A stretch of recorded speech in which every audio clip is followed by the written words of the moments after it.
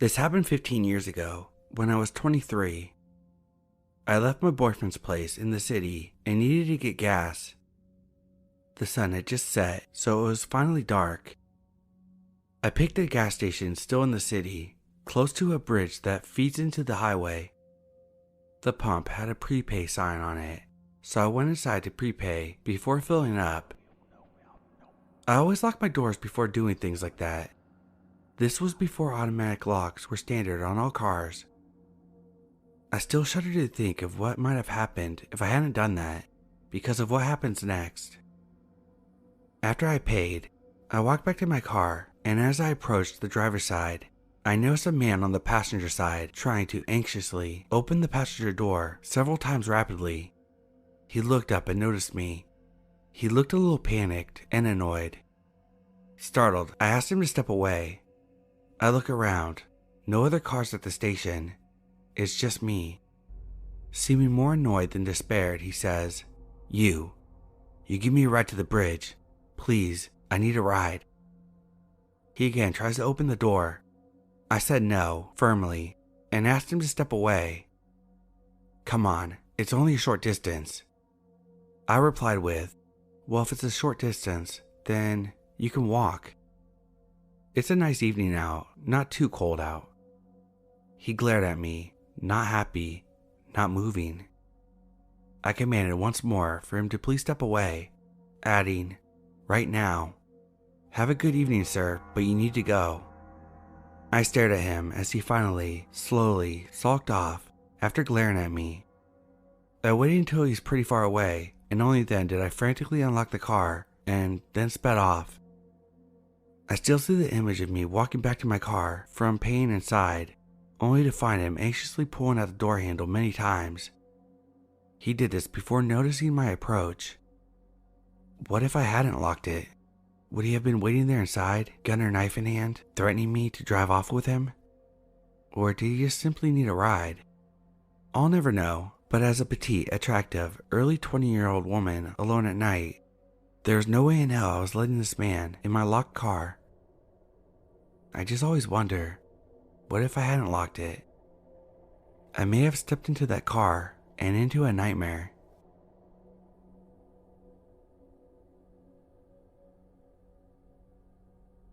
I was at a gas station and went to the register to buy some gas and some drinks as I was going on a small trip. I got there, and there was this large, balding man with a ginger beard with a name tag, Guy.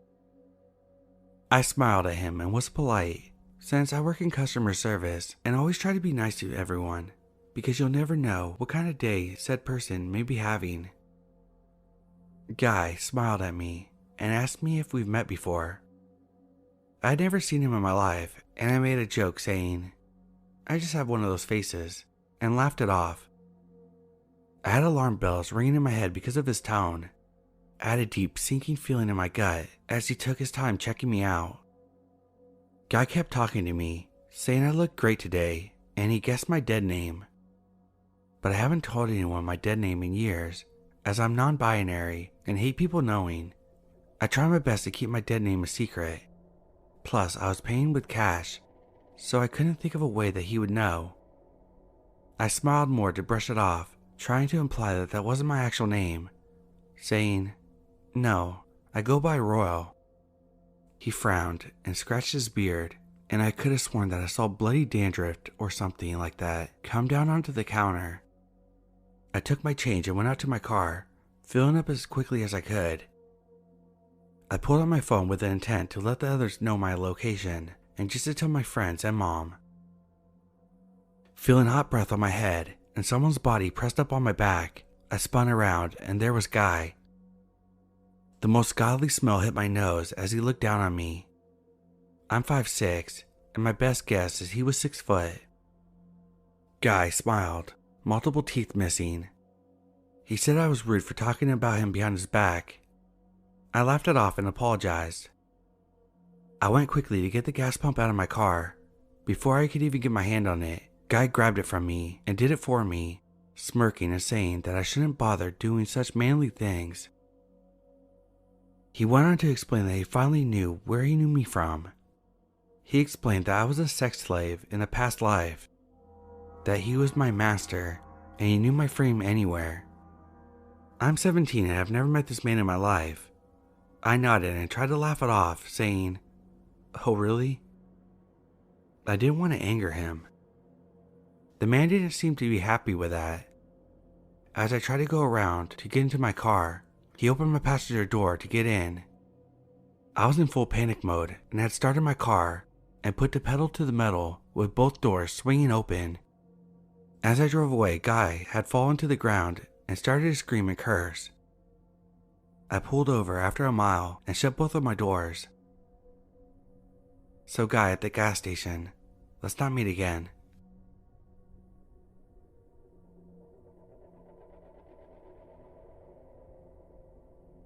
Not sure if this is creepy enough to share, but I can't stop thinking about it. Maybe I'm just overthinking. Earlier, I was on the way to work and stopped at a nearby gas station to grab a drink and a snack. As I am approaching the drink area, there was a normal-looking guy standing there. By normal, I mean from my perspective, there was nothing off-putting about him, and he looked like a nice person. I see that it's a visibly tight space between him and the fridge doors, so I say, "Excuse me," so I could politely walk towards the water I was eyeing up. As I go past him, he says, "What do you think this is?" As someone who has a sense of humor, I thought he was joking or giving me a hard time, so I just laughed and proceeded to grab a water. I then see him staring at me out of my peripheral vision, so I look over and he's giving me a blank, menacing stare. The smile wiped off my face quickly, and I said, "What?" out of confusion. He then continues to stare at me and just says, "Yeah," almost as if he was implying me that he was telling me off or making a point or something. I just tried to ignore it and proceeded to grab a snack. As he approaches the register to check out, I overhear him saying to the cashier, "I feel like people are following me today." To which the cashier responds, "Who?" And he then repeats, "I feel like people are following me." I then get in line behind him, and he very much intentionally drops his license, debit card, and other cards. They drop behind him towards me, and he turns to look around and just looks at me. He looks down at the cards and then back up at me. He slowly bent down to pick them up while staring at me, and then proceeded to leave the gas station while looking back at me. I have no idea what I just experienced, but it was very unsettling. I didn't say anything negative to him, nor was I rude to him in any manner when trying to move by him in the gas station. I did not follow him whatsoever, nor did I give him any reason to drop his personal cars behind him towards me.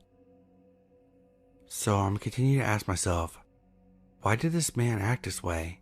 And why did I feel such a menacing energy during my entire time in there? I don't expect anyone to give me specific reasoning as to what I experienced. I just really needed to share what happened.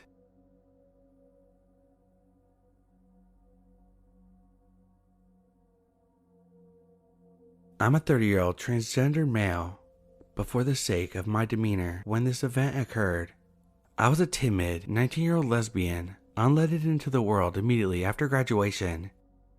I had just lost my job at McDonald's due to a massive flood taking out a lot of businesses in the area, and I had a girlfriend that lived 30 minutes away, and I needed gas money, so I took a job offered to me by a family friend at a 24/7 gas station in the next town over from mine. The shift I was hired for was 11 p.m. to 7 a.m., and I had never worked a night shift in my life. But I thought it would be pretty cool to have little to no pressure other than to make sure that the coffee was ready at 4 a.m. for the morning regulars. I was required to train on the day shift for the first couple of weeks to get accustomed to the operations. Throughout those weeks, I learned many of the ins and outs of what takes place on the night shift, and I also learned the ins and outs of the people that hung around these places for hours. And there were quite a few. One woman in particular, Melinda. She would come in every morning before and after dropping off our kids at school, around lunchtime, sometimes actually buying us lunch. And in the evenings, when her husband was home, she came in for hours, considering she lived a couple streets over. She was nice, and I started to enjoy her visits, and we all got along so well in the store. It was a fun atmosphere for the most part. So finally, time for me to work the night shift, and my manager was with me for a few nights. I was taking her place on the night shift because she couldn't do it anymore. She was nice, and I admit I had a pretty big crush on her, so I didn't mind spending the time with her. I learned when she worked the night shift, Melinda spent the entire night there. I had been working the night shift alone for a couple weeks, and some of those night shifts drug into the days when we were short-staffed. But again, I needed the money. Anyway, one night I was doing my chores, scrubbing the hot dog rollers, setting coffee filters up for the rush, and mopping the entire store. While emptying the mop bucket, I heard a chime at the door and looked at my watch and saw that it was 2 a.m., which was odd.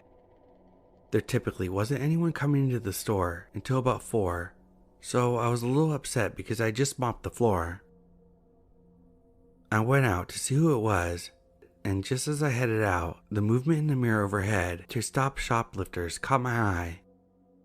There's a man at the counter doing something with a money order machine, and upon looking again, he had a knife. He was cutting the wires. For what reason, I have no clue. While he was cutting it, I heard him muttering, "Where's Bonka?" over and over again. I knew I could walk back and get the phone from the office, but I didn't want him to hear me, so I pulled my phone out and texted Melinda to call the cops. I tried to text quickly as much as I could describe. She told me she would be right down, and I was freaking out with every second that passed. Before she could get there, the man went outside to the gas pumps and threw all the trash cans and started cutting up the gas lines. I took this opportunity to lock the front door in case he tried to get back in, and thank God I did, because he immediately made a beeline to the door and slammed his fists into it. Just as he did, the cops and Melinda showed up, and he was put into the cop car while I explained everything that just happened. Turns out Bonka was the name he called my manager, whose name is Bianca. He had been obsessed with her in the weeks prior, dropping in nightly and making her feel very uncomfortable, which explains why she couldn't take it anymore. They knowingly threw a timid 19-year-old girl into this mess, and seeing me there instead of her was what turned his obsession into rage.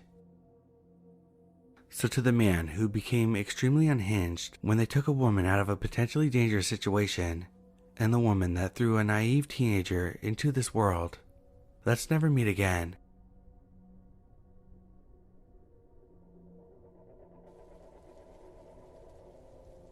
I live in Melbourne, Australia, western suburbs, in the bad part of town.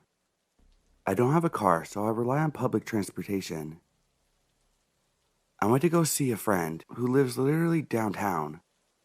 I live 9 stations away from there. I got to the station at 11 p.m.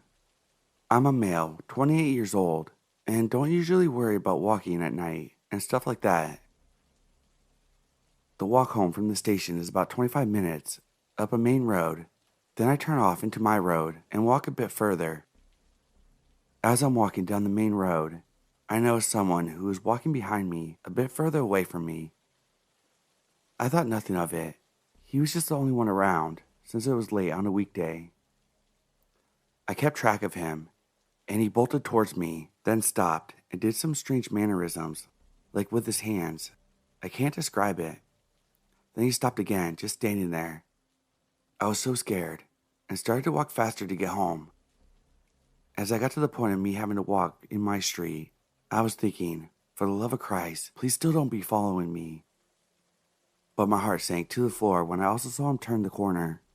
I bolted as fast as I could, but he caught up to me. I was frozen in fear. He was wearing camo pants and a black hoodie covering his whole face. He was honestly the creepiest man I've ever seen when he took off his black mask that he was wearing. He never hurt me, but he said, "I've been watching you for a while. You shouldn't walk around at night. Next time, I won't be so forgiving." He did this with a strange facial expression, jumped up and down, and then bolted away.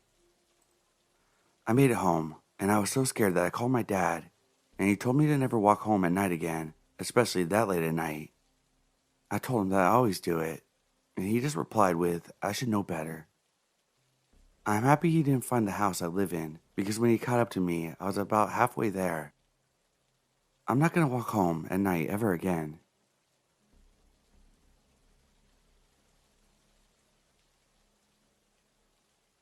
I used to be employed as a child protective worker. A report came through. I was given the investigation by my team leader. When I interviewed the oldest child with the police, she had visible physical injuries and told me exactly what happened. I'll spare the details, but it's horrific.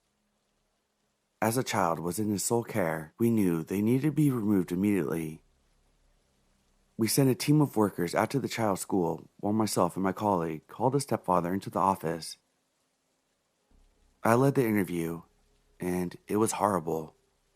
He didn't even try to deny that he had hurt his stepchild, basically saying, That's my kid. I'll do whatever I want, and you can't stop me. When I served him with the paperwork, he absolutely lost his mind. He was swearing and screaming and said, If we were outside the building right now, I'd fucking kill you. We ended up running out of the interview room, pressing the emergency alarm, and even had to make a police report about the whole thing. It got really messy.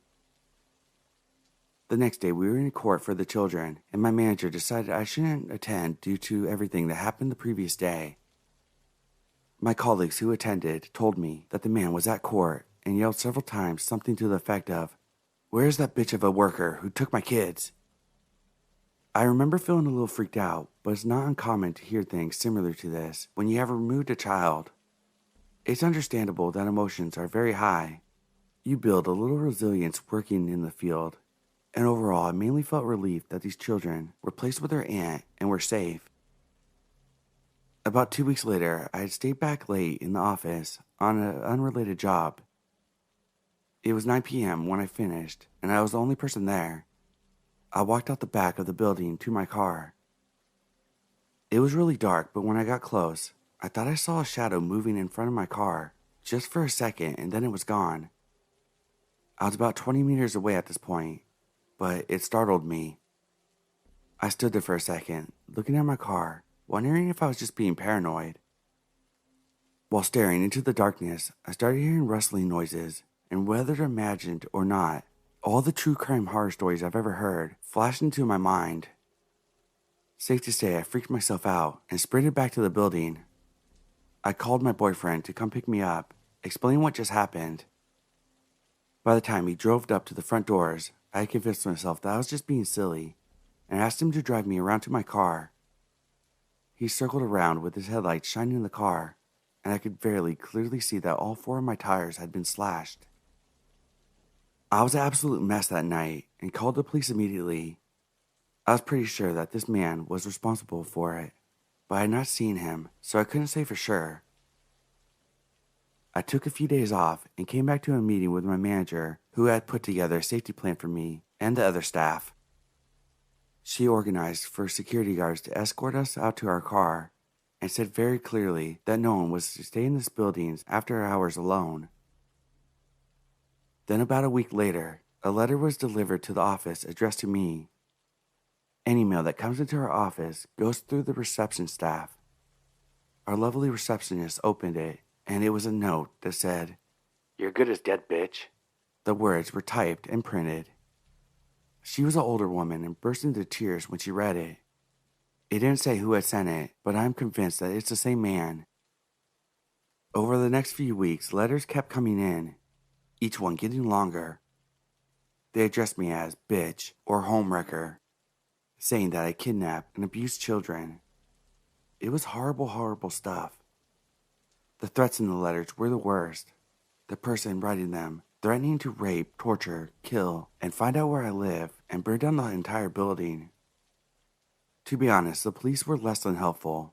They basically said that given the nature of our work, they couldn't conclusively say that it was the man, although they had questioned him. To me, it seemed like a pretty massive coincidence. I had never had anything happen like this before. They did say that they were taking every letter very seriously and tracking down where they were posted from, but I never heard anything back about that. My workplace took these threats seriously too. All of the security was bumped up across the building, and all staff completed refresher training on emergency management. One day on the way home from work, I noticed a car was following me. At first, I thought I was just being paranoid, so I drove down a bunch of little streets, doubling back on the same route in the way that made absolutely no sense. Even after all that, the dark green Camry was still placed a little way behind me. I freaked out, but I already planned in my head what I would do in this situation. I headed straight to the police station, pulled right in front of the building, and beat my horn until I had someone's attention. The second I pulled into the police station, the green Camry drove past and disappeared down a nearby street. I sat there for a good 20 minutes, scared to get out of my car in case they came back around the corner. It dawned on me that in my panic, I had forgotten to take down the license plate number. This upsets me to this day.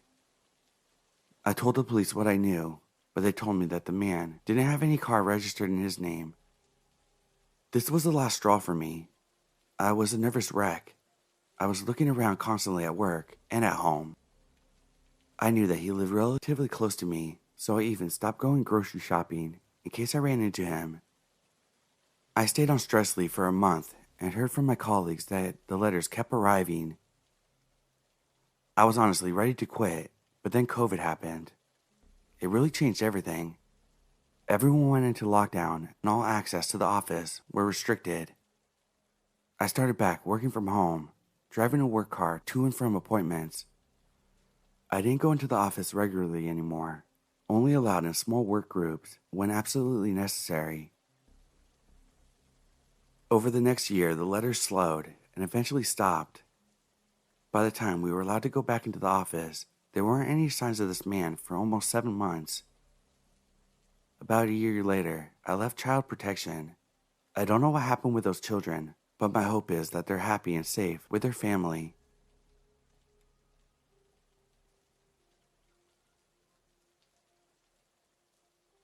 This happened over 10 years ago, so excuse me if some of the details are a little fuzzy. When I was in high school, my friend Claire came to a sleepover. We had plans to sneak out and hang out with some guys, and then one of them would drive us home. We got out of my friend's apartment, have some fun, and around midnight, we decided it's time for us to head back. But when we asked to be taken back, everyone says no, despite previously agreeing to bring us back. Everyone said that they were either too drunk or too high. So we eventually decided to just start walking back and would make some phone calls to see if anyone could pick us up and bring us the rest of the way. My house was a good 20 minutes away by car, on the highway, so there was no way that we were walking all the way back. The apartment that we were partying at was towards the back of the complex, so we start making our way to the entrance.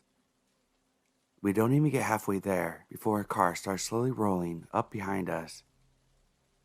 I was 15 or 16 at the time, and very naive to the ways of the world back then, so I wasn't too concerned. But Claire was a little smarter than me on this night. She tells me to start walking faster, so we start walking faster. The car picks up their pace behind us. Again, she tells me to walk faster.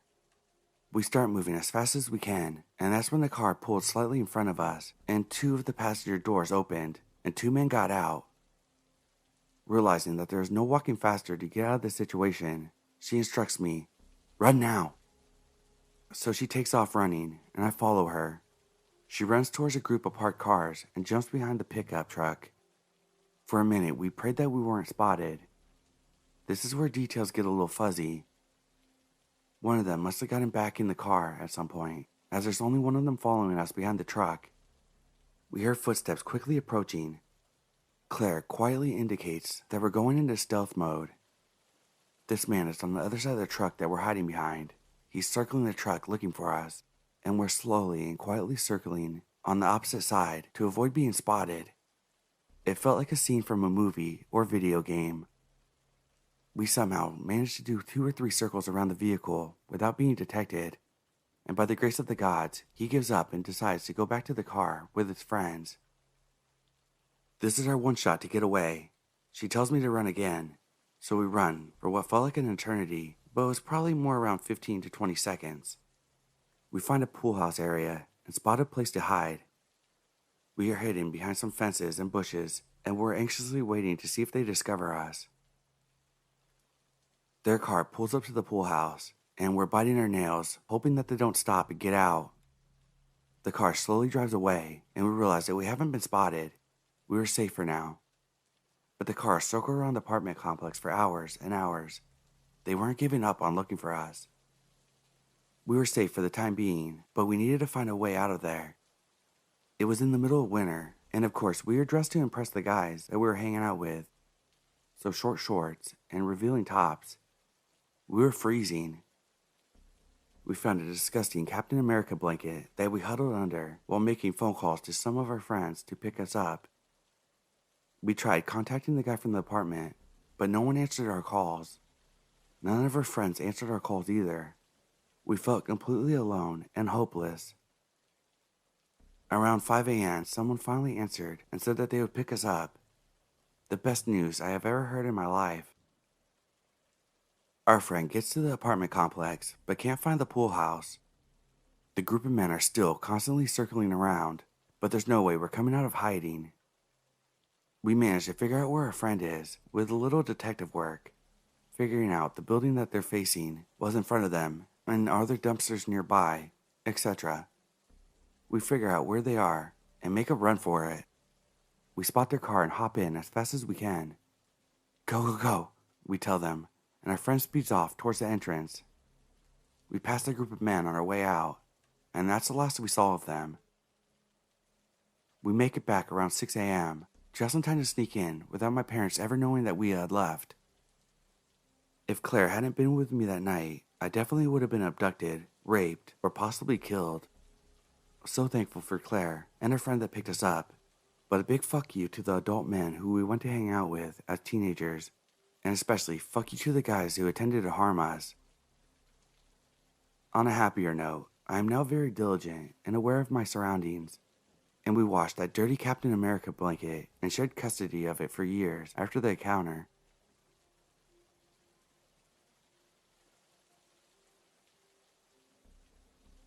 I live in a city in the Midwest and was hanging out at my friend's house one night.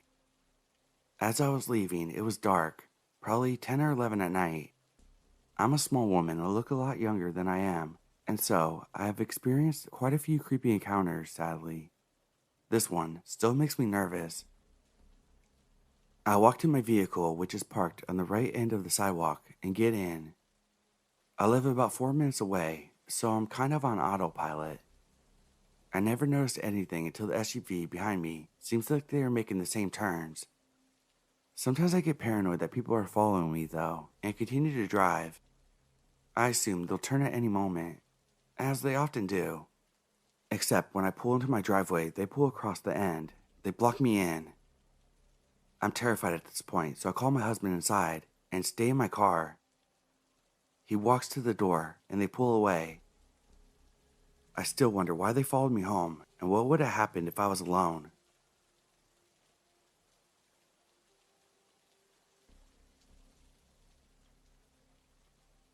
I just got off work. Today I worked 7 a.m. to 1 p.m. Around 10:45, a man walks in. I've previously had odd encounters with this man, such as seeing him walk behind me around my neighborhood and him hang out near my street. I had brushed those off since I live right next to where I worked and figured he probably lived there, but always kept an eye on him. Anyway, this man comes in and orders his usual pastry. I work in a bakery, and tells me I'm going to stay inside and eat my pastry. For anyone who doesn't know, my country is currently under lockdown because of coronavirus, and all dining indoors is strictly prohibited. Not to mention my bakery is tiny, and there has never been any tables to sit inside, only a coffee bar that has never had space to sit in. I tell him, we're on lockdown, you can't really eat inside. His response chills me. Are you alone here? Yes, I responded stupidly, but quickly tried to catch myself, but my coworker will be here soon. A complete lie. It's about 11 a.m. and my coworker isn't scheduled until about 1 p.m. when I'm off.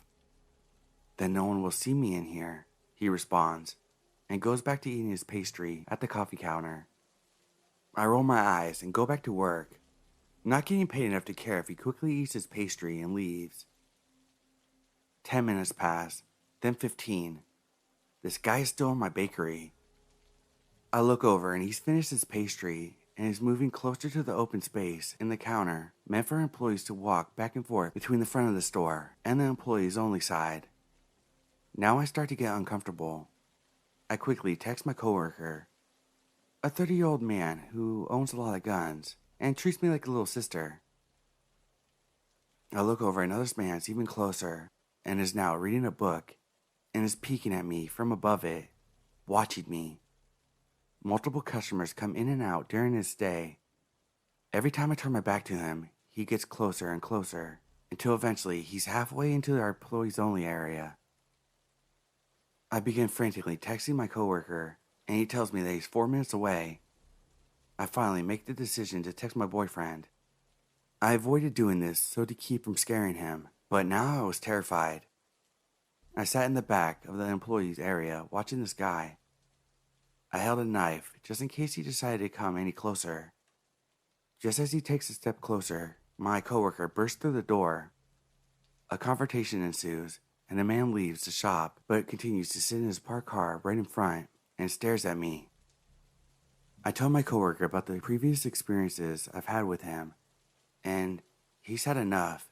He marches out to the guy's car and tells the man the next time he comes around, it will be his last. My boyfriend pulls up at this point and joins in with a warning. "So Matthew, aka my stalker, let's not meet again."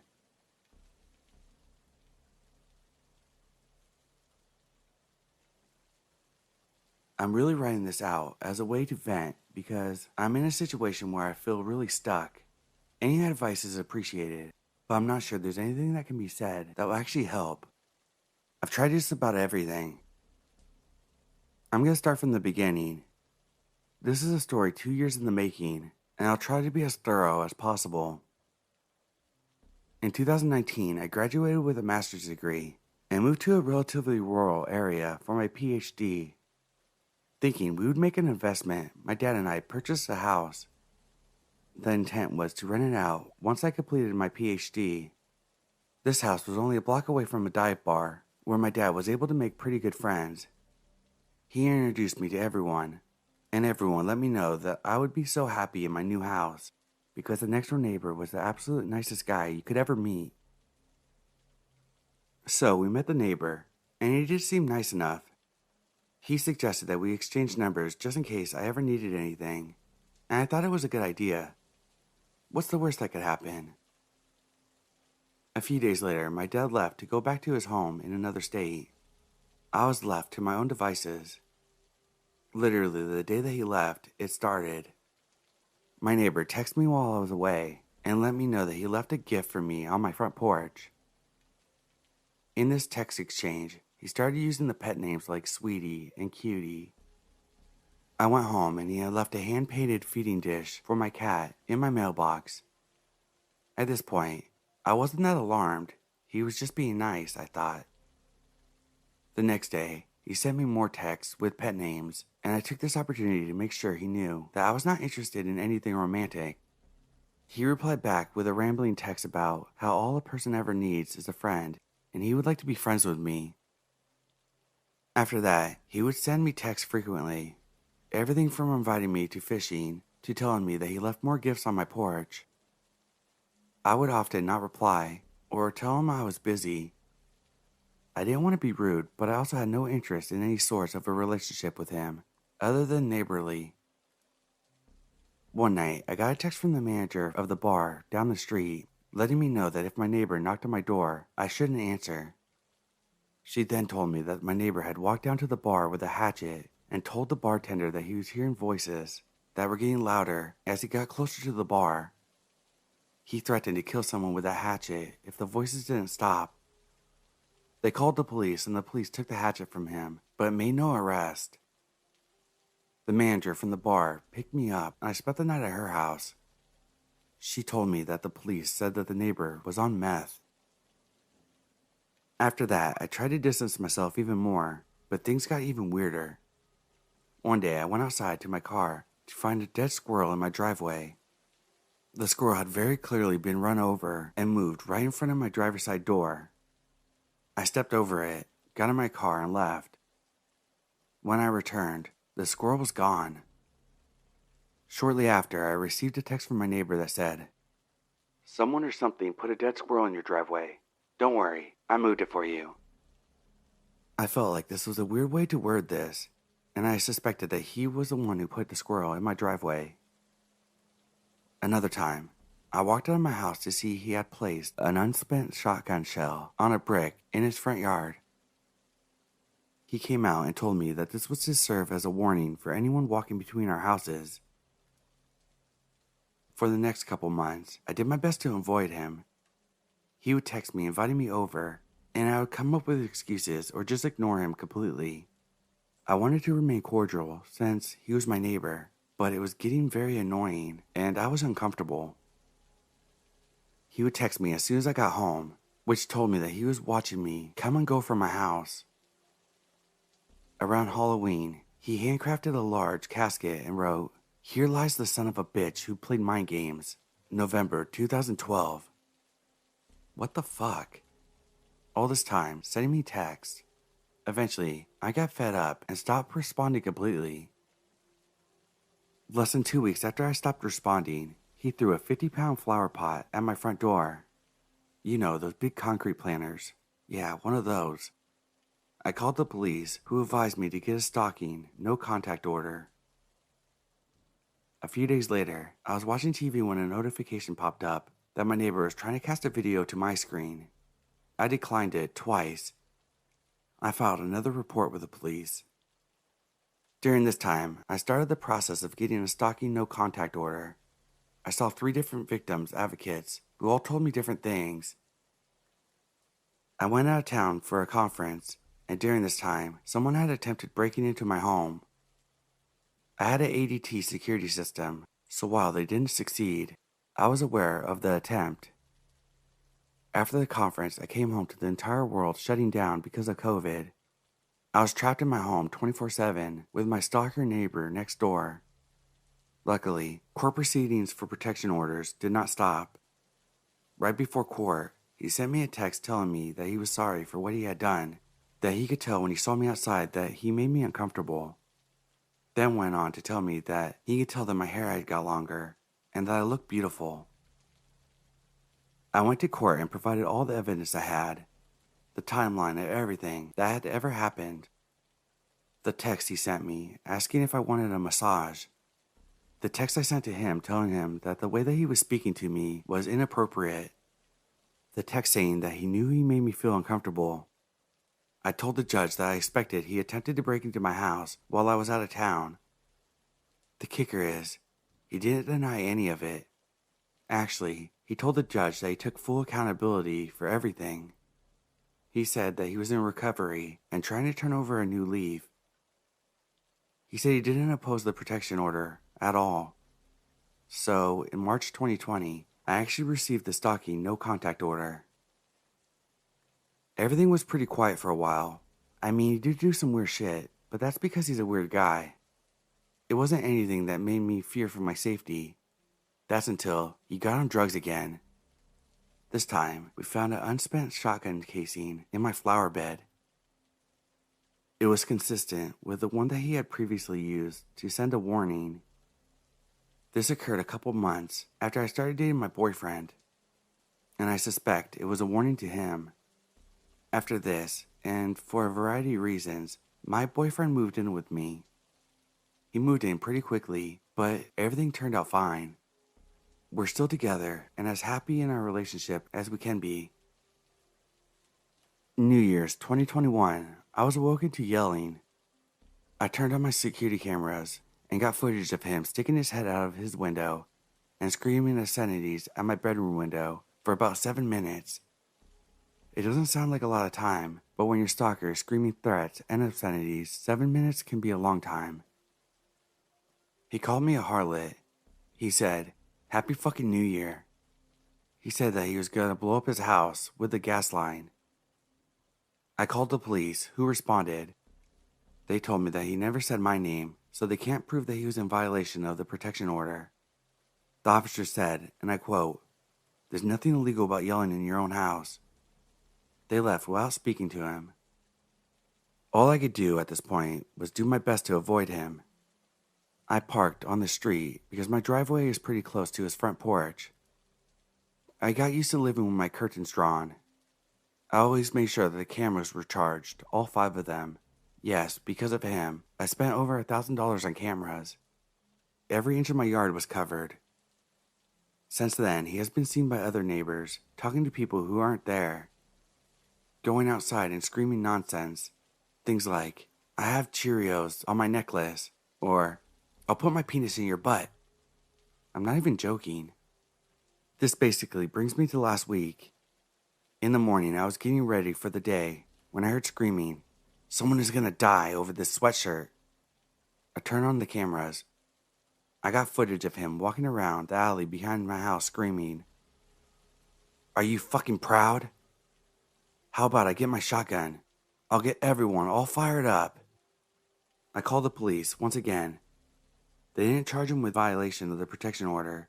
Instead, they gave him an ordinance violation for disturbing the peace. The police told me that it seems like he's off his medication again, and that was that. They left. Last night, I was woken up by hammering outside my window at 1 a.m. He was cutting down his privacy fence horizontally. I called the police for a noise complaint, and they just told him to stop, and that was that. As I write this, he's outside continuing to horizontally cut down his privacy fence. That means the privacy fence only stands about 3 feet tall now. That fence was the one thing that made me feel relatively safe about hanging out in my backyard, and now it's gone. All of this is to say, I'm fucking tired. I just want to live in a house where I can be sure that my neighbor won't try to kill me, where I can feel confident that he's not trying to break in. My boyfriend and I are trying to buy a house and move, but it's difficult. I'm a PhD student, so I don't make much money. Renting won't work because I have 4 cats, and finding a place to rent with so much animals can be difficult, if not impossible. I refuse to rehome them, so maybe it's particularly my fault I'm stuck in this situation. My dad has agreed to co-sign another mortgage, and I've gotten a second job. We should be able to save up enough money within a few months, but until then, I'm stuck. I just don't know what else to do. I'm tired. I'm angry. So I figured I'd write this to vent.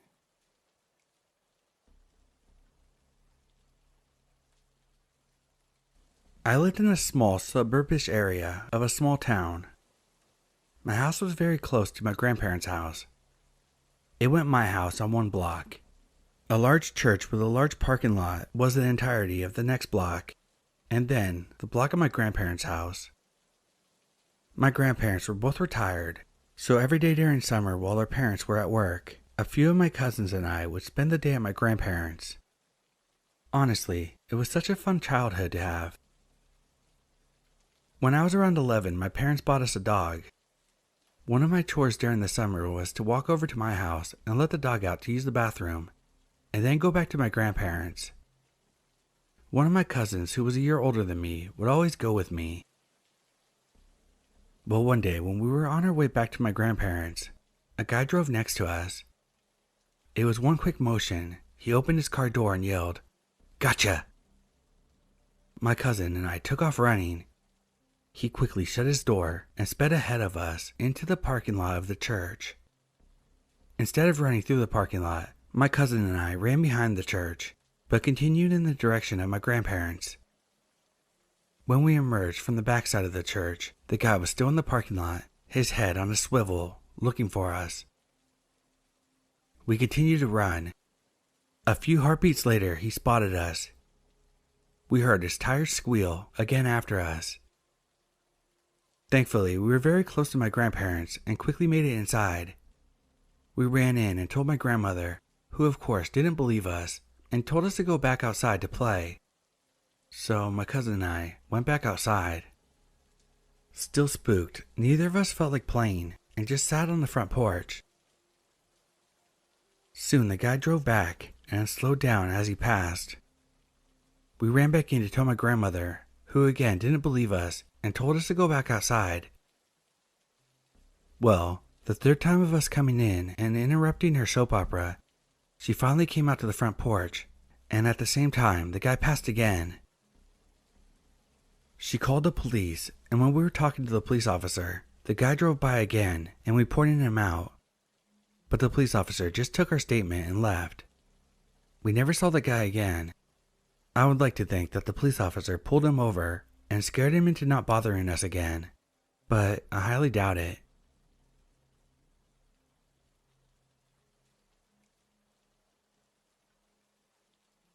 We were at a Sportsman Warehouse in Colorado with our parents. I was 14 and my brother was 12. We were on a trip to see family. So we were about done walking around and decided to sit down on a camping chair while we waited for our parents to get done shopping. While we were sitting there, a lady that looked cracked up on some sort of drug walked up to us and started asking us weird questions. She asked us, "Where is the Colorado River? Can you show me on this map in the front where the Colorado River is?" There's this map of the US in front of the store, right by the entrance. She kept telling us to walk up there with her because she needed help finding the Colorado River on it.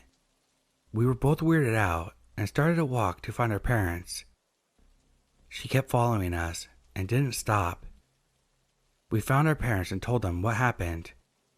My mom started to yell at the lady, but she wasn't going away even after that. We checked out and started leaving the store. When we walked out, we saw the creepy lady and 3 or 4 men run out the store towards a van that was hidden out of camera view. 2 of the men were waiting outside the store, and that's when I realized what was happening. The lady wanted my little brother and I to go to the front of the store so that the 2 men could abduct us and run to the van. I'm so glad we followed our instincts and didn't follow the lady. To this day, I'm still very cautious when I go into town, especially because I live near the border of Mexico. Don't talk to strangers, even if you are an adult. You never know how many people are in on the abduction.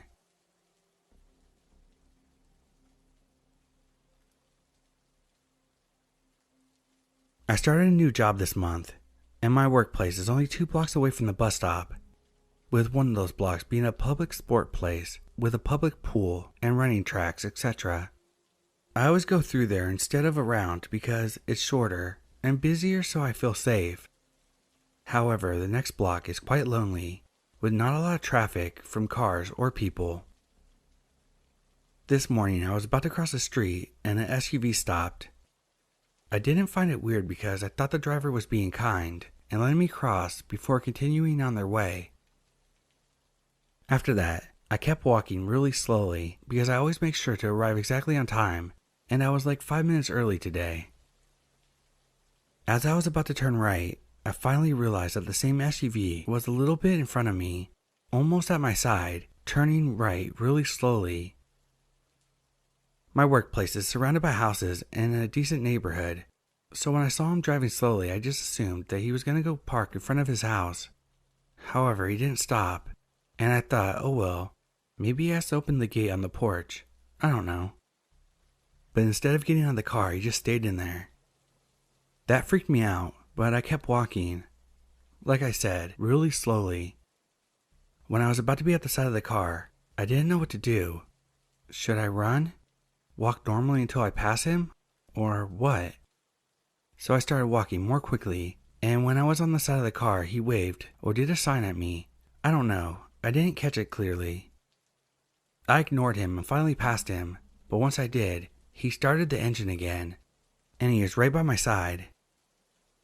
I finally arrived at my workplace, and he stopped again. I quickly rang the bell. I can actually open the door from the outside, but I didn't want him to see how. Also, by ringing the bell, I was basically telling other people to come outside for me. Immediately after I rang the bell, he accelerated and left. I feel really bad for not memorizing his license plate number, or even remembering his face. I really hope that no other girl has to go through this. Even if I had all his information, I'm from a third world country, so police won't do anything about a potential creep. Now I'm scared. What if he comes back? What should I do? He knows where I work.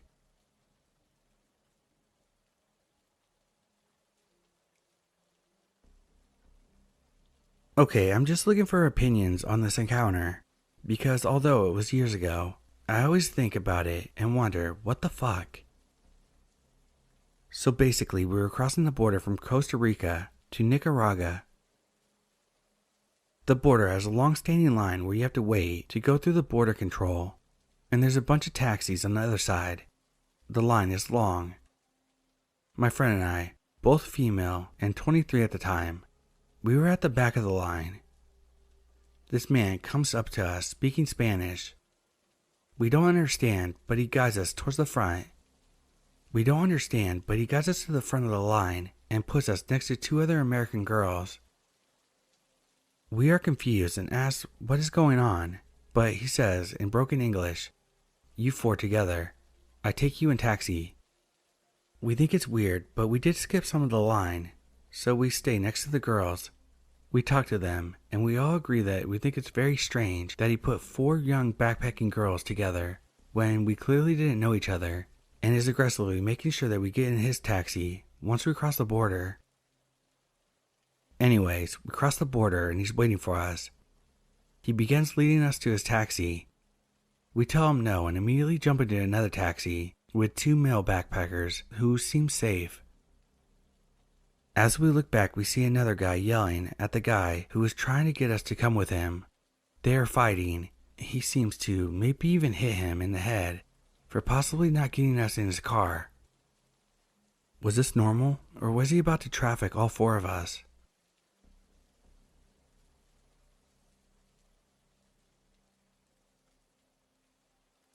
Bad vibes here. This next story is my mother-in-law's story. I was about 9 years old when I attended catechism school. It was like any other day until it wasn't. I remember like it was yesterday. It was getting close to Christmas as I attended my weekly class, and when I finished, I always walked home. As I was on my way home, there was this old, rusted beige, four-door car parked on the side of the road with a man leaning over into the car. He was wearing dirty jeans and had a long-sleeved shirt on with what appeared to be work boots. I kept my head down and continued to pass by him until he said, "Hey, excuse me." I stopped and turned around. "Yes? Can you please help me? My car won't start." I stood there and just stared at him. He then continued talking, asking me to help push something in as he couldn't reach it. I walked closer to the door and looked inside. I leaned over to push a button from inside. Little did I know at the time, it was just a cigarette lighter. As I started to get up, he put his hands on my butt, trying to push me into the car.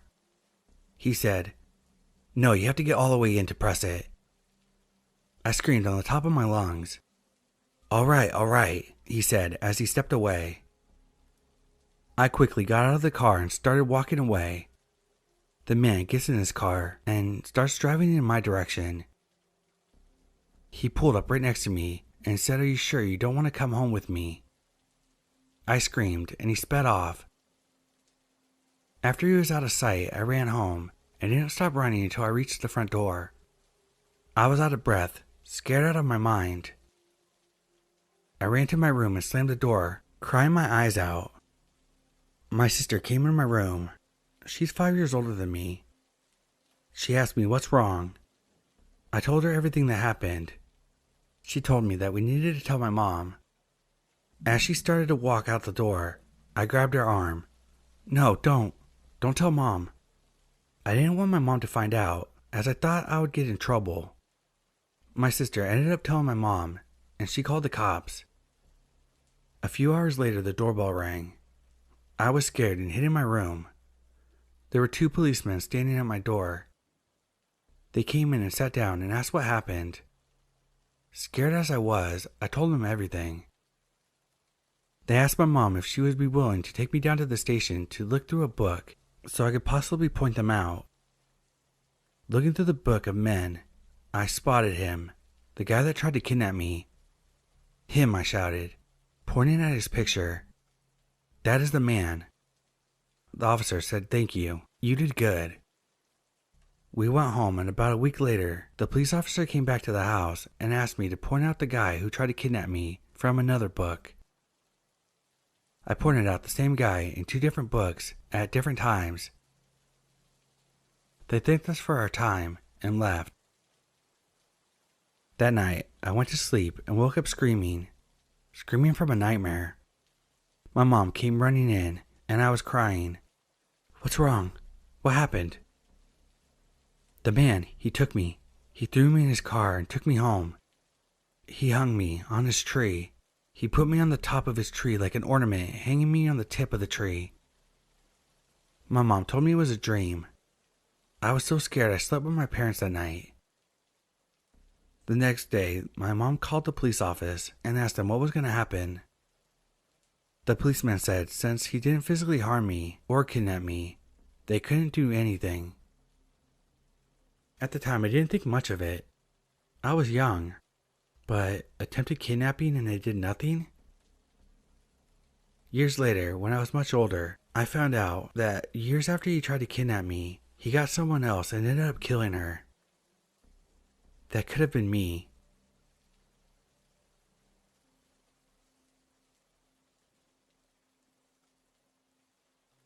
One night, around 3 a.m., I was sitting at home on the PC, watching movies, playing games, etc., when I noticed I'm out of cigarettes. The only thing that's open late at night is our local gas station not too far from my house, but it's still easier to go by car. I took my keys and locked the house and went to the gas station. I live in a small European country, which is the most safe country on the planet. Still, that doesn't mean that bad things don't happen here and there. When I exit from the suburban area I live in, you need to take a right to take the main road. After that, you can just go straight for half a kilometer and then go another half kilometer to get to the gas station. On the way, I noticed some girl on the sidewalk. I usually drive slower at night because a lot of times people would speed and go through red lights at this time. She was walking faster than usual. It looked like she was panicked, and I noticed 2 guys behind her who were about 10 feet away, maybe less, pointing at her and doing some hand gestures towards her. They gave me a real creepy vibe. As I got closer, I noticed the girl had a scary look on her face, like she was about to cry, but she didn't. So I pulled over close to her and very quietly said, "Are you in trouble?" She looked at me and gave me a head nod. I told her to get into the car, and she did. I told her I was going to the gas station to buy some cigarettes, and that I would take her home after I finished. She thanked me, like 100 times. I asked her if she wanted to report it to the police, but she said she only wanted me to take her home. I went to the gas station, bought some cigarettes, and a bottle of water for her. She was clearly in fear. I took her home right after that. We passed the same street where those 2 guys followed her, but those guys were nowhere to be seen. Imagine if I didn't run out of cigarettes that night.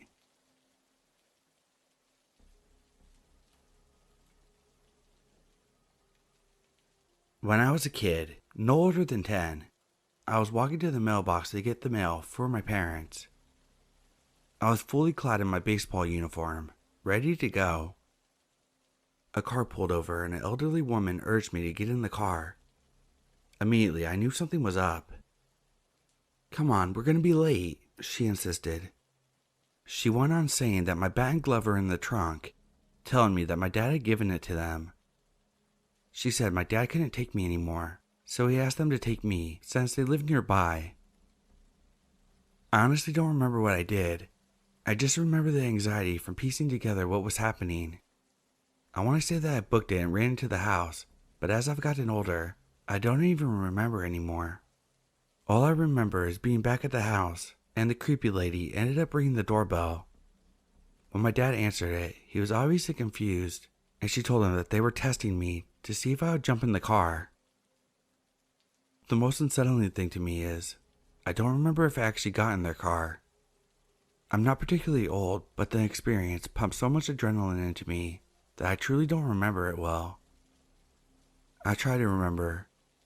I can picture both outcomes of me running home and me going into the car. I don't remember getting scolded, so I tend to assume that the former occurred, but I'm still not sure. Testing a child or not, what a fucked up thing to do in your free time. It makes me wonder if this couple actually had the intentions they spoke of. I remember getting home and not saying a word to my parents. The shock was still fresh, and I had no time to process what just happened. Was ringing the doorbell afterwards some sort of cover-up for a failed attempt to avoid being reported to the cops? Has anyone ever encountered something similar? I just find this whole situation extremely off-putting. You don't really find too many kids walking alone with their baseball uniforms, and coming up with that on the fly gives off the impression that this wasn't this lady's first time trying to coax a kid into her car.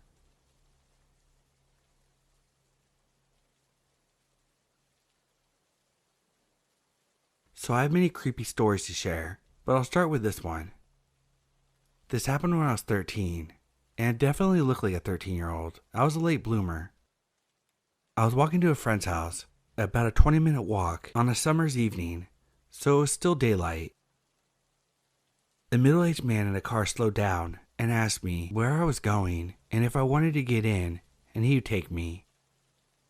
I giggled like a teenage girl does, and said no politely and continued walking. He drove off and did a U-turn back to me, this time demanding that I get in his car. Teenage me gives the attitude and makes a face and continued walking. He starts revving his engine, speeding back and forth enough times to remember his license plate.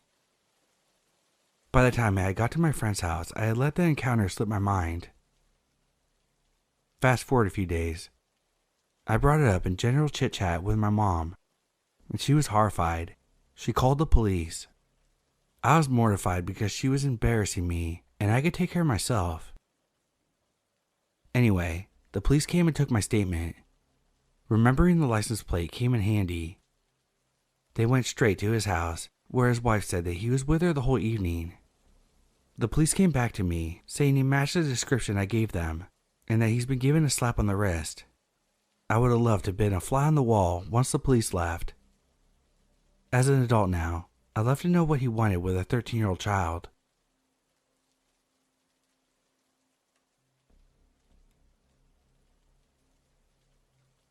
I'm a female, 25, and I work on a cruise ship, visiting countries around the world.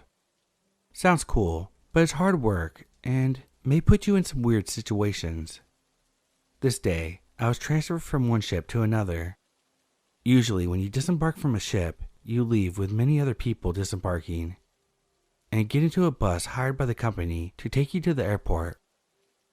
Well, this time was different. I was leaving the ship in the middle of the cruise, and I was the only one. It was my first time in that country, North Europe, and I get out of the ship next to the crew admin and find two different cars with two different drivers to take me to the airport.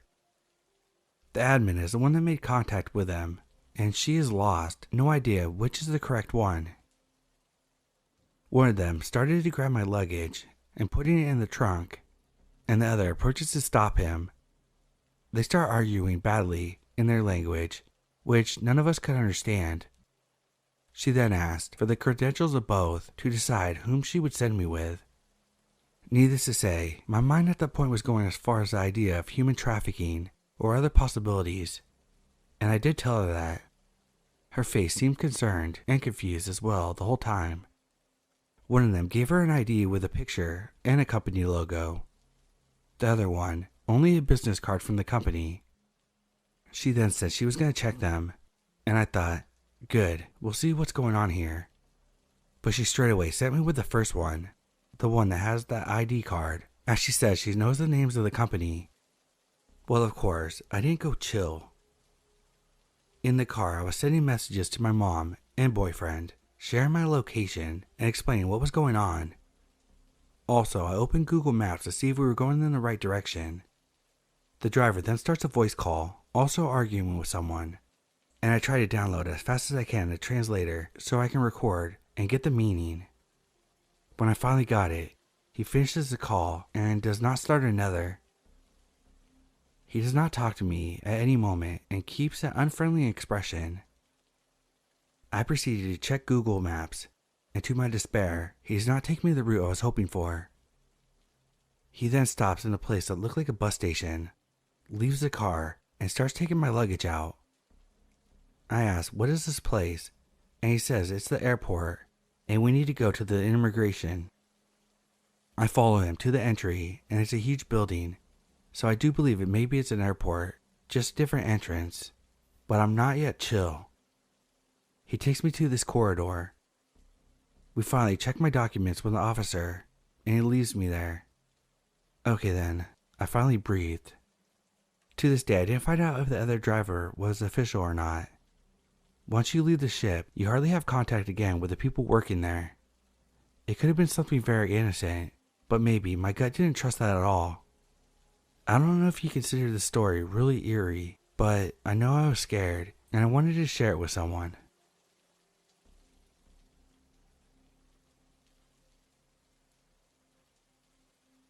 Hey everyone, before I begin, this has been reported to the local police with as much detail as possible.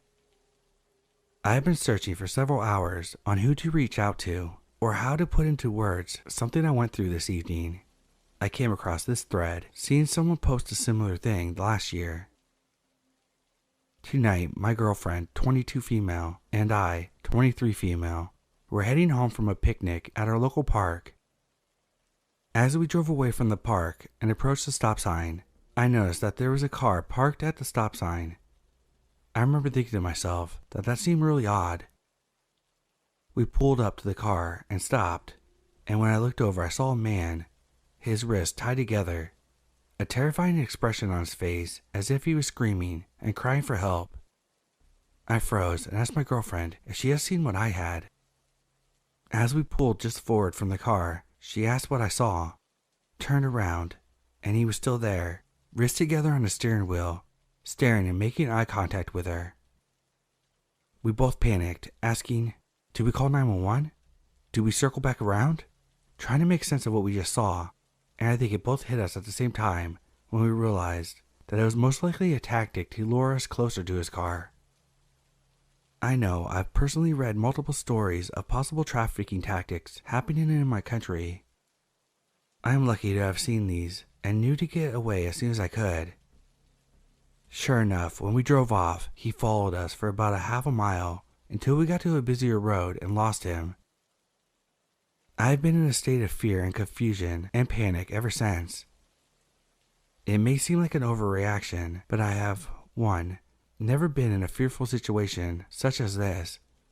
2. Never seen someone tied up in possible danger. Before recognizing the signs, of course.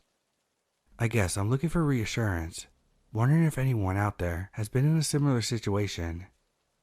I'm really shaken up by this, and truly baffled that we live in a world where this happens. Stay safe, everyone.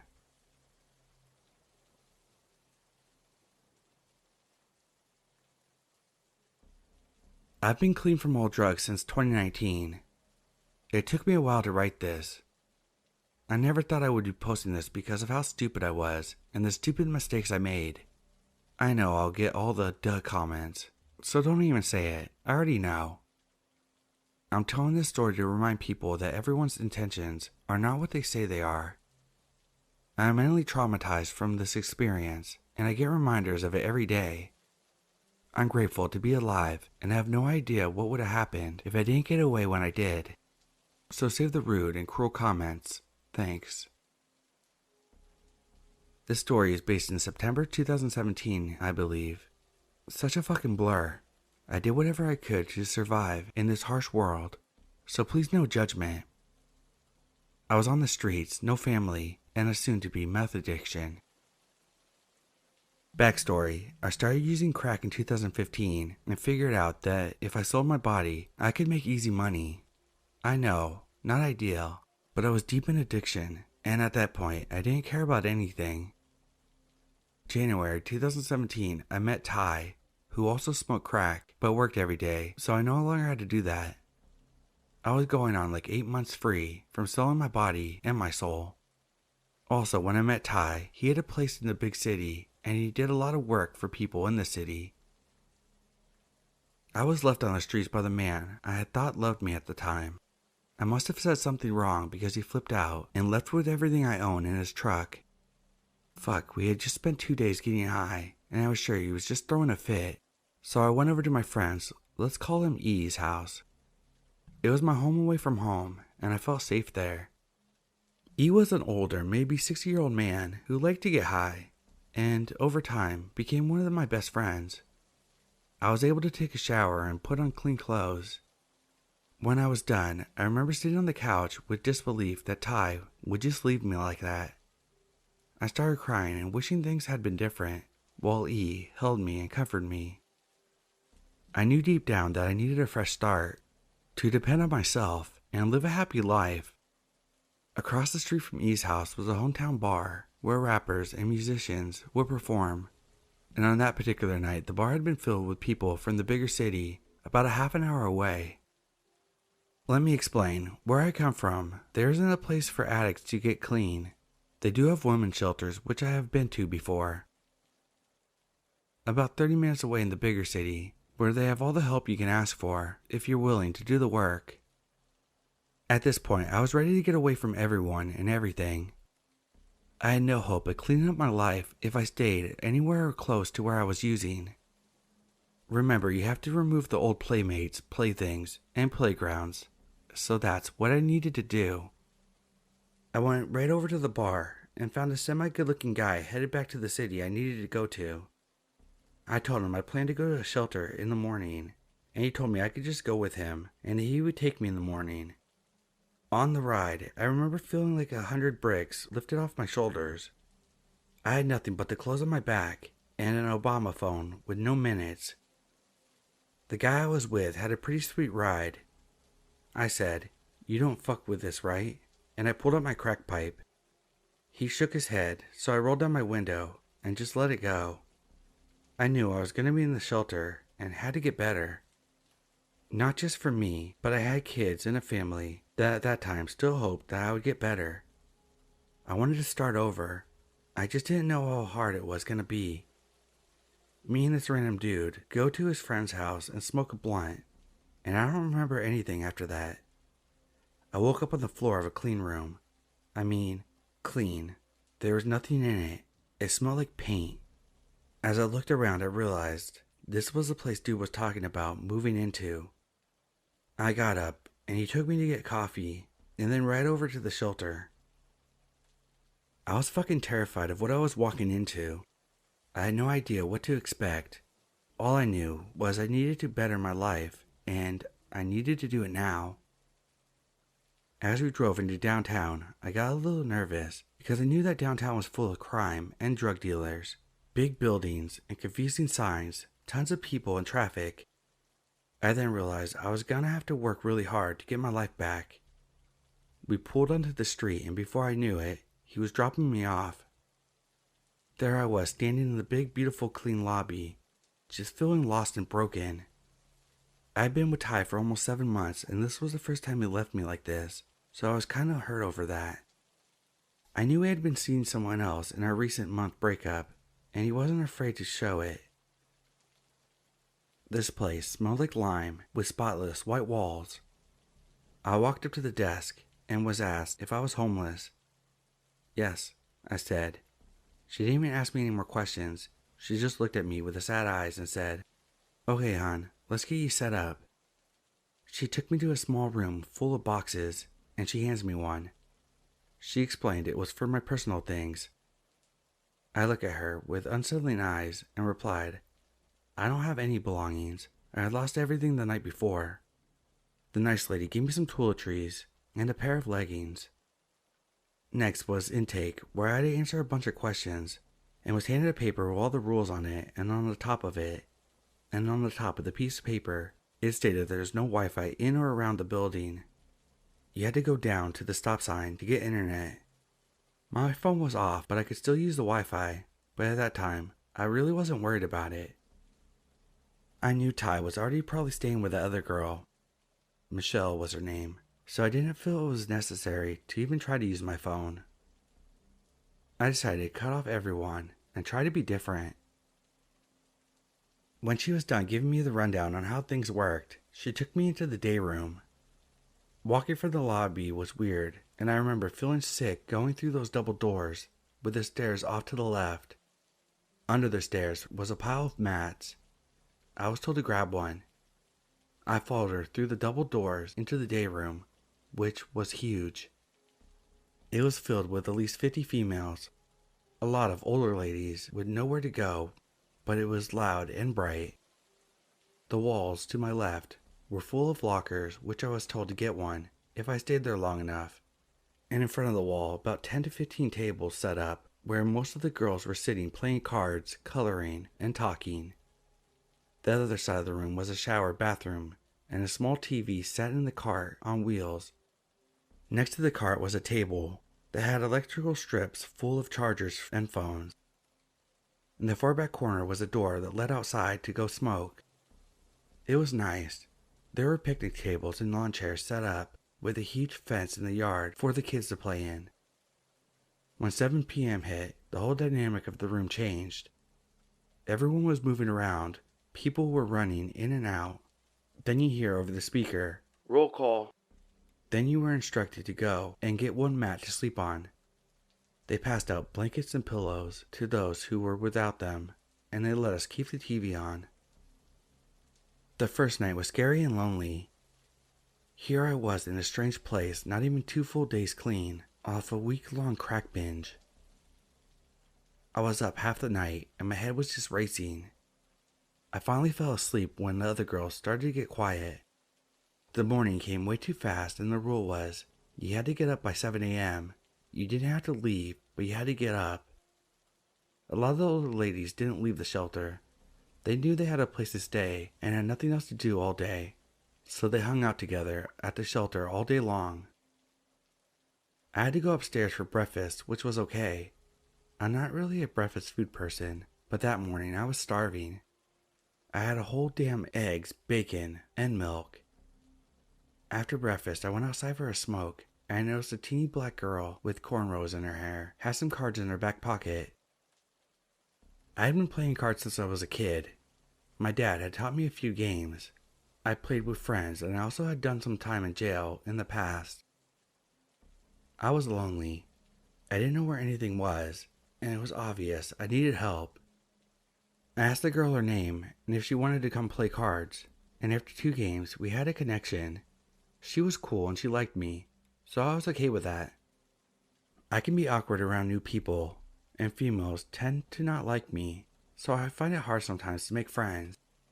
She asked me after playing a few more games of Rummy if I wanted to go into McDonald's with her. I was cool with that, because I needed to learn the area anyway. On the walk there, as I was talking, something caught my eye. So I looked up, and there was fucking Ty, with all of my belongings in his truck right by us. I tried to call, but he ignored me every time. Guess he was done with me for good this time. That crushed me. I wanted to fall to the ground and just sink till I disappeared, but instead I got about 10 different emotions running through my body all at once. I was so angry that he was looking for some reason to leave me. Since a month before, we broke up, and I stayed at my dad's for a while. That's when he started seeing Michelle. I was just absolutely devastated. We continued our walk to McDonald's, and I was silent and broken. That night was easier to sleep because I was exhausted from not having any sleep and just feeling done. I slept like a baby, to be honest. The next day, Mish wanted to show me the place that she goes to for free lunch. The only thing was, it was a church, and we had to sit through a 30-minute sermon, which I guess was cool with me. We were standing outside waiting for the church to open their doors, and this blackened out Mercedes-Benz with a trailer hauling a badass Harley pulled up and parked in front of the church. I then heard my loudmouth say, "Damn, that's a nice fucking setup." I looked at Mish, and she looked back at the Harley. That's when I saw him. I specifically remember everyone knowing who he was. Will is what they called him. I remember getting excited to meet new people and to be part of a new community. Everyone was really nice going into that church. A guy at the door gave us a pamphlet of meal times and services offered. I followed Mish to one of the back pews and slid in behind her. The church was pretty, different colors, and there was a choir singing in a low, almost quiet tone as people were taking their seats. I kind of froze when I saw that guy I saw come in. Will sat next to me. I looked at Mish and then quickly noticed the guy's gold watch. It could have been fake, but it almost looked like a Rolex. He was an older black gentleman, talked real smooth when he introduced himself, with his hand out. I was shocked that he wanted to shake my hand. No one in my life does that. I shook his hand, and they were creamy, like he took very good care of them, and obviously does not work a physically demanding job. He was nice dressed and had his pimp hat on, like a fedora. It even had a feather in it. His cologne was strong, but smelled good, like a man. He was handsome and smooth. He was also very confident. Sitting through the sermon, I found it hard to pay attention to the preacher. I remember looking at his clean, shiny black leather shoes and his socks that were black and thick. When the service was finally over, people started heading out into the dining area. I just followed Mish and we got our food. She picked an empty space to eat on one of the ends of a long table full of chairs. Not even 5 minutes, not paying attention to our surroundings, just eating. Will came over and sat 3 seats away from me. He looked at Mish and said, "Do you mind?" I know I didn't see any red flags. Of course I see them now, but looking back I was so clueless. He hardly said a word the whole time we were eating, and when he was done he got up and threw stuff away, and I assumed he left. Mish and I decided to go home and play some cards and go to the clothing bank she knew of. We were walking home and talking when he pulled up next to us. He rolled down his window and asked if we needed a ride home, but he was looking at me with a steep stare. I looked back at Mish and she refused. Smart girl. And I went with him. I'm a dumb girl. I think I was more curious than anything. I did not know how he made that kind of money, and I remember wanting that. We drove around till curfew and just talked. I don't know what it was. I think we had a lot in common, and we related a lot. He asked me how I ended up at the shelter, and just asked me questions, and I told him. I don't know what it was. I'm not sure if I trusted him, but I told him about my past anyway. How I sold my body for drugs, how horrible it was, and I even said I'm glad I didn't do it anymore. He didn't really say much about it, and we agreed that we would continue our talk the next day. He said he would help me put in a couple applications, and he had some errands to do too.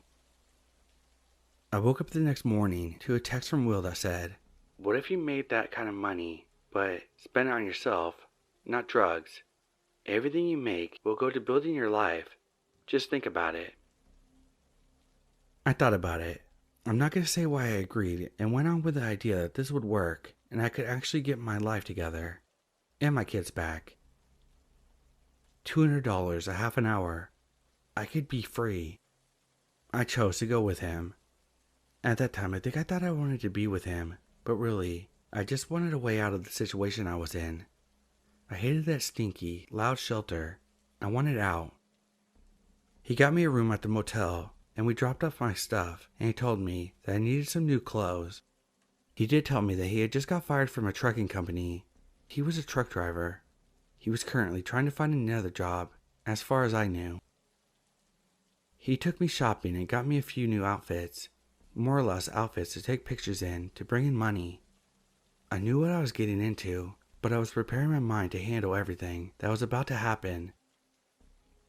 Will did tell me that if I went with him, I had to stay clean and have a clear mind to make money and be smart.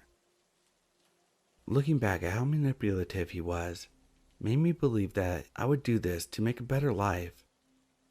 I started doing this a few times before I got addicted, a few times to make rent or bills, so I knew I could mentally do it.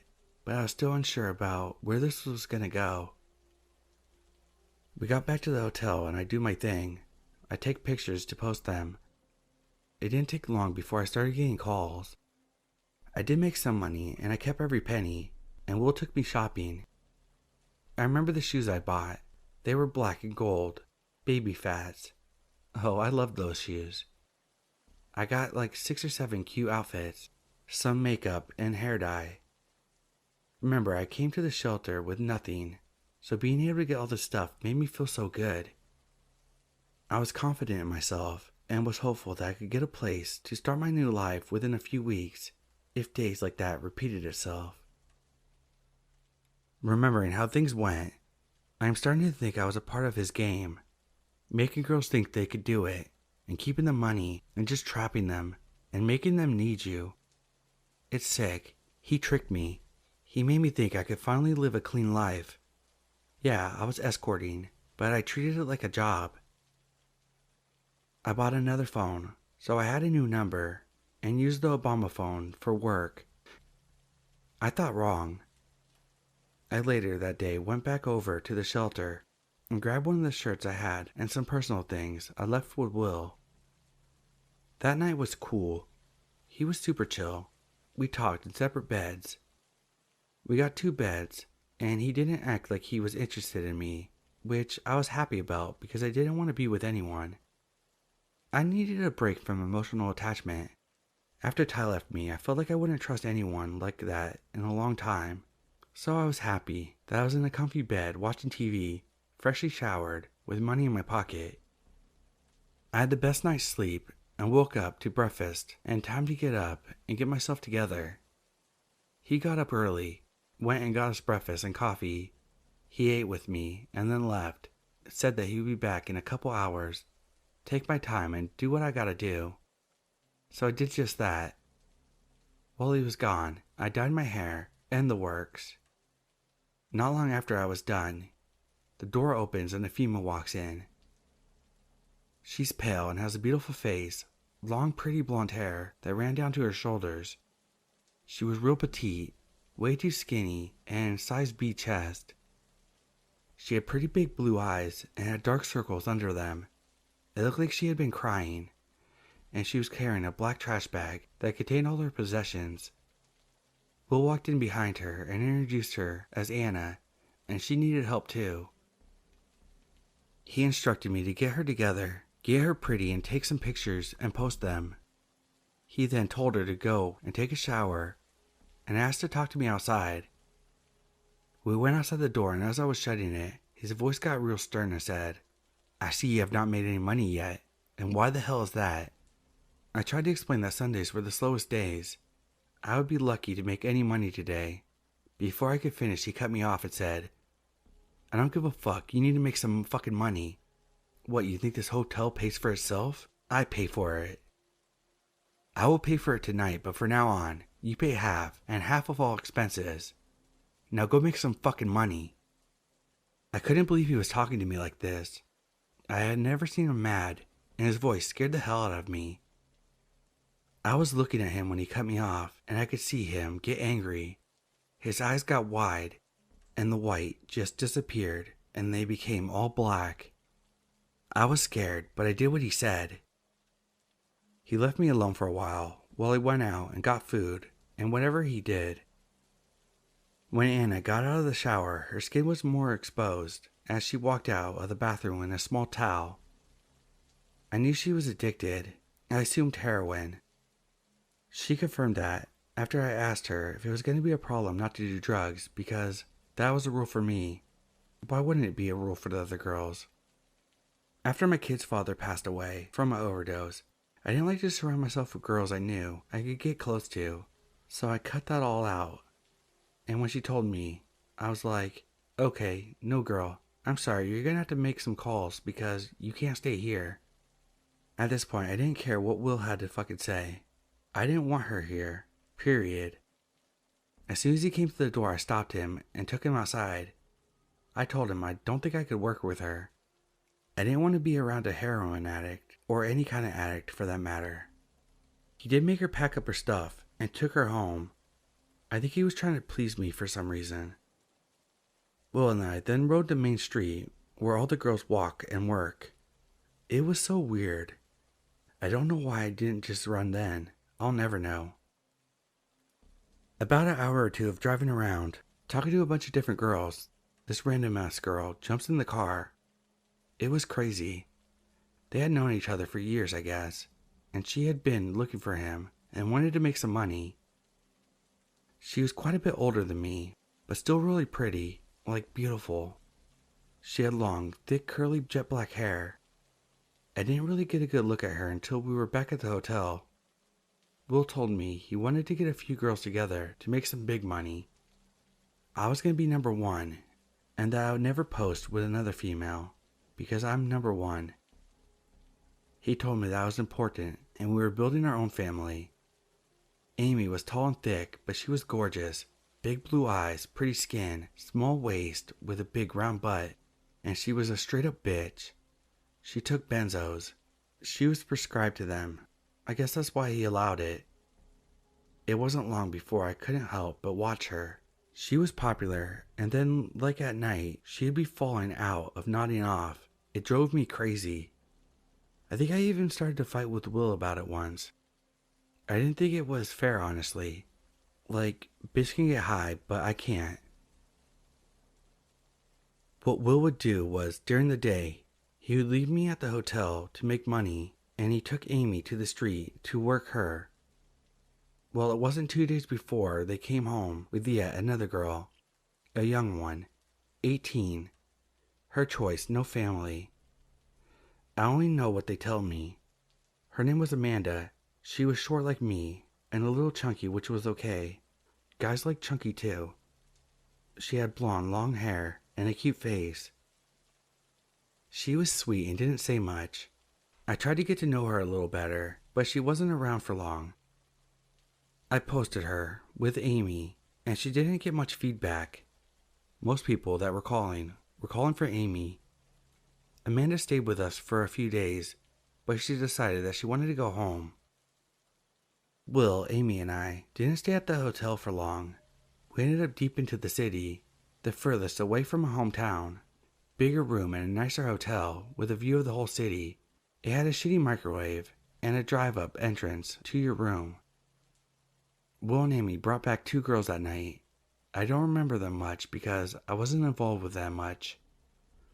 I posted them, and the next day, we made money. Every time a girl would make money, they would give it to Will because he had them believing that he was saving it for them and getting them everything they wanted.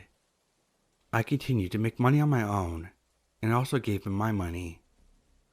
I got conspicuous, and I will never forget the moment I knew I was not safe. I was outside smoking a cigarette. I wasn't there long, but when I came back into the room, Will had all 3 girls posing on the bed, and he was coaching them how to pose and take snaps of them. I didn't say a word and closed the door slowly. I don't know why I felt the way I felt, but it didn't feel right. I don't know if he heard me open and close the door, but I heard him yell my name and said he needed me. He handed me his phone and told me to post the pictures. When I got on the website and tried to post the pictures, it now wanted money instead of posting ads for free. Will, unhappy, ran to wherever and put money on a card. When I tried to put the card in, it wouldn't accept it because it said it wanted bitcoins. I informed Will and even had to show him the page that it wasn't going to post, and he got furious and yelled at me. He turned and walked out of the room. I looked at everyone else and tried to apologize for his actions and to stay calm. It would be okay. He came right back in with a gun in his hand. I didn't even know he owned a gun. He hit me in the face with it and said I need to find somewhere else to post the ad, or I'm done, and then he left. I don't know if he realized that he did it in front of the 3 girls, and I don't know what "or I'm done" meant either. I was so fucking terrified that that's when I knew I had to find my way to escape. I learned real quick that I wasn't able to just leave anytime I wanted to. After Amy got involved, Will changed. He started talking about taking us girls to New York and making big money and travel and go from here and there. and that alone scared the hell out of me. I wanted to build my life to get my kids back, not leave the state to trick, or maybe be killed or abandoned. No fucking way. I got fearful for my life when the gun hit me. I've been punched like a man, but I have never been hit with a gun. That night, I had a couple dates set up, and Will knew he had to take the girls and leave. I decided to make my plan to get away. The first date, I made $200. I put $50 in my purse and put $50 in the pocket of my bra, hidden away, and left the rest on the table. The second date, I made $150, put half hidden away and the rest on the table. Will came in the door not long after I was finished and grabbed the money off the table. My purse was sitting right there, and I didn't see him do it, but he took the money out of my purse and said that he had to do something and left again. That's when I made my escape. I made 100 calls before I finally reached someone who was willing to help me. He had a friend come pick me up and bring me to his house. I'll never forget the feeling I had when I was running out to the car with a trash bag full of my stuff that I had collected in the past 3 weeks. I was scared to death that he would be coming up and see me. That feeling didn't leave until we hit the highway. I wanted to tell the story because I'd never been able to get through telling it. I couldn't help to think where I would be if I stayed, and if I would still be alive. So, Will, let's not meet again.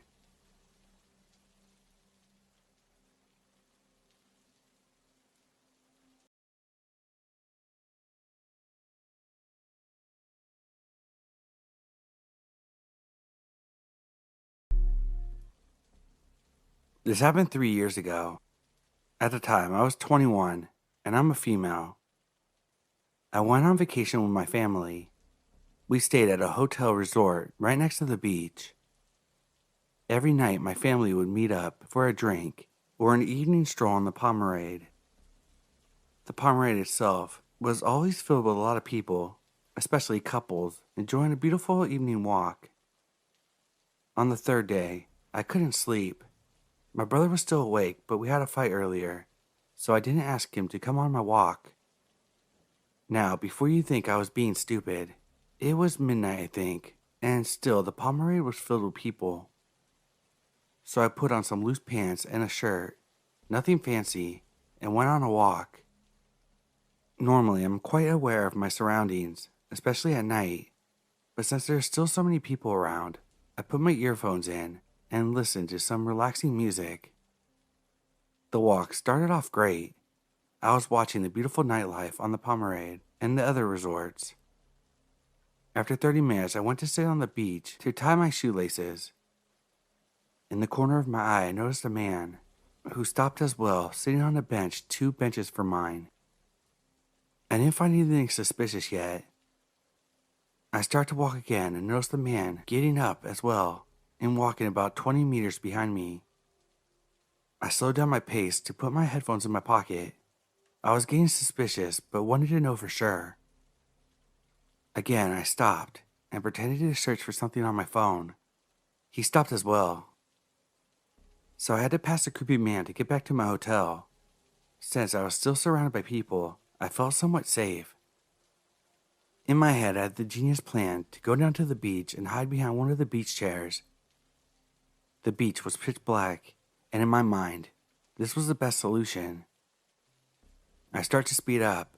The creepy man didn't match my pace yet. Then a big group of people passed by. Right then, I made a run for the beach and hid. 30 seconds later, I saw the man looking for me from the promenade in my direction. He was searching for me.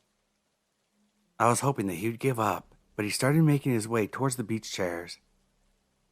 That moment, I didn't think and started running on the beach. Once I was far enough, I went back on the promenade and sprinted. Completely soaked in sweat, I stopped in front of the hotel and looked back. I had lost the creepy man. I rushed back to my room. That was the only and last time I went walking alone. I know I should have asked for help from the people around me, and just because you're surrounded by people, don't think you're safe. To the man who stalked and chased me, let's not meet again.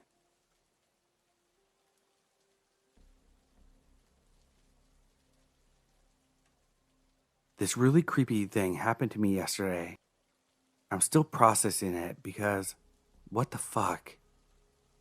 Bit of context. I live in Ireland. Pretty peaceful country. Recently moved from Galway to Dublin. Moved to North Dublin, which is a rougher part, but it's still not that bad. I live with my family outside the city. Could be considered the countryside. This area is pretty rural. It's just houses and farms, pretty much, with no shops or stations nearby. Mind you, there are a lot of houses around, but we all have distance as we have big gardens. There are no sidewalks, and this road is pretty narrow and worn out. It's rare to see cars, so it's fine to just go on the road. I was going on my daily 2K run. Usually go around 6 p.m., but yesterday I had some studying to do and went out around 9 p.m. It was pretty dark. Let me describe the experience.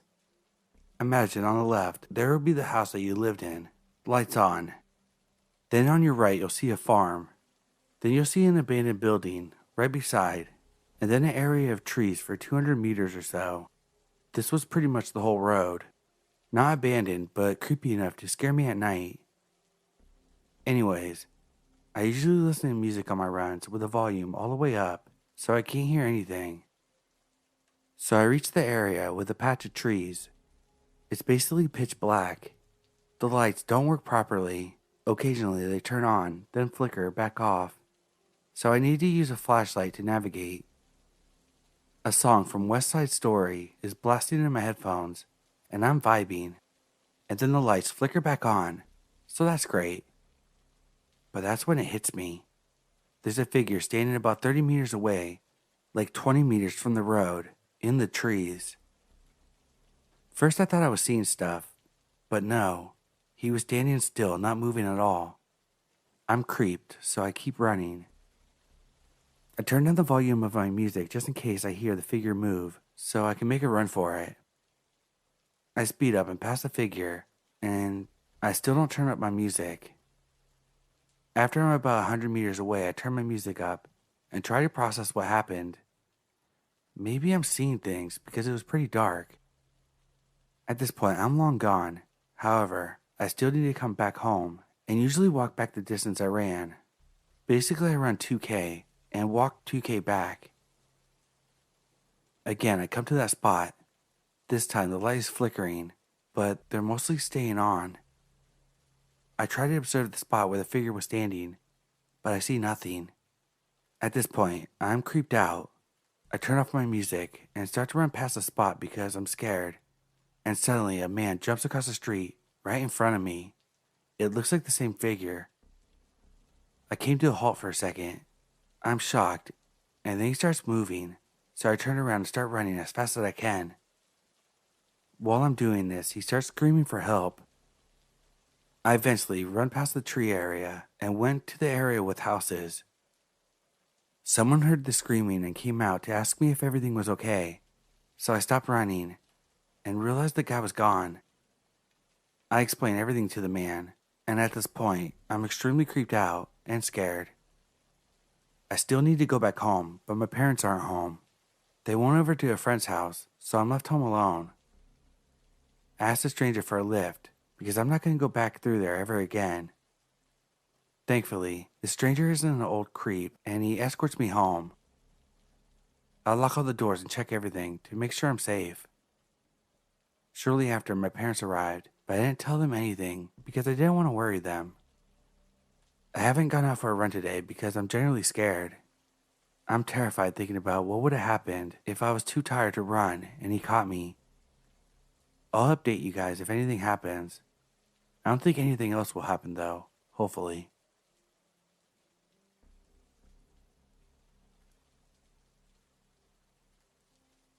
I like to walk early in the morning, after the sun comes up, and the route I take is mostly through residential areas. But there is a section that leads you down the waterfront. It's fairly isolated, especially at that time of the day, and it's lined with tall grass and trees. I will pass the odd runner or someone biking, but that's about it. I don't do this walk as often now, as I walk to and from work, but still enjoy it on the weekends when I have a chance. Last Saturday, I had a chance, so I headed out for my walk. As I approached the section that leads down to the water, I saw a man across the road go onto the trail. A few minutes later, I approached it and expected to see him walking down to the water, as you can see a fair distance, but he was nowhere to be seen. It struck me as odd, and my instincts told me to take an alternate route along the road that meets up further down the waterfront. I was leery, so I kept looking back, and after a minute or so, I saw him come out of the tall grass and go back across the road into a park area between the houses.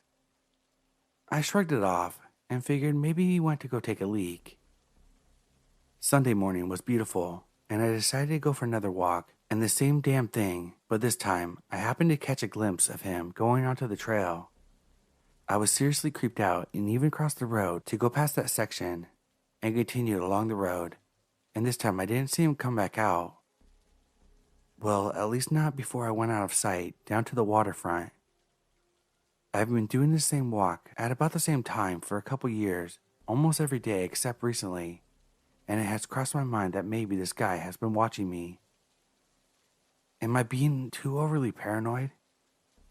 Now I'm hesitant about that route, which sucks, as that part of the walk is actually my favorite bit. I often see deer and a lot of birds. I always have my phone easily accessible, and I have a pouch on my waist with a pocket knife, and I carry 3-pound weights in my hands. Pretty sure I could do damage with them if I wanted to. What other ways could I be more prepared for a creepy encounter? Or should I just avoid the route now? Or do you think I'm just overreacting?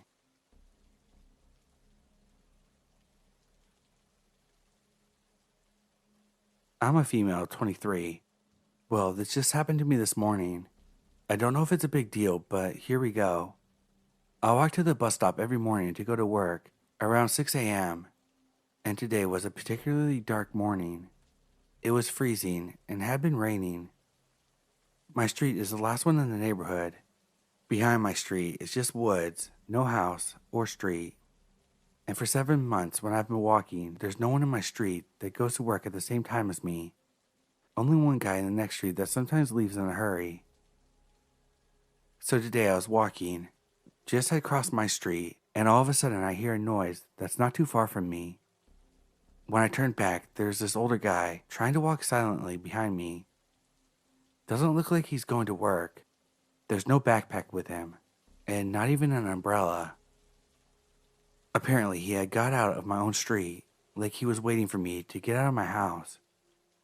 He was walking slow, but when I started walking faster, I looked behind me, and he started walking faster too.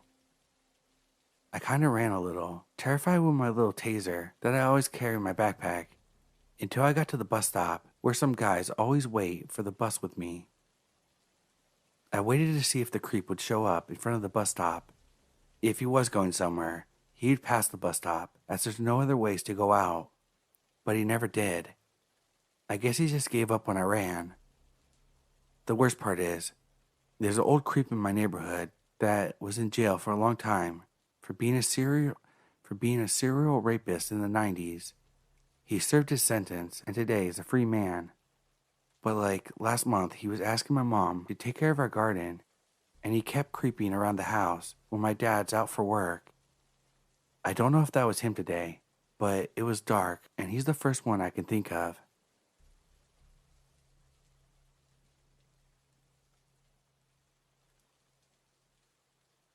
This happened about 14 years ago when I was 18 years old. I was friends with a lot of kids, of shady people as a teen, when I lived in Point Pleasant, West Virginia. One of the fastest ways to get from one part of the town to the other was walking on the railroad tracks. To set part of the scene, there was an old abandoned building along the tracks. I was wearing a hoodie and walking along the tracks when I heard someone from the entrance of the building say, "I think that's him." I started running and heard someone behind me running on my heels. They caught up to me and grabbed my hood and spun me around. I was face to face with one of my friend's dads. He goes, "Oh, I'm sorry, bud. I thought you were someone else. You almost got stabbed." I was like, "Well, thanks for not stabbing me, man." He goes, "Come over later for supper. I'll feed you and give you a few beers to make up for this." And if you see Johnny, let him know I'm looking for him. Sometimes it's good to know the wrong people.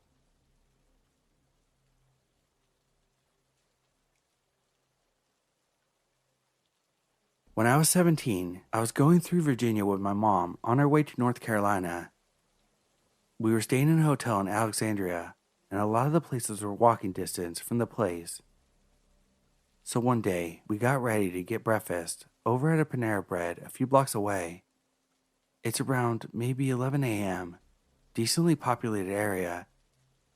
It's summer. I'm in the typical summer clothes, nothing too extreme, a tank top and jean shorts. This guy walks towards us on the sidewalk, and he starts walking directly towards us. And as he comes closer, I'm like, what the fuck is this guy doing? He comes up to my mom, and I'm 5 or so feet away, because I didn't realize he started saying something, and then I hear, how much for the little one? Because he thinks I'm a prostitute, my mom's my pimp. My mom was like, that's my daughter, she's not for sale. Oh well, you have a beautiful daughter. Can I bum some cigarettes? When we were leaving Alexandria the day or two later, we are pretty sure we saw the same dude passed out on a park bench. So horny homeless guy who thought I was a hooker. Let's not meet again.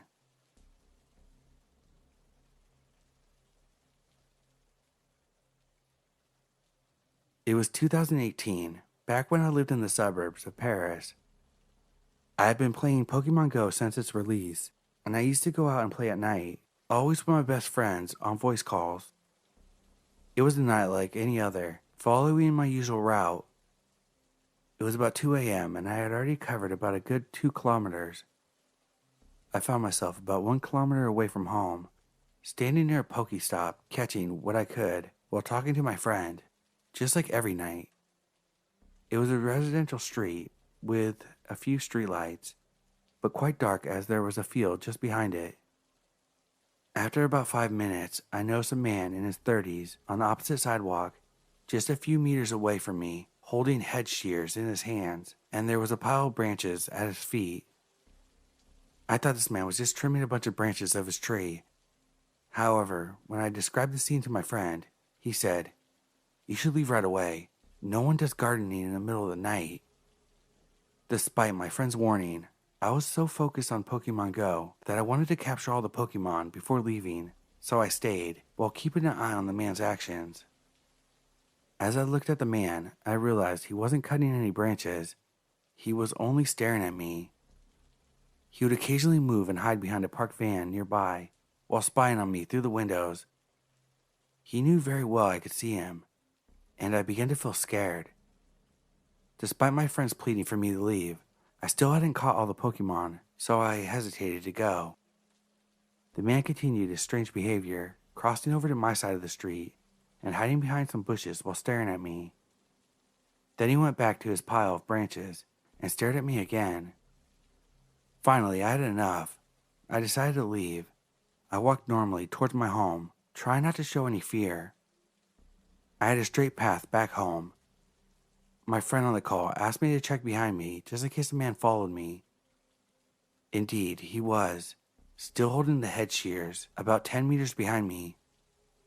I then made a left turn instead of going straight, even though that made my way longer. I wanted to make sure that he was following me, and it wasn't just a coincidence. He continued to follow me. I picked up my pace, taking snaps just in case something happened.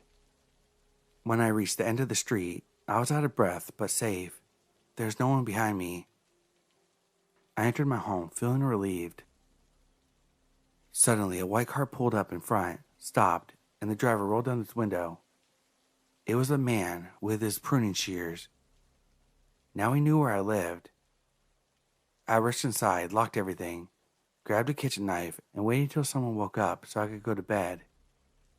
There had been no further incidents. No one believed me, so we checked the surveillance cameras at home, and unfortunately, I was right.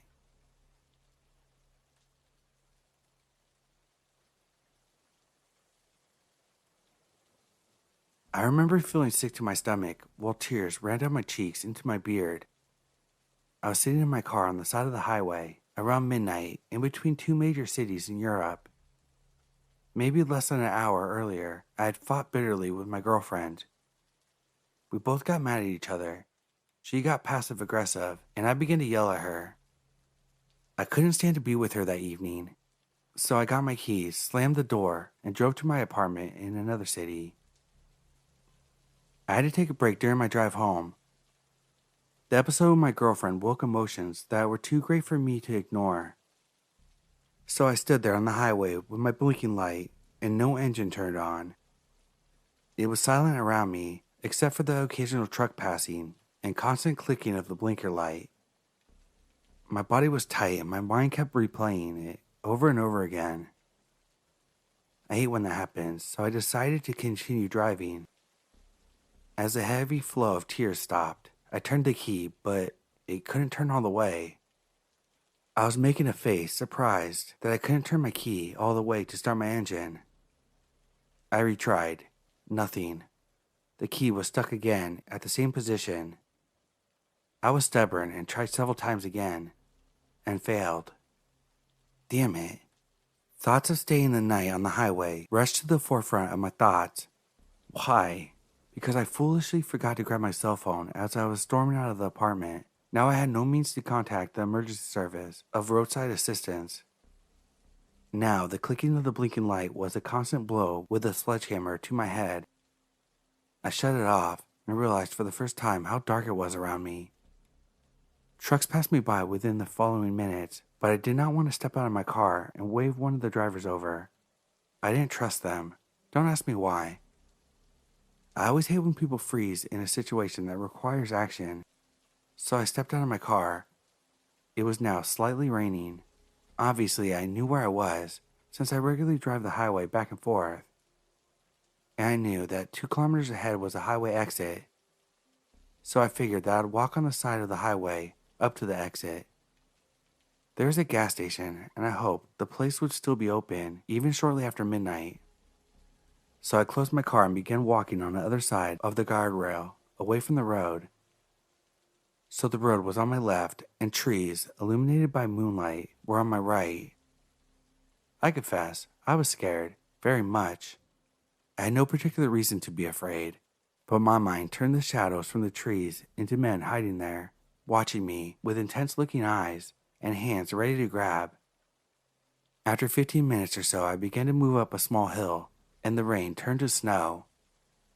It was snowing for a while there, because the earth and trees were covered in white. After yet another while, I saw the exit in the distance. I reached it faster than I thought I would. I miscalculated the distance, but that was all right. I was happy to be so close to light, people, and a phone I could use. Right before the exit, there was a bridge that went over the highway. When I was about to pass under the bridge, I saw a person jogging on it. I stopped and looked up in surprise. I could only make out the silhouette, yet I clearly saw a woman, ponytail, small athletic build, crossing the bridge. What woman would jog around midnight on a closed road to a highway with a wooded area on both sides of the bridge? A few seconds later, she was gone. I looked if I could make her out within the darkness, but I couldn't. Still weirded out, I continued walking and passed under the bridge. A couple meters further down the highway, I took the exit. Now, in order to take this exit by foot, I had to get over the guardrail because there was thick bushes too close to the side that I was on. So basically, I was walking down the road, down the exit to the gas station. On the right of me, behind the bushes, there was a trail. If you decided to walk up the trail, you would arrive back at the bridge I mentioned. So I was walking down the exit road slowly, because it was slippery, but also with a steady pace, because I did not want to get hit by a passing car. And then it happened. Someone jumped on me from behind and pushed me face first into the ground in the middle of the road. I screamed in sudden terror and turned around, ignoring the pain in my chin and right ear. The person was already on their feet again. I screamed again in shock and surprise. It was a woman in her mid-20s wearing the jogging attire. It had been the same person I saw minutes earlier on the bridge. She shrieked, and with wide eyes and saliva dripping out of her mouth, she charged at me again. Suddenly, I felt a sharp pain in my left eye. The woman scratched over my eyes and poked her fingers deep into my left eyeball. I stumbled backwards, and when she came running at me again, I threw her against the guardrail with her back first.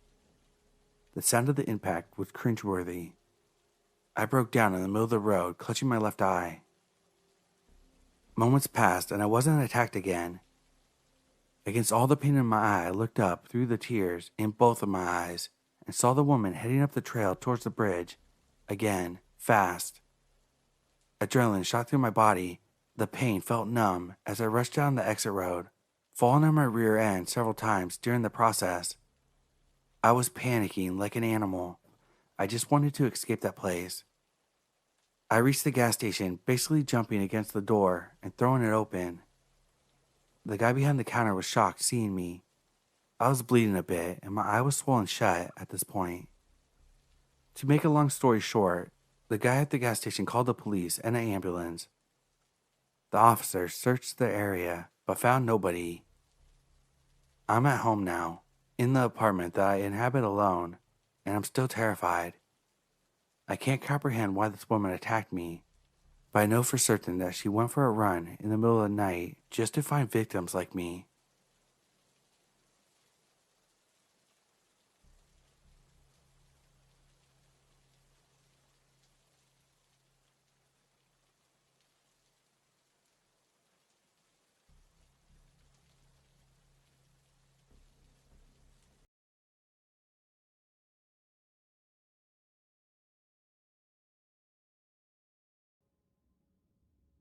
This happened 7 years ago, when I was a little more naive and 30 pounds lighter. Still, just as short though. It was a week before Christmas and I was finishing up my shopping. My mother, aunt, and Nana are all big lottery people, so I tend to get them scratcher tickets and season tickets as gifts. I don't gamble really, so it's my one time buying them in a year. I always go to the same place down the street from me, and I wouldn't say I live anywhere dangerous. Not gated community level, but like a solid, children can walk around alone in dusk. Now I had an old Saab that was the classic, no one can drive her but me level of finicky. Sometimes she just wouldn't start unless she held down the brake and shifted through the gears, then put it in park, pushed really hard, and turned the key. It took forever to figure out the special secret handshake. The roof needed to be manually put back up if you had put it down, like it fell on your head, not a design feature, and just a lot of wonky stuff. My brother, who was a lunatic with toxic rage issues, but that's a different story, had broken the handle to my passenger side door right before this, after picking him up from scaring children at the hospital, so you couldn't open that door at all anymore. To get in the passenger side, you were either Dukes of Hazzarding it or going through my side. So, it's Christmassy. A bit of snow and sludge, but pretty normal day.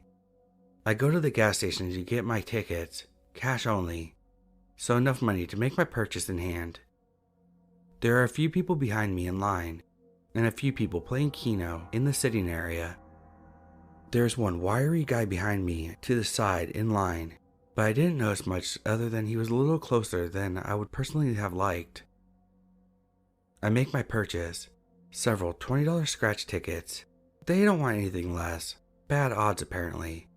A couple year-long season tickets, adding up to just over $400. I pay the cashier and head out to my janky little Saab. I sit down, close my door, don't lock it, and begin to count and organize my change and everything. Not even 35 seconds later, the wiry man comes out and walks by my car. As he does, he stalls just for a second and tries my passenger side handle. It doesn't work and just makes a clunk as the handle is sort of free moving. It doesn't connect to the mechanical stuff at this point. My heart dropped and my stomach got sour. My body knew to panic, but my head hadn't caught up. He immediately keeps going, walked out of the parking lot and down the sidewalk. Until I thought about it later and had told other people, I didn't even consider that the man was probably going to rob me, or worse. I now very religiously follow the 45-second rule and am a lot more vigilant while Christmas shopping. No one won anything from those tickets I risked my life for.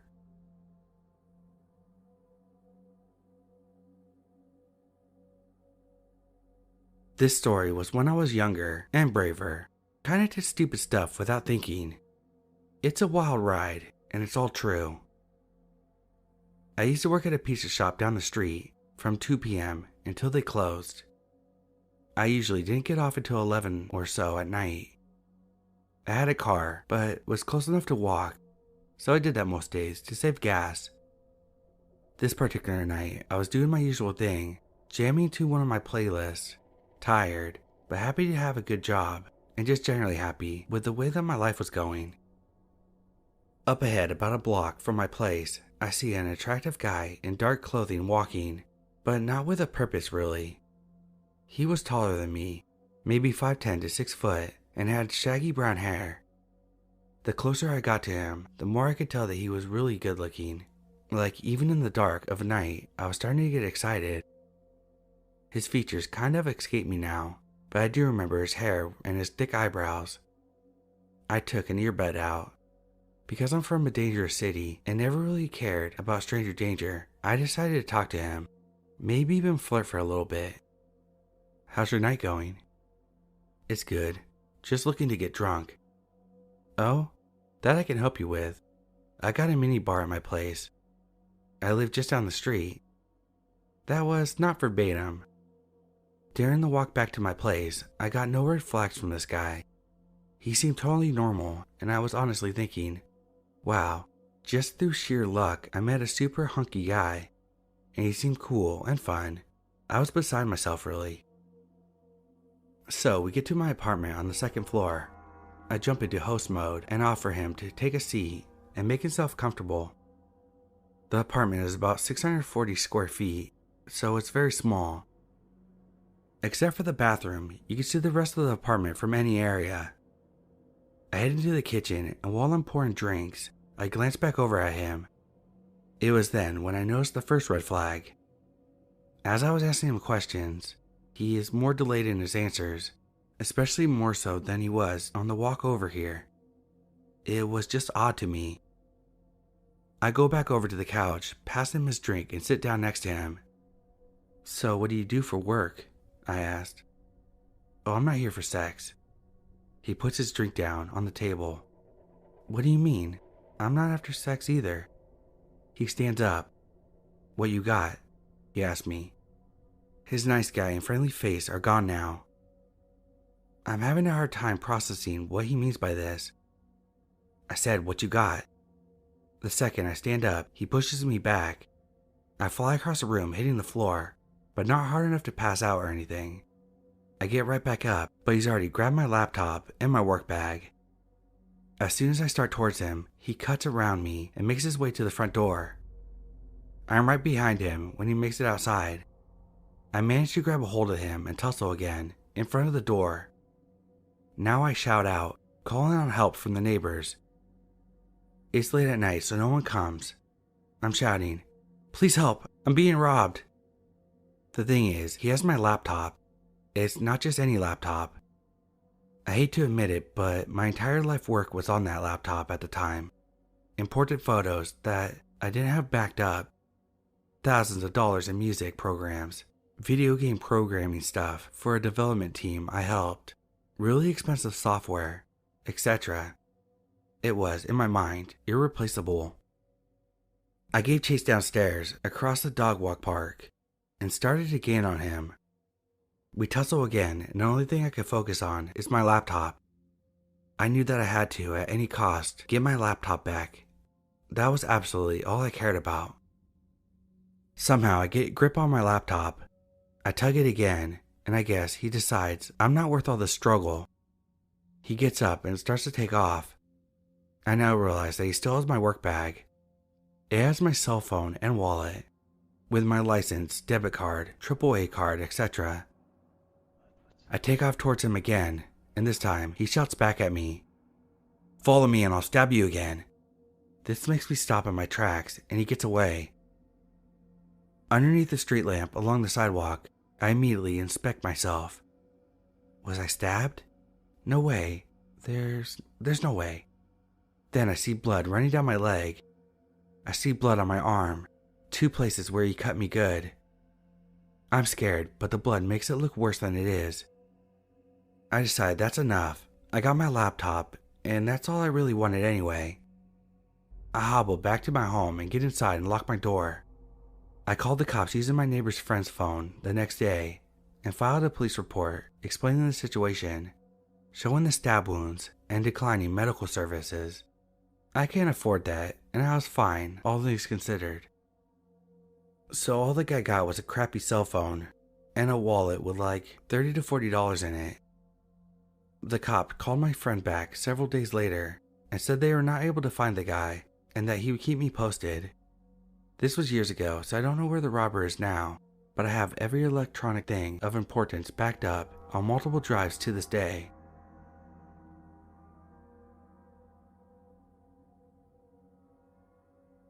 So this happened years ago when I was a dumb teen girl who loved walking the city alone after dark. This took place in Eastern Europe, for context, in a city with a tramway system. On this night, I sat at the tram station waiting to catch the last tram home. 3 trams stopped at the station, 2 of which went where I was going. Important info for later. It was around 10 p.m., and as I sat there waiting, lost in thought, I barely registered a man quickly walking up and standing by the shelter. I thought nothing of it, just someone else waiting for the tram. Until I started feeling weird. The streets were quiet and dark, and there was no one else in sight, just me and the sky. I started wondering why he chose to stand so close to me when he had so much space to avoid dealing with people. I couldn't comprehend anyone wanting to socialize this late at night, given that I'm not very social myself. So I glanced at him, trying not to overthink it. He was a bald-headed, beady-eyed giant, tall and built like a bear, big belly, and big arms and legs. I was 5'2" and scrawny, but that wasn't what scared me. It was the fact that he was staring right at me, unblinking and expressionless, not even attempting to look away or act embarrassed. This guy wanted me to feel uncomfortable. I instantly felt weak and shaky, cold shivers down my spine. This was not normal. I quickly realized that this was not a good situation. I couldn't miss my last tram. Walking home was out of the question, and my phone was almost dead. I was a shy kid and didn't have what it takes to scare this guy away. I knew that, but I had to at least try. I only managed to utter out a small, "Hi," trying my best to startle him out of whatever he was thinking, but my attempt failed. In the face of a silent, threatening aura, he kept staring, no sign of intent to reply. He was enjoying this. Feeling the panic rising inside me, I told myself to stay calm and think rationally. Maybe he didn't hear me. Minutes passed. His stare continued to burn my skin, and there was no tram in sight. Ignoring him did not work, so I mustered up the courage to speak once again, this time louder. "What do you want? Stop staring." No answer. He definitely heard me this time. I felt myself start to get angry. I didn't want to let this guy get to me anymore. I didn't want to continue to give him the satisfaction of watching me squirm nervously and pretend that his behavior didn't bother me. I took a deep breath and forced myself to start thinking. I knew what I couldn't do. I can't fight him off if he makes a move, and there's nothing I could say or do that will get him to stop. I didn't know what his intentions were, but I knew they weren't good. If I tried to walk away, he would probably follow. I could run, but he would most likely catch up with me before I could tire him out, since his legs were much longer than mine. Even if I managed somehow to lose him, walking home through those dark alleys past junkies and gypsies that were always prowling about could land me in even a worse situation. I could pretend to call someone, but he might be compelled to act much sooner if he felt threatened. So, what can I do? The only realistic thing I could do was to try to outsmart him somehow. So I started developing a few plans, depending on which tram showed up, trying to confirm if he was just amusing himself and actually wanted the tram too, or popped over for another, more suspicious reason. I couldn't let him see where I lived, so if he followed me, I would have to prepare to employ whatever strategy available, and for that, I needed to stay rational and aware of my surroundings. While I was still thinking, the first tram showed up. It was one I could have taken home, but this one pulled into the depot in my neighborhood, forcing me to lead him to my home. I hoped that he would board it and leave me be, but he didn't. He kept watching me carefully. I let the tram go, desperately hoping it wasn't the last one to head home. He continued to watch, and I sensed that he was quite happy with how things were going. I put up with it for another 15 minutes, trying to focus on another plan of action. I could now pretend that I needed the other tram, the one going to a different area of the city, and just ride it to the next station, get off as soon as possible so I didn't end up too far and miss the tram I needed. This tram showed up next. With my heart in my throat, I boarded it and sat down by the door. He got on it too, but sat himself in the back pretty far from where I was. I let out a sigh of relief, thinking this might still go well. When the tram reached the next station, I got up and out, not looking back, hoping that it was all over. But when I stepped on the pavement and watched the tram drive away, I couldn't see him in it. I turned my head slowly and was terrified to see him walking towards me, looking slightly pissed off. He stopped just a few feet away and resumed staring, this time with a clear hint of malice, still in silence. My vision blurred as I fought back tears of despair. He was not going to let me go. The helplessness I felt was unbearable, but I couldn't cry. I couldn't give up. I had to find a way. I had to get home tonight. The prospect of what might happen to me any time now if I didn't was becoming too real. My head was full of unanswered questions, regrets, and horrible scenarios. I wanted so badly to not have to think anymore, to not have to fight back the tears and stay composed. But I knew this would be his cue to enact whatever fucked up plan he had in mind. I couldn't let that happen. Then I saw the final tram approach, the one I could take now, and got on as quickly as my trembling legs would allow me. When I was in, bright lights enveloped me. My mind snapped out of the nightmarish spiral of fear and allowed me a moment of clarity. I had 3 stops to figure this out. I sat down at the front and looked at the driver. He was a frail old man, blissfully unaware of my distress. Getting the driver's attention was a no-go. We passed one stop, and there was no one else waiting to climb aboard. I turned around fully expecting to see the psycho had followed me again, but I did not expect him to be sitting right behind me. He was not taking any chances. He was making sure that I wouldn't try anything like last time. I shot him a hateful glare and allowed my anger to overcome my fear. I stood up and purposely walked over to another seat in the middle of the tram car. I wanted to make it clear I would not put up with this BS any longer. He got up too, and slowly walked to a spot 2 seats behind and diagonally from me, then sat down with the tiniest arrogant grin on his face.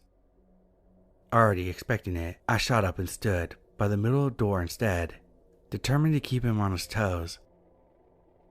If I stood right by the door, he wouldn't have any idea which station I planned to get off at. He remained where he was this time, convinced that I was bluffing.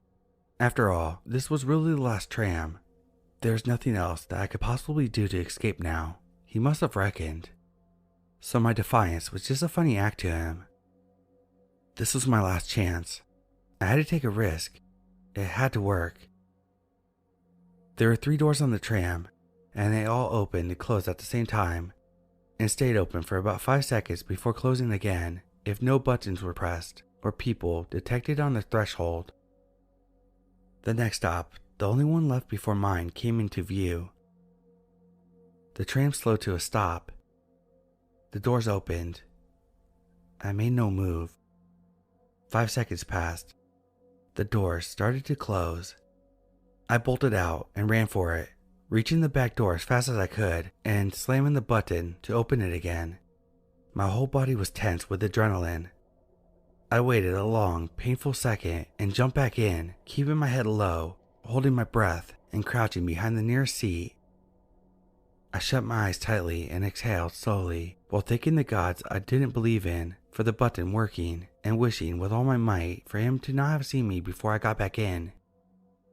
As I was waiting to hear footsteps approaching, I pictured him frantically looking for me. Was he still on the tram, face screwed up in anger, head turning like a fat ugly meerkat? Or was he catching his breath on the pavement of the last station, mad eyes searching the darkness for me?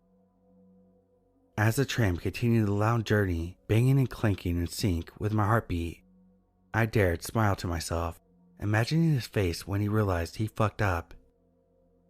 Hand on my chest, I did my best stealthy look around the corner. I found no one looking back. I stood up in excitement and threw myself at the foggy back window. There he was, standing alone and victimless on that slow, fading out of sight station, watching me leave him and his vile plans behind. Giving someone the middle finger never felt so good. I made it home and told no one my story for fear that I'd be admonished for being so naive. But I was safe. I was proud of myself, and I learned my lesson. Creepy stranger, I hope the events of that day taught you not to underestimate girls and prevented you from being a criminal for the rest of your life. Let's never meet again.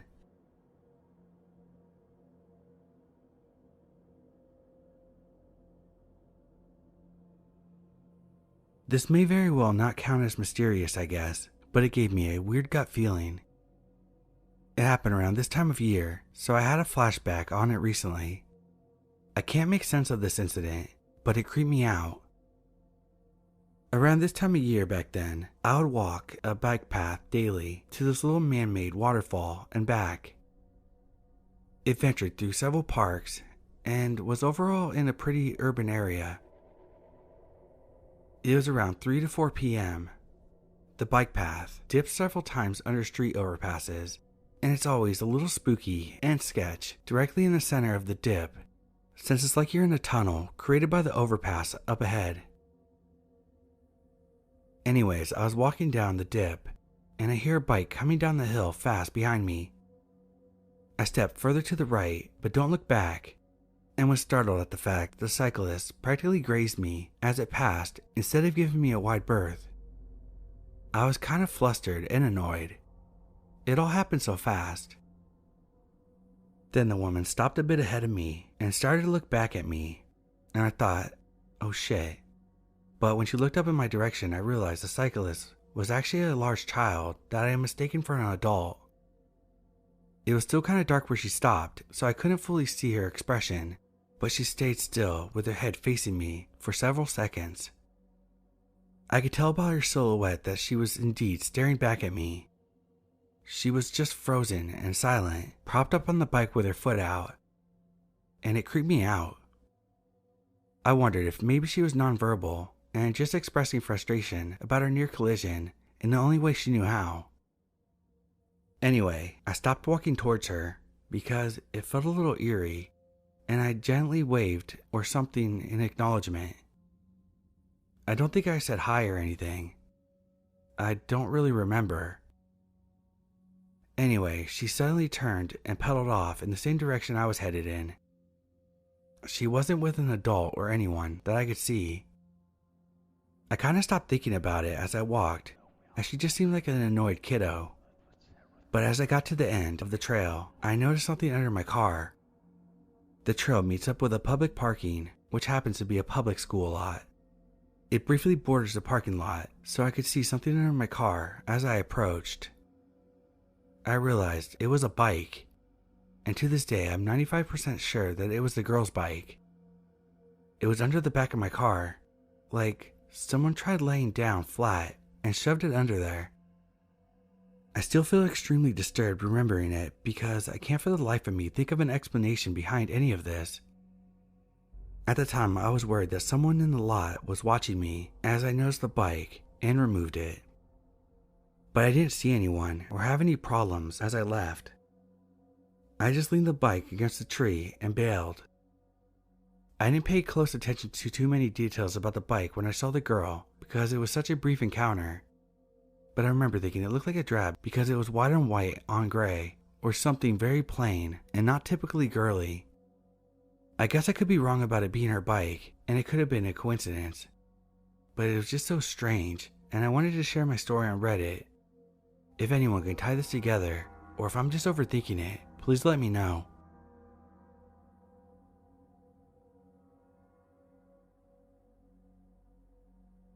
So the other day I was out getting food, and when I was ordering, this guy came up to me and told me that he was homeless and asked if I would buy him something to eat.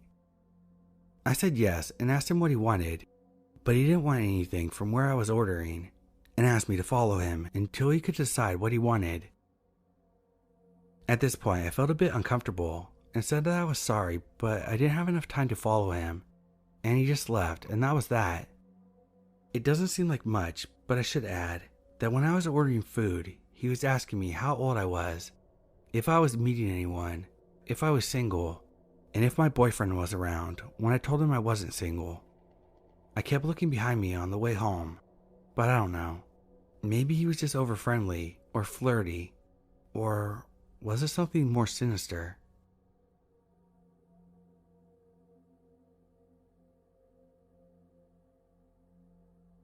I'm from the UK, if that's any context.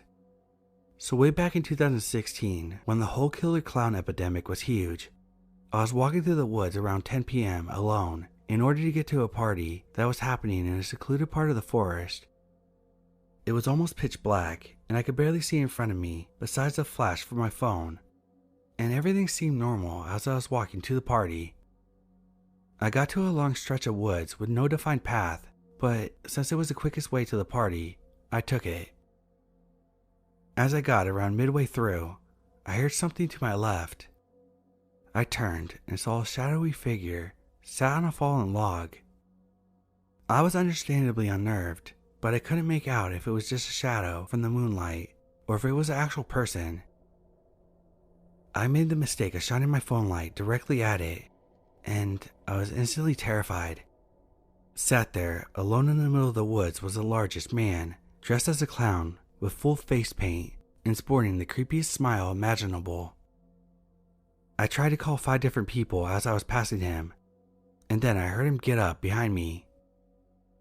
I instantly started sprinting towards the end of the long stretch, onto the path which had a barbed wire fence down the side of it.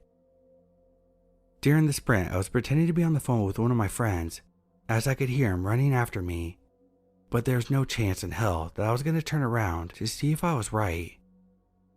When I got to the path, I jumped over the fence as fast as I could. I sliced my hand open as I did so. I turned around and kept running backwards as I saw the clown. He stood behind the fence staring at me with that same smile. I didn't stop running until I got to the party, and I was scared for a very long time after this. You have to bear in mind that at this time there are many rumors of people being killed by people dressed up as clowns, and while I'll never know if this man had evil intentions or was just trying to scare me, it was extremely strange and scary to live through.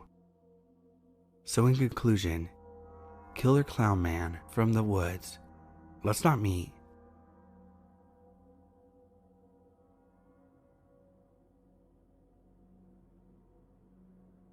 So, a little background.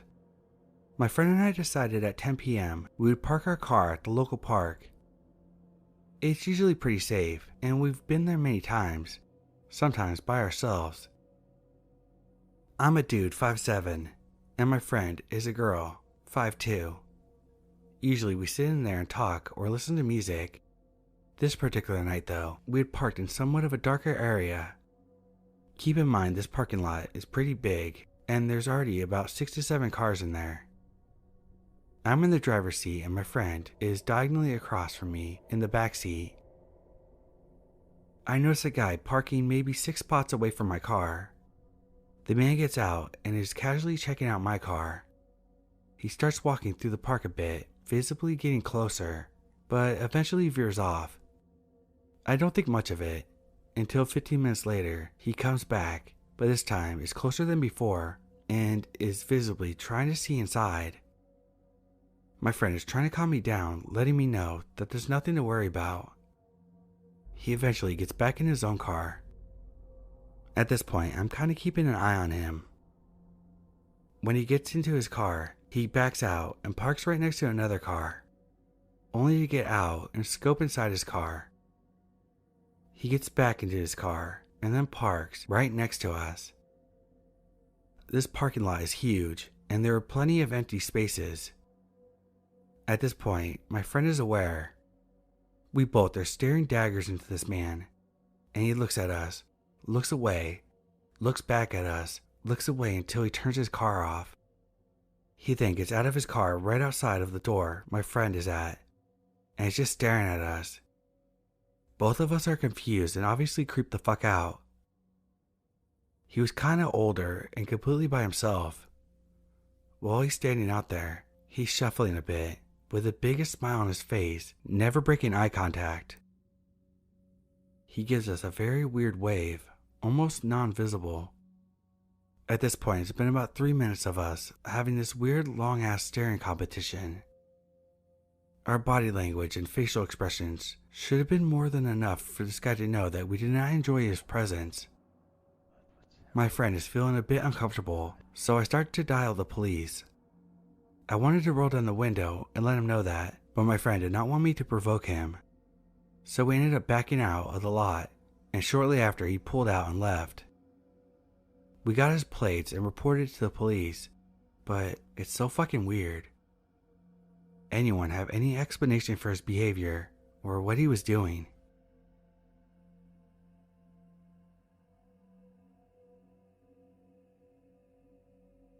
I'm a 15-year-old male living in Gothenburg, Sweden. I was on my way home from a party this Saturday. I was with a group of friends, all males. Me and 2 others were about to take the bus and went down this long road to get to the station. On the way there's this guy in an apartment building. He asked us if we were drunk or perhaps even high. We answered no. He just seemed like a funny drunk dude. He went on to say that he had a huge party in his apartment with both alcohol and drugs. We declined his offer because it felt creepy and also because we really needed to get home. We talked about this and realized that there's no party whatsoever. He was alone in his apartment, no music or any other voices or sounds in the background. I've been thinking about this, if he was joking with us or what his deal or motive actually was. What do you guys think?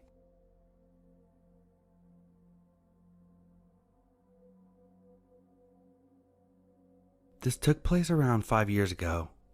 I was driving to work, a 5-hour drive. It was already dark. About 3 hours of driving and I started getting tired.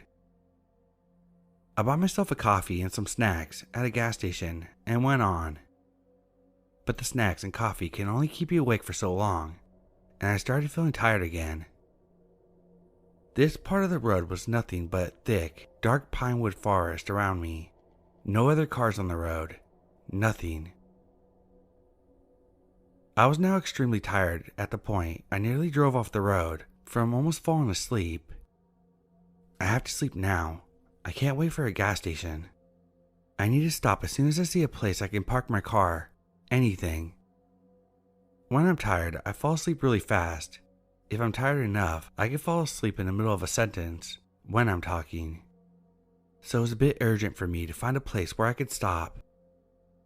It felt like an hour, but probably just 5 minutes go by and I spot a little pocket in the road.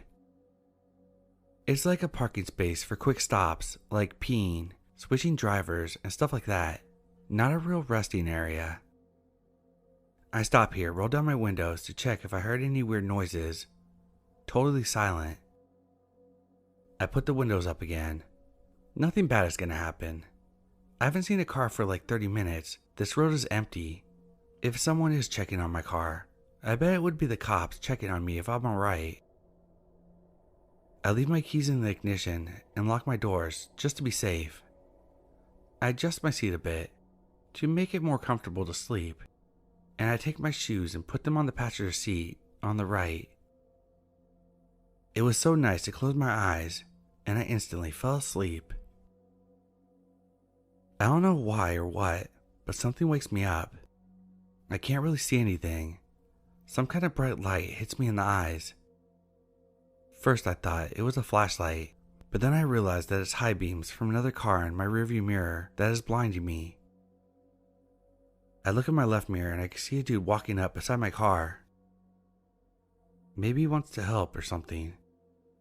Should I make it clear to him that I'm in here? He's right beside my left back door. Should I step out and ask what he's doing? I didn't have to. The dude proceeds to jerk and pull on my left back door. I almost shit my pants when I realized he was trying to force his way into my car. My seat is adjusted for me to lay down.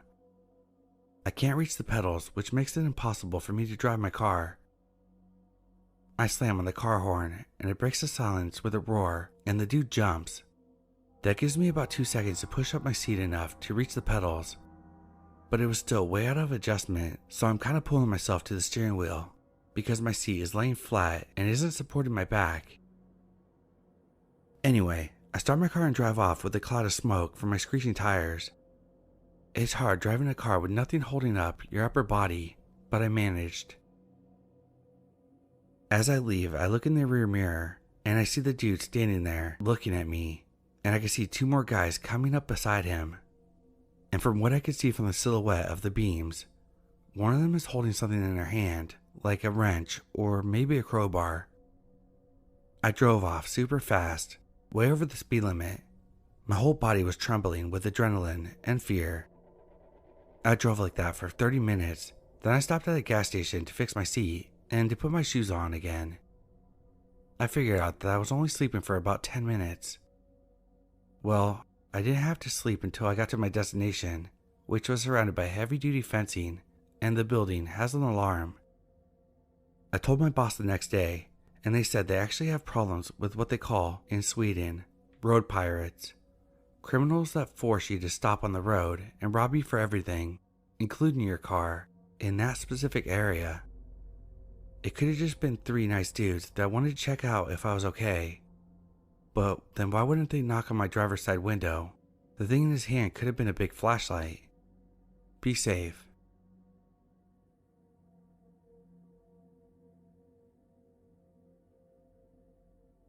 So now that the case is over, I can finally talk about it freely. I figured I would share my story of the time I got kidnapped. This happened in 2021. I was 20 at the time and had just got off work around 11 p.m. and I went straight home to get ready to go out and meet some friends at a strip club. He messaged me via Facebook Messenger to hang out and smoke, and I told him I was meeting my friend and didn't want to hang out, so he offered to drive me to and from the strip club. Well, around 12:30 a.m., he came to pick me up and said he had to dump some garbage first. He had a couch in the back of his pickup truck, which I assumed was the garbage he was talking about. He said he made us margaritas, but I told him I didn't want to drink till I got to my destination, so we ended up smoking marijuana on the way to dump the couch. It was about a 20 to 30 minute car ride to where we wanted to dump the couch, and by the time we got to the destination, it was about 1:15 a.m. There was this logging road right off the side of the highway that goes for miles. He pulled all the way down to the end and left the couch there, then got back in his truck and started driving back towards the highway.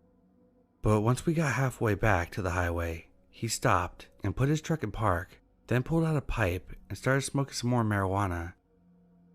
After taking a hit, he turned his head to me and stared at me for a minute with a weird smirk on his face.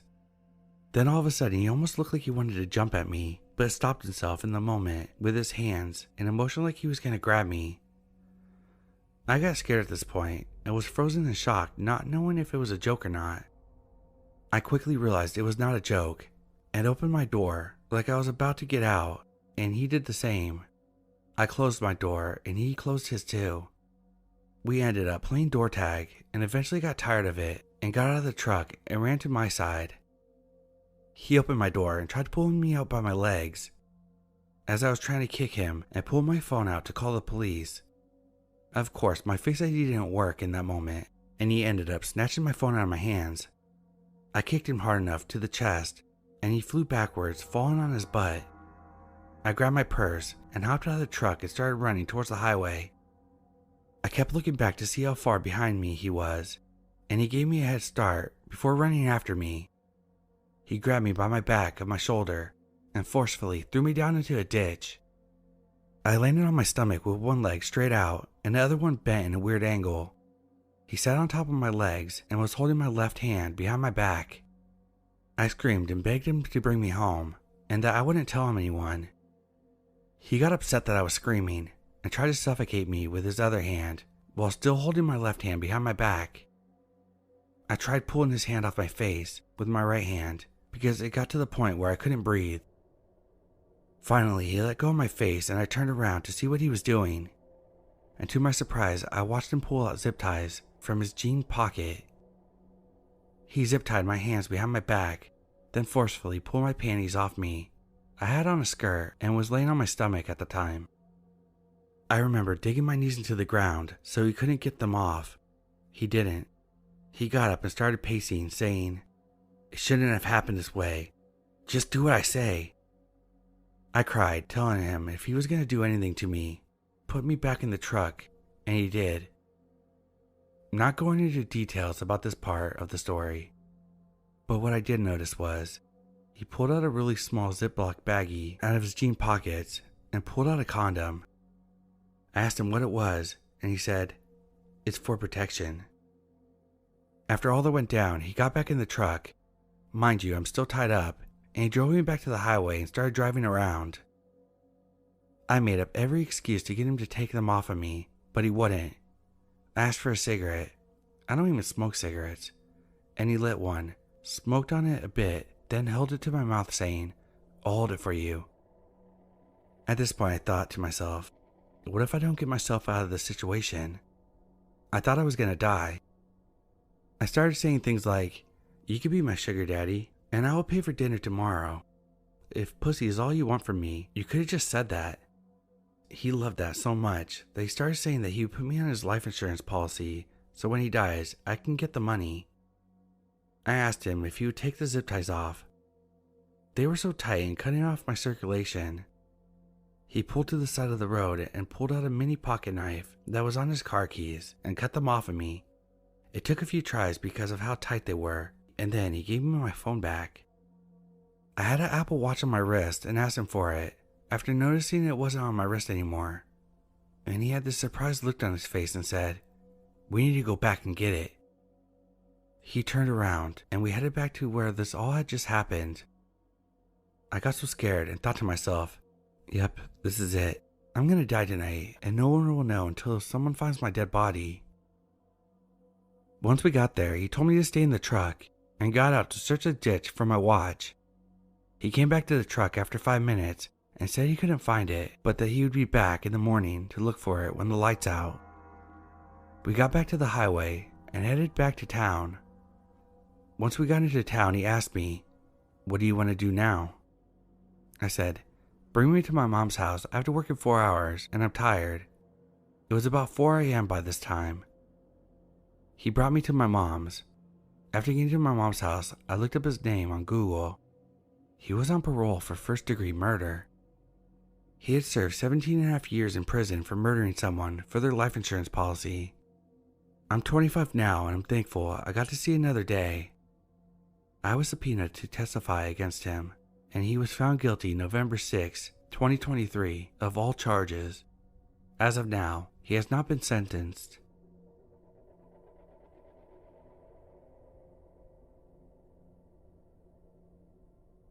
A little bit of backstory. In my late teens, 18 to 19 years old, I was no longer getting along with my parents and decided to move out. When I was a freshman in college, I went to a school and lived in a dorm that was located in a busy city. Parking at the school meant trying to find street parking and having to pay a meter. I opted to park at my uncle's apartment complex, located a city away in the suburban town I grew up in. I would park at his apartments and take the bus downtown to my school. On the weekends when I went in my car, I would take the bus back to the transit center near his apartment and walk back to my car. It was a little under half a mile. One weekend afternoon, I took the bus ride to go fetch my car. After getting off the bus, I started walking to the apartments. I noticed a girl walking a short distance ahead of me. She was probably 5 years older than me. Shortly after I noticed her, she noticed me and began to walk slower. It didn't take long until I caught up to her. She waited until I was next to her and asked me what time it was. Not thinking of anything and being polite, I answered. She continued walking with me and we made small talk. At this point, I thought she was just friendly. She informed me that she lived in the apartments that I was headed to. We continued walking and making small talk until I reached my car. When I got to my car, she started saying how nice it was, which was the first red flag. My car was a 91 Toyota Corolla, and by all accounts, not a very nice car. At this point, she started getting close to me as I was loading my backpack and items into my car. Her demeanor changed, and I could tell at this point that she was visibly trying to flirt with me. Now for context, I had a girlfriend at the time who I was very faithful to, so this situation started to feel uncomfortable. She then asked me if I would come over with her to her apartment. I explained that I had a girlfriend and couldn't come with her. It was at that point that she crossed the line. As I was getting ready to get in the car and leave, she reached forward and grabbed my crotch, asking me if I was sure that I didn't want to come with her. I quickly swatted her hand away and firmly stated no. I quickly got into my car, turned it on, and backed out of the parking space, leaving her standing there bewildered that her forced attempt had failed. I left confused and uncertain of what just happened. Now, it's true that this could have just been a lonely girl that wanted company, but the length she went to. For the longest time, I looked at this memory as humorous, but as I've gotten older and pondered it more, I now see how dangerous that situation could have been. I wonder to this day what might have been waiting for me if I stupidly had followed her. My intuition tells me that I may have been mugged by her and possibly other people waiting in her apartment, but maybe I'm just paranoid. Either way, I'm glad I was smart enough to get out of that situation.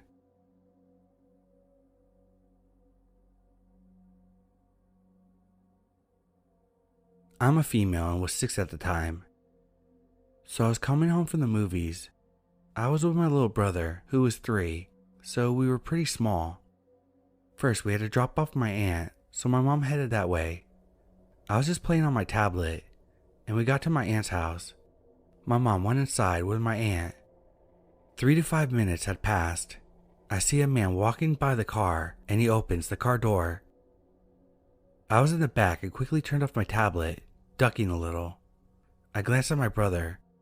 I wanted to say something, but I didn't. I think he was asleep. It was pretty late. I heard him rummaging through my mom's cup holders. Then he closed the door and walked off with his hands in his pocket. Right after, my mom came out and she didn't see her phone. She took me and my brother inside my aunt's house and called the cops. I described the man and went home not thinking anything of it. I still wonder, what if he had other motives? What if he didn't see me or my little brother? It's not too scary, but I just think what would have happened.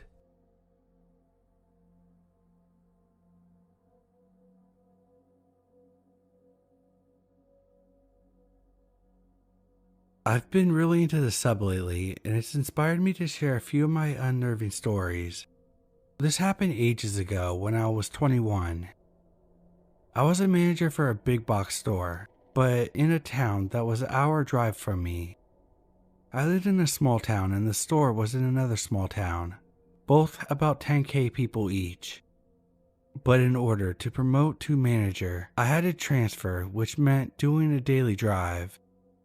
I hoped it would be temporary because I dreaded driving these every day, especially late at night because of deer, etc. This was before cell phones were the norm. I did have one, but it was one of those ancient style phones, and I had just got it a week or two before. With these phones, you had to plug them into your car lighter in order to have them work, and they had a cord attached headset. Anyway, one night I was driving home and it was really late, about 1 a.m. The drive is pretty desolate, with houses sporadically throughout, mixed with sections of wooded areas.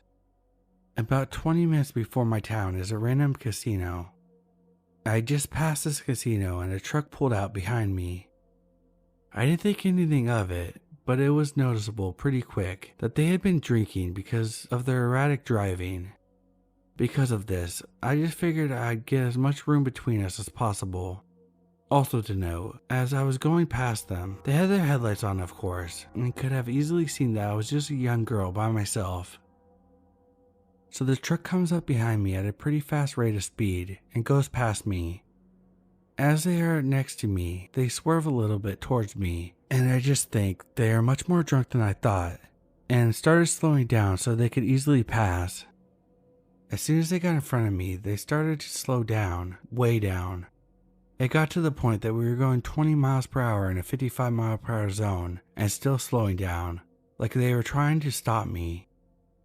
Every time they would get to around 5 miles per hour, I would swerve to the opposite lane and give it gas like I was going to pass them, which would make them temporarily speed up. I could also see a little bit better into the truck. It was an extended cab truck with what appeared to be 5 or 6 guys in it. This was during hunting season, so it wasn't out of the norm to see a group of guys acting ridiculous and drunk this time of year. So they were trying to stop me, and I didn't want to necessarily pass, given what just happened. At a certain point, I had to. So I had to go try and pass the truck, but it blocks me from doing so by getting in the middle of both lanes. I try a couple times with the same result. Then finally, I try to floor it and pass the truck, but it tries to run me off the road. I immediately get back behind them, and I'm freaking out at this point. I have tried to call 911, but there was a huge area of no coverage, and I couldn't get through. After what seems like forever, I finally get through to them, and they send someone out immediately. As I'm on the phone with them, I see car lights in my rearview mirror. Am filled with panic because I know this car would try to pass, given that we were going about 30 at this point. Sure as shit, this car comes up behind us and goes to pass, and sure as shit, this truck actually runs them off the road into a ditch. I'm telling the 911 dispatcher this, and in full-blown panic. We were getting close to town now though, and I could see the first stoplight. I wasn't sure what the truck was going to do, because the one lane splits into two, and there are 2 gas stations up ahead. Right as we approach the first light, I see an officer come in the opposite direction and start flashing them over and over while telling the dispatcher that I see the officer. The officer makes a U-turn and gets between me and the truck. He flicks his lights on and pulls them over. They pull over into the gas station at the main intersection of town. I follow into the gas station to assist the police in whatever statements they need and make sure these assholes are actually arrested. That didn't end up being a problem because they refused a breathalyzer, so they were taken to a hospital where their blood alcohol level was obtained. I really wanted to know more, but the officer didn't elaborate. I kind of wish I would have called up and followed up on it. They never called me to do anything in court, so I guess they didn't need me. But it also means that they're getting away with only getting a DUI. I didn't realize this wasn't okay until way later, much too late to have done anything about it. All I know is the officer said that they were 3 sheets to the wind. God only knows what their intent was, but I was terrified to find out. And thank God for that damn bag cell phone. It could have saved my life.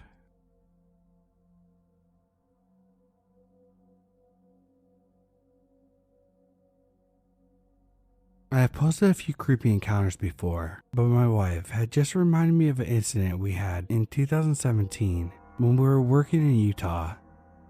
This happened in late November 2017 and was on a weekday. Can't remember exactly what day, but I knew it wasn't the weekend as the roads were pretty desolate. I was 33 at that stage and had been working for a family on a ranch for about 4 years. They had become like our second family. We were on work visas from South Africa, so not native to the US, but pretty familiar with everything, as we had been in the area for the 4 years we had worked for them. We decided to make a career and life change after I got burnout at 29 in the corporate marketing career that wasn't going anywhere and was stealing my soul and will to live. We just wanted to scale down and have a more relaxed lifestyle. The ranch was in northern Utah, somewhere between Salt Lake City and Logan. I'm pretty vague as the family is very well known and I would not like to identify them as I respect their privacy. We were almost getting ready to return to South Africa at that stage as our visas were running out. We wanted a bit of a holiday as it had been a busy year, getting married, our daughter was born, etc. We wanted to do a bit of sightseeing before we returned. The owner offered to pay for accommodations and provide spending money and his truck if we would run an errand for him on the way. He had a couple of horses and a trailer that needed to be picked up from a ranch somewhere in Wyoming, with Cheyenne being the closest big city more than an hour away.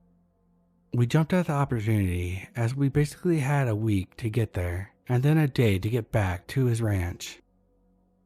We visited some awesome places: Park City, Flaming Gorge, Bear Lake, Yellowstone. The whole trip was an amazing experience except for the incident this story is about. That put a bit of damper on the excitement. We drove up to Park City the first day and spent the night with some friends. The incident happened on the second day of the trip. On the way between Flaming Gorge Reservoir and Bear Lake via Green River, we were driving and enjoying the scenery and had just crossed over the Utah-Wyoming border when we spotted the only vehicle for the past 30-odd miles, an old red-brown pickup truck that was parked on the opposite side of the road. There were 2 guys inside. When we were about 150 feet from them, they pulled into the road and made a U-turn. I was pretty pissed as I was going 80 at the time and had to make a hard brake and swerve into oncoming traffic to avoid having an accident with them. I punched on the horn and flipped the middle finger out the window when I passed them. They sped up, flashing their lights behind me, but I just punched it and left them behind.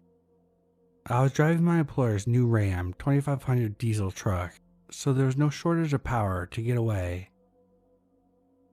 A few miles down the road, I could not see them behind me anymore, so I assumed that they had turned off. Probably about 40 to 50 miles up the road, we pulled off into a Little America to get diesel and some food. When we got out of the shop, we saw the truck parked across the lot, but no one was in it. We decided to load up and head out, as I was not in the mood for an argument with some redneck cowboys. We headed out and thought that was the last we would see of them. Boy, we were wrong.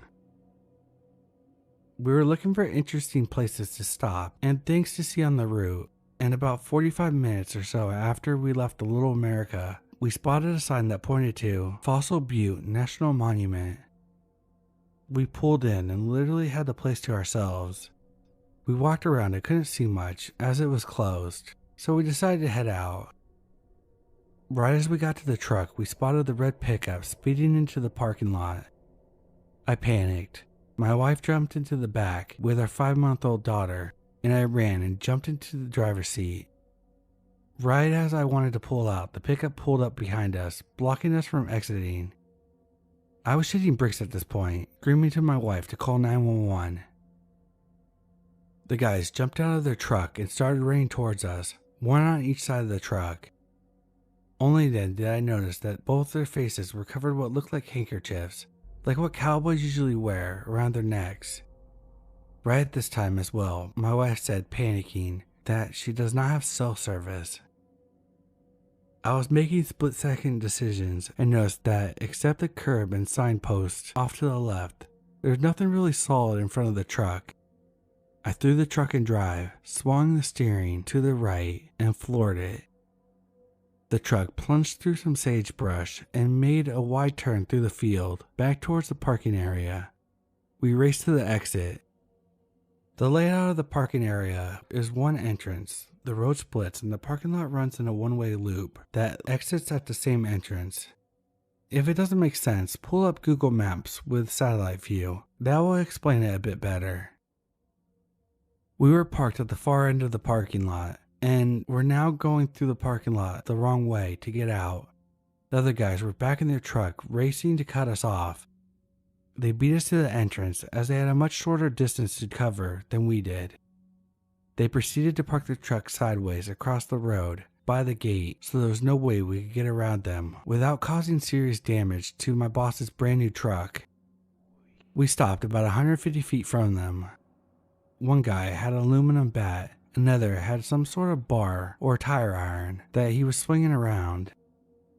My wife was crying in panic, our daughter was screaming, and I was shaking from adrenaline and fear. Even though the situation was still dodgy, I felt like we were out of immediate danger. The two guys did not move towards us, just standing next to the truck, staring us down.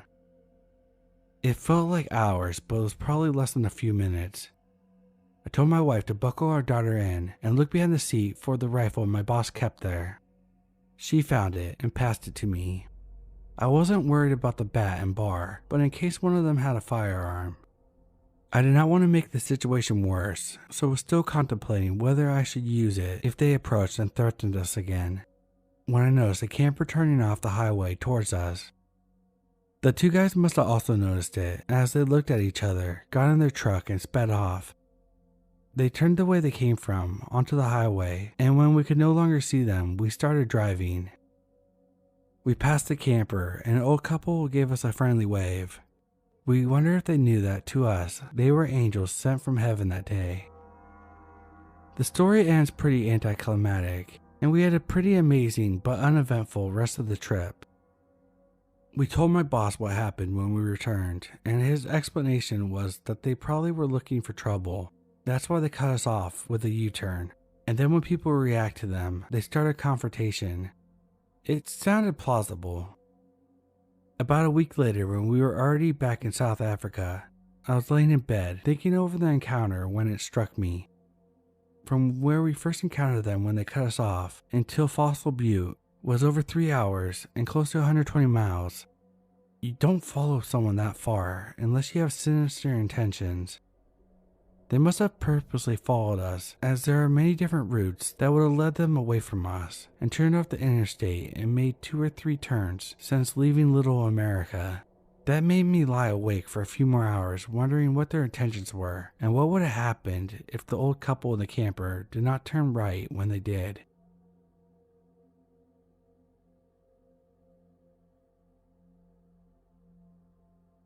This happened a couple months ago to me and my mom. We were driving home from my aunt's house, who lives in the middle of nowhere, in the countryside. So we were on a pretty narrow and bumpy road, which my mom was not super confident driving on.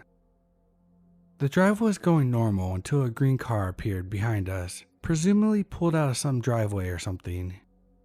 It was driving extremely close to us, pretty much tailgating us on the road that really did not require that since it was so empty. My mom, who was already uncomfortable on the country road, became nervous and decided to pull in at the next house or driveway that came up so they could overtake us. We did, and the car passed. We were both relieved that it was over, but we were wrong. We continued driving at a regular pace, and we didn't see the car for another few minutes.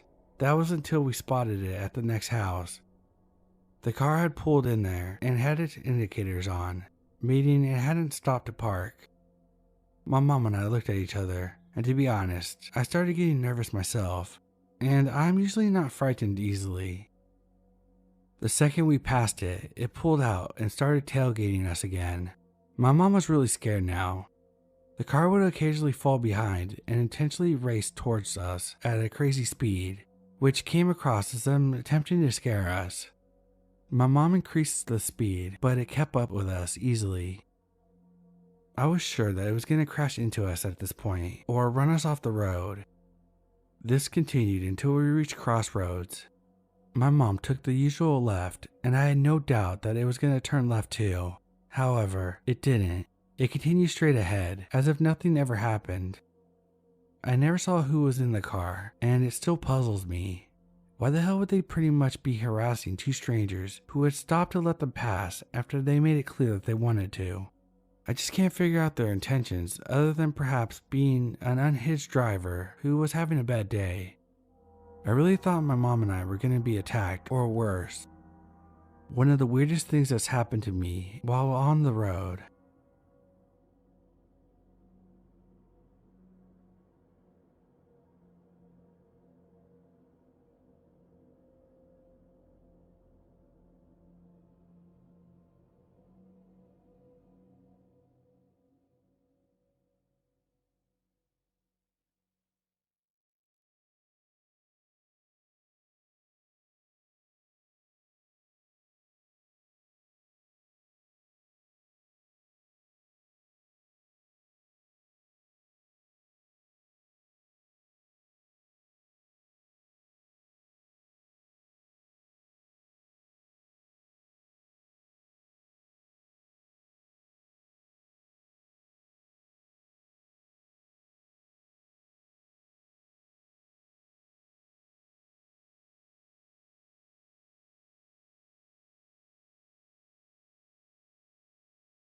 I used to live in a 3-story house with my parents, younger sibling, and our dog.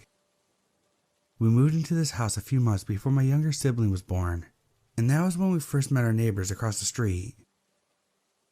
Lucas, who was the oldest child in their family, was always a bit strange, but there were some aspects of his personality that were more than just strange. They were straight up disturbing. It would take hours to cover everything, so I'm just gonna get straight to the point. I'm almost positive Lucas has been inside our house in the middle of the night. Our house was built on a hill, so it looked like it was only 2 stories from the front, and the basement was connected to the backyard. The yards in this neighborhood were much larger than they are in the new housing developments, so it would have been very easy for someone to enter the backyard unnoticed.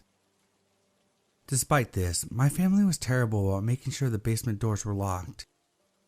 My younger siblings and I would always go in and out when we were playing in the backyard, or someone would let the dog out and we would end up forgetting to lock one of the doors before bed. We also lived in a safe area where it was more common for people to leave the doors unlocked. However, my family did always lock the door leading down to the basement every night, along with all the other doors on the main level of the house. I had a fucked up sleep schedule back then, so I'd usually still be awake at 3 or 4 in the morning. There are 2 specific incidents that happened very late at night, which makes me think that Lucas has been inside our house without our knowledge. One night, I was in my bedroom in the upper level of the house. It was probably around 2:30 in the morning. I suddenly heard the sound of an angry growl coming from downstairs. Thinking that my dog spotted a cat in the front yard, I quickly rushed downstairs to stop him from barking and waking up my entire family. This kind of thing would happen every now and then, so I wasn't thinking too much of it at the time. But instead of going downstairs and finding my dog in the front window, I found him by the locked door that leads down to the basement. The fur on his back of his neck was standing up, and his nose was pressed to the bottom of the door. I instantly froze when I realized what was happening. There was something or someone on the other side of that basement door. I was barely a teenager at the time, so I began to panic and started making my way up the stairs as quietly as possible. I woke up both of my parents, but neither of them took me very seriously. My dad just assumed that the dog was hearing random noises coming from outside, but he did eventually go down to check things out. He said that everything downstairs looked normal, but he also mentioned that we forgot to lock one of the basement doors that night. Then there was another time that I was up late at night in my room, but this time, instead of hearing my dog growling, I heard a loud bark that echoed through the entire house. The sound was sudden and intense, similar to a gunshot. It almost made me jump out of my chair. Assuming again that the dog had seen a cat outside, I quickly looked out my bedroom window and tried to spot whatever he was barking at. My heart suddenly dropped when, instead of seeing a cat, I saw Lucas running out of our front yard in the pitch black. I watched him cross the street and go back towards his own house before I rushed to close the curtains and duck out of sight. I remember sitting there struggling to process what I had just seen and questioning why Lucas would be in our yard in the middle of the night. I told my mom about it the very next morning, and she said that she would bring it up to Lucas's mom. Because of these two instances, and because of other details I can't include, I'm 99% sure that Lucas had been inside of our house in the middle of the night. If you knew the entire story behind this family, then you'd also find the thought of this to be extremely disturbing. I do want to mention that this happened years ago. My family no longer lives in the house, and the neighbors across the street are doing fine. But looking back on everything now, I'm realizing how creepy that situation truly was.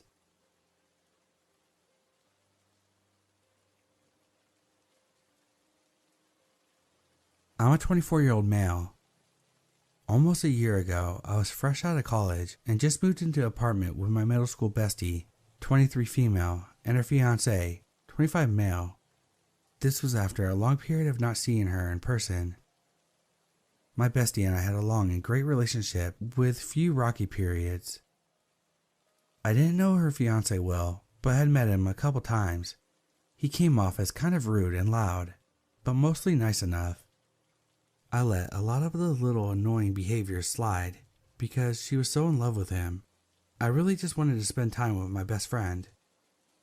Over the course of a few months, I slowly discovered that she was trapped in an abusive relationship with the most classic example of a malignant narcissist imaginable. Their fights, really just him raging at her while she cried, escalated to the point where he was completely trashing the apartment, breaking her phone and laptop, hiding her car keys, blocking the door, and grabbing her arm so hard she had bruises, all while hurling out the worst insults he could fathom at the top of his lungs for hours. This man is about a foot taller and 100 pounds heavier than me, so there was nothing I could really do other than give her a ride somewhere else, away from him until the next day. He didn't like it when I did that. Once it reached the point of physical harm against her, I put my foot down and demanded that he move out or that I would call the cops. He wasn't technically signed to the lease, so I could have him kicked out. He begged me for time to find a new place. He was extremely drunk and high the night he hurt her and promised to stay sober until he moved out. Not wanting to escalate things, I agreed on the condition that nothing like that would ever happen again. My friend and her fiance broke up soon after that. 3 weeks passed and everything's going great. Ex-fiance has found a new place, is in training for a new job, and while he's still loud and inconsiderate, he hasn't caused any problems so far. I get ready for bed early. I had an important meeting the next morning. I put on some comfy pajamas, locking my door before I changed out of habit. My bestie is out working, and it's just me upstairs in bed, and ex-fiance is downstairs yelling on the phone about something. I tune him out and try to sleep. He's moving out the next week. My chest rattles from the booming footfalls up the stairs to my room, waking me from sleep. My eyes snap open to see the doorknob rattling back and forth, locked.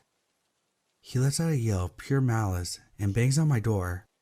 He screams my name, and it's so slurred he sounds like he's trying to impersonate a lizard man. The hinges aren't looking so good. We live in a crappy cheap apartment with thin doors. I have to do something before he breaks open the door. I say the only thing I can think of. What the fuck? Suddenly the banging and screaming stops. My doorknob falls still. After a terrifying moment of silence, he says flatly, "Open the door, bud. Just come and open the door." I still laugh about that one. Like after all that, I'll just walk over and open the door. Instead, I just grabbed my essentials and jumped out the window. I was on the second floor, but we lived on a hill, so the fall wasn't quite so high. Still, managed to fall wrong. I hobbled quickly as I could to my car and peeled away. I called my best friend and warned her not to go home. We made plans for her to stay with a friend after she got off work. I made it to the friend's house and passed out for a few hours. I woke up from a call from my bestie. He traveled all the way to her workplace with a knife and broke in. He assaulted her and held a knife up to her special needs client's throat and said that he would kill him right in front of her. Thank God a coworker overheard everything in another room and was able to call the police in time for everyone to come out alive. My bestie also said that he was on the phone with her while he was banging on my door, and he said he was going to kill me and make her listen. I was totally alone in the apartment with him, sleeping upstairs in my bed. If I hadn't locked my door that night, would I even still be alive? If I had had my car keys downstairs, would I have been able to get away? When I returned to my apartment the next morning, my bedroom door was completely kicked in. My belongings were scattered everywhere, and the large butcher knives were missing from the kitchen, instead sitting in the corner of the hallway to my room.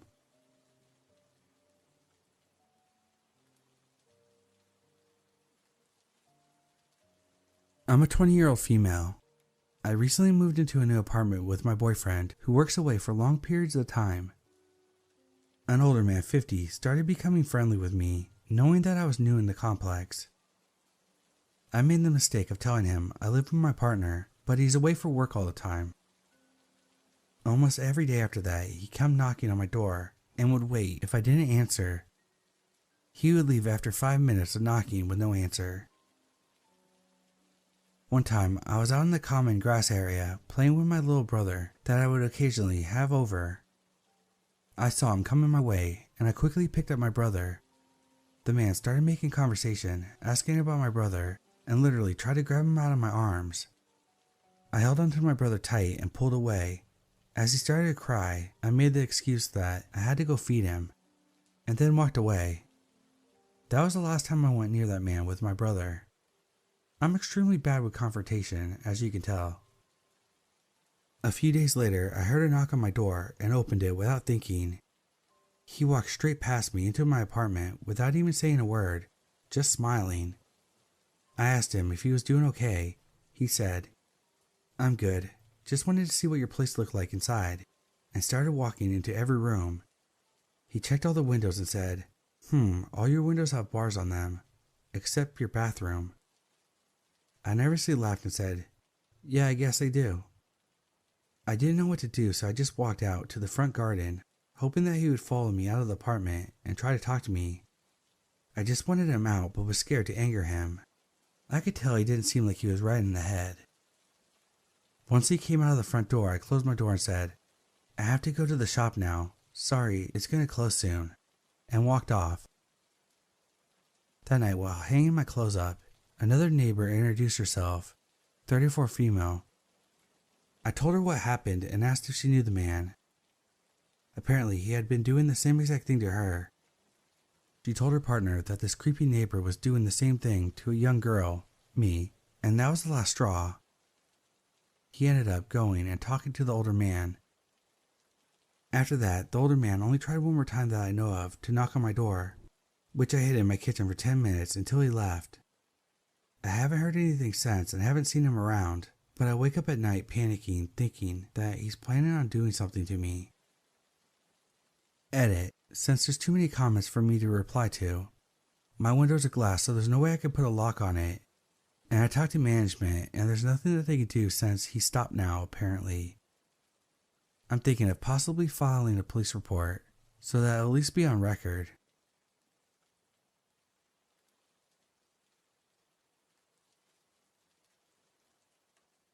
I'm a female, 22. I was parked on the side street of my house with my friend, 21 female. I lived next to a dead-end road. The road faces 2 other houses, and all my neighbors parked their cars there. My friend didn't want to be rude to my family and block them in, so she parked on the right side of the street, so it would be easier for her to drive out and go home. My neighbor has a trailer, the kind you hook up onto the back of your car. My friend lives with her parents and switches to the car that she uses pretty frequently. We were in her dad's old beater Toyota Camry. I didn't get out of the car immediately because I wanted to talk to her for a little bit before I went inside.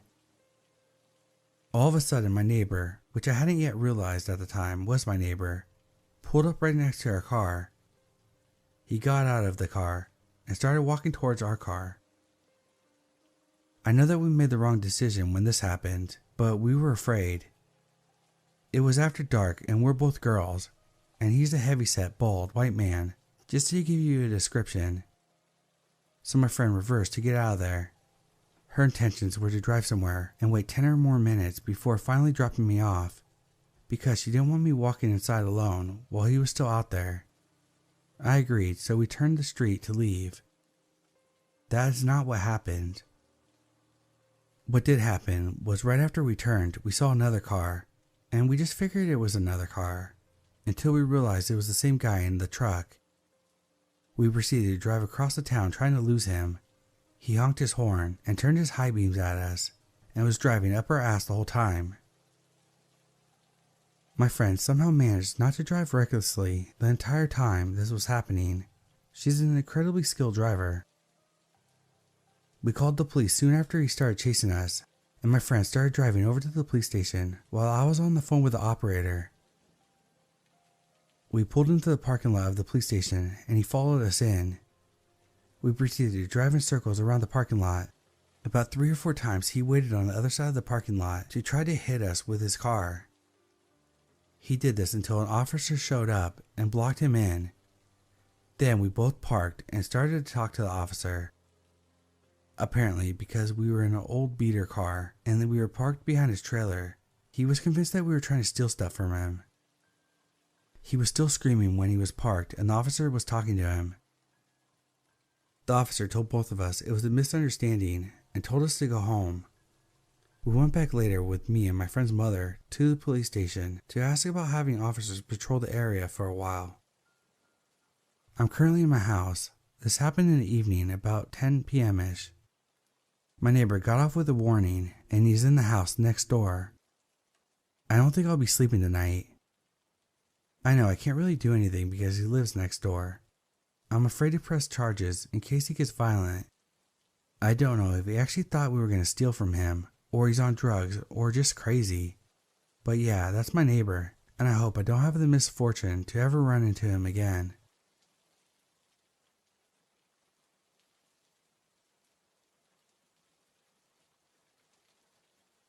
I'm a female, 45. This story happened many years ago when I was around 8 or 9. My parents and I lived in a very beautiful, big old house that used to be a hotel in the 19th century.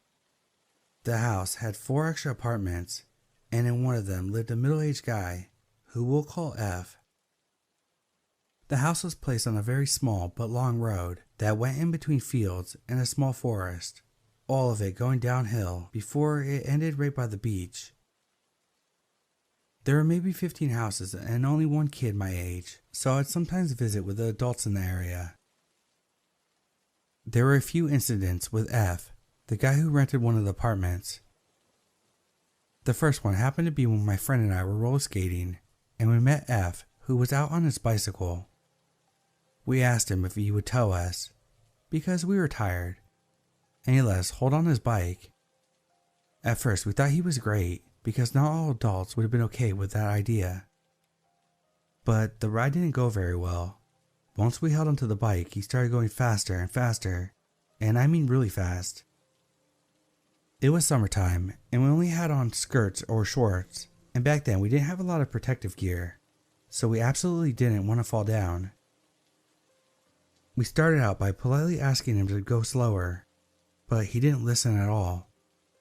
Then we started getting near a really big hill, where gravity would always make you go way too fast, so we would always zigzag our way down to make it down safely. At this point we were screaming at him to stop, but he did the opposite. He started standing up on his bike so he could go even faster, and then he told us to let go of the bicycle if we didn't like it, but there was no way we could have done that without falling, and he knew that. Even if he didn't know, he could clearly hear the fear in our voices. But he didn't stop before we were a good bit past the hill, and that's when we confronted him afterwards. He said he only did what we wanted him to do, and that was our own fault. The second incident is the real creepy encounter that I had with this guy. By the time, I just thought it was a bit weird. My mom, on the other hand, got really mad, and as an adult, I now understand why. I had met F in the driveway, and he invited me in to get a cup of tea. I remember sitting on his couch and not liking the tea because it had no sugar. When I asked for some, he refused to give me any. Maybe he said he didn't have any, But anyway, I didn't like the tea, and he kind of forced me to drink it anyway, saying how I was the one who wanted it, and he went through the trouble of making it, and so on. He got kind of mad, so I did what he told me, because he was an adult and I was only a child. That evening I told my mom, and she right away took the phone and called him. Then she yelled at him for endangering us girls while we were roller skating, and got even more angry when she told him to never invite me into his apartment, and especially to never force a little girl to do anything. This could have been the end of the story, but I actually met another guy about 10 years later, and he told me that F had informed him that I was the kind of girl that just needed to be cornered and pressured a bit, and then I would put out. Yikes.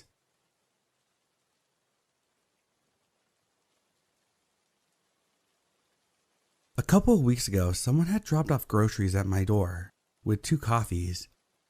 The groceries were odd. Had lubricant, lollipops, not your normal grocery shop. I thought it was delivered to the wrong apartment, and as there was no receipt on confirmation in the bag, I left it in the lobby, but no one claimed it. A week later, a letter was slipped under the door with $200 in it. The letter was from a man talking about his recent hardship and how he'd like to talk and hear my voice. Again, I was a little naive, so I took the note to the building manager, thinking that it was meant for someone else. He thought it was so strange.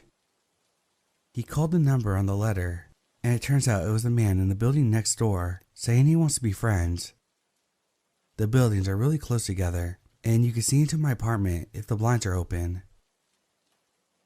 My building manager told him to leave me alone and to stay out of the building. I thought it was over, but today I heard someone pacing in the hallway outside my apartment for a couple minutes. I went to leave an hour later and there's this coin in front of my door, dead center, like it had been placed there.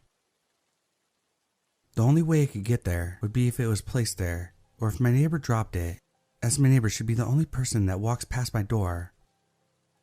But based on where I found it, it makes me feel like it was deliberately placed there. I wouldn't think twice about the coin, but with what's been happening, it's making me really anxious. Update.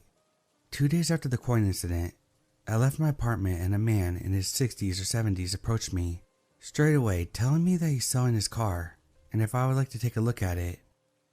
So I have a number plate and will be reporting it to the police.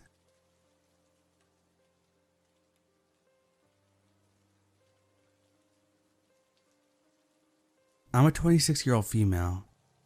I recently moved into an apartment with my boyfriend, 27 male. We instantly fell in love with the place and the price. We got approved and moved in rather quickly. The place is in a college town area. There is a bar nearby, grocery stores, and fast food places. Nothing out of the ordinary or sketchy. On the day that we moved in, our landlord gave us a key and briefed us on our neighbors. There were only 4 apartments in the complex. The landlord said they were all very reserved for the most part. One neighbor is very scared of COVID-19, so they stay inside. The neighbor across from us seems to be very reserved as well.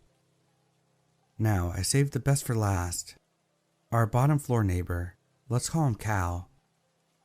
As we were walking up towards our place, our landlord said, "Oh yeah, that's Cal. He is very weird." My boyfriend and I looked at each other, like what the fuck does that mean?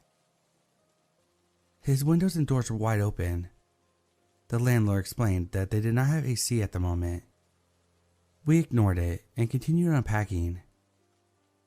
We had prior plans to leave town, so we did not spend the first few nights there. Upon arrival, we discovered why he was weird. When we first saw him, we said hello and made some comment about the weather. He seemed confused or disoriented and said, yeah, okay. As the days passed, we would say hi. He would say hi back at times. It was obvious that he was socially awkward. If I pulled into my parking lot and he saw me, he would scurry into his room. I thought it was unusual but brushed it off. We thought that was the extent of him being weird. But boy, were we fucking wrong? Slamming, shoving, and hitting his own door started at night, only at night. The slamming and banging was so loud that it woke us up. When we got closer to our door, we heard him yelling. We finally understood why he was deemed weird. This continued for many nights in a row. We would notice that he would just stand in the middle of the parking lot and talk to himself, and if he sees me, he goes back inside. Things escalated the past week. It was late in the evening. We were chilling watching TV when we heard a knock. We immediately knew who it was, since Cal was chilling outside with the neighbors. My boyfriend answered the door and Cal asked if we had seen a young Asian woman walking around. My boyfriend said no, and he just walked away. Last night, I came back home from visiting family. Immediately after I came home, Cal went upstairs. When my boyfriend answered the door, Cal asked if we had seen his mom walking around. My boyfriend sternly said no and closed the door. To conclude, this morning at 6 a.m., we heard an extremely loud knock. I woke up immediately. I went to the door and did not see anyone, though I saw a flashlight. I got super scared and woke my boyfriend up. We looked out and saw that there was a police officer looking for Cal. From what we could make out, Cal called the police due to hearing a gunshot and a young woman scream. My boyfriend had been up since 5 a.m. and stated that he didn't hear any of that. At this point, we were on edge with this dude. If he comes upstairs again, we are going to tell him to ask the other neighbors. Update. Right after I finished typing this, the previous tenant texted me. He stated that Cal was really weird while they lived there. Cal would talk to himself. He caught security camera footage of Cal going up the stairs near the door and started working out. Cal noticed the cameras and went back downstairs. We will be installing cameras very soon. My boyfriend is officially in I wish a motherfucker would mode. I forgot to mention, before I visited my family, I heard someone yell hello and shuffle around my front door. I can only imagine who it was. It creeped me out because it was right after my boyfriend left to go golfing. Also, my boyfriend told me they heard Cal go up the stairs after the police left at 6 a.m. and say hello, trying to get someone's attention. I mentioned this in the comments, but my plan is to call the non-emergent police line in the event he continues to be erratic towards myself or us. I really hope it does not get to that point. I know this man is mentally ill. However, it does not negate the fact that he purposely tries to talk to us in the late hours of night. Compassion is shown, but boundaries will be set. I wish him the best, but our safety, including his, is prudent. Last update. The police were called because we heard him yell and scream for help. The police came out and said they already knew about him. It seems like he's harmless, but we're still keeping our distance for our safety and his.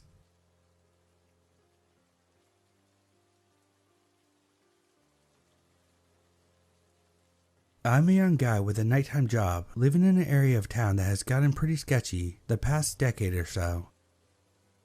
The police are here almost once a month to sort out some kind of violent or drug-related crime. I'm a very routine-focused person, so for the past 8 years I've been going to work at 1:30 a.m. I always take my dog out for a walk at 1 a.m. In fall of last year, I went for a routine dog walk one misty night at 1 a.m. like I usually do. I made a right turn after exiting the gate, and just as I passed the corner of my apartment building, I noticed a fuzzy shape on the ground outside the gate of the neighboring building. I stopped in my tracks and took in what I was looking at. I determined it was just a cat laying on its side on the pavement. I thought this was odd, but since I knew my dog would most certainly bark at it and wake up the entire neighborhood, I chose to turn around and take a different route for the walk than usual. For the rest of this walk, I was reflecting on that cat. There was something very off about the cat just laying relaxing on the ground in the middle of the night with no people around. Once my walk had looped back to the gate, I decided to take the corner again to see if the cat was still there. Mind you, a full 15 minutes had gone by at this point. Sure enough, it was still there, same position and everything. Now I thought the scene was even more odd. I took my dog up to the apartment, put my work clothes on, grabbed my car keys, and headed out. As I exited the elevator, the image of the relaxed cat laying outside was still in the back of my mind, perplexing me. Instead of going into the underground garage, I decided to instead go out to the main gate one last time and check if the cat was still there. I exited, turned the corner once again. The cat was still laying there. Since my dog wasn't with me this time, I just approached it to check if the cat was okay. When I got to it and looked down, I stared at it for a good while. The cat wasn't breathing at all. It was dead. No question about it. I had my suspicions that might be the case, so I wasn't extremely shocked. But something was still off about it. A cat wouldn't just lay in the middle of the paved sidewalk to die of natural causes. There was no noticeable blood on or around it, so I began thinking that the cat might have jumped off from one of the balconies. Just as that thought hit me, a raspy voice spoke to me from above. "Yep, there she is," the voice said in a very matter-of-fact type of tone. Quickly glanced up. Through the mist I saw a middle-aged woman on the 5th floor balcony leaning over the railing, looking down at me with a lit cigarette in her hand. When our eyes met, a cold shiver shot through the top of my scalp all the way down to my toes in an instant. I may have misinterpreted her facial expressions due to the fog, but I could swear that she was smiling when our eyes met. Without responding, I immediately turned and quickly walked to the gate. As I walked, I could hear her laughing. I practically sprinted to my car in the garage. Once I sat down inside, I considered whether I should call the police or not, as every aspect of what I just witnessed gave me the impression that the neighbor of mine had killed the cat. I dialed the number but decided not to, as they may want me to stick around for questioning, which would make me late for work. So I went on with my night as usual, doing my best to forget the incident for now. When I got home later, the cat wasn't there anymore. About a week later, I walked past a neighbor living in the same building as me.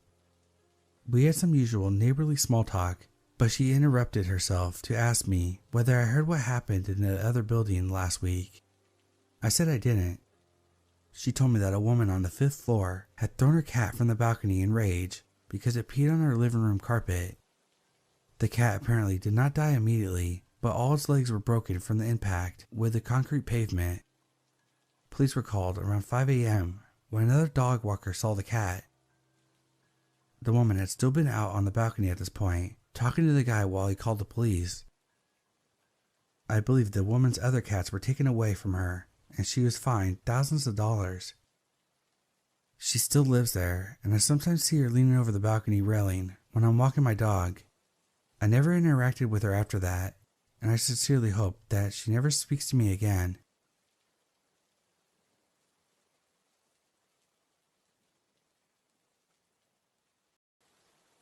So this happened about a year ago, and at the time, I was 17. I'm a male, so this guy hired me to do basic stuff around the building he managed. However, he always gave me this weird feeling like something wasn't right with him. But he paid me $20 an hour, so I stuck by, despite feeling like I should leave. He would often talk to me about how everyone else he had hired in the past would quit because they were weirded out by him. He would ask me if I was weirded out, but I would say no because he's paying me a lot. After a month of this, it came to a climax. He pulled me away from sweeping and told me to take a seat. He told me that I would have to distract him or else he would do something that he would regret. So for an hour I just talked to him about anything and everything. Throughout the entire talk he kept saying that he was a terrible person and has done horrible things. He told me I would hate him if I knew what he had did. Throughout the conversation I was worried he would do something, so I contemplated running or fighting, but instead I just kept talking. Eventually he seemed to calm down and said I could go home for the day, but asked if I wanted ice cream first. I refused. I got home and texted him that I was leaving. He apologized, and I haven't heard from him since.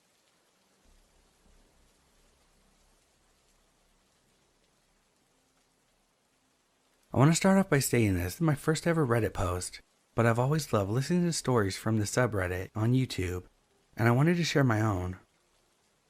For some background info, I'm female and was 17 at the time of the story. I used to work at a pizza place in my hometown. The job sucked in many ways, but the worst part about it was that my manager had no problem leaving girls alone to close. Granted, the town I grew up in was small and boring, and most people left their doors unlocked, but I still thought it was risky. On this particular night, I was closing the shop alone at around 10. The last thing I had to do was take out the garbage on the way to my car, and the dumpster as well as my car were located on the side of the building. While I was making my way to the dumpster, I immediately noticed a man making his way towards me from across the shop's parking lot. He was wearing jeans and a black sweatshirt and had some sports cap on. Right off the bat, my heart dropped and I got incredibly nervous. I threw the trash away and began speed walking to my car when the guy said something. "You got a cigarette?" My paranoia told me the question was sketchy as hell, and I struggled to respond for a moment. I just said no and got into my car, hastily trying to get in. I shit you not, as soon as I closed my door, he booked it to my car and tried to open it. Obviously, I had immediately locked it. I instantly started bawling my eyes out and turned on my car. The man clubbed my window with his fist a few times, without a word, before booking it again into the nearby streets. I called my mom and then the police once I got home, and they opened a small investigation, but could never find the guy. There were no other cases of something like this happening somewhere in this town, and so I think he was probably relocated somewhere else to avoid being caught. I really have no clue what the man wanted to do. Sorry if this was kind of lame or anticlimactic, but it was pretty damn scary to me. So to the man that tried to get into my car, let's not meet again.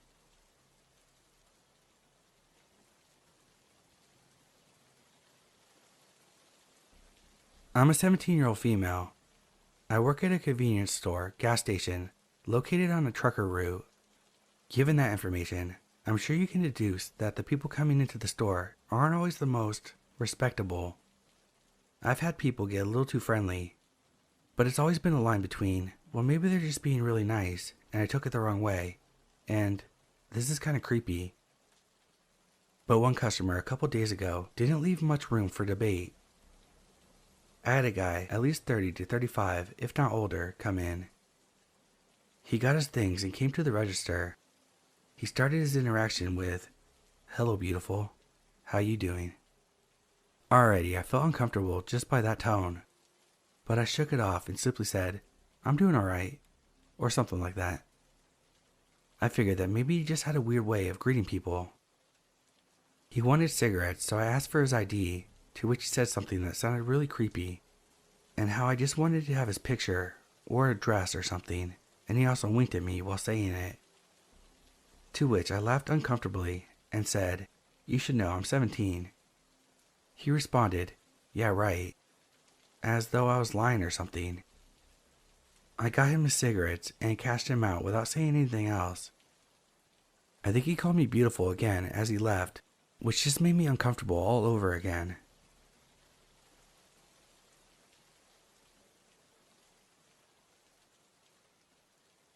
This all happened last week. I was working a late night shift at a bakery. I was starting to close down and I had locked the door behind me as I was walking to my car. When I was at my car, I saw a paper that was stuck to the side of my car, but I've heard a lot of stories about people getting kidnapped when getting stuff on their car in the middle of the night, so I didn't want to take the risk. When I got home, I took the paper off my car, and it said, "Hey," and then my real name, which I'm not going to put on here. I thought it could be one of my coworkers, but I didn't know I was going to be totally wrong. Fast forward to the next day. I called off work because I felt ill and had a massive headache. Around 9 a.m., one of my coworkers called me and asked if I could tell my friend to stop calling the shop, asking for me. I asked her who it was, but she said that the person didn't want to give her his name. After the call ended, I called all my male friends and asked them if they were calling into my work, and they all said no. Nothing more happened until Thursday came around. I was cooking up some food, and I had forgotten to buy onions, so I put on my shoes and walked to the nearest shop, which was about 10 minutes from where I live. I was walking up and down the aisle because I was looking for a specific type of garlic powder. When I found it, I was on my way to get the onions. I was grabbing the onions, and when I was about to turn around, there was this tall man that had to be in his 60s standing right behind me. I apologized for bumping into him and said that I didn't see him. He told me that it was just fine and told me that I was pretty. I didn't know what to say back other than thank you and smile. He then proceeded to put his hands on my back and rub it gently. That's when I had enough, so I told him I had to go and quickly walked away, paid for my things, and headed home. I had kind of forgotten about what happened some hours later. The next few days, nothing really happened more than I got a letter and some phone calls at night. On Sunday, it took a horrible turn. I was at home watching a movie in the living room, which is right next to the main door. There's a wall blocking the way, which means I can see out, but people can't see in. I was halfway in this movie when I heard a loud bang sound, so I tried to look out. I saw the same man trying to get into my house. He was screaming my name, and how he was in love with me, and how he thought I looked like his wifey the first time he saw me at my job. I paused. I had completely forgotten that this man had been a customer at my work. I tried as quickly and as quietly as possible to go upstairs, but he started to throw his whole body against the door, so I sprinted to my room and locked my door. I called 911 and explained the whole thing that was going on, and the police arrived at my house in 15 minutes. They found the man in my house hiding under the table, and he had a camera, rope, a pocket knife, and gloves. They took him away, but other than that, I don't know what happened to him. I can't imagine what would have happened if the police hadn't gotten there in time. To the creepy customer, let's not ever meet again.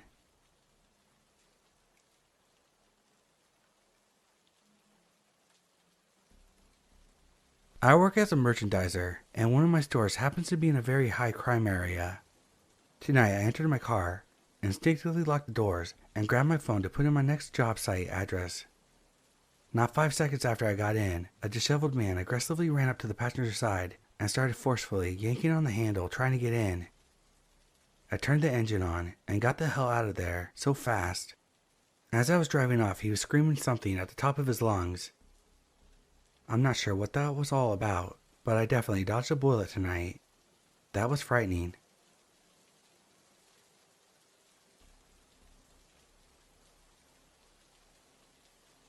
This is something I've never really told anyone about, but I've been thinking about it a lot lately, so here it is. A few years back, 2015 or 2016, when I was 18 or 19, I used to work at a little cafe inside a car parts factory. It was basically a full-out but compact restaurant kitchen and lunchroom for the workers to eat there. Well, this one day, I get a call from my best friend coworker. She's all kinds of upset because of this new creepy temp worker that made her feel severely uncomfortable by asking her a bunch of personal questions, like what she drove, where she lived, if she was single, had any kids, when she got off work, etc. She didn't want to walk out to her car alone. Mind you, she was my age too, 18 or 19, and this dude was in his mid to late 30s, if not already in his 40s. And we're in Flint, Michigan, so we weren't about to take our chances. I drove up to the parking lot, found her car, parked next to it, and she has a security guard escort her out. We didn't see the guy then, but she described him to me and the security guard, and that was that for a few days. Someone found him and told him to stay away from her, and he did. But then he met me. I knew exactly who he was as he stepped up to the register to place his lunch order, just from the description I had been given and by the creepy vibes he was giving off. He pulled the same intense Q&A on me that he had done to my friend too. But instead of telling him to fuck off or calling security or anything like that, I just told him a bunch of straight up lies. I told him I drove a blue 2012 Honda Civic, which I knew for a fact was one of the second shift manager's vehicle, who always parked near the front of the building. I also told him that my shift ended at 9:30, which was really the time that I usually slipped out for a cigarette break. So when 9:30 hit later that night, I walked out to smoke a cigarette and saw exactly what I was expecting to see. That stupid creep in the parking lot, close to the area that the Honda Civic was parked.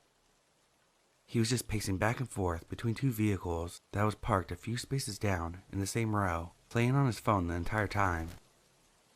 At one point, he glanced up and saw me staring at him, but I had my big leather winter coat on and a hat, so I don't know if he recognized me at first from the distance or not.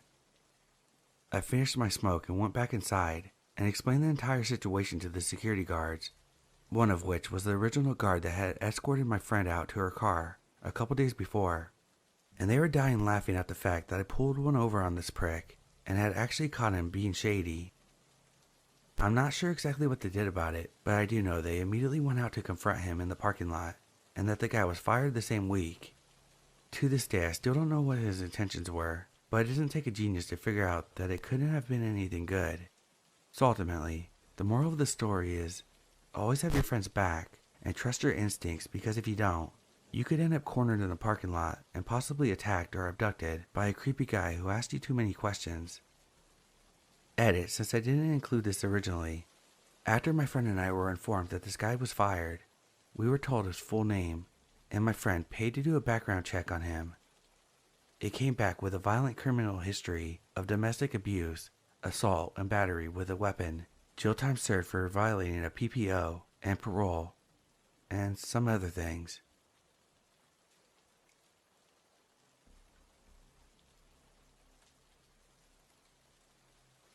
Over 4 years ago, I worked at a warehouse in a small town that I'm from. I decided to leave after my health started to get worse physically, and I was diagnosed with panic disorder and severe anxiety after the situation I'm about to tell you about. This changed the way I developed friendships after this job, that's for certain. So I started this job on April Fool's Day, 2018, and I had no high expectations of the job. All I wanted was to do my job, get paid, and go home, as I have 2 children at home. The job wasn't hard, and it made pretty good money for all the duties considered, so I really couldn't complain. I worked second shift for about 5 months, then I went to the day shift. While working the second shift, I kept to myself mostly until, one day, I met someone after we struck up a conversation about gaming. We'll name him Jeff. Well, Jeff was a pretty good guy, and we had a lot of things in common. I went home that night, and he popped up in my suggested friends on Facebook, which was odd, but I decided to add him. When I did, we started talking more at work, until he suggested that we should hang out, so we hung out pretty frequently. We were friends for a month at this point, and one day, he decided that he was going to introduce me to his partner. She seemed decent at first, super nice, didn't seem to be the judgmental type, so I was cool with her. From then on, I would hang out with him when my kids were spending time with their mother. One time, we were talking at a restaurant and he started to vent to me. Dude, she's such a bitch sometimes. The other day, I forgot to take out the trash and she threatened to stab me if I didn't. I've never been in a relationship where someone's threatened me, but she's got good intentions, dude. When he said that to me, I was concerned, but, of course, we'd only been friends for a month, so I thought maybe he was being morbidly jokingly, so I chuckled at him. He gave me a pretty serious look and said, "I'm not joking, she really did." That concerned me. Fast forward about 8 months, they're still together and we hung out pretty regularly. One day, we were all talking, and he seemed a little off that day, so I asked him what was wrong in front of her. He flashed a smirk and said, "Nothing, dude. I'm just a little tired."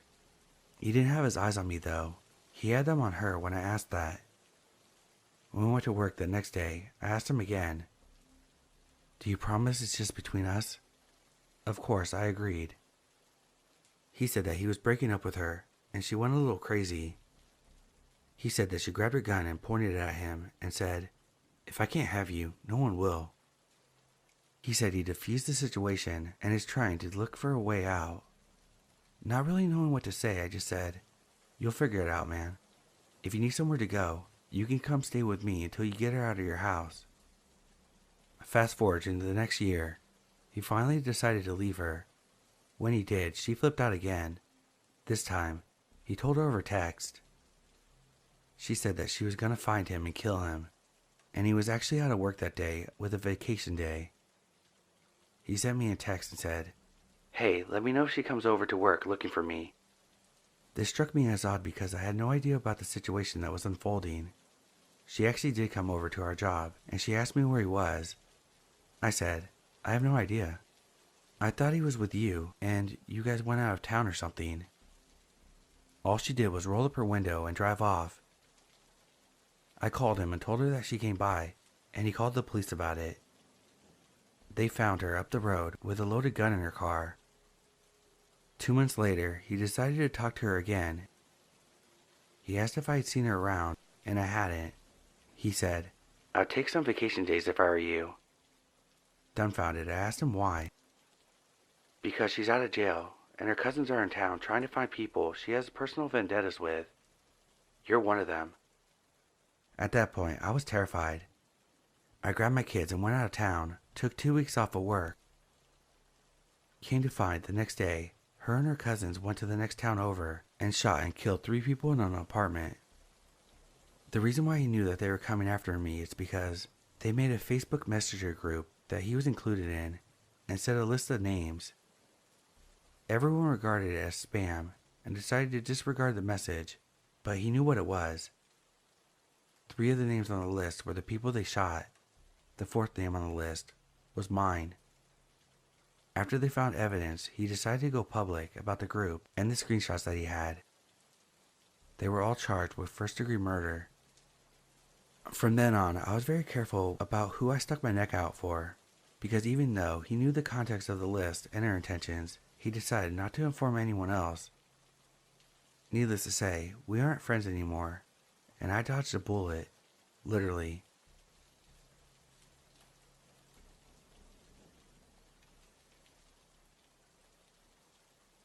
This happened a few years back, but it was so wild that I tell everyone about it when I'm talking about weird encounters. I worked at Woodfield Mall in the department store. I usually got out by 9 p.m., but this day had ended up there closer to 10 p.m. As I was balancing out my register, I had this intense feeling of dread, like my stomach dropped, and I just had a terrible feeling about leaving the building. If you don't know, Woodfield Mall is one of the biggest malls in America, and it's very busy all the time. I made my way to the employee break room, where the stairwell that led to the second-level parking was. That same feeling of dread came over me again. I decided to call my friend and keep him on the phone until I made it to my car. When he answered, I literally said, "I know I'm being stupid, but I'm just nervous to walk to my car alone." As I open the door to the parking garage, all I see is a giant parking lot, nearly empty. My car, an extra-large SUV, and about 4 spots away from my car are 2 cars, surrounded by a group of 10 very seedy-looking people. I immediately tell my friend what I see, and he was like, "Just keep talking to me and walk as fast as you can to your car," which had my heart racing because I had to walk right past them to get to my car. I hurriedly walked by and jumped into my car. I let my friend know I was good and panicked for nothing. We disconnected, and then I hear a tap tap tap on my window. My heart sank as I turned to see who was tapping on my window. Of course, it was one of those creeps. I rolled my window down a fourth of the way. I'm in a huge SUV, and he was somewhat short, so he couldn't reach in through the window. He asked me if I had a lighter. He must have seen me light up a cigarette as soon as I got in my car. I told him my lighter's on its last leg and might not light, but I hand it to him. He began to try to spark it, while stopping to ask me all sorts of weird questions. He kept asking me if I wanted to go for a walk. Around an empty mall parking lot? No thanks. I declined multiple times. At that point, I'm just feeling annoyed until I see him pull his own lighter and light his cigarette. Now my head was spinning. Maybe he just used the lighter excuse to talk to me, or maybe it was something worse. Some things become a little blurry conversation-wise because the fear took over, but I remember seeing his friends gathering in front of my car, which made me extremely nervous. I tell the guy to watch out because I'm gonna flick my cigarette out the window. So he backs up, and I flick it towards his friends, hoping they might scatter. One guy got mad and started getting loud, so I just apologized and said it was an accident. He walked off with a pissy attitude and his friends followed. Thank God. I tell the guy by the window that I have to go, as my gas light goes on and makes a ping sound. The guy hears it and pops up right next to my window and says, "Looks like you're gonna run out of gas, Miss Lady. Hope you don't break down on the side of the road," followed by a small mischievous smile, and then says, "Maybe I'll see you around." At that point, I don't care if I run his feet over, and I just floated out of there and could hear them all laughing. I don't know what the fuck that was all about, but it was absolutely terrifying, and I spent the entire time looking over my shoulder at the gas station and on my drive home. Stay aware, friends, and always trust your gut.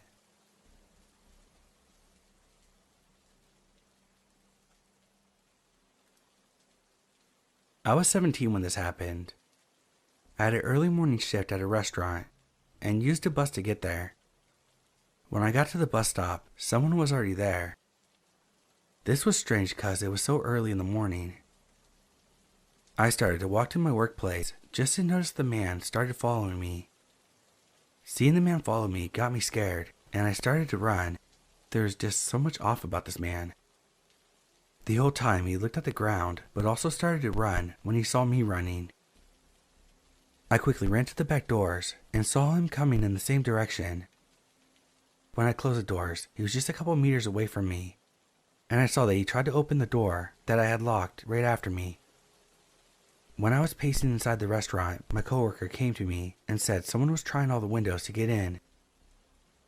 We called the cops, and later they told us that the man was carrying a tiny saw with him.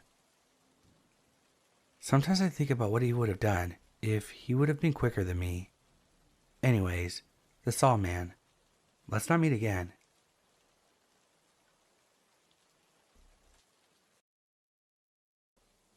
America Online was big when I was 13. Or in other words, AIM, which stood for, you guessed it, AOL Instant Messenger. It was around 2002 when I would have been 13 and in 8th grade. I had many times went into chat rooms by myself or with friends goofing around. Unfortunately, unsolicited photos were a thing then too, but usually you could stay clear of it by the chat room you entered. I didn't have any photos of myself, and back then you had to take a digital photo and upload it from your camera. Plus, I was 13 and self-conscious, which I'm sure anyone can relate with. But one day, a guy popped up on my screen wanting to chat. It went fine at first. I was very naive back then, and we quickly fell into a pattern of talking. His name was Dave, and he lived in California. Eventually, he was telling me that he loved me, etc., but the problem was he was 19. Now, I wasn't proud of this, but at first, being 13, I just sent him pictures of some random girl and said it was me. He instantly fell for me, telling me that age was just a number and how mature I was. Now at this point, he did not live near my state, so there was no chance of us meeting.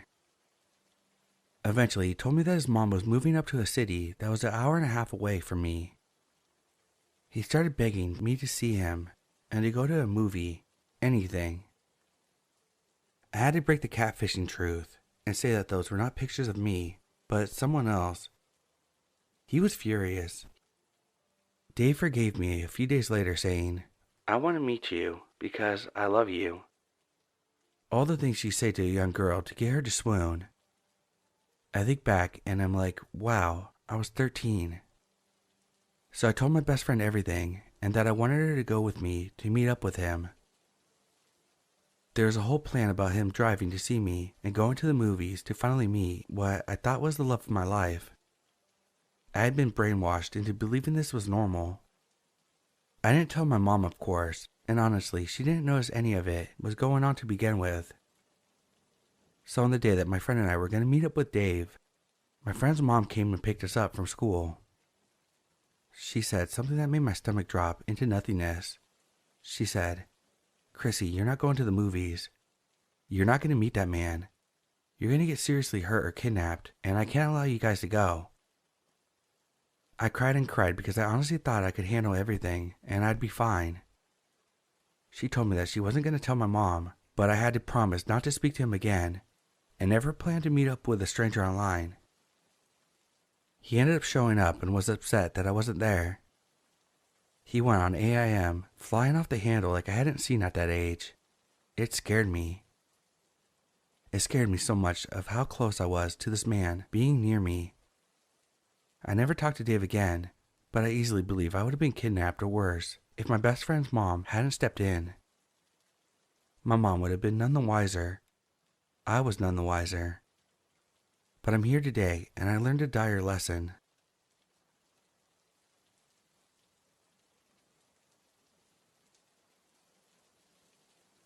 I'm a 31-year-old female, mother of 2 young girls, and I fear that they will make the same mistake I did. When I was 16, I wasn't really getting the attention I wanted from boys at school. All of my friends had, or at one time had a boyfriend while in high school, but I had yet to be asked out, yet alone kissed. The depressed feeling of going to school every day, feeling invisible, was too much for me to handle. I needed some sort of attention, and I was willing to try anything. I had heard people talking about this one site called Plenty of Fish, and thought about giving it a shot. Now, I wasn't trying to meet anyone from that site. My plan was just to talk, flirt, and I guess just practice being comfortable in my own skin, so I could use it in real life. One day, after an awful day of school, I got home and just decided to do it. Why not? What's the worst that could happen? Looking back now, I was an idiot. I wanted to grow up so fast when I should have just been enjoying my teenage years. So I uploaded a picture of myself where I appeared to be a little older than I actually was. I added my name to my profile, but used my middle name rather than my first name. I thought at the time that I was being super safe. Jeez, I was a moron. I listed my age as 18. I know. The first few weeks I would get messages from guys, some nice, some a tad perverted, but nothing too strange or meaningful. It was fun, but I hadn't really met anyone I vibed with. I was kind of getting a little bored of this experiment. That was all stopped when I got a message from Greg. Greg was 22, pretty good looking and had the most beautiful eyes. He came off as sweet but a little bit shy, which was almost the same as me, and we hit it off. He wasn't like the other guys that had messaged me previously. He was actually interested in the things I had to say. He would ask follow-up questions all the time and mention things I shared with him in later conversations. He seemed like he was the perfect guy. Over the next few weeks, we talked every night. I literally was in my room after dinner until bedtime chatting it up with him. I told him my biggest secrets, things I hadn't even told to my best friend at the time. I eventually told him I was only 16 years old, but he surprisingly said that he was okay with it. It was the same night that we officially started our online relationship. This is where things started to change. At first, it just seemed like he was eager and persistent to meet up. I was so nervous at the thought of him not liking me if we met up, so I was very hesitant. Over time, it seemed like he would not take me saying later or in a few months without trying to pressure me to meet up with him. I got to the point where I almost thought I owed him a meetup, like I was the one being unreasonable. I was lost, unsure what to do, and I guess I gave in to the pressure. We scheduled a time and place to meet up, but that night I was called into work. I told him we would need to reschedule. This is where he lost his shit, and I became scared for my life. He started calling me over and over again, leaving me messages like, "I know you're lying. Who is he? Where are you? Why are you doing this to me?" I was at work, so I didn't respond to him until about 2 hours later. I told him I was at work and that we would meet up soon. He responded with, "I know you're lying, bitch. I'm gonna find you and the dude, and I'm gonna make you pay. You've been playing me this whole time." He even said that he went to my work and didn't see me. I had mentioned where I worked in previous conversations, but I wasn't sure if he was serious or not. I was in the back room most of the night, so he could have actually been serious. He continued to follow up with cursing me out and calling me all sorts of names. Luckily, my dad was picking me up that night, so if he was out there, at least I had some sort of protection. I told my dad what was going on in the car ride home, and he made sure that no one was following us. I blocked him and deleted plenty of fish that night. I never used the online dating service after that, and I just hoped that my daughters would be smarter than I was.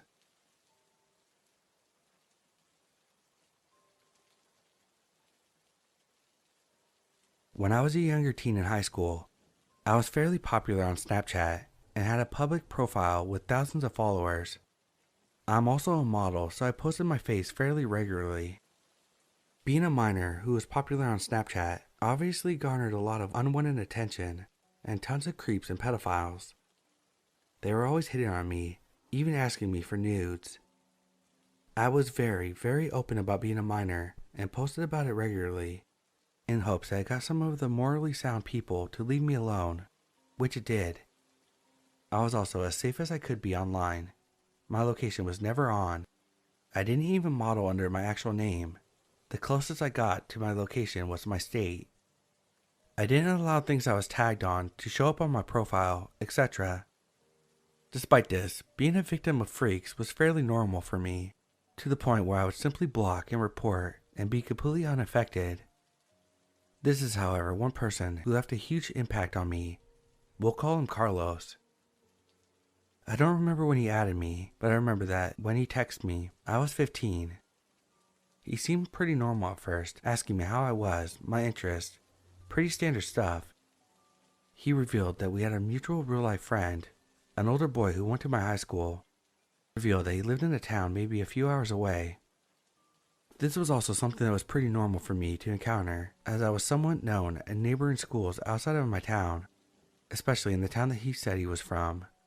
So it wasn't a huge red flag for me at all. No, I did not tell him what school I went to. Eventually, he began getting odd. His neutral compliments became less neutral, which also didn't concern me as I was used to being complimented and he wasn't being sexual.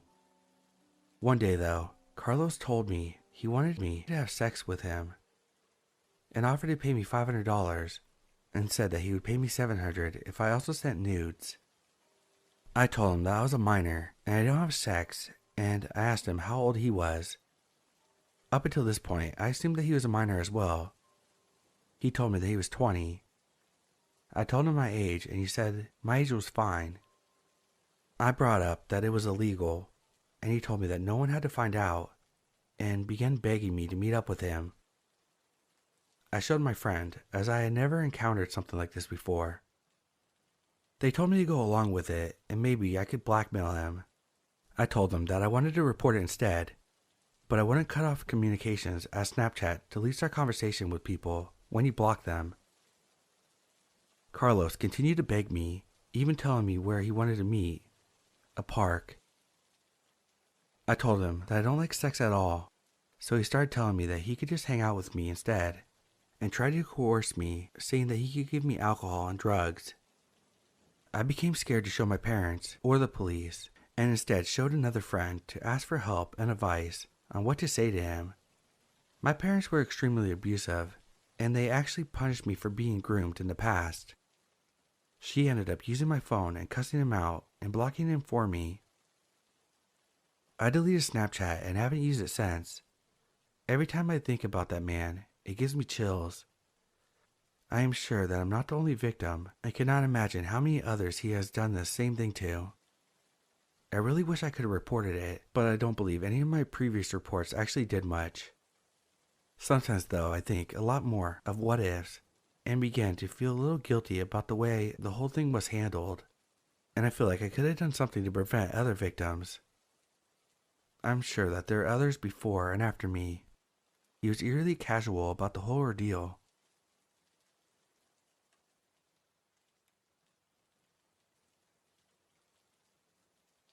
I thought I had it all.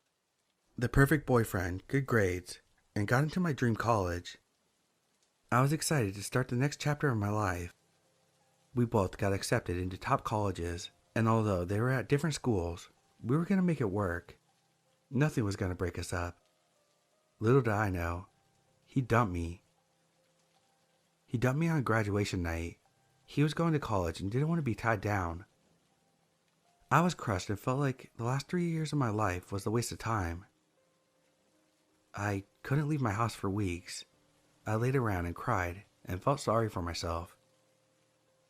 My mom came into my room and said, "Go out, enjoy your summer. You only have a few months until you're off to college, where you'll meet so many new people." So I did just that. I called my friends, hung out, went to the beach, went to parties, just enjoying life. I was ready to move on. I wanted to casually date now, but nothing serious. I was leaving in a month and a half. I just wanted to have fun. My friends kept telling me about this app where you could swipe left or right if I thought they were attractive. Tinder. They were telling me I should create an account on there and meet guys. I honestly wasn't really interested in meeting guys online, but they downloaded the app on my phone and made an account for me anyways. For the first few days, I didn't even mess with it, until one night my friends came over and we were in my room hanging out listening to music. I grabbed my phone and opened the app and we started swiping away. We were having fun, laughing, joking, just having a good time. The next day I received a message from this guy named Mark. I read his message and decided to respond back. We casually started messaging each other, asking questions, getting to know each other, so we decided to exchange numbers. I told him I wasn't looking for anything serious as I was leaving for college soon. We started texting all the time, day and night. He wanted to meet up and hang out, but I wasn't really ready. He kept pressuring me, asking repeatedly, "Come on, don't you want to meet me?" I would just brush it off or change the subject. One day he got really upset and started blowing up my phone and getting angry. I had put my phone on silent and left it on my bed. I went downstairs and relaxed. When I came back, I had thousands of missed calls and messages. I couldn't believe it. This should have been my first red flag. I had text after text saying, "Answer your phone. Pick up. Stop ignoring me. Don't you want to meet me?" I finally replied, "Chill out," that I was downstairs. He changed his tone and apologized to me. "I'm sorry. I just really like you and want to meet you in person. Please, I promise, it will be fun." For some reason, I finally gave in and said fine. I figured everything would be fine if we met up in a public area. I told him let's meet up at a coffee shop around noon tomorrow. He replied, "I can't make it. Let's meet up in the park around 6 p.m. I was hesitant, but said okay. I called my friend asking her if she was free tomorrow so she could come meet this guy I had been talking to on Tinder, since I thought it would be better not to go alone. My friend is amazing and said yes. I told her I would pick her up at about 5:30 at night. I went to sleep, and the next morning, I woke up to several text messages from Mark. "Good morning. I can't wait to see you. Don't be late." I replied, "Morning, I'll see you later." Later that day, I got ready and called my friend to tell her that I would be on my way in 20 minutes. She apologized but said something came up and she couldn't make it. I hung up with her and was about to call Mark, telling him I had to reschedule, that something came up. But I knew he would complain, and I didn't want to hear it, so I decided to just go. I called him up and told him I was on my way. I have never been to that park, so I put the directions into my phone. As I was driving, I had a weird feeling in my stomach, telling me not to go. I decided to text my parents, letting them know that I was going to meet a guy that I had been talking to on Tinder, and gave them the address of the park we were meeting at. As I was getting close to the spot, there were tall trees everywhere, a small wooden fence around the whole area with only one way in and out. I pulled up into the parking lot and parked my car. I got out and looked around. No one was in sight. I called Mark. No answer.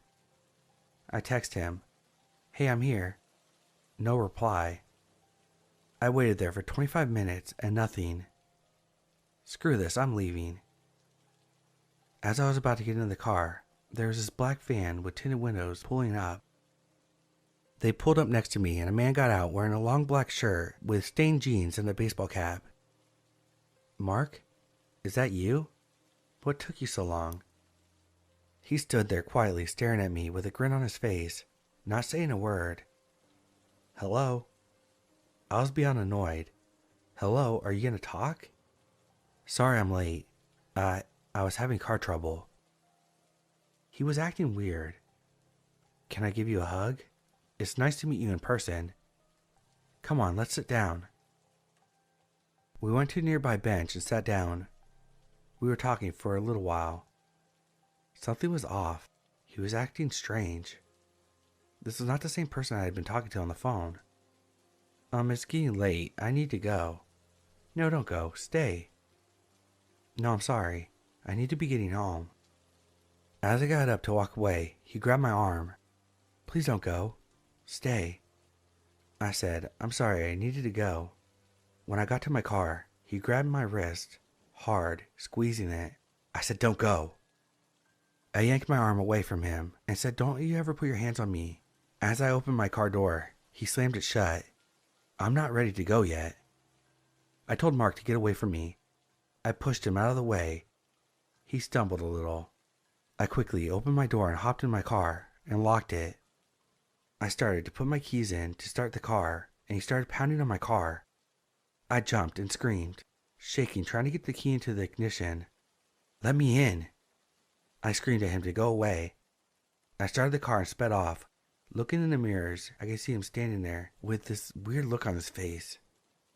I went straight home and blocked his number and deleted Tinder. Never again would I ever go on a dating site.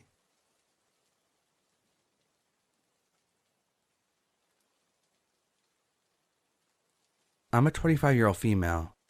I had recently moved to a new city, which is something that a lot of people from my home city are doing. Thus, there's a specific group on Telegram for people from my home city to find housemates, rental buddies. Ben reached out to me after I posted my expectations. It must be a 2-bedroom, 2-bath condo, in my budget, etc. And he said he was interested. He said he wanted to meet up first. I figured it was a good idea to meet up a few times before going house hunting together, so we set up a lunch meeting. During lunch, the only thing that annoyed me is him saying he hoped I could lower my budget. I felt like it was a waste of time, and clearly our expectations weren't compatible. However, things went weird after lunch. When I was walking towards the subway station, he kept tapping on my shoulder occasionally. Although I felt the frequency was weird, I convinced myself that that was just how he was in general. Based on our previous chit-chat, I learned where Ben lives, and he's supposed to get off at Station A and switch to another line, while I would get off at Station B 2 stops after Station A and then switch onto another line. Because I'm quite new to the city, I didn't realize he had gotten off at Station B until I got off myself. He followed me and switched the line with me while trying to start a different conversation with me. One stop before my actual station I lived nearby, I told Ben that I had to get off to do some shopping and ready to say goodbye. Ben followed me off again and went to the grocery store with me. I kept telling him that he could leave and I was fine shopping by myself, but he insisted on staying. Every time I turned around in the grocery store, Ben was standing real close to me. Like if he had boobs, they'd be in my face. I felt super uncomfortable and just grabbed 2 4-liter bottle of water and went to the cashier. While I was paying, Ben grabbed my water and offered to take it to the Airbnb I was staying at. I tried to decline politely, but he wouldn't hand me back my water. I didn't want to have my body touched with him, so I didn't want to try to take the water back by force and kind of let him take those waters to my Airbnb. My bad, I know. Ben made his way to the common area of my Airbnb. It's a shared house type. I didn't even invite him in. Then he kept on trying to start more and more conversations with me. At several points it was completely silent, but he still wouldn't leave. In the end, after hours, I had to ask him to leave. Days afterwards, he still kept texting me weird messages, which I didn't reply to at all. I blocked him after I moved out of the Airbnb, as I didn't want to trigger him when he still knew where I lived.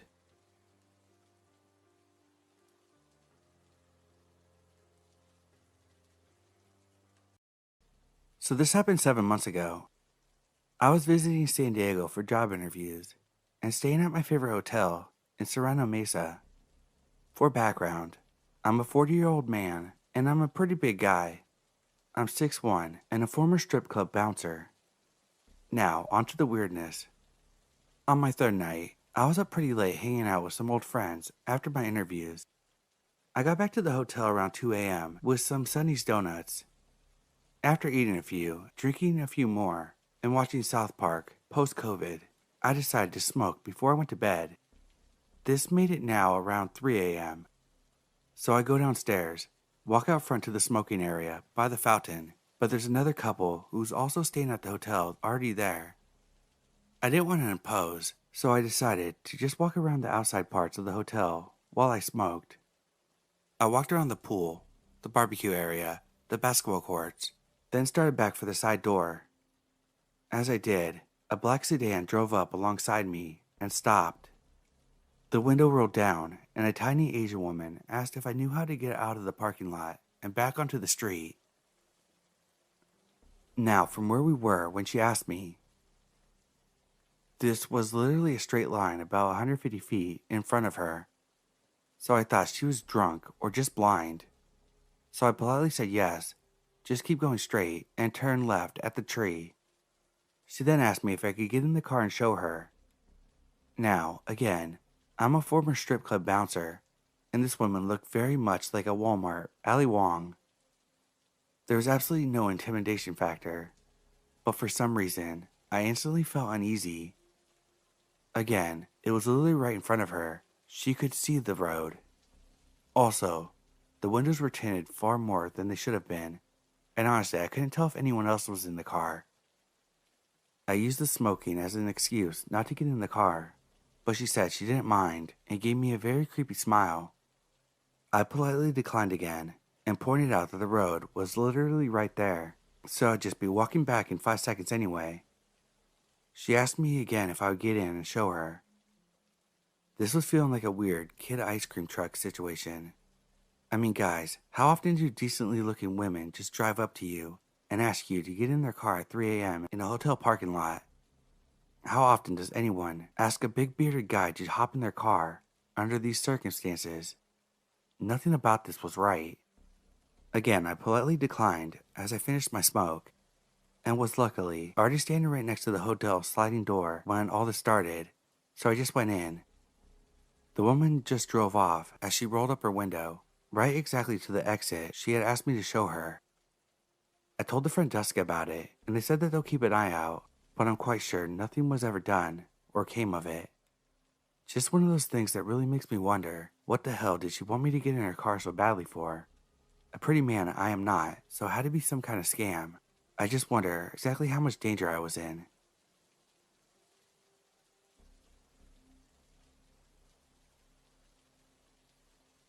It was about 10 p.m. and I was staying at a hotel in downtown Chicago, right by Lower Wacker Drive.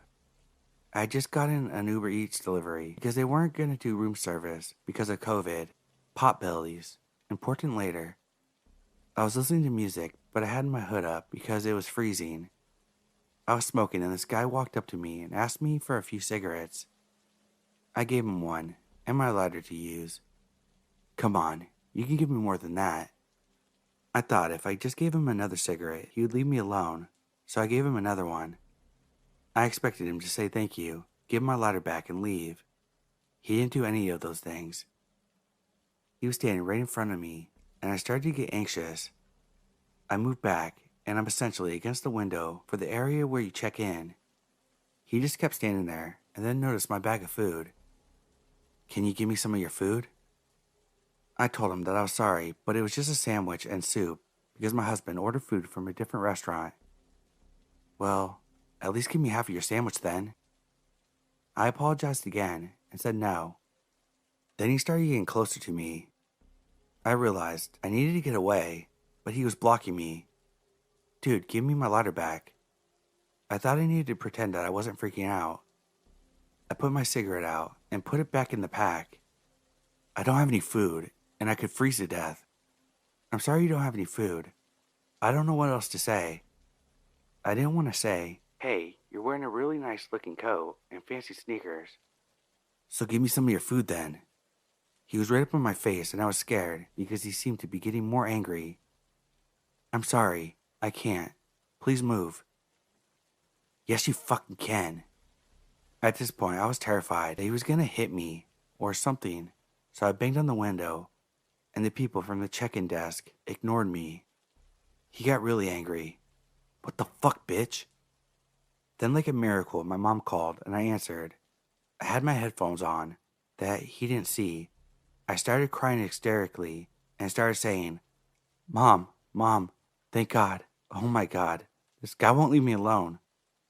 My mom told me to do anything to get away. At that moment, the guy stepped back and looked around. There was no one around, but I took advantage of him being distracted and pushed past him and ran inside. I cried so hard I could barely get the words out. I was so scared, and I realized because I tried to get help and nothing happened, if my mom hadn't called me, I don't know what would have happened. Later, I thought even if I gave him the soup, it would have been like when I gave him the cigarette, and it wasn't enough. I did go back down for a cigarette later, but I stayed by the revolving door. This woman was also smoking, and I told her what happened. She showed me her mace and said that all women should have it. My mom passed away on February 13th, 2023. This happened a year or more before that.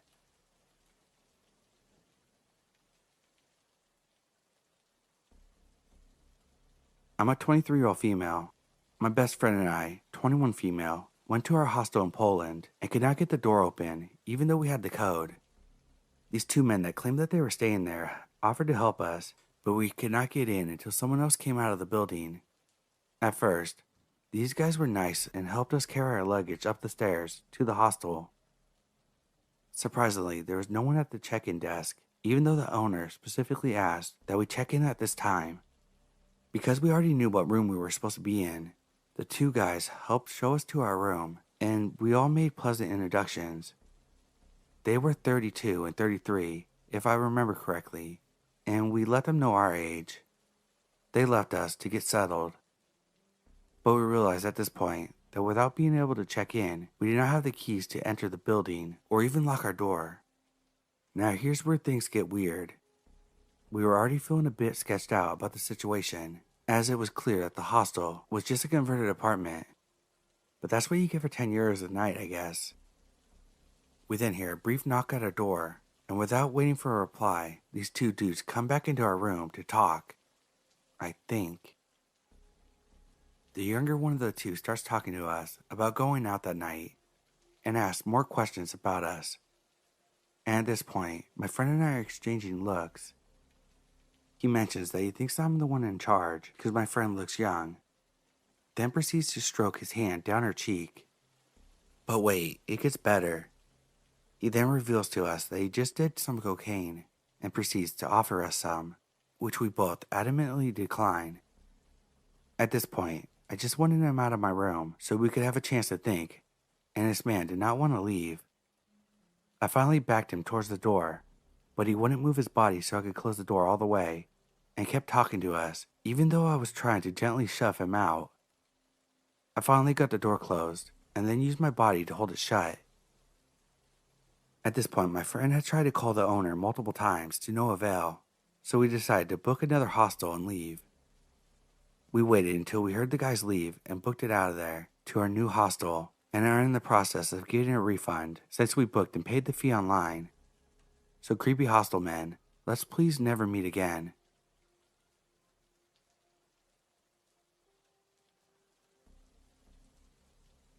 To give some context, I've been homeless with my mom and her emotional support animal for the last few months. When we first became homeless, it was my first year of college. Where I live, college is free for the first 2 years, and my college, after I gave them an explanation, gave me and my mom a hotel room for a few weeks. The hotel room was fine, nothing special, but it was probably better than most considering it was like $170 per night. About 2 days into our stay, we went downstairs to do laundry, but the washers in the hotel were too expensive for us, so I texted her and was waiting by it for her to pull up the car so we could go to the laundromat instead. While I was waiting, I was on my phone, so I didn't notice my mom pull up, and she yelled at me to hurry up and get in the car. While I grabbed the dog and my clothes, I noticed that she was talking to a man 2 doors down from our room. Our room was on the second floor, so I thought it was weird that she started a conversation from the car to someone upstairs. So when I got in the car, I asked her what it was about. She proceeded to tell me that after she yelled at me to hurry up, he responded to her that he'd be down in a minute, so she was explaining to him that she was talking to me. We both thought it was weird that he responded like that to her, but we brushed it off that maybe he was waiting for someone from Uber or something. That was until we got back to see his door slightly open and him just staring out of it with just his face. I tried to brush it off again because I thought maybe he was still waiting for his Uber or Lyft or something, because he had everything in his room turned off and it was still quite cold out in the beginning of spring. I would see this man staring out of his room with all his lights off periodically about half the time I left or was coming back to the room. My mom, who is a heavy smoker, would get scared by the man staring at her and would come back inside the room early. So throughout our stay, we tried our best to avoid the man if we could. If he had his door open, we went back inside. If we went outside or got back from somewhere and he was staring, we would avoid eye contact. A little later that night, I went out to the car for something and saw a couple sitting on the stairs talking about something, but I didn't think much of it. Later that night, it was probably about 3 in the morning. I was gaming with friends and my mom was watching TV. We're both night owls. When all of a sudden our dog starts barking at the door. We thought it was weird since she had never just barked randomly at the door, only really barked when she wanted food we were eating, or when she wanted to play. I grabbed her and put her in my lap, petting her while I played to calm down. Her barking at the door became something she did often during our stay, and it almost was exclusively at night, within the hours of 2 to 7 a.m. We didn't figure out what she was barking at until the end of our stay at that hotel. Our last day there, we saw that couple moving out of the room. Turned out they were right next to us, and my mom got to talking with them while I was putting my stuff in the car. It turned out that the couple was moving rooms because the man from 2 doors down was harassing people, knocking on their doors and singing to women through their doors late at night. Our dog was more than likely barking at this man whenever he approached our room, as one night we were woken by the sounds like a knock before our dog started barking. But by the time I checked the door, there was no one there. He was probably trying to do the similar thing that he had done to this couple, and with him staring out the door, he was more than likely mentally unwell. And while I hope he gets the help he needs, I also hope he doesn't do something potentially harmful to anyone else who ended up in the rooms next to him.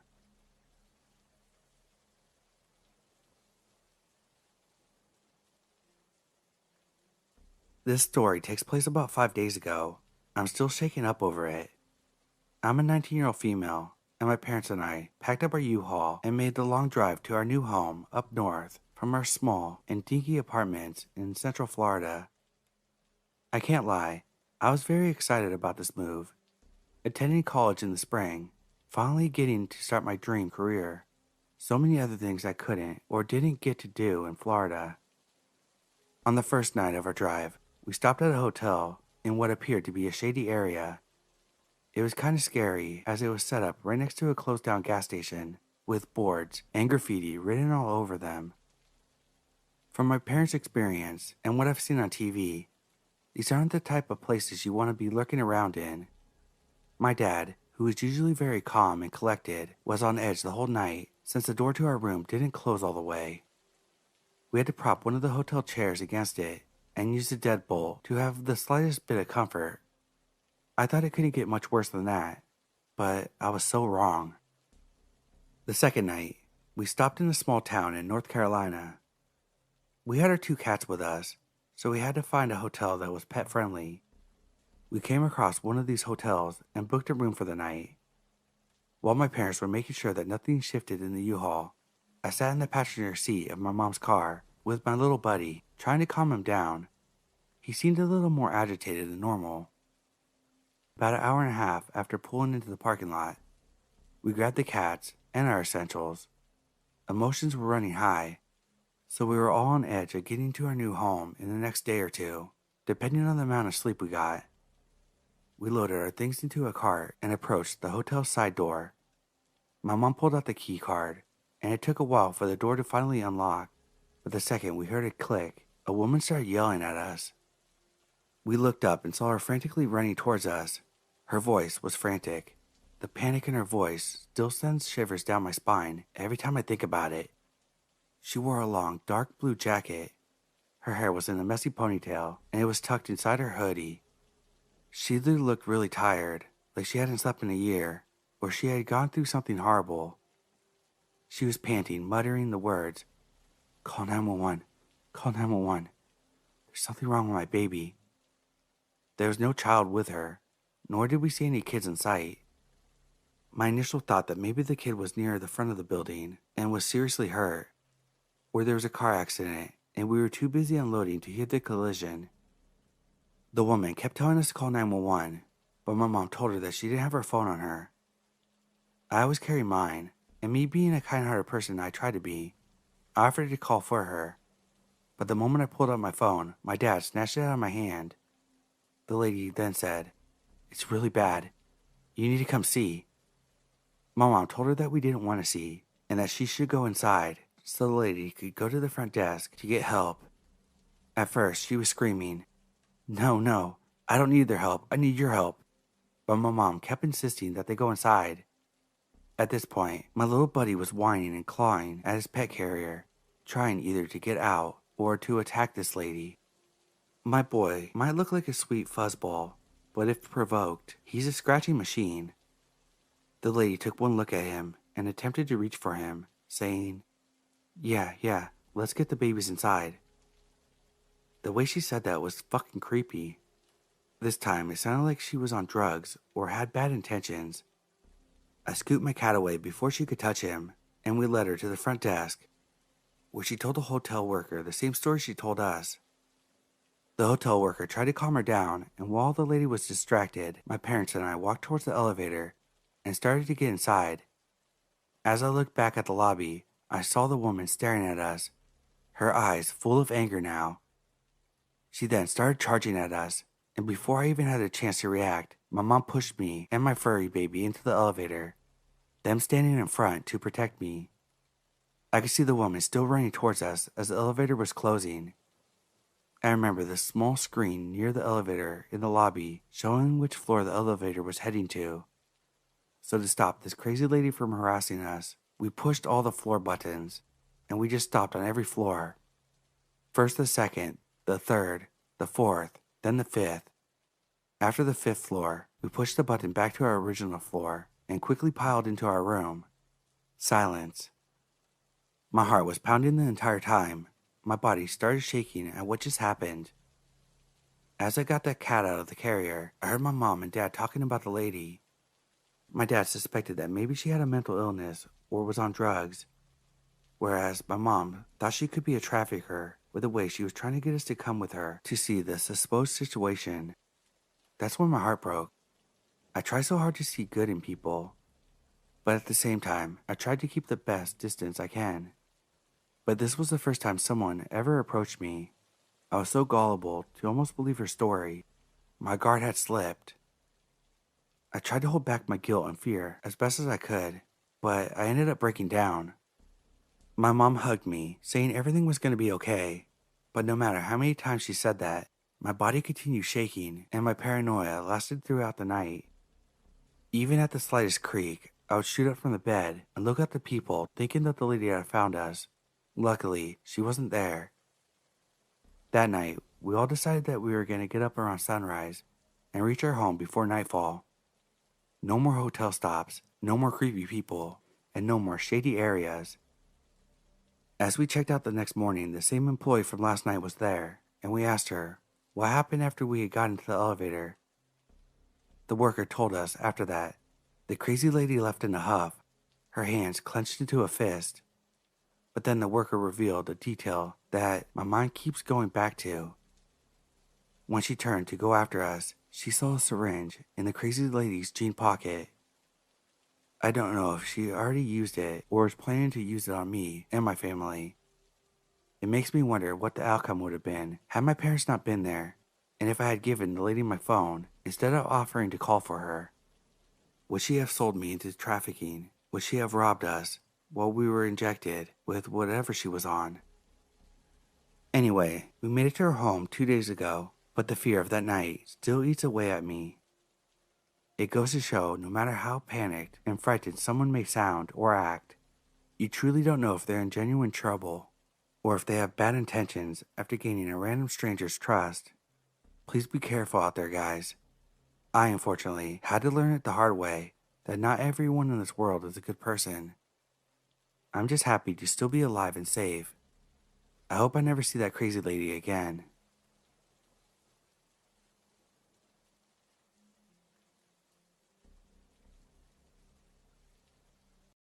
While I was living and studying in the capital of my country, I had a small rented basement of a house built in 1917 next to a nightclub. I was preparing to go to sleep quite early since I had class at 8 a.m. the next day. Right before I fell asleep, I remembered that I forgot to lock the door. But since the city I lived in was generally quite safe, and the only way to get to the entrance of my place was past the front gate, all around to the other side of the house and down some stairs, I didn't think much of it and proceeded to fall asleep. Skip forward to the middle of the night. I wake up and feel something or someone slowly pulling my blanket off of me. In a confused state, I extend my hand and feel a hairy, male arm under my fingers. My first thought was, oh, this is probably my drunk flatmate, but then I remembered that he was at his girlfriend's place on the other side of town. In pitch black, I jump out of my bed, rush to the light switch, and as I turn it on, I find a stranger around my age, standing in his underwear by my bed, with his underwear clearly wet from piss. My initial reaction was to stay calm, since I had no idea if this dude was violent, or what was even going on in the first place. I calmly asked him, "Man, what the fuck are you doing here?" He was clearly very confused as well, and sat on the recliner I had in my tiny room. And there we were, both in our underwear, him covered in piss, and I on the border of pissing myself. And what does he do? He extends his hand and introduces himself to me. At this point, I go, "Okay, dude, get out of my house," and start escorting him to the hallway, where I find his clothes and shoes on the floor. As I'm escorting him out, he goes into the bathroom and locks himself inside. I hear him turn on the shower, and I proceed to knock on the door saying, "Hey man, if you don't leave right now, I'm calling the cops." To which he replies, "I'm not afraid of the police." Well, that's just perfect, isn't it? A few minutes pass and he steps out of the bathroom butt naked, with my flatmate's towel around his waist. Looks at me kind of content and says, "Hey, did you see? They've got a shower in there." At this point, I am fuming. Who's got a shower, asshole? This is my house. You're a total stranger and you broke into my place. Suddenly, an expression of complete fear appears on his face. Oh my God, what have I done? Jesus Christ, he starts exclaiming, as he's very awkwardly trying to get dressed in the hallway. Then I managed to get him out of my house. I even called one of my friends from my phone to pick him up at the club. Turns out, he's from a completely other town and came to party at the capital. Got kicked out of the club for starting a fight and somehow managed to get into my place. To this day, I have no idea what he was on, how the hell he managed to find my apartment, as it's quite hidden from the street. Anyway, I apologize for a long post. I'm not even sure if this is the right place to post it, but I found it extremely creepy. Let's just say I'll never forget to lock my door from that day on. I didn't sleep well for weeks after. Oh, I should add that I actually found the dude on Facebook a while later. Turns out, we have a mutual friend.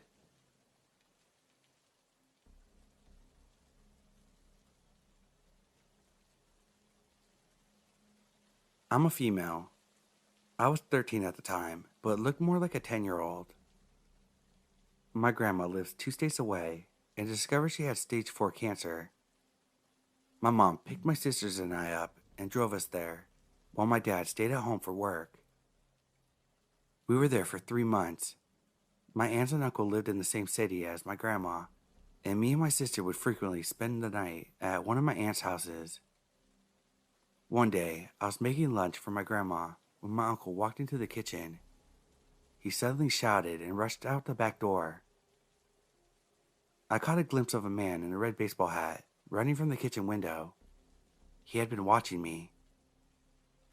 My uncle claimed that he didn't catch him. We found 2 piles of cigarette butts in the backyard, one by the kitchen window and one by the bathroom window. Yeah, my grandma didn't have blinds or curtains on any of the windows besides her bedroom window. Needless to say, I was horrified.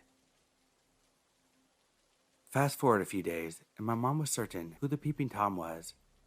My grandma's neighbor, who always wore a red baseball hat, and had suddenly became smoking buddies with my uncle. We couldn't prove anything because my uncle backed him up, and we didn't want my grandma to be distressed, so we let it go. A couple days later, I was spending the night at one of my aunt's houses, while my sister was at the other aunt's house. It was just my cousin and I there, while my aunt was at the store. I heard a car door and peeked out the window to see if it was my aunt, but I saw a man standing at the end of the empty driveway. He wore a red baseball hat pulled over his eyes. My uncle had told him where I was. I freaked. I locked the doors and told my cousin to call her mom. She was on her way home, but the man was already gone. After that, I never left my mom's side. I stayed every night at my grandma's house. My dad flew up soon after. And that was the end of the incidents with my grandma's neighbor. There was now a man in the house, and if my dad left to go to the store or something, he took me with him. It's been 14 years, and many disturbing things have come to light. My uncle was a predator, and one of my sisters was one of his victims. My aunt knew and covered it up for him. The sister of mine, she's running the streets, using hard drugs to self-medicate, and her son was taken away from her. My parents are absolutely devastated, and the guilt eats away at my mom every day.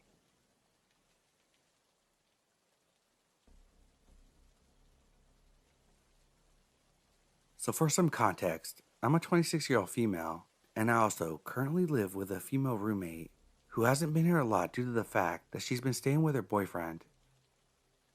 We've only been living here for about 6 months, so a pretty good while, but not years. I feel safe in this house, but it all changed a few nights ago when I was there alone. The doors were locked, thank God, but I was in the kitchen, and in the kitchen there's a window above our sink that looks into the back of our property, and there's just straight up woods in the back of our house. So we never bothered on getting a curtain for our kitchen window because nothing was back there.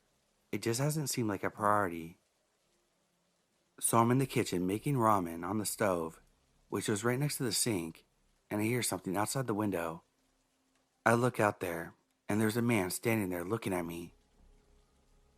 Obviously, he ran away, but I didn't know if he was trying to get in or what. I called the police, then my father. The police were nice, but because he was gone by the time they arrived, they couldn't do much. I have cameras for the sides and front of my house, and they told me to get one in the back, and if he comes back to call them and they'll handle it. I'm not staying here anymore. I ordered a ring from Amazon, set it up, and I've been watching it while staying at my family's for a week. I don't know when I'll feel safe enough to return. I'm really scared.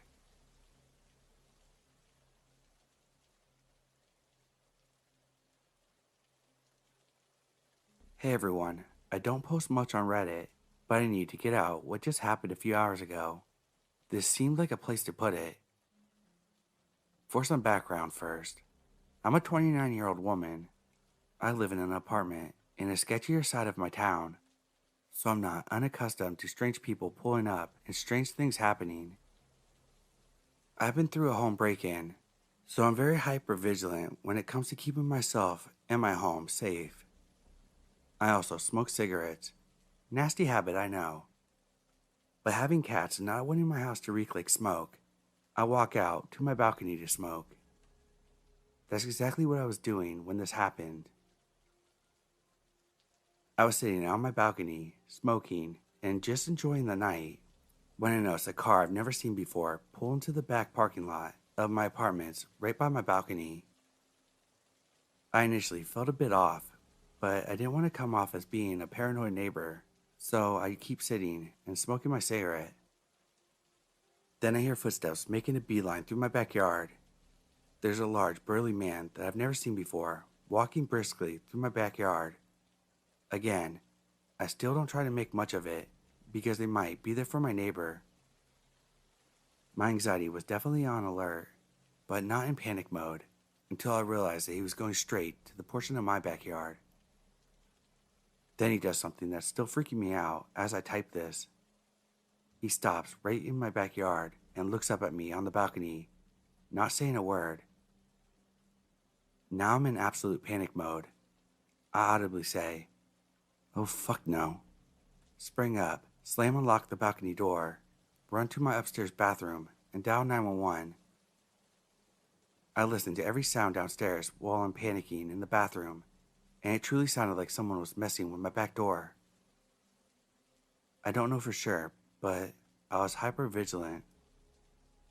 I don't know if he was in my backyard for a few minutes because I was in my bathroom for several minutes until I decided to peek out the balcony window. I saw him walking to his car and getting in. That also tells me that I don't think he was here to rob me, but something more sinister. Luckily, he was lazy because, again, I live on a cheaper side of town, so I can imagine the quality of my doors and locks.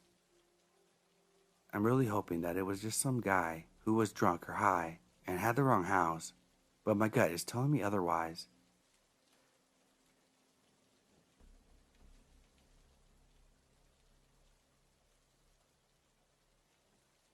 When I was a senior in college a few years ago, I lived in an old house about a 5-minute walk from campus with 5 girlfriends. It was still COVID times, so we spent a lot of time in the house since we really couldn't go elsewhere. To preface, this house was old, and many of the windows didn't lock. Our landlord sucked, as many college ones do, and did nothing to fix this issue. But with it being 6 of us, and often a boyfriend or 2 sleeping in the house, it felt mostly safe, and most of us kept our windows open. Our college town is in a town just outside the second most dangerous city in the state, but right around the campus is relatively safe. When the weather started getting warmer in early spring, we would sit out on the roof to sunbathe, and this roof faced the street. We would access the roof from my roommate's, let's call her Mary, bedroom window on the second floor, since it led straight to the roof. Our street was residential and didn't get much traffic, but we did have a couple encounters of younger guys catcalling us as they drove by, but nothing seemed sinister as we were college kids. One night, late in the semester, Mary went up to her room to call her brother while the rest of us were hanging out downstairs. That's when she rushed downstairs and said that she saw a ladder leading up to the roof where we would all sunbathe right near her window, which was open. Later, we learned she said out loud to her brother what she saw before she came down. When she told us, many other roommates and her boyfriend ran outside to find the man running away from the house with a freaking ladder, who we assumed heard Mary tell her brother she saw a ladder and knew he was caught. It was dark, so they couldn't make out anything about him. I immediately texted our landlord, asking if he had came by to the house to do any work, and he said no.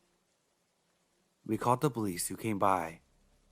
They did some investigating and patrolled around our house a couple nights, but we never found out who the man was, what his intentions were, or if he had done it before. So to the creep with the ladder, let's not meet.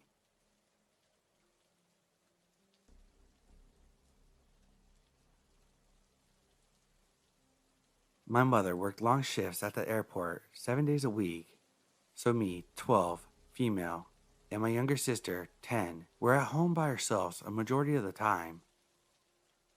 For reference, we lived in a house that had gates on the windows and a gated door that you had to unlock to get to the actual front door. It was late at night, around 10 p.m., and me and my sister were watching TV and preparing for bed. I noticed some sounds coming from the front door and realized it was someone banging on the gate. I was naive back then and decided to open the door to see who it was. It was a young white man in his late 20s. He had on a black and white striped shirt with a jean jacket. I asked him what he needed, and he sat there with a blank face and calmly said that he needed me to let him in. I asked him why, and he repeated himself and said, "Let me in, I'm in trouble." He kept looking over his shoulder, and I felt a bit unnerved and decided not to unlock the gate for him.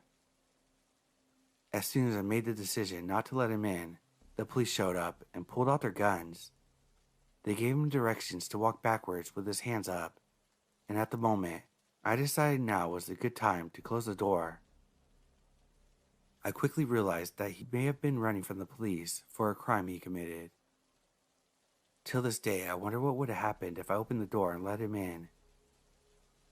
Creepy.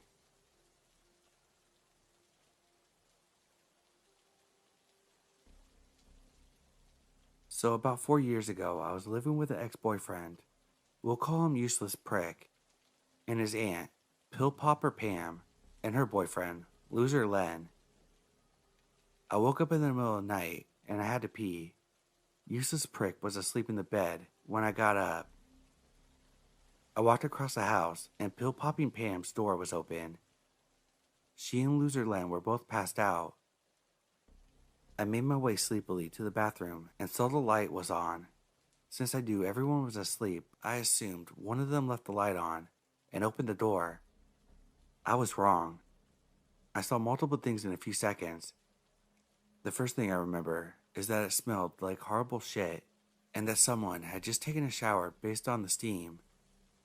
Secondly, there were clothes folded up into squares, organized on the ground. There was a man on the toilet. I, having manners and very much still half asleep, jumped and apologized and closed the door. I panicked and went to my room and tried to wake up Useless Prick, but he was, of course, useless.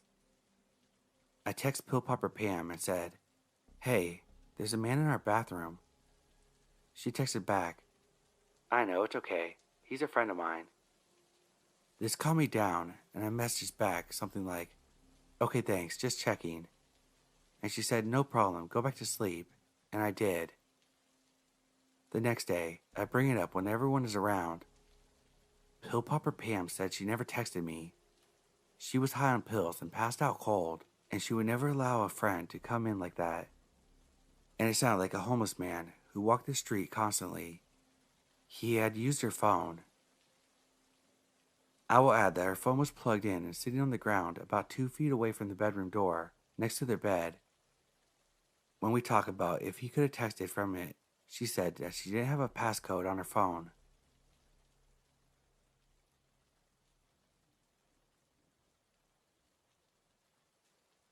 Years ago, when I was 11, I was staying home alone with my little brother, who was 7. At the time, it was about 9 p.m., dark, and pouring rain. We were reading in our room, right next to the front door, with a big window and open blinds.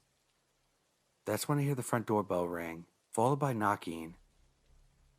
I thought my parents had arrived. Strange, though, that they didn't use the garage or their keys. I looked outside to see if their car was there. Nothing but rain. As I approached the door, I hear a man's voice that was not my father's yell, "Would you like some cookies? We're selling Girl Scout cookies."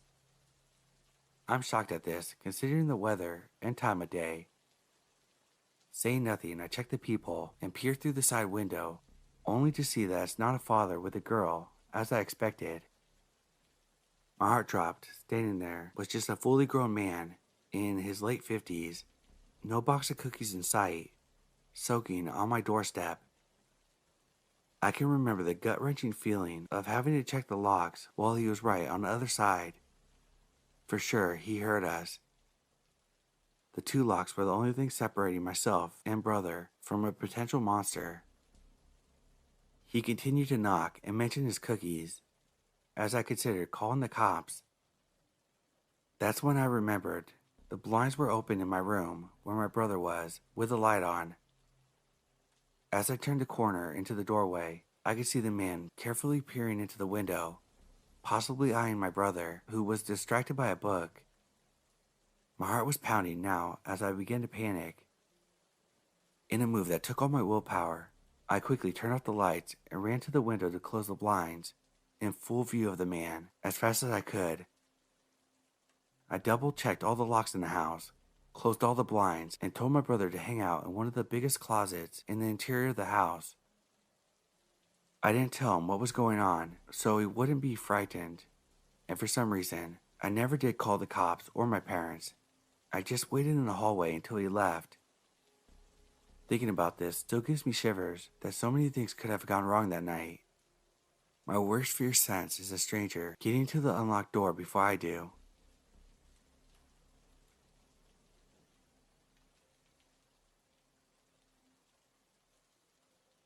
My mom had left me and my brother home alone. It was midday. My brother was 12, maybe 13, so I would have been around 9 years old. I was watching him play Xbox in our living room. He had his headset on, talking to his friends. Then there was a knock on our front door in our carport.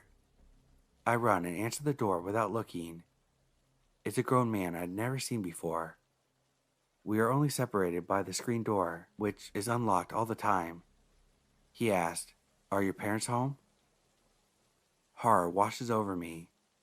First of all, he's knocking from a carport, which is strange in itself. A stranger would knock on the front door, and our carport is empty.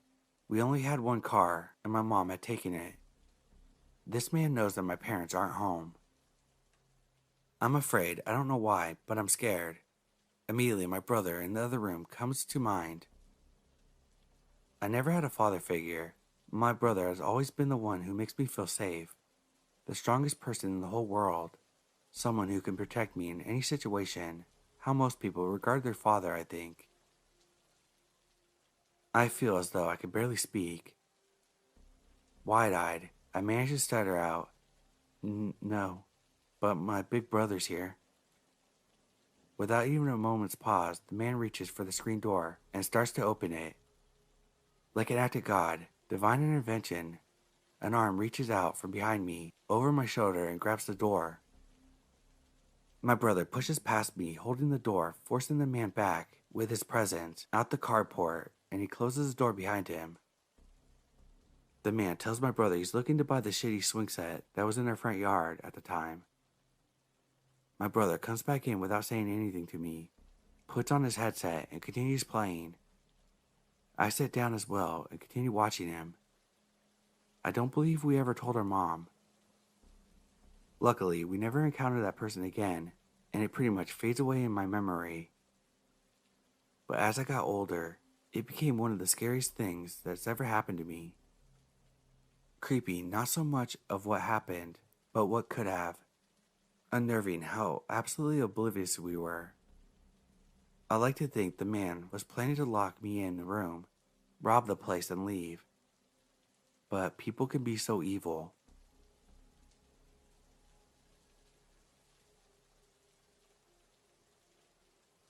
This occurred to my wife and I right before I left the Marines. After leaving the military, I was obsessed with jogging, hiking. I liked pushing myself to see how much weight I could carry and how far I could run and hike. Every Sunday morning at 5 a.m., my wife would drive me 8 miles from our apartment. I would road march with a heavy pack through town back home. This particular Sunday was very warm. She dropped me off at the location. We said our goodbyes, and she returned to the apartment.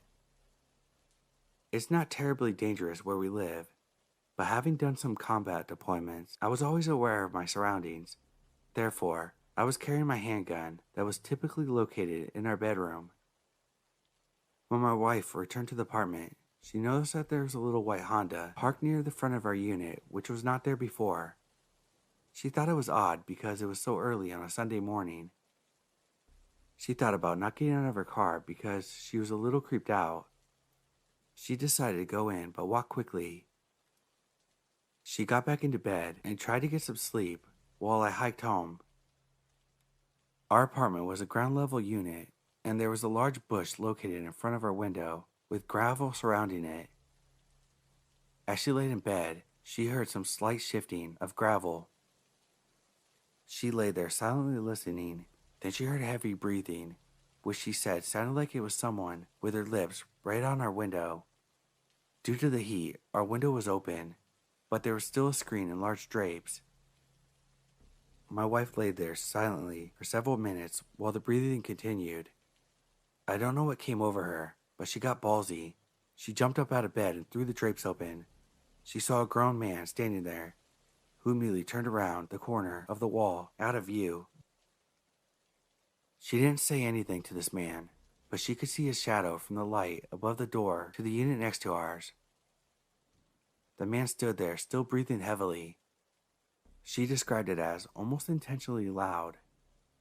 In a flash, the man took off in a dead sprint for the white Honda.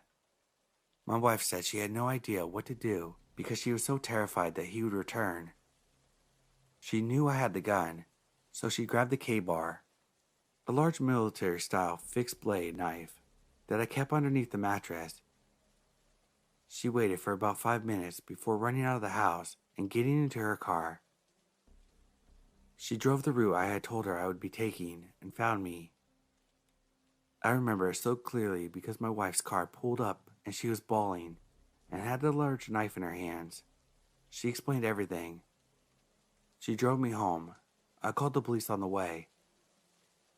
We arrived and the white Honda was gone. The police reported that they had received reports of suspicious activity happening recently in the early mornings. He was never caught to my knowledge. It creeps me out to this day that someone is still out there, probably getting brazen every time he gets away with something.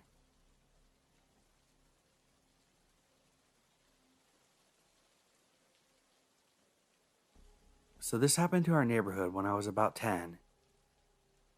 We lived in a super nice subdivision on a ridge near a marina. The houses were not right on top of each other due to how the land was, and our house was one of those ones that was not right next to the other houses. Our house backed up to a lot of woods that I used to play in. Our neighborhood was plagued one year by a peeping Tom. My mom had talked to some of the neighbors, and several people had noticed a guy creeping about in backyards or looking through windows. One neighbor said that her and her husband had another couple over for dinner, and when the ladies went out to the backyard, down to the woodpile to get more firewood, they noticed a man standing just outside the woods, staring at them. They ran to get their husbands, but he was gone at that point, so we were all on the lookout. One night, I was in bed, and my bed was opposite to the window in the room. Our house was mostly on ground level, but my bedroom window was higher up from the ground. However, there was a little ledge under the window. I used to use that ledge to climb in and out of my window for fun. I even put a slide under the window once and slid out of my window. So one night, I'm in bed and I wake up for some reason. I look out the window and the floodlights were on in the backyard. I clearly see an outline of a man's shoulder and head in the window, like he was standing on the ledge, just looking in. I scream and get my parents, and of course, by the time we get back, he's gone. My mom tended to believe me, but my dad said I just dreamt it. I made my dad search the entire huge house before I would go back to sleep. The reports came in from the neighbors that the boats down the marina were getting broken into. My guess is the Peeping Tom was breaking into the boats for food or just sleep. Well, it all came to a head one night, and we were the family that got the worst of it. Our house was like one level and had a basement, where the master bedroom had these huge windows that went all the way to the ground. They could be opened and just have a screen. You just turn a handle and they open out. My parents were lax in security and would leave the dang windows open while they slept if the weather was nice. So my dad was gone at night, which was not abnormal for him. He was gone at night a lot, which perhaps the Peeping Tom knew if he had been watching us. My mom was asleep in her bed, which was right next to one of the big fold-out windows which were open. She likes to sleep with the TV on. She said she kept hearing leaves crunching, and she thought it must have been something on the TV. Then she finally realized that sound was coming from outside the window, literally a foot and a half away. She jumped out of bed and ran to turn on the floodlights, and there, in front of the window, was the outline of a man. Literally, all that the guy had to do was kick the screen in and step down into the house. It was that simple. We had an alarm system, so my mom runs to hit the panic button and the alarm goes off. She said the guy bolted. I was asleep in my bed while it was going on and wake up to hear the alarm and the cops arriving shortly after. The cops were too lazy to go into the woods to look for him, and he had ran into the woods behind our house. They did take an unmarked car and drive it around to the other side of the woods to see if they could catch him when he came out the other side, but of course they never found him. But maybe almost getting caught was enough for him to stop, because after that night the Peeping Tom was never seen again in our neighborhood. I suppose he moved on, but not before he literally scared the living daylights out of my mother and me. The lesson of this incident has taught me to never sleep with my windows open, ever.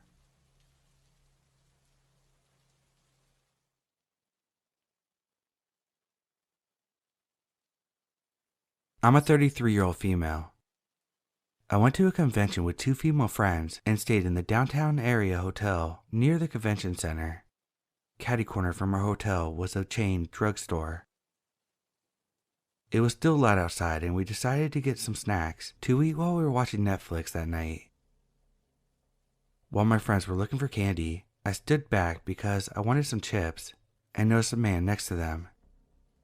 He wasn't looking at the candy, he was watching them. They hadn't noticed, so when they picked their candy, I whispered them to follow me. I picked up the pace, turned quickly down the middle, and down an aisle. I told them there's a creepy guy there, and to stay together. That's when I noticed he's on the other end of the aisle.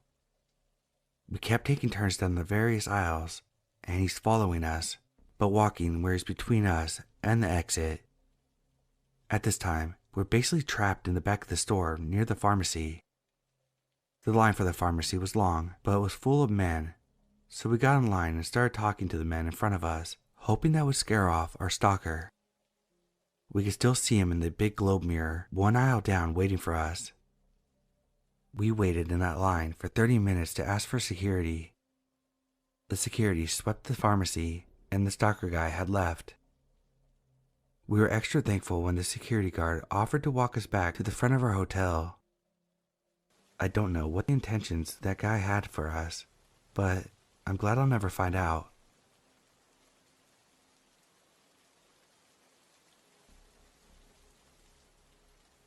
This happened when I was about 12 or 13, and I had went back to look at the books on the other side of the store by myself, while my parents were shopping. When I was there, I noticed this guy that was about 5 feet away from me. I didn't really pay much attention to him and just went to the other side of the shelf. But then he also went to the other side when I did. I was a little uncomfortable, but I thought it was just a coincidence. So I went back to the other side. Again, when I went to the other side, so did he.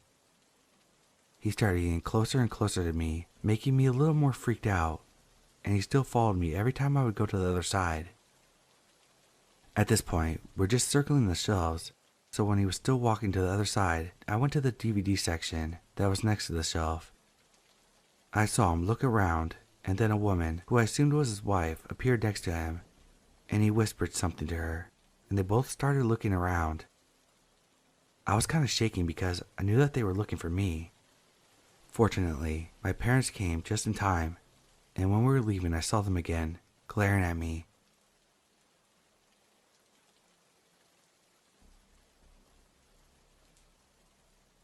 This happened 2 days ago.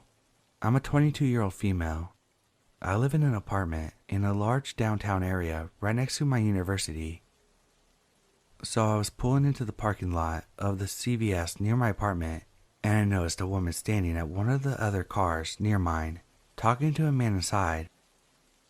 When I got out, they started walking in, and the woman tried to flag me down and talk to me. I just ignored her and walked into the store. The man who was in the car got out and followed me in. He followed me through several aisles before stopping me to ask if I wanted to be on his OnlyFans and make porn videos for him.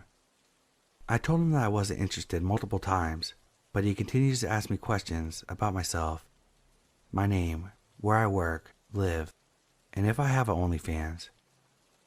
He started to describe sexual acts he wanted to do with me for his OF.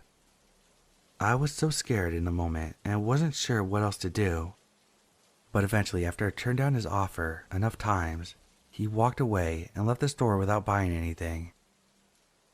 What was really weird is that he was wearing an obviously fake lab coat and said he was in town for a pharmacist convention. I don't know. When I got to the register to check out, I noticed an employee looking out the window, and one of them told the other to call the police if they saw that woman again. When I got to my car, the man was still sitting in his car right next to mine.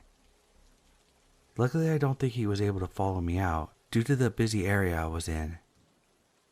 In retrospect, I think this guy might have been a human trafficker looking for easy targets. I just hope no one else was bothered by him and decided to go anywhere with him. Stay vigilant, ladies. Edit. I did make a report to my local police in case anyone else had an encounter with this guy. Also, I do carry mace.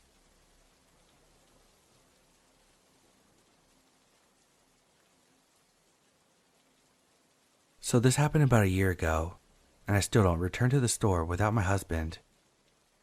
So last July, I took my then 4 and 6-year-old sons to Target to shop for back to school. Since having kids and hearing all these horror stories, I'm very observant of my surroundings when I'm out. Anyways, while in Target, like most women, I looked through all the sections.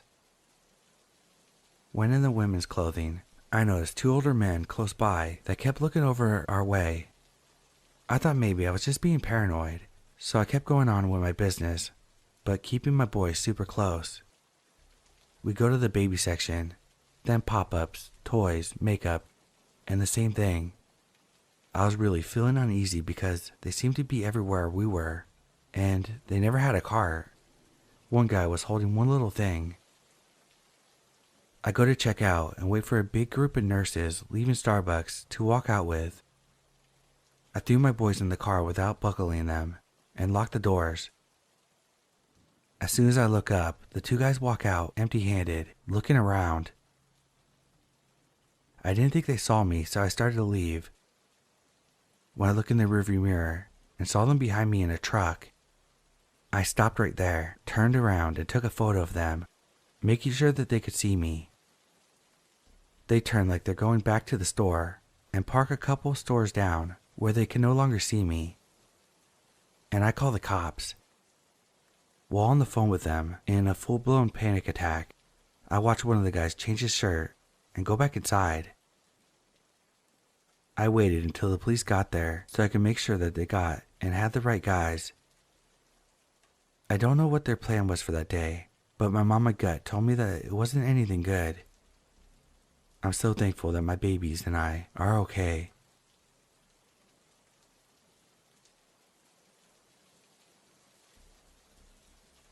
Okay, so I just want to start off by saying I'm posting this just because I want to vent about what happened yesterday, because I'm still freaked out. So this all started because my mom needed a few things from Walmart, and I was going there anyways.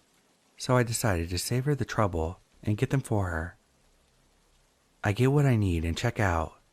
I walk outside and realize I parked on the other side of the store, so I started walking. I had this uneasy feeling, but I pushed it away by saying it was just my social anxiety kicking in.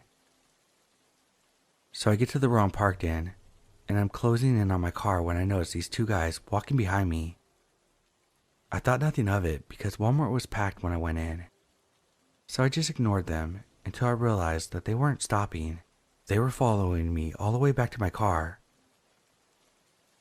To put it in perspective, I parked on the way end, away from everyone else, so I wouldn't get my car door smacked in. They stopped a few feet from my spot beside me and watched me get in my car. They had to be about late 20s, early 30s. They stood there for a minute, but walked away when they saw me pull my phone out. I called my dad, shaking and explaining everything to him. He stayed on the phone with me until I calmed down enough to drive home. You might be saying, well, that's not that bad, but it gets worse. I'm still on the phone with my dad, trying to calm down when I noticed they came back, but this time they're in their car. They slowly drove by my car, and the one in the passenger seat looks at me with a creepy smile and waves at me in a flirty way, and then they drove away. Let's just say I didn't leave that parking lot for a long time. Side note, I was so shaken up, I forgot to pay attention to the road and almost crashed into a car that was speeding in the parking lot. Also, I know the men knew I was only 16 to 18 years old because I have a school parking lot pass on my rearview mirror.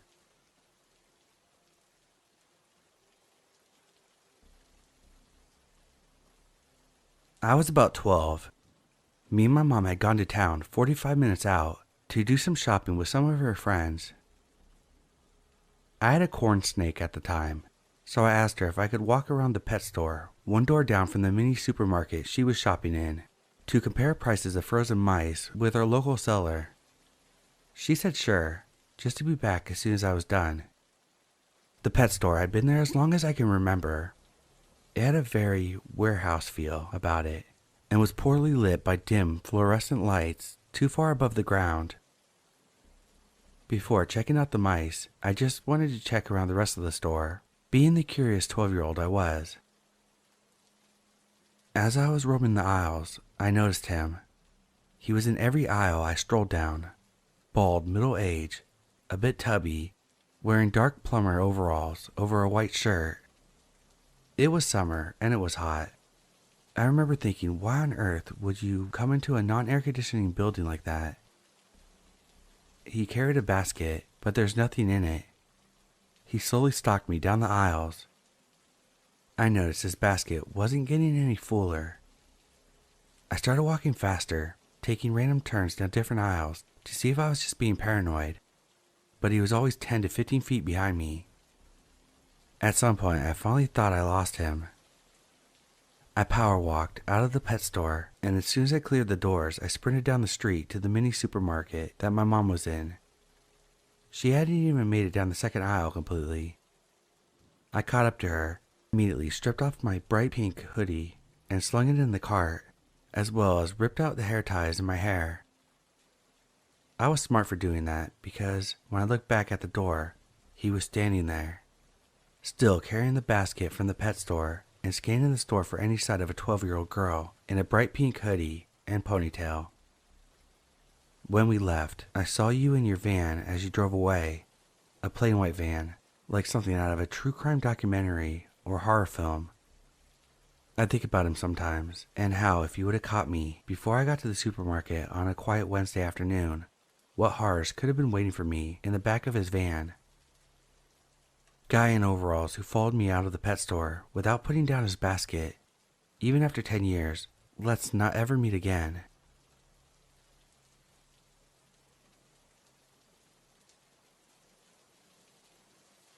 This happened almost 10 years ago when I was 18. I wanted to go pick up some groceries at our local Walmart. It was around 11 at night, and I just got off work. I usually have no problem going anywhere by myself, but on this night, my inner self was telling me to invite a friend to tag along. I am roughly 5 feet tall, female, 105 pounds, but I don't get spooked too easily and always carry pepper spray with me. Anyways, back to the story. I call my friend and ask if she'll accompany me, and I go to pick her up. We walk into the produce side of Walmart, and almost right away I notice this man staring at us very intently. He was around 5'5", kinda heavy, had a Hawaiian shirt on, and looked of Hawaiian descent. So we're over by the fresh produce, and I'm keeping an eye on him as he pretends to be looking at bread, but clearly keeps putting things back. I turn my back for a second to grab something. Then I hear a man's voice ask, "Hey, do you guys know of anywhere I can get food this late?" For more background information, I live in a city of about 50,000 people. Right across from this Walmart was Applebee's, which stays open rather late, a McDonald's a quarter mile up the road, and other various places to get food. Plus, we're in the middle of Walmart, duh. So I don't beat around the bush and flatly tell him that there's a couple restaurants around where we were. He then asked, "Well, what's fun to do around here?"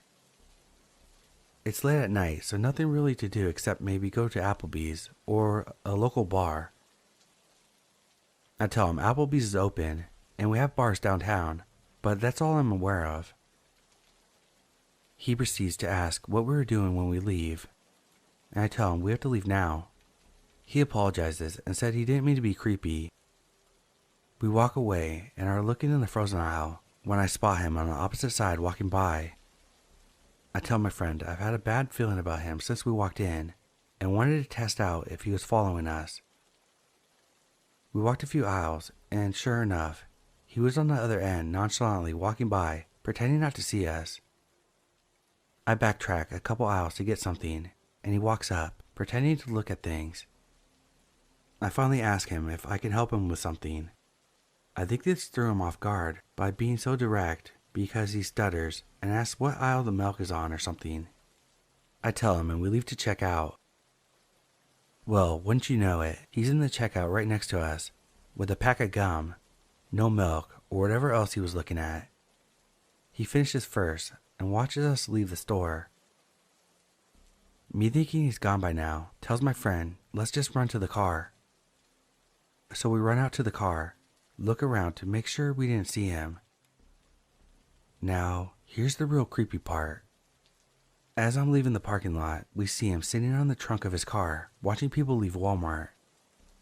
I drove by to get his license plate number. He sees us and rushes into his car. I sped off as quickly as I could, so he can't see where I went.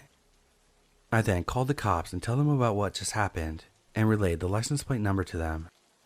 So creepy Hawaiian shirt guy, who was supposedly looking for places to eat while in the middle of Walmart, please let's never meet again.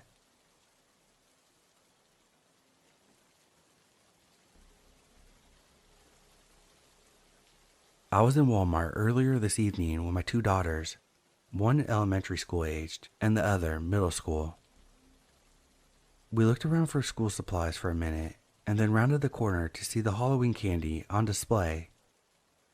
As we turned the corner, a slightly older guy came really close to us, like he was in a hurry and almost hit our cart. He didn't have a cart or any items. I said, "Oh, excuse me," and then stopped in front of the candy to let my youngest ask a bunch of questions about the candy pumpkins. The man stopped quickly and started rummaging around the candies right next to my daughter. He was listening to our conversation and reacted strangely when my daughter said that she wanted to take a picture of the candy. He was twitchy and caught my eye and looked away quickly. We moved on to the women's PJ section to look around for a few minutes, and I noticed the same man pass by really close again. He was turning to the right towards the shoes with a big bag of candy cradled in his arms. My girls went across the aisle to the boys' clothing section while I finished deciding, and when I was catching up to them a couple minutes later, the guy was wandering through the boys' clothes towards my daughter. He paused and looked confused, but still like he was in a rush, and watched me discuss sizes with my youngest. This is when I started thinking something was off with this dude. I mentioned him to my older daughter, and then we moved through the partition into the girls' clothes. I didn't see him again for a few minutes and figured it was nothing. But then he came into the section and was acting like he was trying to pick out a Justice shirt. He still had the big bag of candy that he kept adjusting his grip on. I kept seeing him take quick peeks at my girls, but every time he saw me watching him, he pretended to be occupied in his shopping. I told my oldest I thought he was following us, and she said that she noticed the same thing. I made my youngest get in the cart so I could keep them both close. They both tend to wander a bit. The guy then walked out of the girls section, passing close behind me, but he looped around the partition back into the boys section and stopped at the opening on the other side, but still straight in the line of sight. He caught my eye again and twitched, then pulled out his phone, texted something, and walked away. By this time, I was on high alert and possibly quite paranoid. I looked around and saw two slightly older men standing around. One was in electronics, kind of looking at a half-empty display of something. But I swear he glanced at me several times, even though there were 3 or 4 racks of clothes and a hallway with occasional people in between. The third guy had wandered into the girls section and was apparently considering buying a Justice shirt too. Every time he saw me notice him watching us, he would wander down to the baby aisles, but keep coming back after a couple minutes. I realize now, looking back, that if I suspected something bad, I should have just gotten my girls out of there. Clothes shopping for a picky preteen isn't fun, and I wanted to get it done and over with. On top of that, I kept second-guessing myself that the other 2 guys were just a coincidence. I kept my girls really close to me after we moved to the women's section, and I didn't see any of them again. And I stopped feeling creeped out, like we were being watched. Now, it's the middle of the night, and I'm pretty freaked out wondering what could have happened if I didn't notice the first guy and continue to let my girls wander around. Should I report anything? I can't really imagine anything would be done just because I noticed some guy watching my daughters in Walmart.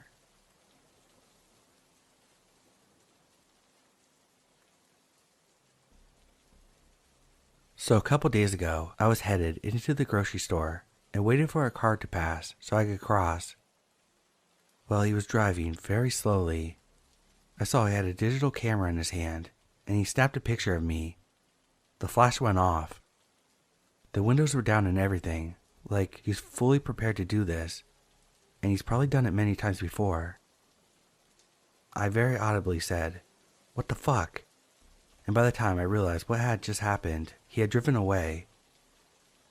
It sufficiently freaked me out to the point where I asked all my female friends if they've ever experienced anything like that before.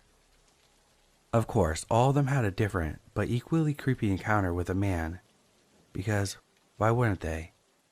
I feel like a lot of women are constantly put into uncomfortable situations because a lot of men just can't act like women are actual human beings. I'll be staying away from that store for a while.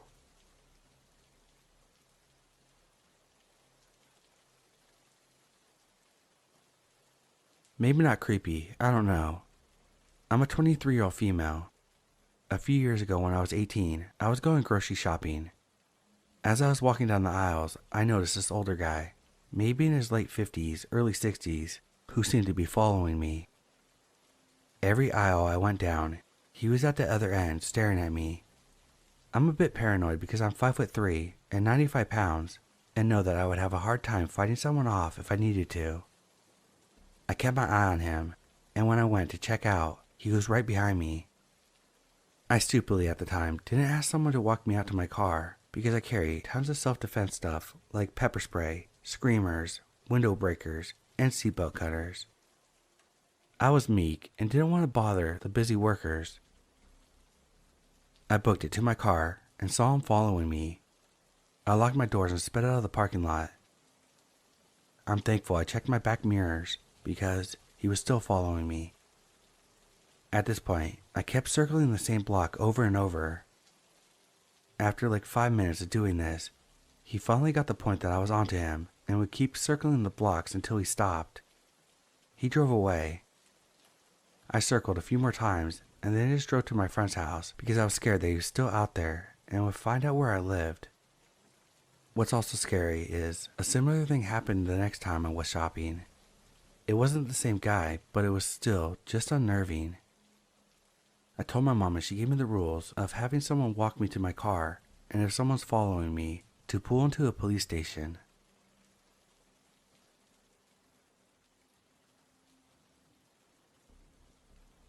I usually don't bother to post anything on Reddit, but I figured typing out this situation might make me feel better. So I am 23 years old, female, and live on my own.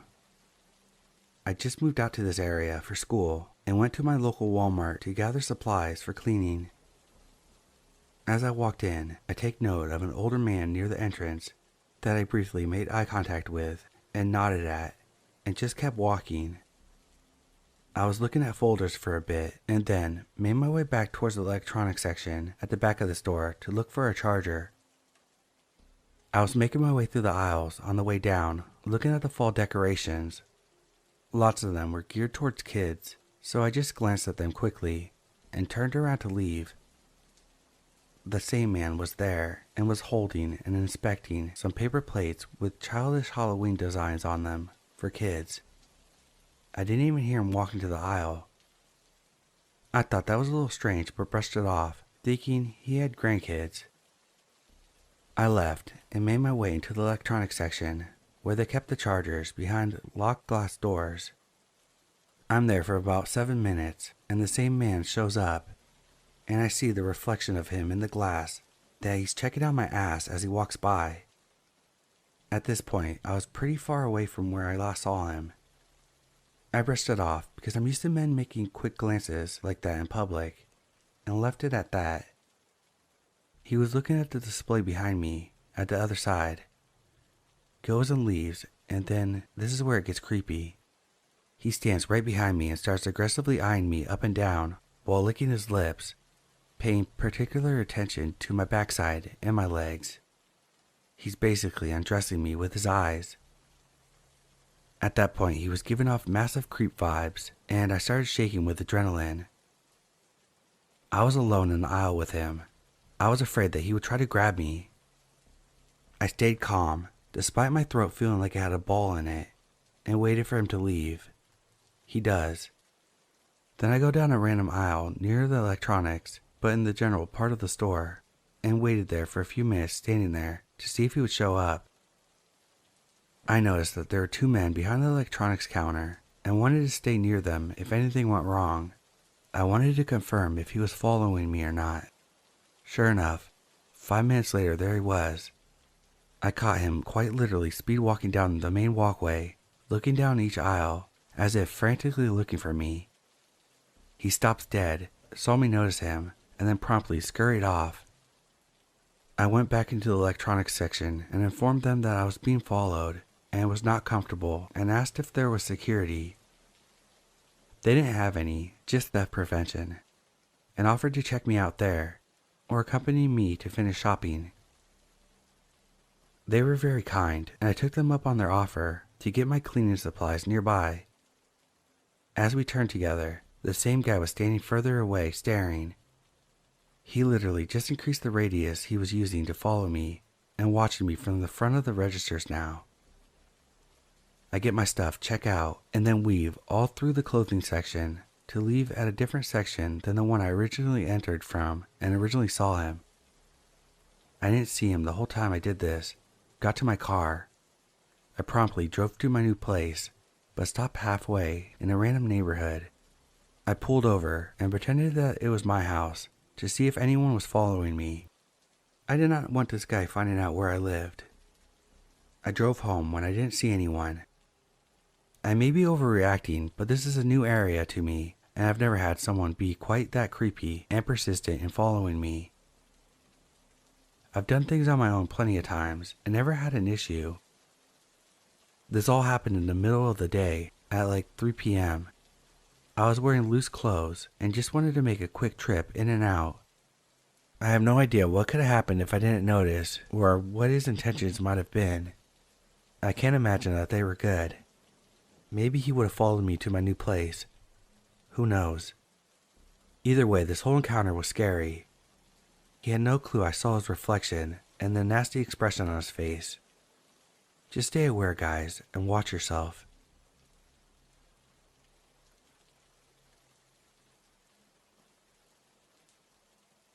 Two years ago, I lived near a big city while taking care of my great-grandma. One day, me and my mom decided to get some groceries, but we did not have a car, so we had to walk.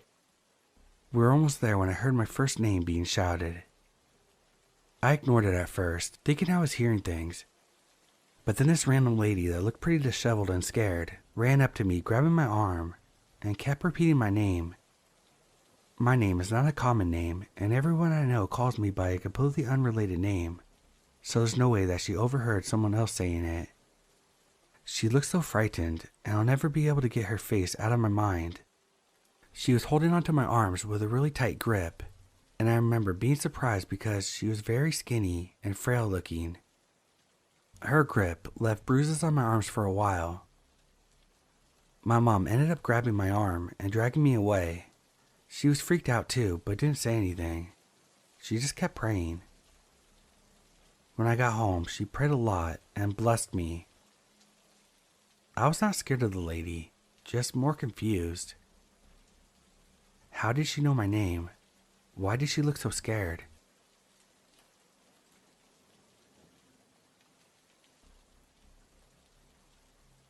This story is something I think about from time to time, and it creeps me out. So I'm writing this to get off my chest. So anyways, let's begin. Almost 3 years ago, I was 17 years old. At this point, I was accustomed to being in horrible situations, as all I had was my mother, and she could never hold down a job for long. She had her own issues to tackle, so as I grew up, we stayed in and out of roommates' houses. We never really had our own place to stay, except twice, but that didn't last long either. We would be forced into a new environment with a snap of a finger. So when I was 17, we were led into a situation where we are going to be homeless again. I was used to it at this point, as I slept on the streets more than I'd like. The day comes when we have to leave our roommate's house, and my mom is able to stay in her boyfriend's trailer. I had nowhere to go, as I have no friends at this point, as I've halted friendships because they are bad for my health and mental state, and overall, were toxic. My mom offered me to go with her, but I didn't want to, as it felt like getting in between my mom and her boyfriend. Also, her boyfriend was weird. Plus, I'm used to being on the street, and I didn't think it was going to be as bad as it was this time. So here we are. I get dropped off at McDonald's and eat some burgers before I go to sleep in the streets once more. Eventually, the sun fled and the darkness was all that remained, so I looked for a place to sleep for the night. I went into many places that night trying to find a place to sleep, but none of them were working. It was either too hot or the lights were too bright and mosquitoes were biting me. That's when I remember this house I used to go chill in. This house was under construction and nearly finished, so the doors and windows were all settled, so there would be no mosquitoes. I go through the back like always and make my way upstairs. Eventually I settled in the bathroom because there was less debris on the floor. So I lay there and I try to sleep. Eventually I hear some sounds downstairs, but don't think anything of it. I figured it was the door that I came through swinging open and closed or something. Eventually, after laying there for maybe an hour, I open my phone and I look at old photos of my life, thinking about how messed up it was that I got to this point and how I lost everything. The noises were still happening the entire time, but I paid no mind to it. Eventually, for whatever reason, I get up and go sit down on the back porch, probably because I couldn't sleep. I make my way downstairs and out the back door to the porch. I'm messing around on my phone for maybe 5 minutes when it happens. I see movement to my left from the back door that I just exited from. I glance over, and time itself freezes. At first, I thought it was an illusion, but I was in fact wrong. I see a man shrouded in the darkness, peering past the wall inside to gaze at me. His lower half of his figure was behind the wall entirely. and I could not see anything but his upper half of his body. The rest of his body was leaning to the left, peeking behind the wall, almost like the man was trying not to be seen. Keeping half his body behind the wall, almost like this man was trying not to let me see his full body, as it would make his presence known. The man was a pure black silhouette, and I couldn't make out any features.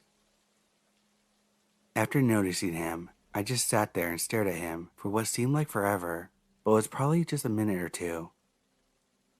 I expected him to come outside and talk to me, because I normally talk to a lot of homeless people, and thought the man was just homeless. He didn't come outside though. He had not moved at all, actually. He was still as a statue, quiet as a mouse. Maybe if I hadn't noticed him, he would have stared at me the entire time. I eventually, after staring at him, got up and got on my bicycle and made my way out of the property. As I'm walking out of the backyard, I peer into the window next to the door that I saw the man in. The moonlight revealed the man was still there, only now watching me walk out of the property. I could tell because the moonlight revealed the top of the man's head, and I saw his left eye gazing at me. He was a white male, who was very tall and had a jacket on of some kind. I could not make out many details because he was cloaked in darkness. After seeing this, I just moved faster to get out of there. I got in the front of the house to the street and looked inside to see if I could see him. I couldn't. I got on my bicycle and waved goodbye to the house because I figured the man was still watching me. Then I drove away. For the rest of the night, I could not sleep. I tried 2 different spots, but both were no luck. This is where the story ends. I know I didn't have a crazy chase or a fight to the death or anything, but this was real life, and it's not the same as movies or books. I don't know what the man was doing in there. I assume he was trying to sleep like I was, but the way he was staring at me was very unnerving. It makes me wonder how long that man was in the house, and what would have happened if I actually fell asleep in that house. Would he have stared at me while I was sleeping, completely blinded to his presence, or did he have other intentions? I will never know, but now I don't go into houses like that anymore. So to the man shrouded in the darkness, let's not meet again.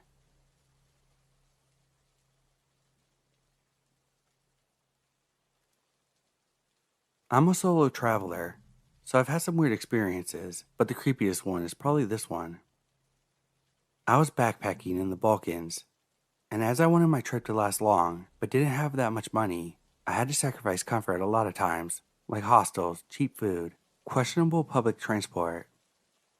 This was the reason why I booked a midnight trail in Greece from Thessaloniki to Athens. During my stay in Thessaloniki, I mainly stayed in the center and the Bay Area, which looked nice, just like any other big European city. However, the train station was in a different area. I had to check out of my hostel in the morning, so I spent the whole day in the city, and the afternoon in the sketchy area where the train station was, because I wanted to stay close to it, so I could get there in a reasonable amount of time in the afternoon, and spend the night there, so I wouldn't have to walk around in that area at 11 p.m. That part of the city looked a lot less appealing. It was full of garbage, graffiti, homeless people, and sketchy, creepy people. The train station wasn't that much better. It had a semi-closed-in coffee shop. I stayed there as long as I could, but it closed at 8 p.m. While I was sitting in that coffee shop, looking down at my phone, I snapped my head around when I heard a loud noise. A guy dressed as a soldier rushed into the coffee shop, and he was looking around like he was looking for someone or something. The coffee shop was really small. It had maybe like 5 or 6 tables, and there was only one guest besides me. He saw me for sure, but didn't do anything. He went to the counter to order. He was speaking rather loudly, even though it was relatively quiet there. I found it weird, but I didn't think much of it, especially because he was speaking in Greek, which I didn't understand. The coffee shop closed at 8 p.m., so I packed up my bags and went outside. There were a lot of weird people loitering there. They didn't look like they were waiting for a train. I say this because I wanted to take a look at the tracks in advance so I would know how to get to my train in time, and when I was doing that, a train came to the station, and all the people in the waiting room ran to the train, but they weren't getting on it nor greeting someone who got off. They were just walking up and down the track until the train set off. Also, they were all middle-aged men. There weren't any women or children among them. I went to the waiting area and sat down on a bench. I was a bit nervous, so I plugged in my headphones and was browsing something on my phone. However, I wanted to still be able to hear things around me, so I wasn't listening to music or anything. Which I'm glad I didn't, because not too long after I sat down, I heard someone next to me saying, "Nice tattoo. Is it from Up?" I knew they said it to me because I have a tattoo of the movie Up on my forearm, so I pulled out my earphones and looked next to me. There was the soldier from before sitting next to me. It was weird that he started talking to me in English automatically, but I do have a little Hungarian flag on my backpack, which indicates that I'm not Greek. I replied to his question, and we started talking. The conversation at first was pretty normal. We were talking about tattoos and movies and traveling. When I mentioned I wanted to visit Macedonia in this trip, he got a little political and heated. He started talking about Greek politics and the relationship between Greece and Macedonia very angrily. Throughout the entire conversation, he was acting a bit weird. I can't explain why, but it looked like something was off about him.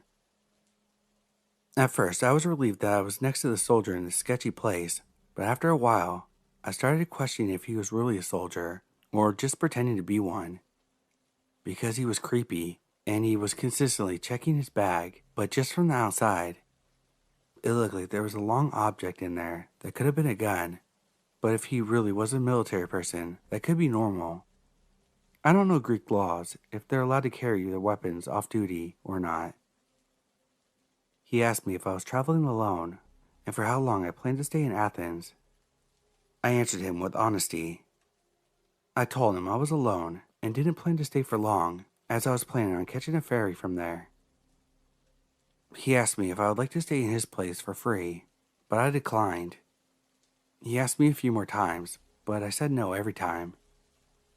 Then the speakers turned on and they announced that the train to Athens would be there soon, so we both got up and started to head to the tracks. He said he needs to get his luggage from the luggage storage, so we stopped there. It was right next to the steps to the train tracks. He took out a big, old heavy suitcase, and it looked like he was even suffering from the weight. Then he really loudly slammed the storage metal door. I don't know why he did this. It was unnecessarily loud, and everyone started looking at us. It was so loud that the whole station could hear it. We then started walking up the stairs, but he stopped and said that he needed to use the restroom and asked me to wait for him there with his suitcase. He didn't even wait for my answer. He ran back to the waiting room. It was really odd. Why would he trust a stranger with his luggage and leave it with me? I stood there for a few minutes and was waiting for him, but I started contemplating if I should just leave his suitcase there because I was afraid that I would miss my train. I even thought that maybe there was a bomb inside of the suitcase. Otherwise, why else would he leave his belongings with some random girl he just met? The fact that he was acting really strange didn't help with it either. I waited a few minutes, then he showed up. He asked me once again if I wanted to stay in his place in Athens, but again, I said no.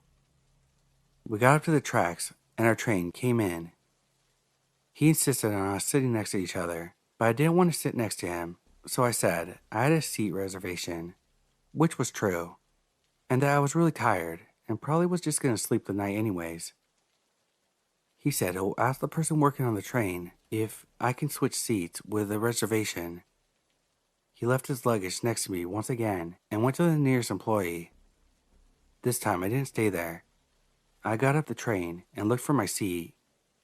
Fortunately, there were a lot of people, so I blended in easily. I took my seat, and a few minutes later, a normal-looking man sat next to me.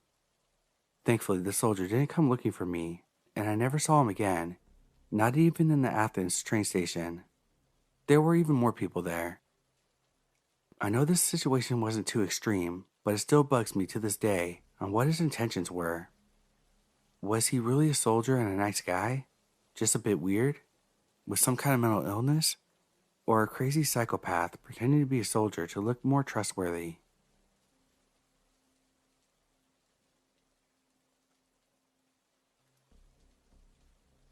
When my dad first told me this story as a kid, it gave me chills. And since I stumbled onto the sub, I might as well share. I still remember every detail. Before going into details, I'll give some context to set the setting and background of the incident. Bear with me, they totally add up to the scary element of the story. Back in 1985, my 19-year-old dad was serving in the Greek Army Special Forces in the Paratrooper Division. Army service in Greece is mandatory for every male that reached their 18th birthday, and so everyone has to go. Military camps, where each company is stationed at, are mostly positioned in the countryside, and usually there isn't much going on near or around the camp. They are fairly secluded. Closest town to my pop's camp was 3 kilometers away. One night while serving, it was my dad's turn to go on guard duty in the camp he was posted in. Every night, 5 or 6 soldiers were selected to go on guard duty, and they slept in the same barracks. Half an hour before it was timed for the previous guards to be relieved, another soldier would come into the room and wake up the new batch so they would be ready to go to their positions. Each shift was 2 hours.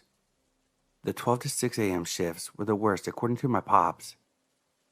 It's extremely cold in the winter, and you're half asleep, standing beside your booth, freezing your butt off while keeping watch. The only way to keep vigilant and keep warm is to take a few steps up and down. So it was 2 a.m. and my dad was standing next to his booth with his M1 rifle. Absolute silence. He could only hear the wind. He mentioned that the moon was helpful with visibility, but there's only so much you can make out at night, even with a moon, apart from dark shadows, especially at longer distances. There were some tree lines far away, but there wasn't much vegetation around the camp at all. It was more like a clearing. Everything is going well, like every other night, until a tall, dark mass appears in the path coming out of the tree line and is headed right towards my father's booth. My dad's heart starts pumping when he spots it, and said he was scared shitless at this point. The mass moves slow but steady and is closing the distance, almost like it's floating with big, slow steps. My dad does what he's instructed to do, and what every guard does in a situation like this: raises his rifle, aims, and screams, "Halt! Identify yourself." No reply. The shadow continues to approach. Second time, "Halt! Identify yourself." Nothing. He told me at this point he was certain that he was seeing ghosts in real life. He says he thought to himself, "Let's see if a ghost can die." Before he engages, he screams the code word that raises the alarm. The way it works is the next guard in the next booth that's 100 meters away will hear the scream, then scream himself, and with a chain reaction like that, the alarm goes off from booth to booth and reaches patrol. The patrol is the officer with 5 soldiers that make their rounds between the booths every night and make sure everything is okay with the guards. If you're caught sleeping or away from your post by these guys, RIP. There are also ones to investigate an alarm. Only problem is patrol might take a while to get to the booth that raised the alarm, as they don't know which one it is, and they might be far from the right one. They run double time through every booth until they locate the original source of alarm. My dad hears the other guys screaming, and he knows the alarm has been raised. He knows that patrol is going to be there in a few minutes. He also knows that the penalty of falsely raising an alarm is prison. Prison means the soldier gets X amount of days added to their service. The service back then was 2 years plus prison days that have been added to the soldier along the way from penalties. They don't actually lock you up in cells unless you've committed an actual crime. Then the military police come in. But he doesn't have minutes. The eerie figure is 50 meters away and closing. He's ready to fire. Then he hears, "Relax," followed by my dad's last name. It's me. Another soldier covered in a black blanket that knew my dad was trying to sneak back into camp at night after having fun in the nearest town without permission. He was holding a bottle of liquor too, and was fairly drunk. My dad let him through, but he knew he was about to get a serious amount of prison time for falsely raising an alarm. Once patrol figured out it was his booth that the alarm was raised from. The patrol gets there. My dad doesn't snitch on the drunk guy. The officer tells him they'll see each other the next morning. Next day in line, where the penalties are being announced by the officers, my dad is waiting to hear his name called, but they never mentioned him. Even though an alarm raise is extremely rare to happen, no one tells him anything. Turns out the patrol officer and the ghost were buddies. The guy sneaking in told the lieutenant what happened, and not to mention my dad. The officer apparently pulled some strings, and the whole incident was like it never happened. Happy end after all. Hope you enjoyed.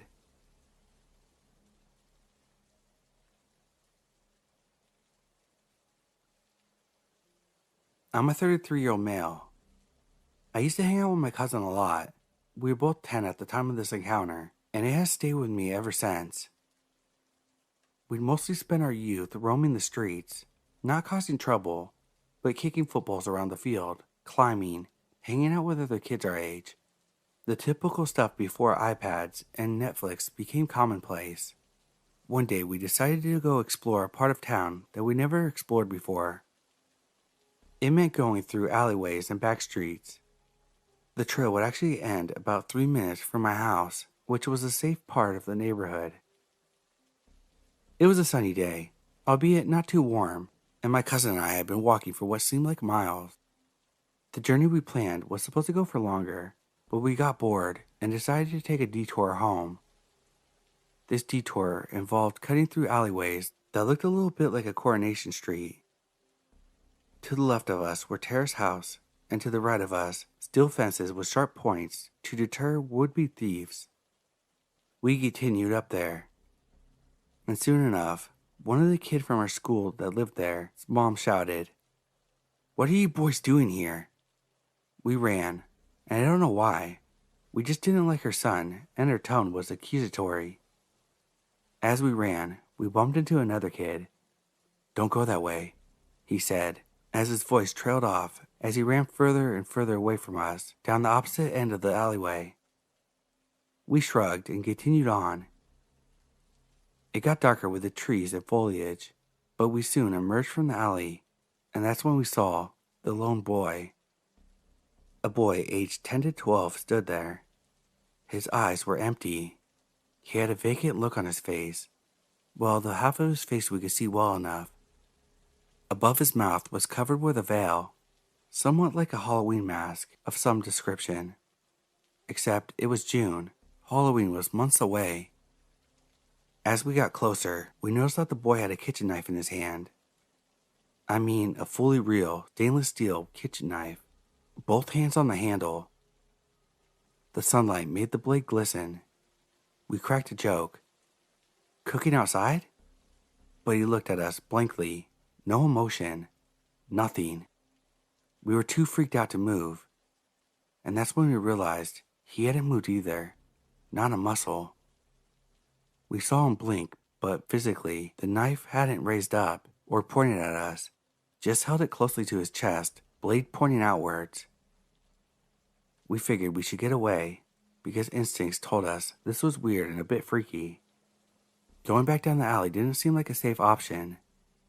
Being stuck in the alleyway with a strange kid with a knife didn't seem smart. In front of us was a road on a steep hill. It was our best bet. We walked up to the top of the hill, keeping an eye on the kid. The top of this hill was about 3 minutes from my house in terms of distance. At last, we felt safe.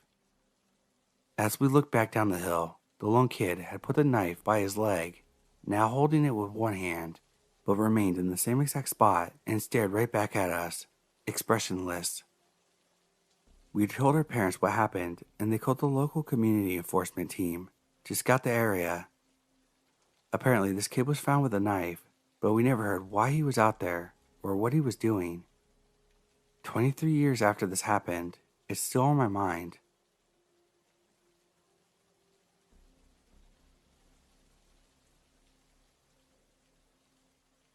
My name is Slade. I was born and raised in Arizona. This literally just happened to me, so I decided to bring it here to all of you, wonderful people, this evening. I'm a huge stoner and don't drive. I decided to take a bus a few miles away to the dispensary. This was about 8:30 p.m. I wanted to get a new indica cart. Purple Punch is my new favorite by far. I got it, walked back towards the bus stop to go back home. As I walked to the bench, I noticed a guy sitting there. I didn't think much of it. I'm antisocial, so I always go into any social setting ready to be absolutely silent. However, I didn't get the chance this time, because as I'm sitting there, he starts asking me something, but I had my headphones on, so I couldn't quite hear what he said. I took my headphones off and asked, "What was that?" And he responds, "Do you want to get your hair cut?" While staring at me, very wide eyes, not blinking. If I'm a betting man, I'd say that he was on something. I definitely wasn't expecting that question, so I awkwardly said, no, I'm alright. I then realized he was wearing an Arizona Cardinals jersey, and I just so happened to be an Arizona Cardinals fan. So since my entire socializing ability revolves around sports, I decided to ask, "Are you an Arizona Cardinals fan?" He then looks at me funny for a split second. "No, I just got this a few minutes ago," he says. I then asked, so how long have you been cutting hair?" Without blinking, he answered, "Just picked it up a few months ago." "Who taught you to cut hair?" I asked, even more sketched out at this point. His eyes shifted, and then he says, "I learned on my own. Come on, man, let me touch you up in the back." Mind you, he was consistently pushing to cut my hair throughout this conversation. I even told him, "Yo, I don't have cash on me right now," indicating that I couldn't even pay for the services if I wanted it. But he just answers with, "That's no problem. I got my clippers in my bag. Come on." So, I decided to just be real with this guy. "Listen, I'm real sorry. I just don't feel comfortable getting haircuts from people I don't know. And at night and shit, you feel me?" This dude never changed facial expressions the entire interaction. He finally goes, "True that," and continues to glare into my soul. I decided in that moment it was time for me to get the fuck out of there. Luckily, this bus was right in front of our local Circle K, so I just walked in there for a few minutes, just to kill time, because unfortunately, bus wasn't showing up for another 17 minutes. I didn't want to stay long because I didn't want the employees to think that I was stealing their shit. Granted, I had a pretty good reason to go inside at the time. So I waited about 6 or 7 minutes, and literally as I'm walking out, there I see the haircut guy walking in, still staring at me. Luckily, I walked past him, and I fucking noped it out of there to the bus stop down the street. Bus finally got there. I saw the dude at the back of the bus, but he didn't bother me anymore, and I made sure to keep my eyes to the complete opposite of his direction the entire time. I tend to overthink most social situations I'm in, even if they're extremely quick. But how would you have handled this situation? Would you have let this guy cut your hair? Am I weird for acting the way I did?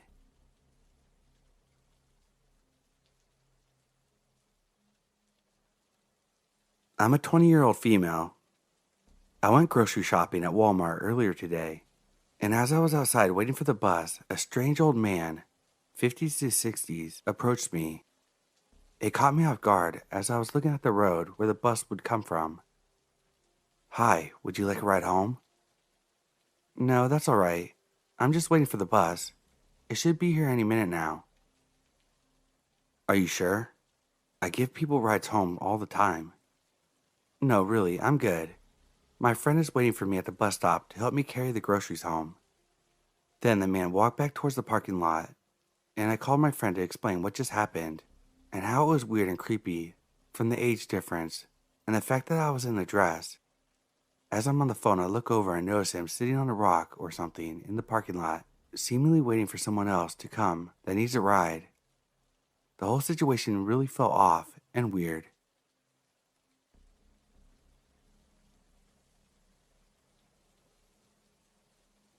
I was driving home from house sitting in another city. It takes me about 6 hours to do this drive on my motorcycle because I have to pull over regularly to massage the feeling back into my butt and stretch my legs. I left around 11 a.m. and missed the weather alert with thunderstorm warnings along my route. This road takes me through the mountain passes with a lot of hairpin turns. Normal speed is 80 kilometers per hour, and a couple of these turns have posted speeds going as low as 30 kilometers per hour. It's hailing and pouring rain, full-on thunderstorm weather. I'm doing my best to keep to the speed limit while also being safe, and there's nowhere to pull over and wait it out, and not that many passing lanes.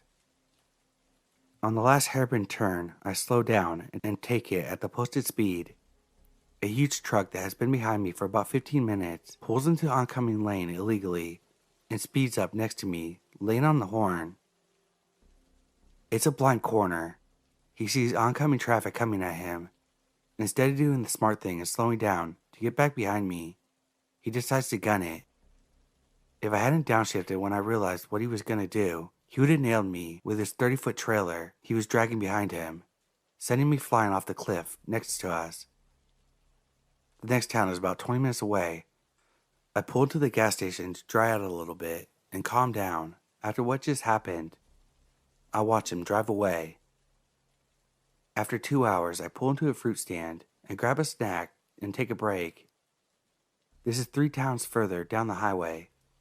Lo and behold, he sees me on my motorcycle and pulls in to have a go at me, yells at me, and tells me he had to teach me a lesson for slowing down on the highway. When I asked him what he would have done if he would have killed me, he told me it would have been my fault, and he would have a laugh as I went over the cliff. So yeah, guy who tried to run me off a cliff, let's not meet again.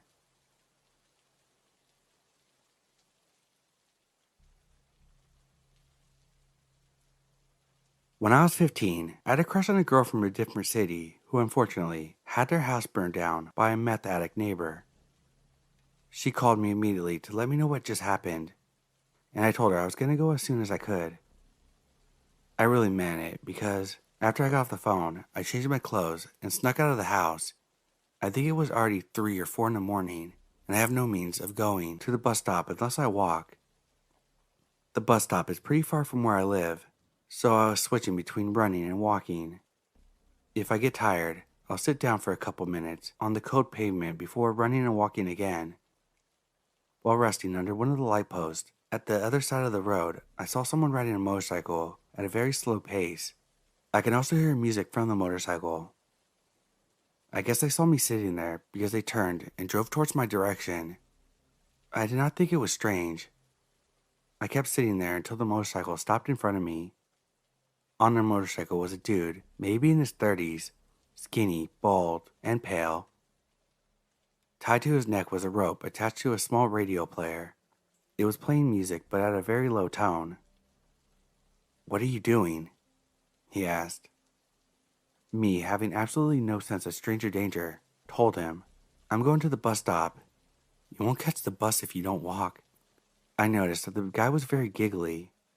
It's like every time he talks, he found it funny. I told him it was okay, I can walk very fast. "But it's dark," he told me. "If you want, I can give you a ride," he says with a very wide smile. Since I'm very stupid, I just wanted to get to my friend as soon as I could. With sparkle in my eyes, I said, "Sure." I hopped on the motorcycle and we began cruising the streets. While riding, I noticed he made sudden short breaks to cause me to move closer to his back. When I'd pull myself away, he'd make those types of breaks again. Couple minutes on the ride, I realized he went the wrong way. I told him he missed the correct turn, but he was not responding. He turned the volume up on his radio higher and drove faster instead. That's when I thought this guy was going to do something horrible to me. I'd rather break a kneecap than being killed by this dude. I jumped off the moving motorcycle like Evel Knievel. I landed on my feet but lost my balance and fell on my bum. I couldn't stand because my knees were shaking so much and I had gashes in my palms. The dude shouted, "You motherfucker," as his motorcycle wiggles, almost crashing. I thought to myself, if this guy turns around, I'm absolutely gonna die tonight. Thankfully, he kept driving. Even limping, I managed to walk towards the bus stop. I still went to visit the girl to make sure she was okay. I also had my first kiss that day.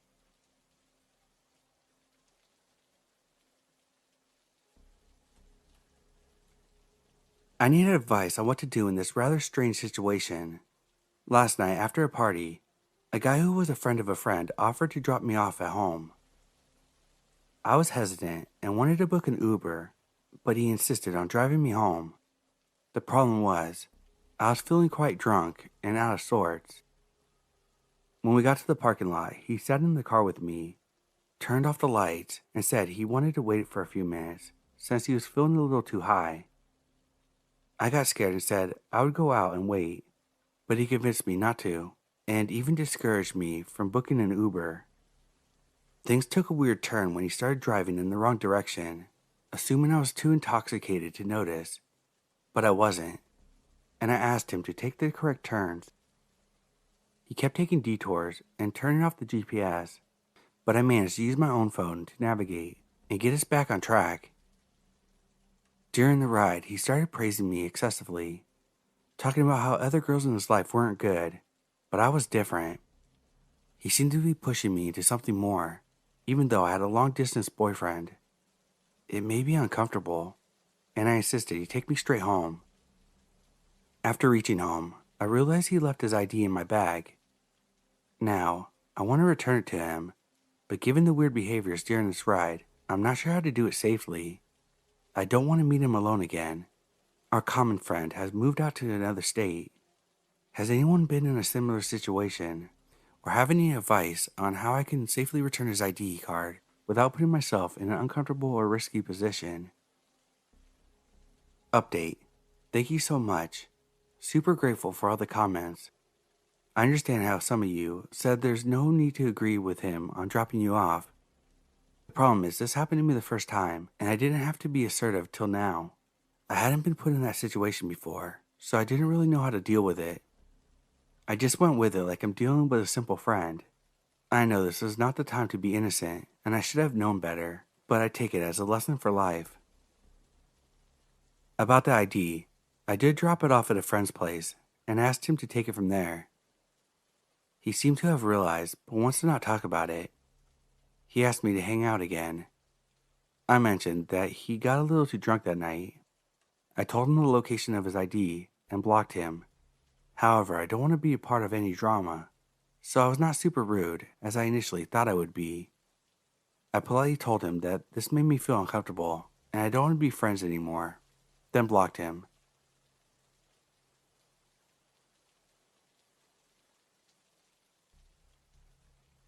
A few years ago, I worked in a busy but dangerous area of Rio de Janeiro. There are just too many streets where local criminals can ambush pedestrians, mug them, and effectively run into hiding. One day, I worked until 7 p.m. and my fiance picked me up. The streets were already deserted, so we decided to find a safe spot to call an Uber. We quickly found two men watching the entrance of the store. One of them was a doorman in uniform, while the other one was wearing regular clothes and speaking into a walkie-talkie. So far, just regular Rio stuff. The second guy and I had small talk about how dangerous the area was, after which we all went silent. The Uber was taking some time, so he eventually asked if I was sure it was coming. I checked and confirmed. He decided to explain his curiosity. Well, today will be especially dangerous. We want to do something about these low lives.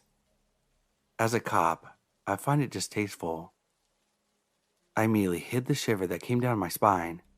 Vigilante death squads are a big deal in Brazil, and a word to the wise is enough. I took a deep breath and played dumb to be sure. Are you a civilian or a military cop? He smirked and answered, Today I'm neither. After a very long minute, the driver arrived. We said goodbye and left. On the following day, I saw almost no homeless people in the area. I knew why they didn't want to be there. Nothing ever appeared on the news. Edit, I see this post may have lacked some context. Massacres like this are reported in Rio pretty much on a weekly basis. Trust me, every Brazilian I tell the story to agrees massacres must have taken place.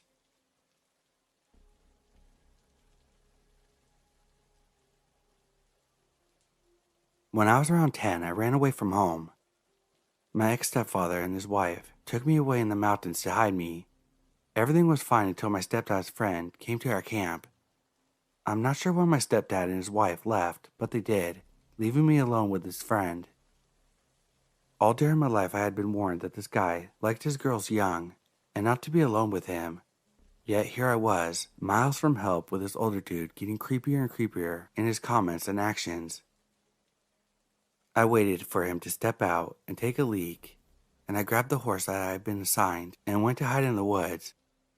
I got far enough away where I couldn't be seen, and hunkered down to wait for the safe adults to come back. I could see the guy hunting around for me, but he couldn't see me. It was dark, and luckily my horse stayed quiet. I don't know for certain what the guy wanted, but I'm really glad my instincts led me into the woods and away from him.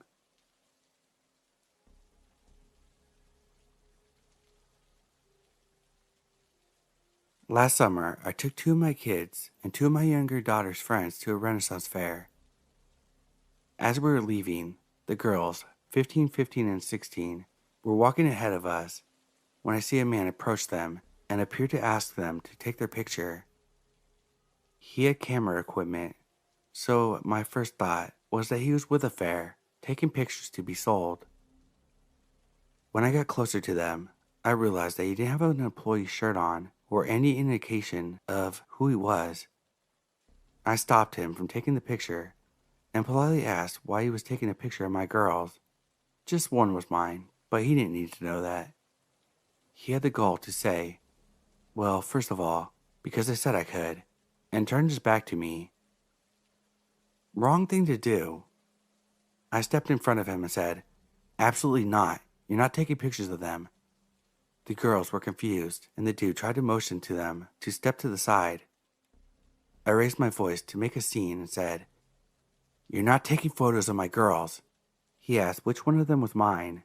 I glared at him with my best teacher glare and said, all of them. He shook his head and started to walk off, then turned to hand them a business card and said to call him.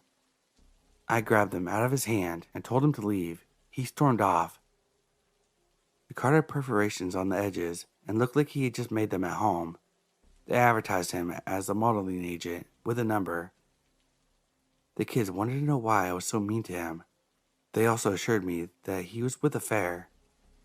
After I explained that if he was legit, he would have looked for a parent rather than avoiding one, and explained what kind of modeling he may have had in mind, I could see it click with them, and they were completely creeped out.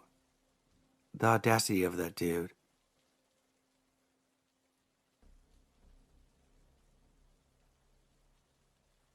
Tonight, I was walking into the corner store to get some chips and soda. Halfway there, I realized it was closed, so I turned around to go home. I noticed a car drive past me. No big deal. Cars pass by on the street all the time, but then the car turned behind me to go down a street. Then I went on my way. Just a few minutes ago, I see the same car by my neighbor's house next door. I duck and walk towards my house, and that person revved up his car and sped off. Was I about to get kidnapped or worse?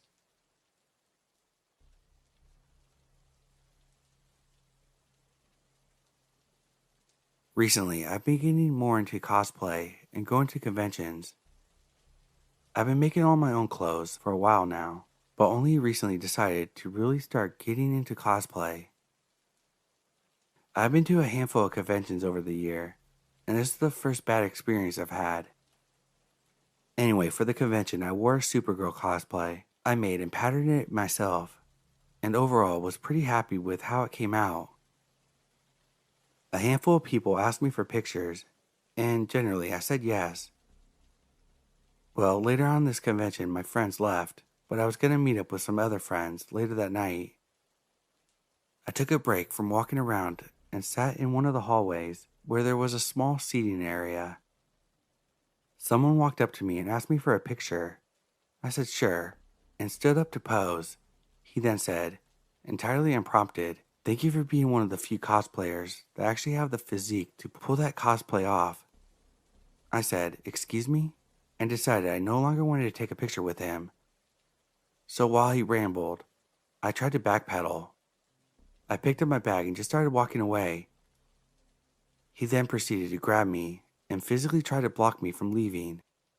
I shoved him off, shouted, "Don't touch me," and walked away. He was shouting after me. I wasn't paying attention to what he was saying. I just told him not to touch me again and walked off.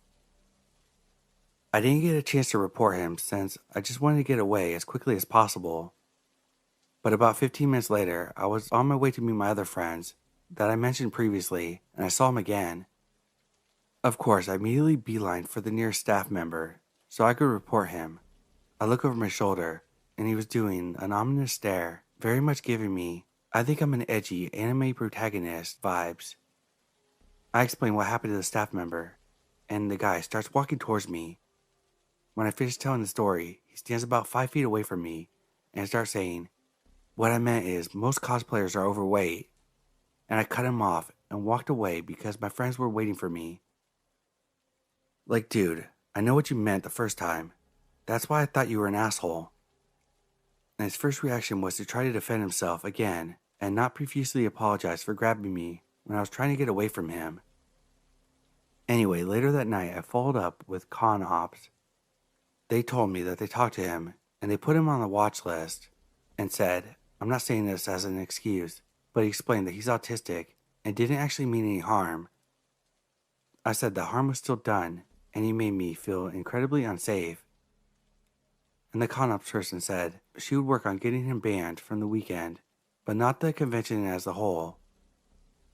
I only went to the convention on Friday since I worked on Saturday and Sunday, so I'm not sure if anything happened after that.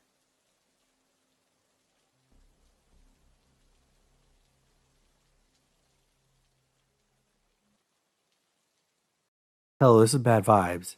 Today's video is on a touchy subject that may trigger you. It has to do with family members, and a lot of them are uncle stories, if you know what I mean. So, if that's something that will trigger you, please just watch a different video of mine. And everyone else, sit back, relax, and enjoy.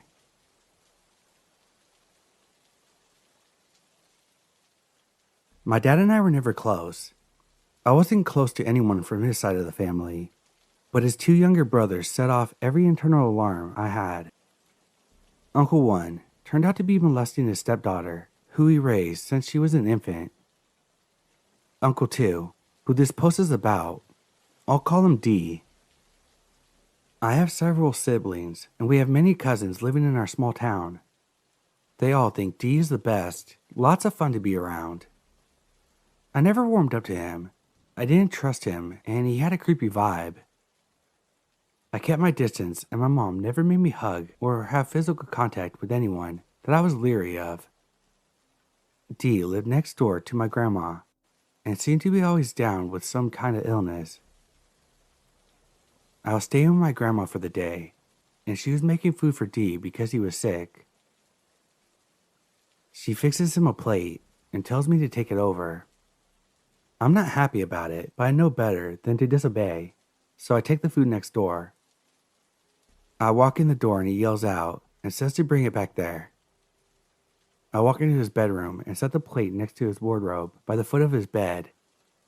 D says he can't reach it there and to put it on the nightstand next to his bed. I take it and set it on the nightstand, and D grabs my wrist. I panic and pull away, trying to get loose from him. He's pulling me towards him, and I brace my foot against the nightstand and resist while saying, "Let me go." He says, "I just want to talk to you." And I just say, "Let me go." He finally lets me go. I bolted out of the house and said nothing to my grandma. Later that evening, I tell my cousin, and she said I'm stupid and doesn't know why I'm the only kid that doesn't like him, and he just wanted to talk to me. That I should feel terrible about thinking that he was trying to pull me into his bed. What a terrible thing to say. I didn't mention this to anyone else and began to question if I was wrong and reacted badly. I felt guilty for a long time, but still stayed away from him. As I've gotten older and looking back, I think my reaction was correct. What adult tries to get a kid to warm up to them by grabbing them and pulling them towards their bed? What adult continues to do this when they can see the child was terrified? You get a child to warm up to you by terrifying them? No, adults with good intention don't do these things. We were obedient children. If he would have said, "Wait, I want to talk to you," I would have obeyed. Dee passed several years ago, and there were rumors about inappropriate behavior with young girls, but nothing more than rumors. I still believe I read the situation right.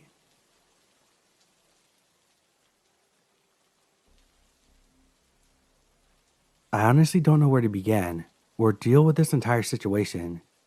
To keep it short, I've been touched in my sleep by him for 4 times now, and throughout them all, my mother hasn't really done anything about it but yell at him through text. She sent me a screenshot, but that was it. It's a little infuriating since he would manipulate her into thinking that he was just putting a blanket over me. To which I reply, "Who the hell is he to put one on me? And you're just going to ignore the fact that he went into my room." He also guilt-tripped her saying, "We can't do much if that's what she thinks, because you know I'm not the one to do that. Let her be. Just pretend to be mad at me when she comes home." My mom acted poorly. It was too obvious. Mind you, I've gone through past situations with family members, grandfather and cousin. I can't exactly leave home since I'm honestly not prepared to live alone yet, and I'm still saving up. No matter how much I barricade my room, he'd get inside. I had to hide and change my toothbrush because it was always used. I had to wear a bra even when I went to sleep. I'm seriously reaching my limit. I woke up to the sound of a kiss close to me. I thought to myself, my mom wasn't home because she was at work by 6 a.m.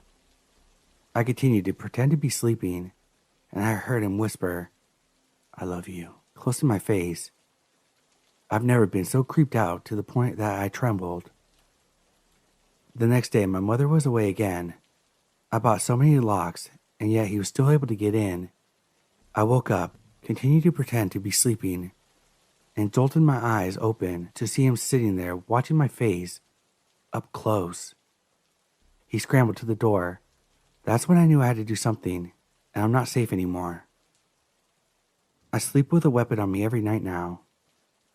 I never told my mom about these recent behaviors because I know she won't believe me, sadly, or do anything serious about it. So if it ever happens again, I'm gonna have to muster up all my courage to stand up for myself and confront him.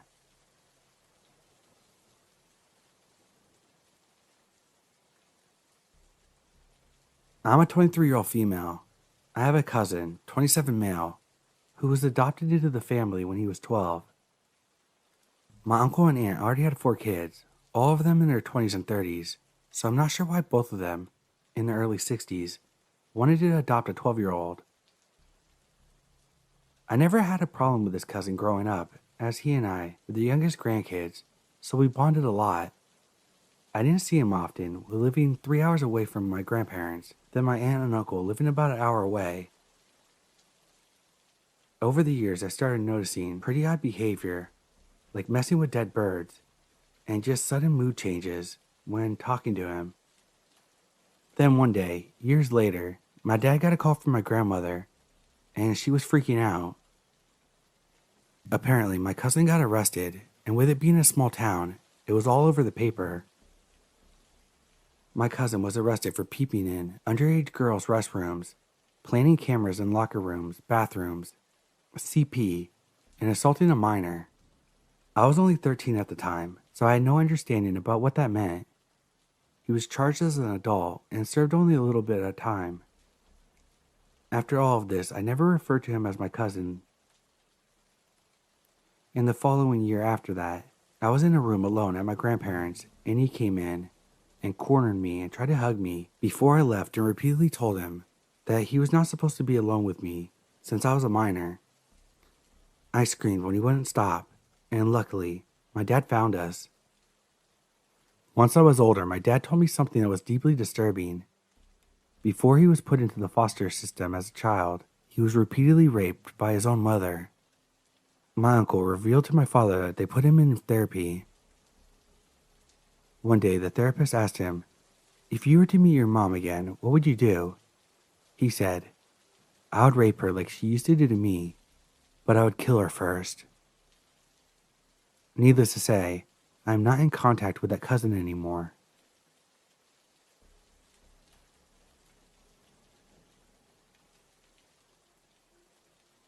This happened when I was 17 and still in my senior year of high school. This is not as creepy as some stories on here, but I wanted to share my experience.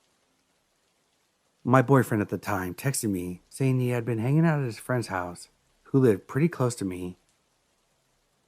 He asked me if I wanted to hang out with him for a bit, so I agreed. He picked me up around 8 p.m. and drove the couple miles away from my house to a mobile home park. He parked in front of a pretty large-sized mobile home. I felt uneasy because this mobile home park wasn't in the safest neighborhood. This place itself looked a little run down, just like the rest of the homes here. We entered through the right side door, up the small stairs in a carport. Directly in front of you when you first walk in, there's a kitchen and dining room. If you look towards the left, there's a living room that's located in the front of the home. If you look towards the right, there were doors to the bedrooms and bathroom. This was probably the biggest mobile home I've ever been in. It was a little messy, and the sinks were full of dishes, kitchen table piled up with junk, beer bottles everywhere. The living room had a coffee table full of weed, pipes, bongs, pill bottles.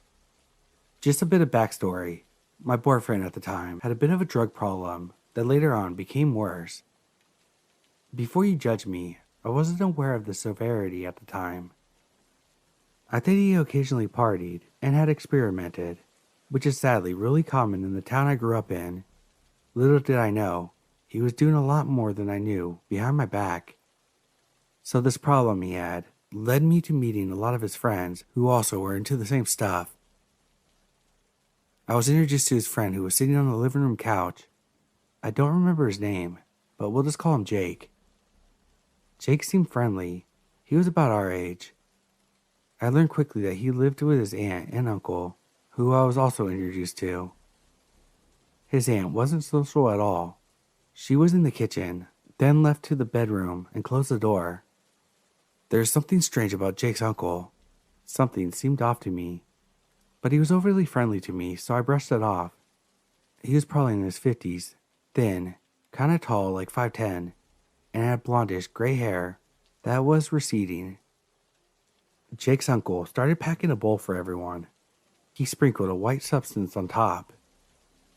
I sat down on the couch while they all passed the pipe around. I declined. Weed was still illegal at this time, and I've never been a social smoker. I remember his uncle asking me why I wasn't smoking. I really forget how this part was brought up, but Jake's uncle overheard my boyfriend and I talking about cats. He looked over at me and said, "Oh, you like cats? Want to see mine?" Being the cat lover I am, I got excited. "Ah, you got a cat?" He was like, "Yeah, you want to see her?" Now I assumed that he was going to bring her out, so I said, "Sure." He got up and led me down the hall, motioning me to follow him. "Come on, this way." I looked at my boyfriend puzzled and asked if he wanted to come with me, but he didn't feel like getting up. I really didn't want to come off as being rude if I didn't follow, so I got up and followed him down the hall to the very last door located at the end of the hallway. He opened the door for me, and I walked into the bedroom. I noticed a shotgun next to the bed leaning against the wall. I got the vibe that this was possibly Jake's uncle's room. Jake seemed too young to own a gun, and this room didn't look like his style. It looked like a guest bedroom or a room for someone older. I wondered why his aunt went inside the other room. I'm not sure what's going on in their personal life. Maybe they slept in separate beds. It could have definitely been a possibility. Anyway, right next to the bed was a beautiful white long-haired cat on her scratching post inside the room.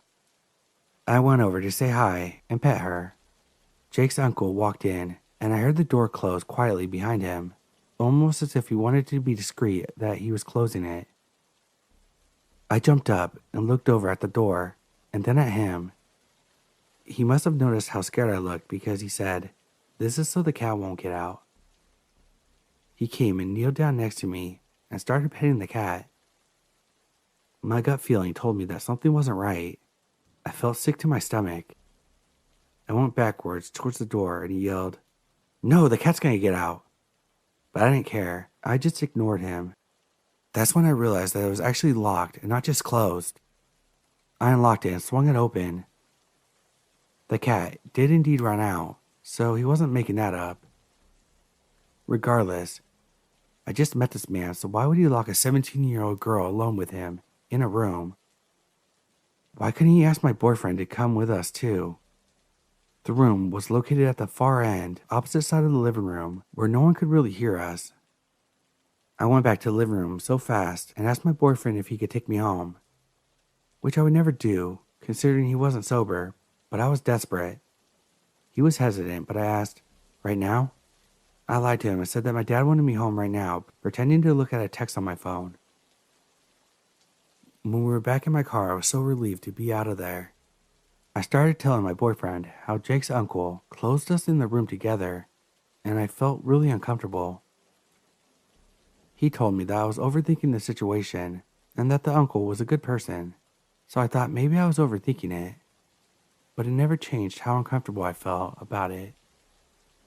Please always trust your gut feelings regardless of what anyone else has to say about it. I never saw Jake or his uncle again. I never wanted to go back there. Over 10 years later, I still get creeped out when I think about it.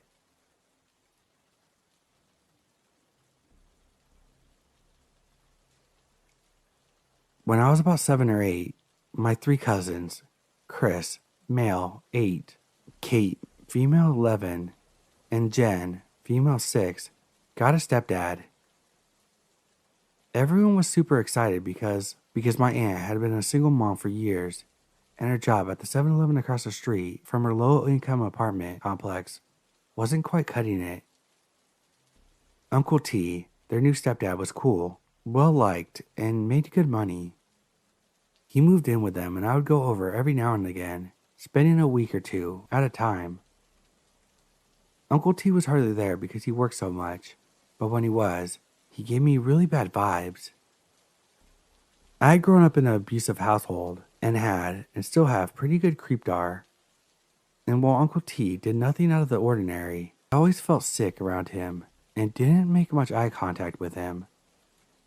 Maybe not creepy, but he used to come behind me when I sat on the couch watching TV and put his tongue on my nose, which I thought was gross at the time, but not necessarily weird because I wasn't sure of what the boundaries for an adult and child interaction should be for that young of age.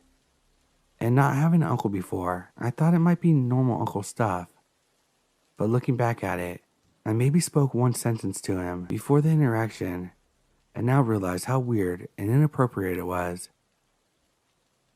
Even though I got a creepy vibe, I was always jealous of my 2 cousins because Uncle T was always spoiling them and their friends, taking them to the mall, buying them things, taking them to the movies, giving them cash, etc.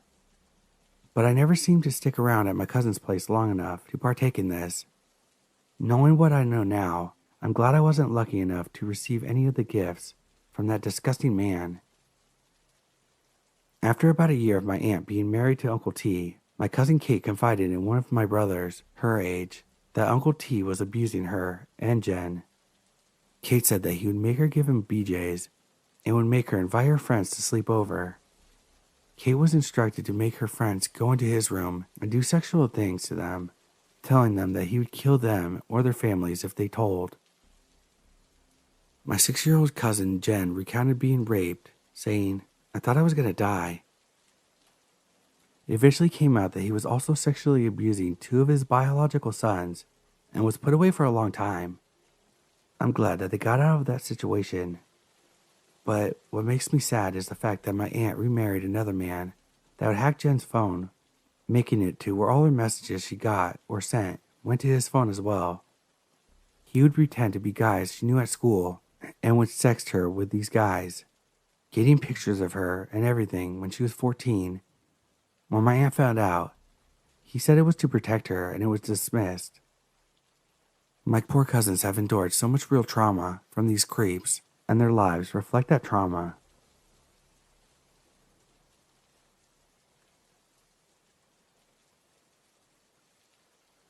This isn't too creepy, but it creeps me the fuck out. I'm a 21-year-old female, and my uncle is much older than me, early 40s. He's the youngest out of my dad's siblings.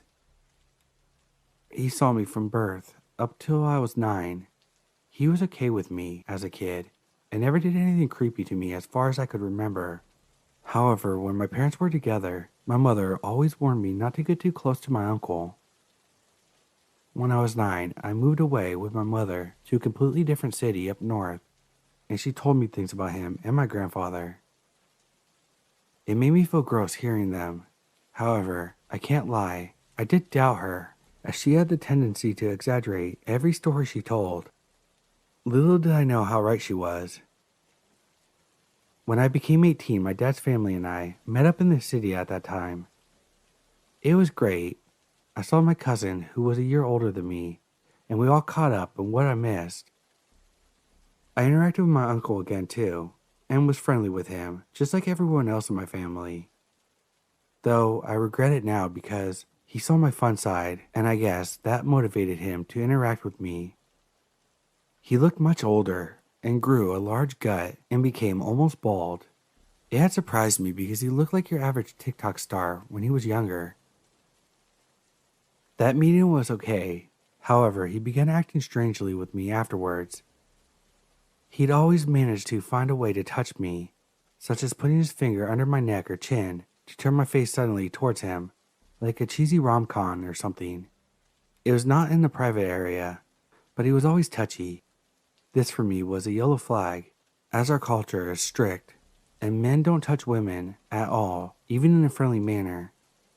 None of my other male relatives have behaved like this in the past, except for my grandfather. So he made me feel weird, and I had forgotten all of what my mother had told me about them. One time, a particular incident occurred when I was at my cousin's house, and he was there too. My memory is hazy, but I remember he whispered a question about why I'm so shy, and he was so close to my neck when he said it. I could feel his hot breath on my neck, which made me have cold sweat. He wouldn't leave me alone and kept asking me questions, forcing me to interact. Another thing in my culture is women are told to be hospitable and will not cause a scene, as it's extremely shameful, and the woman would be blamed, even for legitimate reasons. He would always do childish expressions at me whenever I would accidentally make eye contact with him, and I noticed he was always staring right at me. The conversations he had would try to include me in some way, and he would always ask me questions about it, though I tried to make myself look busy. I think once, after he breathed on me, I caught him looking through my purse when I was away from it, and he noticed and quickly tried to act like he was doing nothing suspicious. Near the end of the day, I was on the sofa, looking behind it, while petting my cousin's cat. My uncle was leaving and wanted to say goodbye. I didn't think much of it, as he usually would say goodbye. However, he grabbed me by my wrist and pulled me towards him. It felt pretty violating, as I was practically cornered due to the positioning of the sofa.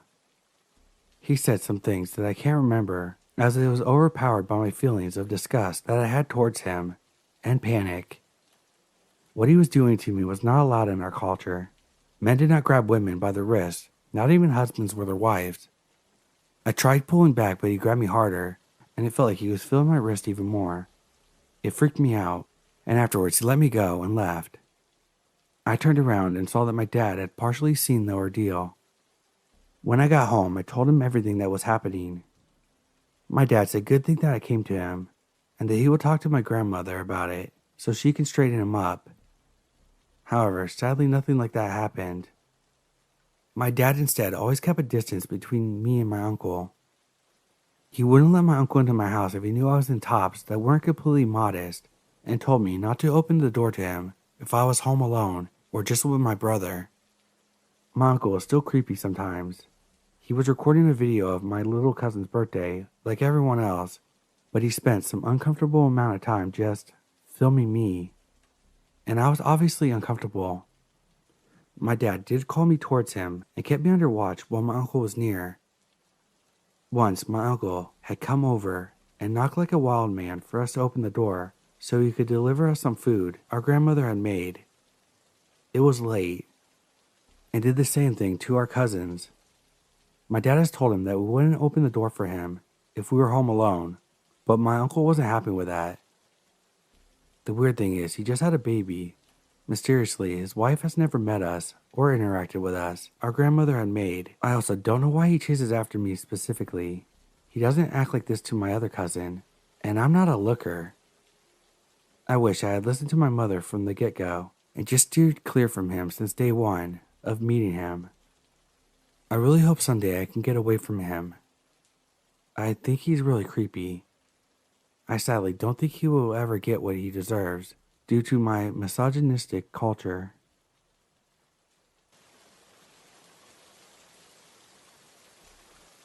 So this happened when I was 14 or 15 and often stayed over at my cousin's and her husband's house. We'll call them Skylar and Josh, female 24, male 26 at the time. I had been staying at their house for a week straight prior to the incident with no issues. It was during the summertime, in a neighborhood that was pretty rapidly expanding. You know, those monochrome suburban nightmare cul-de-sacs. There are tons of those half-finished houses lining the far end of the neighborhood. I feel this info is pretty important. Anyways, Josh and I were avid movie watchers and stayed up most nights watching whatever looked good. That night, Skylar went to bed early and we stayed up to watch Would You Rather and then Ridiculous 6. Movie sucks, by the way. Semi-important context.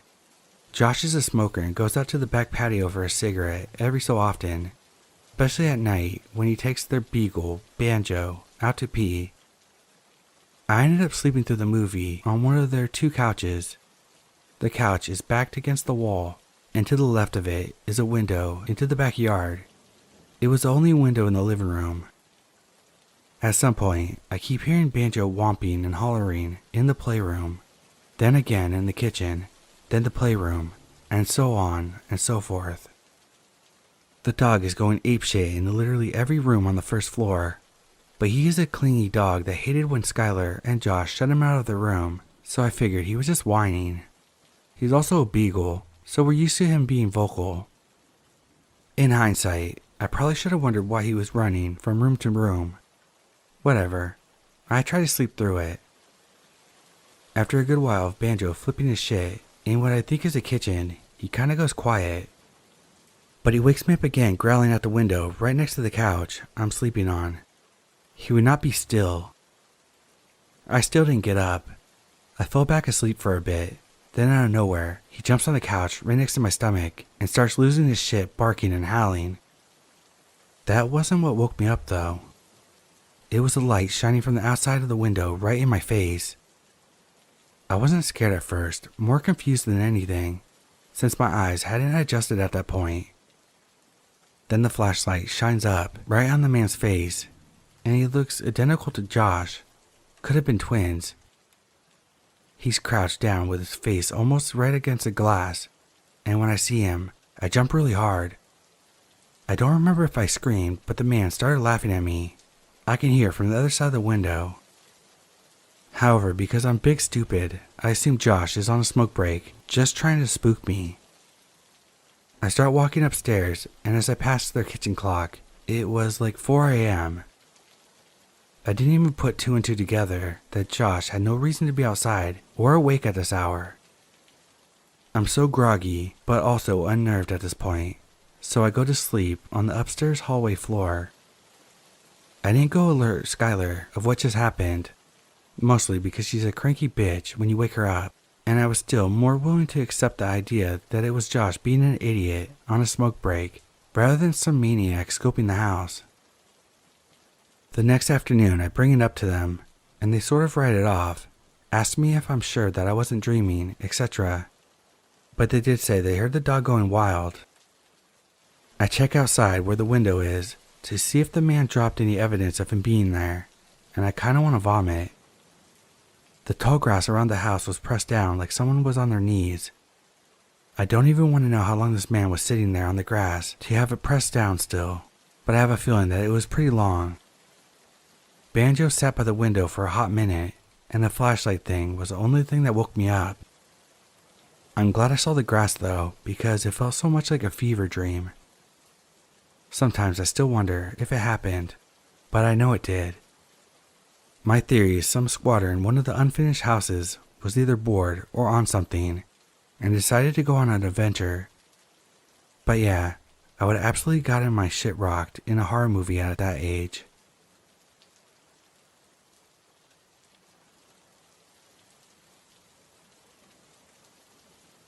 This incident occurred back in late 2021. I was serving in the military stationed in California and lived off base at the time. It was around 9 p.m. when I was driving home from work.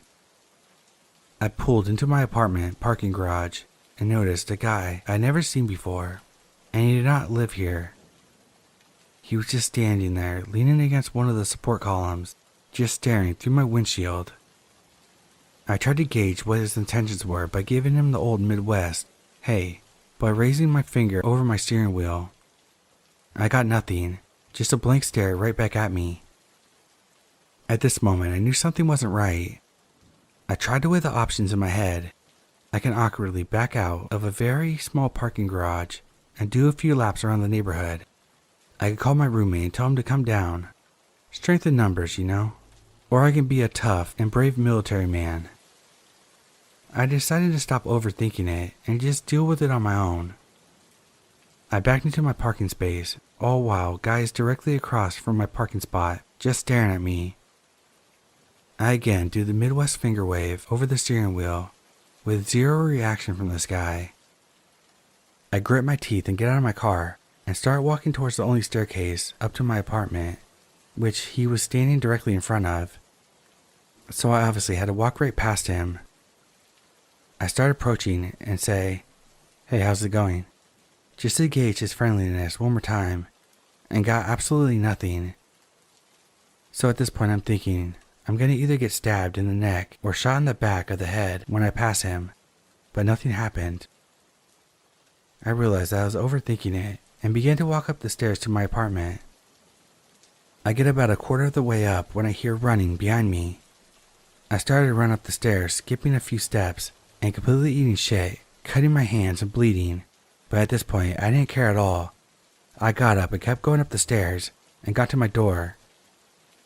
This scene was honestly straight out of a horror movie, me trying to get my key in the door, and when I turn around I see him running up the stairs. It honestly felt like it was all in slow motion. I thankfully got the key in and was able to get inside the house, but my motor skills were not all there at this point, so I struggled to lock the door.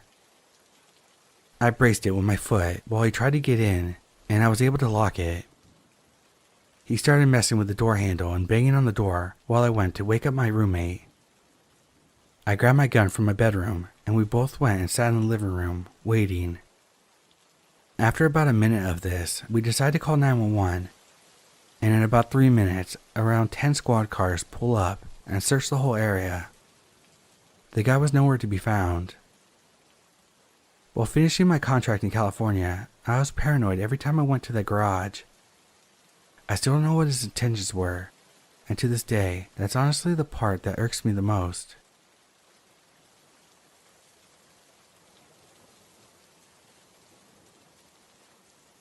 When I was 17, my bedroom had a window looking out to the backyard. The backyard was fenced in, but on the other side of the fence were some woods and a retention pond. I had never been scared of this and kept the blinds open, so when the sun rose in the morning, the natural light would help me wake up.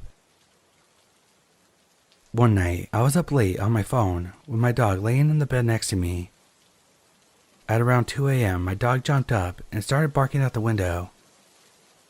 At first, I thought he was just barking at his reflection and told him to stop. But then I realized he was looking at the left side of the window, where his reflection was on the right. I couldn't see outside the window because I had my lamp on my nightstand. All I could see in the window was the reflection of my bedroom. Not wanting to alert whatever might be out there that I was scared, I fake a yawn, set my phone aside, and turned off the lamp. I then laid down facing the window, and I swear I saw a set of human eyes looking back at me from the left side of the window. I drink a lot of water at night, so I had an empty bottle on my nightstand. I grab it and pretend I didn't realize it was empty. I turned on the lamp and acted like I was going to get water. I went to my parents' room, and my dad told me not to worry. We have these motion-activated floodlights, and they hadn't turned on, so there was no way anything was out there. I went back to my room and told myself I was just seeing things. I closed my blinds and turned my lamp off and got some sleep. I went to take my dog out and decided to check the pine straw bedding underneath my window. It was visibly disturbed. I did my best to ignore that and remember what my dad said about the floodlights. That worked pretty well until my dad tested the floodlights later that day and found that the bulbs had burnt out. To this day, I keep my blinds closed and my lamp off while I sleep. I don't want to risk anything being able to see me, and if something is somehow peeking through my window, I want to know it's there. If there is someone at my window that night, let's not meet. Edit. I just want to say thanks for everyone that commented. I typed this out because of a project I've been working on that caused this memory to resurface. Sometimes just writing something like this down and chucking it into the void helps me deal with it. I'm 22 now, so I'm far enough removed from it that I can mostly just look at it as a weird experience I had. But there is definitely a degree of paranoia left from this and other things I've dealt with. To everyone who had similar experiences, I hope everything turned out okay and that you're doing well. I've interacted with a few of you in the comments and you seem like strong people. To anyone who does this, peeking through window shit, fuck off.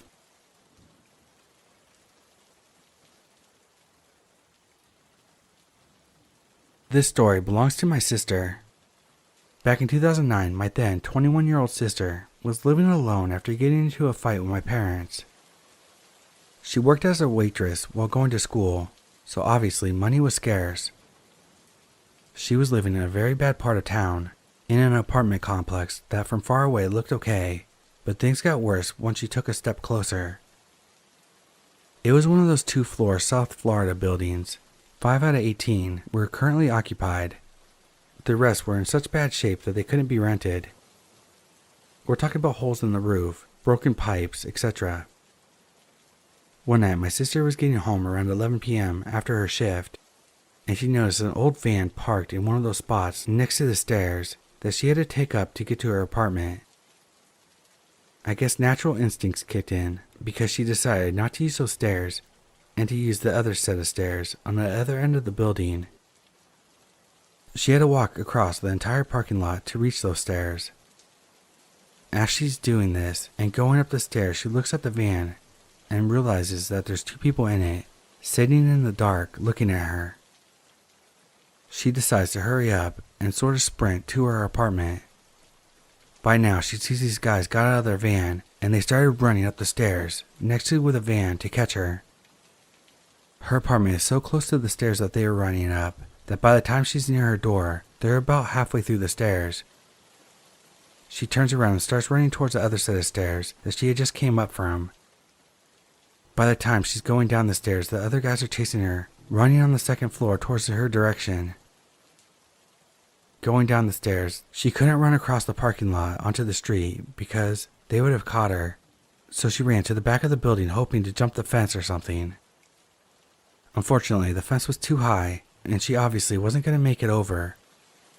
She spots all the way in the corner a big dumpster that has a lock on it.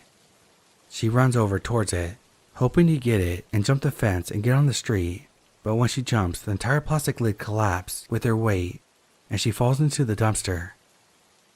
She can hear the guys turning into the area and going, "She must be in one of these apartments." Remember, they are abandoned and some have no windows. So they start calling for her, telling her to get out and not to be scared. She's inside the dumpster, holding the cover with her hands from underneath, making it look as if it was closed. They get near it. She can hear their footsteps. Since the dumpster was locked, I guess they didn't even try to pull the lid. It was this innocent lock holding this thing together that saved my sister's life. Had they pushed the whole thing up, it would have fallen apart and my sister would have been exposed and probably murdered. They went inside the apartment as she could hear them. The whole thing must have been 40 minutes. They eventually gave up and left. My sister didn't sleep, didn't move, and didn't leave the dumpster till the following morning. She got out once she heard cars and saw daylight. The van wasn't there. She moved back home the same day.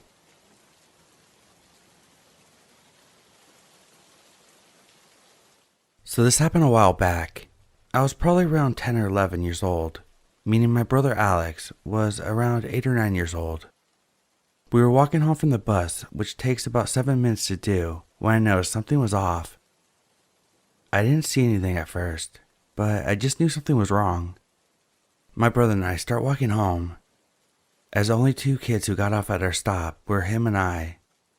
This blue silver beat up truck drives past us, and I think nothing of it. It never slowed down or stopped, it just kept going. Alex and I were holding hands, as my grandma always told me to do, as he's my baby brother, and I want nothing to happen to him. Nothing happens at first, but then the same truck drives around again, driving our way this time. There was a cul-de-sac at the end of our road. It was driving slower this time, and went up the road and turned, out of sight. Now, Alex and I were nearing a 3-way intersection that connected the cul-de-sac to the other side road, right off the main road the man just drove down. I happened to look down the street and see the truck driving real slow down the street towards us again. I knew we had to run. I knew there was no other option. I knew that if we didn't, my brother and I would not be safe. I don't know how I knew, but I did. As soon as we passed a house that blocked us from the view, I turned to Alex and spoke to him, exactly 4 words. No questions, just run. And we did. In our driveway, which was about 100 feet long by the way, there's a few rose bushes and pine trees that divide our home and the next door neighbors. I'm dragging him there and told him to be quiet and that I'll explain later.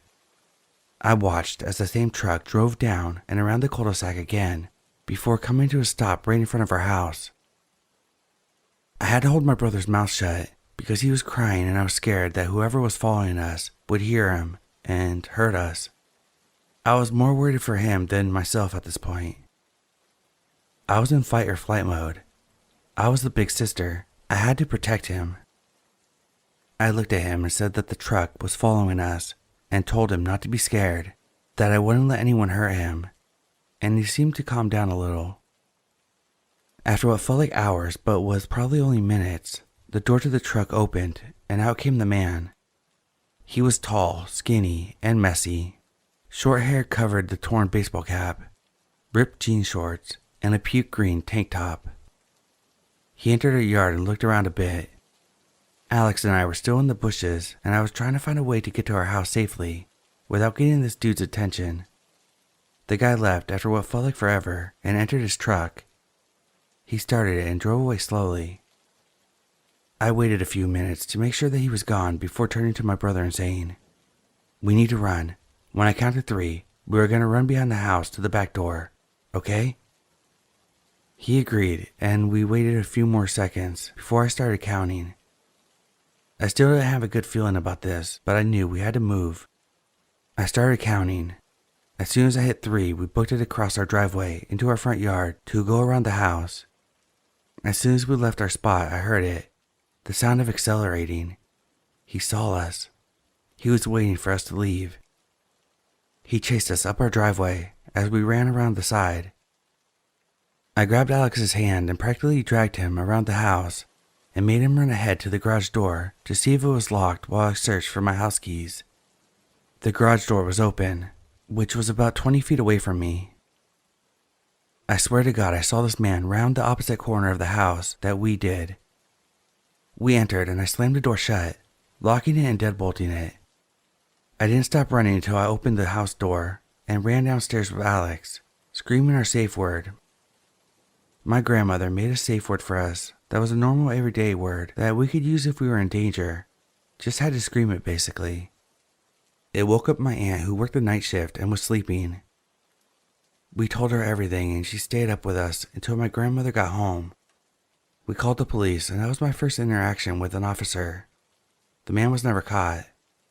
To this day I don't know what he wanted, but I'm sure it wasn't good. I'm just glad that my grandmother drilled stranger danger into my head. I don't know where my brother and I would be right now if she hadn't. So to the messy man in the blue and silver truck, let's not meet again.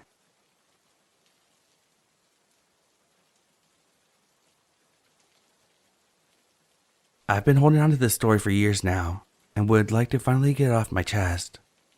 So my siblings and I lived close to the elementary school, where we would often walk our dog in the playing field and the crop of woods, or we would let our dog roam around while we played at the playground, or made pretend in the woods. I think I was around 14 when this happened, about 10 years ago. This schoolyard had a playing field, a playground near the building, and a playground farther away from the building in the crop of trees. We were swinging on the swing set in the more distant playground, but from this area you could clearly see the residential streets and parking lot of the school, which kind of wrapped around the crop of forest. As we are swinging, I see a SUV drive up one of the roads and pull into the parking lot. It's a weekend, so there's no cars around and not very many people. Maybe the odd passerby also walking their dog through the school grounds. The SUV is about 130 feet away from where I am, and I wear glasses, so I can't see very well what the people look like as they exit the car, but I can see some distinct clothing pieces. There are 3 people. 2 looked older and are dressed as if they're older middle-aged, like in their 50s. I remember one of these people wearing a wide-brimmed woman's sun hat. The third person looked like an older teen or young adult in his 20s and was wearing a green and white striped jersey and cleats. It's not uncommon to see people walk or drive to the school to use the field and play sports. Though, looking back now, I realize it was odd that they parked on the lot, not on the side of the road near to the field, which is on the opposite side of the property. In any case, I think, okay, just some grandparents and their grandson going to practice on the field and go about playing with my sibling. I remember watching the Theo walk away around the school building, completely opposite to where we were on the property. We have our dog with us, and after time, we decide to stop swinging and take the dog on a walk through the trails in the forest brush. Maybe 15 to 20 minutes had passed since we saw the car pull up. The brush we are walking in is basically in a very corner of the school property. There's a metal chain link fence in front of us, and beyond it is sidewalks and residential roads. To our right is another fence that separates people's backyards from the school ground. These homes all have tall trees growing along the fence for added privacy, so it's almost impossible to see into the school. My sibling and I were just on that age where playing pretend didn't really feel genuine and spur of the moment, like we were about to grow out of it. I'm feeling bored but don't want to go home yet. So I pick a branch of these red berries that grow on the schoolyard and say to my sibling, "Hey, want to play a game?" Which is code for, let's play pretend. I bend down and offer a berry to my dog as a starting point to the game. They've never hurt her. I'm speaking to my sibling who's walking in front of me as I bend down, but my voice trails off as I see my dog's behavior. She's completely ignoring the berries and me, and is instead moving past me slowly, ears back and nose pointed, as if she was approaching something. I follow her movements, still looking down. When I finally look up, there are the 3 people from the SUV not 6 feet away from me. They are certainly not a couple of grandparents and a kid, but 3 grown men. I remember the faces of the 2 older men pretending to be grandparents.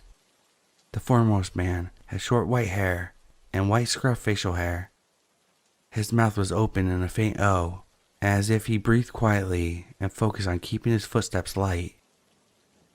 The other man was extremely thin, his cheekbones popping out, and shoulder-length, greasy brown hair hung around his skeletal features. They had crept up behind my sibling and I silently, and remained just as quiet as they all turned their backs, quickly, pretending to point off to the trees like they were watching birds or something. It was bizarre how silent this whole encounter was. I immediately realized that we need to get the fuck out of there, and turned my attention back to my sibling as I grabbed my dog's collar and get her hooked up to the leash. My sibling is about a foot from me, but seems oblivious still to the 3 creeps in the woods right behind us. I tell him over and over again that we need to leave, but they had become wrapped up in the imaginary game I proposed moments ago. Finally, my sibling sees the men.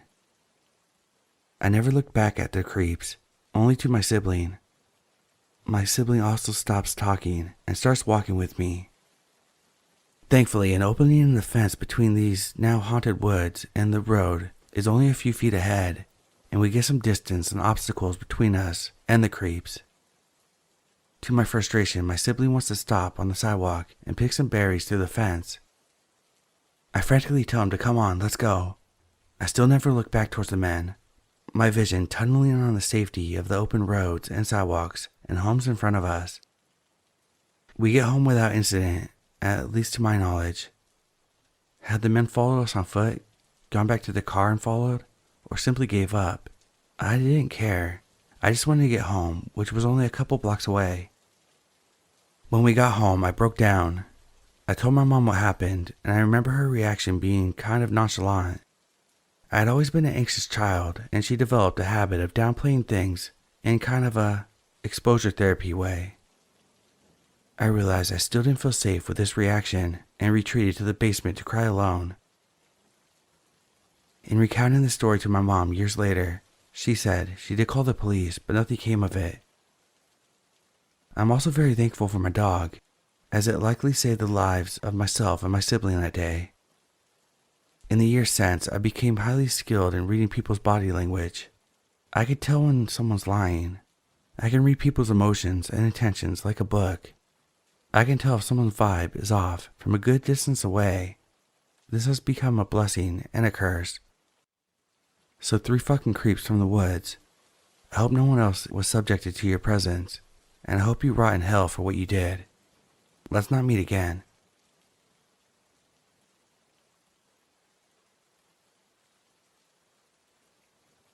I think I was about 10 years old when me and my buddies decided to go out and have a good time. Back in those days, kids all around would make these poor man airsoft weapons out of plastic tubes and rubber gloves and use dry peas as ammo. So anyways, we went out and had a blast shooting at each other. And at some point, me and my teammate realized that a few of our buddies had been gone for quite a long time, but we had a general idea where they went. So we started to head towards them. As soon as we arrived in the general area where we thought they would be, our buddies run fast as fuck yelling, "Run you guys! There's this crazy old guy coming with a van." So I was a little confused at this time and watched as my buddies ran off, nowhere to be seen at this point. I see that van coming up and I panic and start running like hell.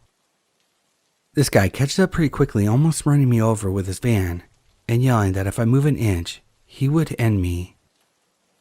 He gets a hold of me and starts dragging me back to his van as I scream for help. When I'm almost inside the guy's van, this guy, maybe in his 20s, with a heavy metal outfit, yells to this bastard, "Leave those kids alone or I'll kill you where you stand." This guy turns around and at the same time this 20-year-old drops him with a single punch and keeps beating him while telling me to run to my parents. My dad tried to find the guy who literally saved my life and thank him and reward him, but only found a puddle of blood where this happened.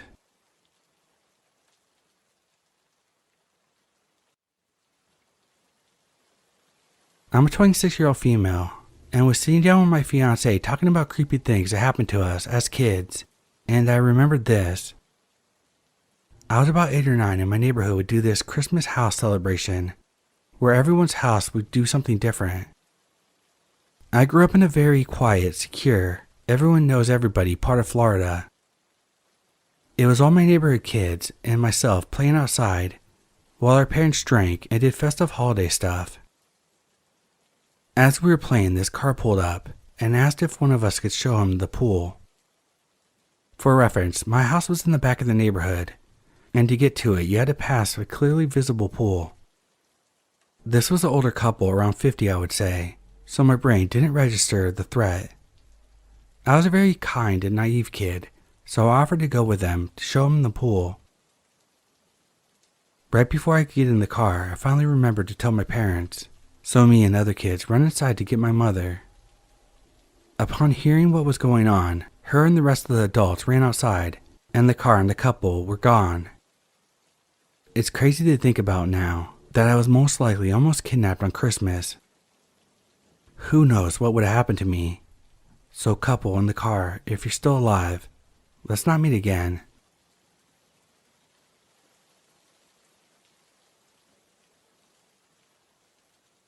A few weeks ago, I was walking my dog later at night before bed. He's an English black lab, so he's pretty big and can look intimidating. He's very friendly though. I was only 1 block away from my house when this black car pulls up next to me. It starts to match my walking pace and stay next to me. My dog was on the right side of me and he blended in with the darkness, so you couldn't see him from the street as well, as he was being hidden by the parked cars. I started to panic a little as the car just slowed and stayed next to me. When I got to the end of the block, my dog walks in front of me and stares towards the car, letting me know he wants to cross the street. At that point, the car just speeds off. I immediately went home and haven't walked him at night since.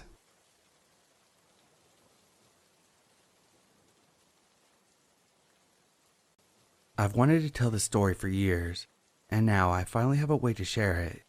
This is going to be a long read, but it will tell you about the scariest experience of my life. I was 15 years old, living in a medium-sized city in North Florida.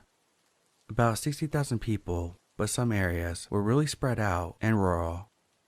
Don't think of like New York City or anything. More like a town with a lot of houses spread out over a huge area and condensed shopping centers. I was a bit of a punk that my parents had a hard time controlling, so that meant I basically snuck out constantly and was always riding my bike around the city at all hours of the night with my friends, fighting and constantly causing trouble. For reference, I was probably 5'10", 150 pounds. My next door neighbors were my best friends. Let's call them Nick and Tim. Nick was younger than us and probably 5'5" and 140 pounds. And Tim was 5'8" and easily 210. Nick and Tim were brothers, only a year or so apart. One night, Tim had texted me around 1 a.m. asking me to ride bikes with him and his brother to his girlfriend's house so he can get lucky. I remember being hesitant because of how long the ride was going to be. I just looked it up, and it's 9.6 miles from my friend's house to her street, but Tim begged and begged for me to go until I agreed. Our city had a curfew, meaning any police in the area that saw you and assumed that you were a minor would stop you and possibly give you a ticket and bring you home. That meant we had to be careful about being seen by cars going by.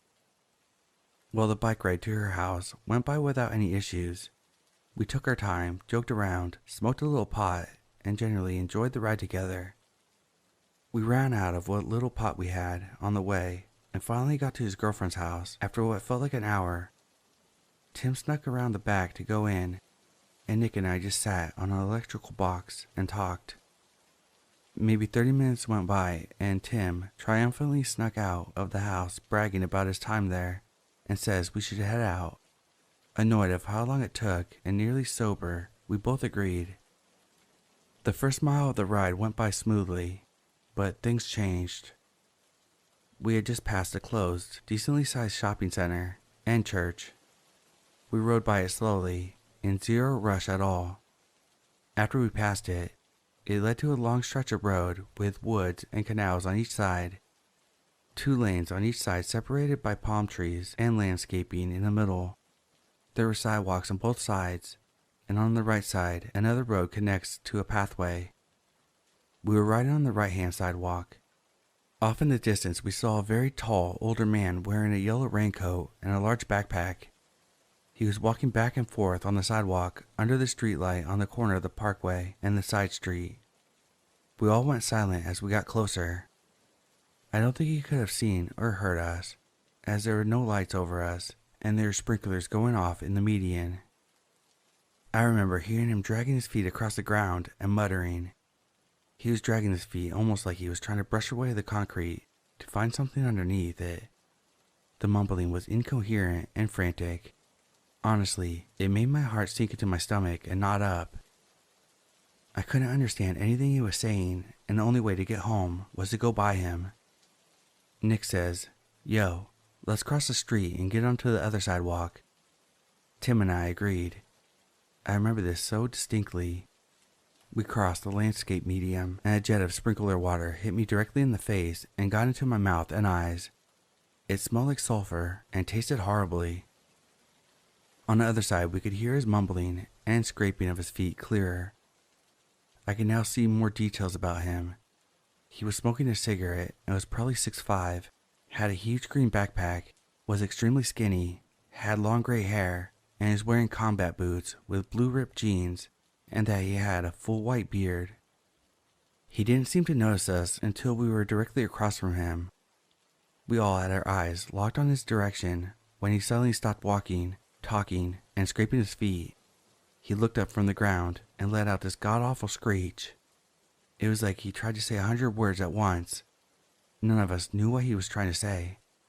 After the initial scream, I could make out, "What the fuck are you doing?" It startled us. We were now 25 yards away from him, and then he screams, "What the fuck are you looking at?" I was a foolish teenager. I piped up to say something smart, and Tim, riding next to me, grabbed onto me and said, "Don't say a fucking word." So I didn't. In hindsight, I'm glad I didn't. He kept screaming in our direction, and we kept riding. The further we rode, the fainter the screaming got. Then it stopped. We crossed the street again to the other side of the road, and made it about a mile down that road, all of us on edge. We glanced over our shoulders constantly to make sure he wasn't following us. We talked briefly about it, how strange it was, etc., but we were glad it was over with, or so we thought. Nick and Tim were riding in front of me when I thought I heard something behind me. I turned around, and there he was, maybe at arm's length away from me, headed directly for me. The yellow raincoat hood was pulled over his head and buttoned. The guy was standing up on his mountain bike, pedaling as hard as he could. We locked eyes and he started screaming. I mean, screaming. He screamed not words, not any language, just a fucking constant scream, as loud as he could. I have chills just writing this now as a 25-year-old grown man with a wife and a baby. If someone ever illustrated that image that I saw, I would probably have a panic attack. I screamed, "He's right behind us!" and stood up and pedaled as hard as I could. I think we all did. And he was right behind us the whole time, screaming. Every so often he would get right up on top of us, screaming and trying to knock us off our bikes. I don't know how long we rode with him behind us, but it felt like an eternity. I think age played a factor because he must have got tired, which led us to get ahead a bit. Exhausted, we pulled into a neighborhood and started cutting through yards trying to lose him. We jumped off our bikes and decided if he's still chasing us, we would make our stand together and fight. It was like a hive mind decision, all too tired to keep running. It was our only option. We waited for him, but he never came. I don't even remember hearing him. I still can't recall when we lost him. I called my house phone, waking both my parents up in the process, and told my dad about the situation. He told me to get home and figure it out. I asked to talk to my mother, and she yelled at me on the phone and refused to come pick me up as I stood in the middle of the street hoping the crackhead didn't come to kill us all. I got home with Nick and Tim in tow, who asked if they could crash in my room. Of course, I said yes. I think we still have some weird feelings about that night, and we've never spoke about it again. I don't know what he wanted. He was clearly on drugs, but it makes me wonder if he wanted to rob us, or worse.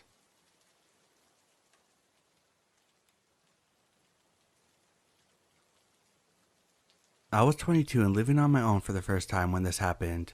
Mid-90s. I had just gotten off work, 11 p.m. To reach my apartment building, I could either walk on the sidewalk, lit with street lamps, decently trafficked, or cut across the communal garden, pitch black, set back from the street. I saved about 1 whole minute of walking time by cutting through this communal garden, but being young and stupid, a lot of times I took the shortcut. That night, I got a weird feeling to not take the shortcut. I kept on the sidewalk, but there was no one else around. When I got past the garden, all of a sudden this large man pops up at the exit path. There's no way he could have been in front of me or just behind me as I was walking. I would have noticed him. The only logical explanation is he had been hiding in that pitch black garden. A drunk who's been sleeping it off? No, my body was screaming at me to get the hell out of there. I began walking faster. My dad had always taught me to carry my keys in my fist with a key pointed out in case I needed to punch someone, so I had that. But I'm 5'4" and probably weighed 110 pounds. This guy was tall and big. My only chance was to outpace him. I'm speed walking at this point, and I feel like he's matching my pace, or even getting closer. He's breathing heavily. I feel this angry energy coming off of him, but my apartment building is right there, so I just put on a burst of speed. When I reach my entrance, 2 people are leaving and hold the door open for me, and him. I don't know why I didn't tell them that I thought this guy was following me. My mind froze, and I was just trying to get inside my apartment. Plus, I was still trying to rationalize it. Maybe he was visiting someone in the building. Maybe it was all just a coincidence. Don't be paranoid. Besides, it only took a couple seconds for them to open the door. I had missed my chance. I'm climbing the stairs as fast as I can. It's a 3-story building and I live on the 3rd floor. He's climbing the stairs too, still right behind me. I get to my floor, which has 4 apartments on the right side, where I live, and 4 on the left. I pass by apartments 1 and 2. He's still right behind me. I stop at apartment 3, where I live, and he stops in front of apartment 4, where I know he doesn't.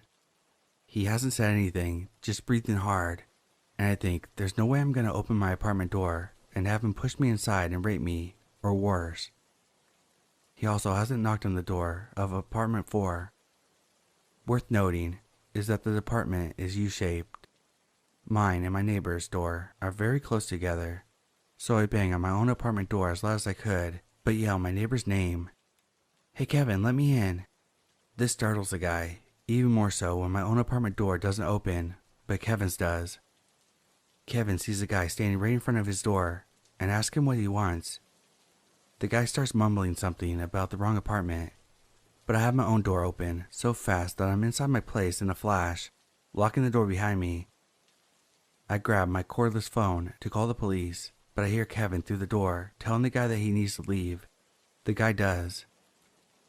Kevin knocks on my door, asks if I'm okay. I thank him, say that I am, but I'm inside and I'm frozen, adrenaline pumping, scared. I thank him again and tell him to have a good night, lock my door again. I have my phone in my hand, ready to call the police, but I start to rationalize it again. What exactly happened? A guy followed me home, but then said he had the wrong apartment. Are the cops going to care about something minor like this? I try to calm myself down, but I'm also berating myself. Why didn't I run the instant I felt him following me? Why didn't I tell the people we passed at the front door when I thought I was being chased? Worse, why didn't I tell Kevin the second he opened his door and saved me?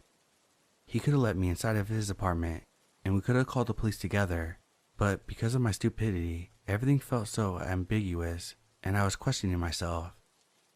A couple weeks later, I'm visiting my grandparents, and my grandfather is reading the paper. He tells me a woman was raped in the apartment building across the street from mine. It's the same guy. He had multiple convictions of sexual assault and had recently been released on parole.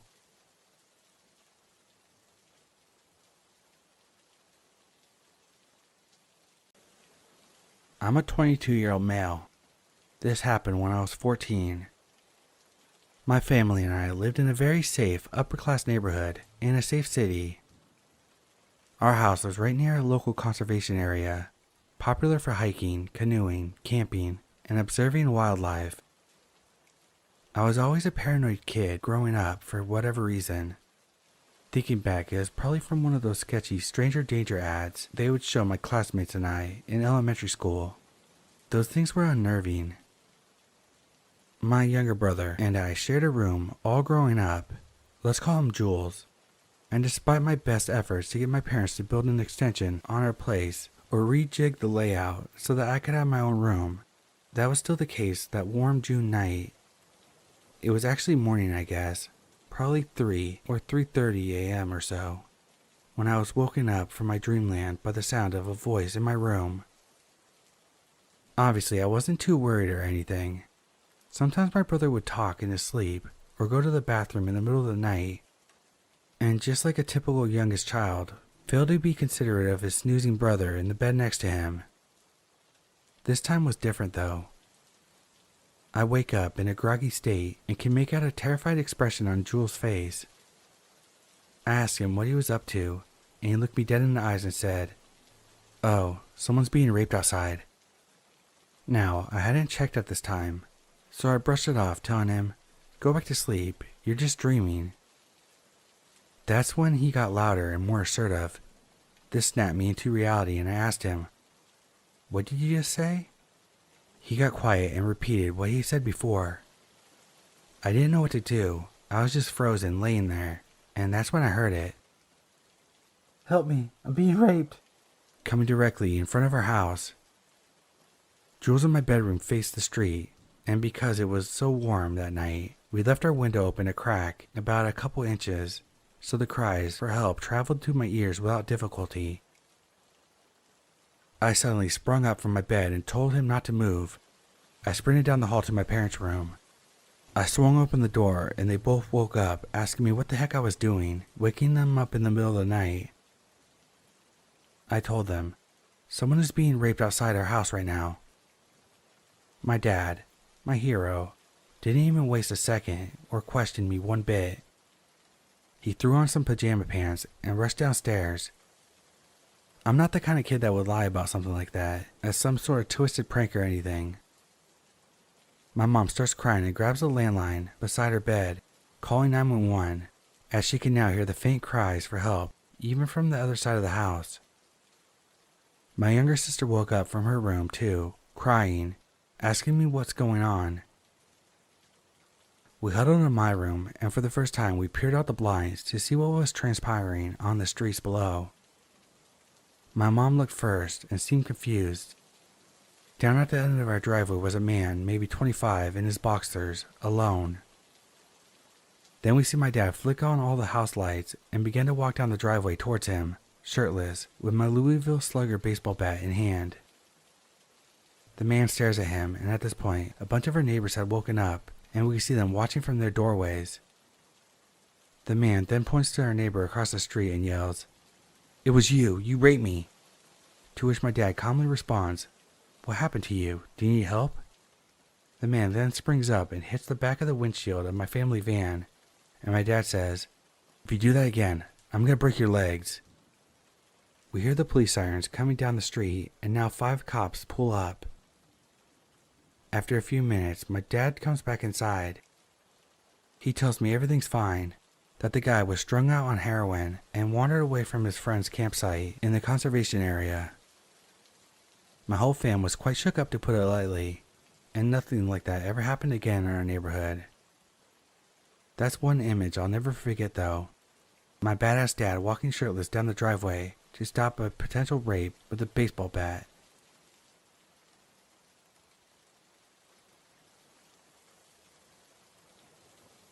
I came home around 12 a.m. to a house I share with 4 roommates. When I walk on the sidewalk, I notice a man across the street facing the other side, seemingly doing nothing. I pass by and enter my house, locking the door, and went to the kitchen, passing one of my roommates on the living room couch. The hallway from the front door opens to the living room, and then goes to the kitchen. When I left the kitchen, I saw the dark outline through the window, and stopped to focus my eyes.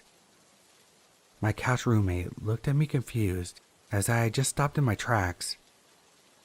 The outer door was open, and the man from across the street was looking in, and then started turning the knob. As I heard the knob start rattling, I said something like, "There's a fucking guy at our door." My roommate got up from the couch alarmed, and we got closer to the door. I could see the man's face clearer now, pressed up against the door window. His face was blank. He had long, oily hair and pockmarks on his cheeks. His expression made me feel incredibly uncomfortable, as it seemed like he was looking through us, with no recognition of us. My roommate called down to my basement roommate to make sure the door leading to the backyard was locked. I got closer to the man as he kept trying the handle, and went upstairs to alarm my other roommate. When I came back down, the man wasn't at the door anymore, so we peered out the window, only to see him standing in our walkway, looking across the street. Reflecting on this, I'm just happy I remembered to lock the door, because we'd often stupidly forget and spend the night with our door unlocked. I can't imagine if the door was unlocked and he stepped into our house. I wonder how this would have went.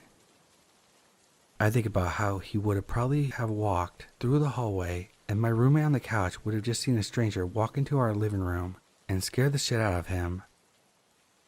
Most likely this guy was just drugged out by the way his expression was, but who knows what intentions he had. Let's not meet.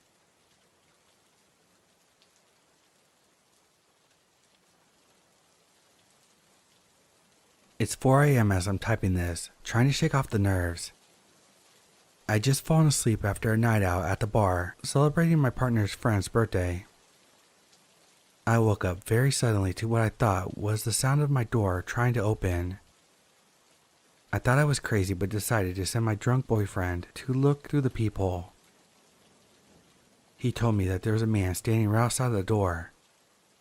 At the same time, however, there was a woman taking her dog out potty, so being the drunk that he was, my boyfriend couldn't tell if these two were together.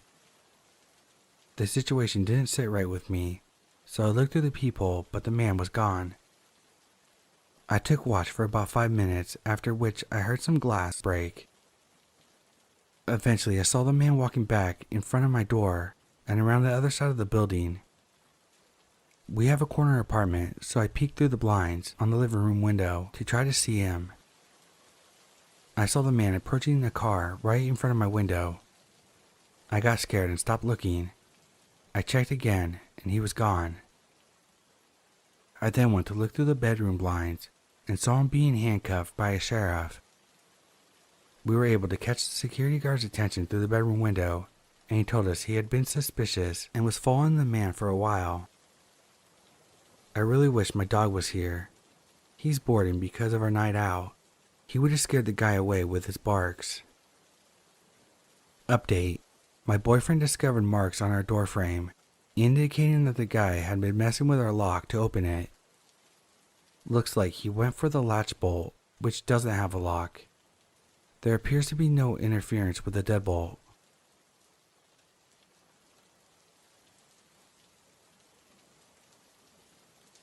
I'm a 21-year-old female. I live with my grandparents in a large city on a busy road. I was just in bed when I heard the doorbell ring and was about to go answer it, but my grandpa got to the door before me. I am now so glad that he did. I couldn't see the front door from the hallway, but when he opened it, I heard a woman say, "Hi, my name is Taylor. I think I know you." I didn't recognize the name, and my grandpa didn't either, because he told her that he definitely didn't know her. He asked her how he could help her, and I heard him open the door wider and then her quick footsteps as she ran away. After she left, I came out and asked my grandpa what happened. He told me about the interaction with a puzzled look, and I immediately recognized it as suspicious. We have a Ring doorbell, so we pulled up the video it had taken. It showed a young woman covered with tattoos approaching our yard. As she walks up, she whistles loudly to someone off camera. I watch as my grandpa opens the door, and she says that she thinks she knows him. Now, my grandpa, a retired police officer, and tonight, he happened to be wearing his t-shirt with the name of our city's police department on it. When he opens the door wider, she must have noticed his shirt because her eyes widened and she runs away. I watch as the video shows her holding up her arms, crossed in an X while she runs away. A few seconds later, a man crawls out from behind the car parked outside and follows her.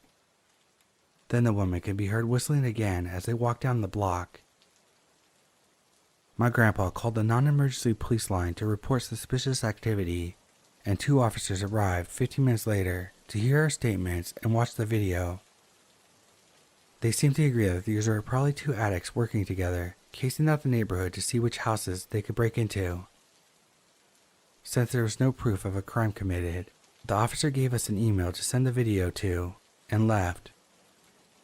I can't help but wonder what would have happened if I, a 5'3", 100-pound, 21-year-old young woman, had been the one to answer the door, instead of my grandpa, a 6'2", ex-military, retired police officer. So sketchy couple lurking around the neighborhood. Let's not meet.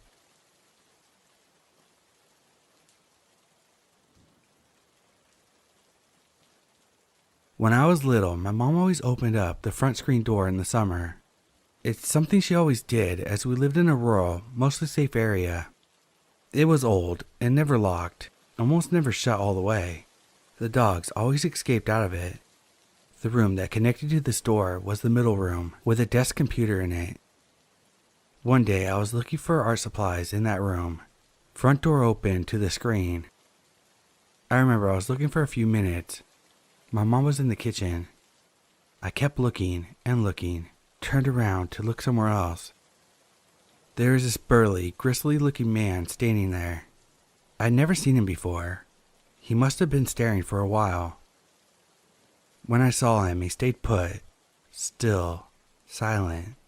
No knock, no asking for my mother, no hello. I hadn't heard any crunching of the gravel from the car pulling in. Where did he come from?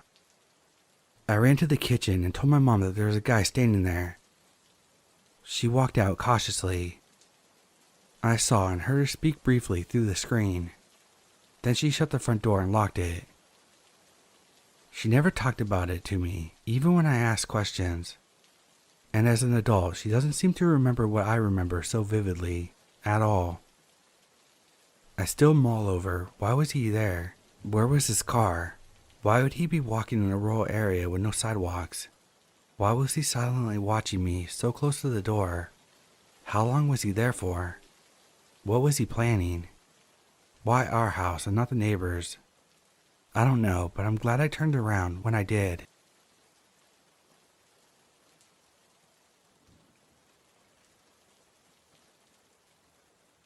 Context: I was living in the Fiji Islands back in 2016, and I was 14 years old. This story happened to my family, but mainly my mom lived it. It was on the 31st of October, and I was at my school for a Halloween-based party, and my parents and my little sister had gone to a family friend's Halloween party, so the house was empty. My party finished at 9 p.m. and my dad picked me up and dropped off my mom's sister at the house because our security alarm was ringing. Because nobody was home, my family obviously called the security company over, and they sent a van with 3 security guards. My mom opens the house and lets everyone in. They check the whole house and they see no one. My mother checks all the cupboards and under the bed with my little sister, who's only 12 at the time. The security guards go outside in the garden and in the basement to check if anyone has been there, and it's not an accidental ring. We don't have any pets. My mom turns on all the lights in the living room and the balcony. She starts to open a window and the gates that protect all the windows to get to the balcony when she looks at the keyhole to put it in, and she knows flip-flops on the floor. She then looks closer and sees that there's 2 pairs of legs hiding real close to each other against the wall underneath the garden sofa. My mom yells out of her lungs, "They're on the balcony! They're on the balcony!" The 2 guys got scared and jumped off the balcony into the garden. One of the guards grabbed the guy, but the second intruder jumps onto the guard, and they run away, jumping over the fence and running into the forest. My mother regrets yelling, and that if she would have came down and talked to the security guards quietly, the guys wouldn't have ran and probably would have been caught. My mother is crying and holding my sister to the side and telling her everything will be okay. The security guards then called the police, and they did report and describe the guys and started to search for them. The cops were here in about a minute, since I live about 100 meters from the closest police station. The guy who jumped lost his hat. There are also flip-flops, and they left socks to use as gloves, and 2 knives. Also, one of the thieves legit shit in our garden. Sadly, the guys were never found, but 2 weeks later, my mom pulls out of the driveway, looks in the rear mirror of her car, and sees what she's 90% sure of, the 2 guys at the opposite house staring at her. The short one had the same new hat, and the other guy had brand new flip-flops. When my mom drove away to the police station, the guys were gone and never to be found again. I got home after with my dad to find my mom and my sister crying. My dad was mad that he didn't stay, but my mom had drank and could not drive. Luckily, my mom saw them before she opened the window. Otherwise, what could have happened? Now, how did the 2 guys get on the balcony? Well, it's gonna sound stupid, but right next to the balcony where they were hiding are like 2 wooden poles linked with a weird plank. My dad asked the landlord to get rid of it, but the landlord did not want to. To give you more about this pole thingy, me at 15, I could jump and climb onto the balcony, 'cause I did it to sneak out of the house to go see my girlfriend at the time. I am now 21 and live in Australia, and even though I did not live this myself, it made me really scared 'cause I was young and now I live alone and have to check the entirety of my house to make sure the house is always locked, to the point that I lock myself out of the house way too many times.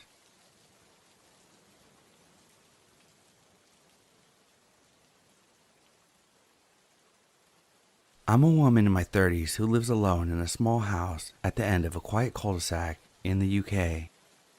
The street is a maze of rows away from the main road, which means that other than delivery drivers and the occasional salesperson, you very rarely see anyone that you don't recognize.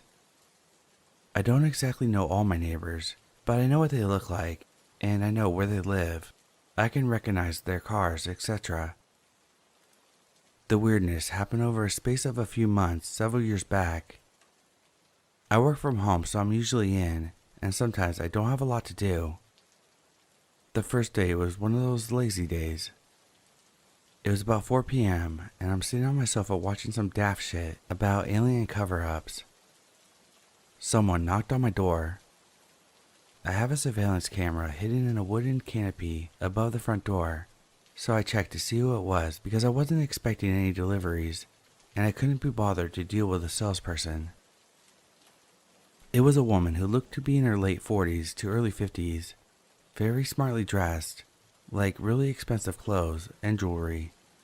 Stuff I could never afford.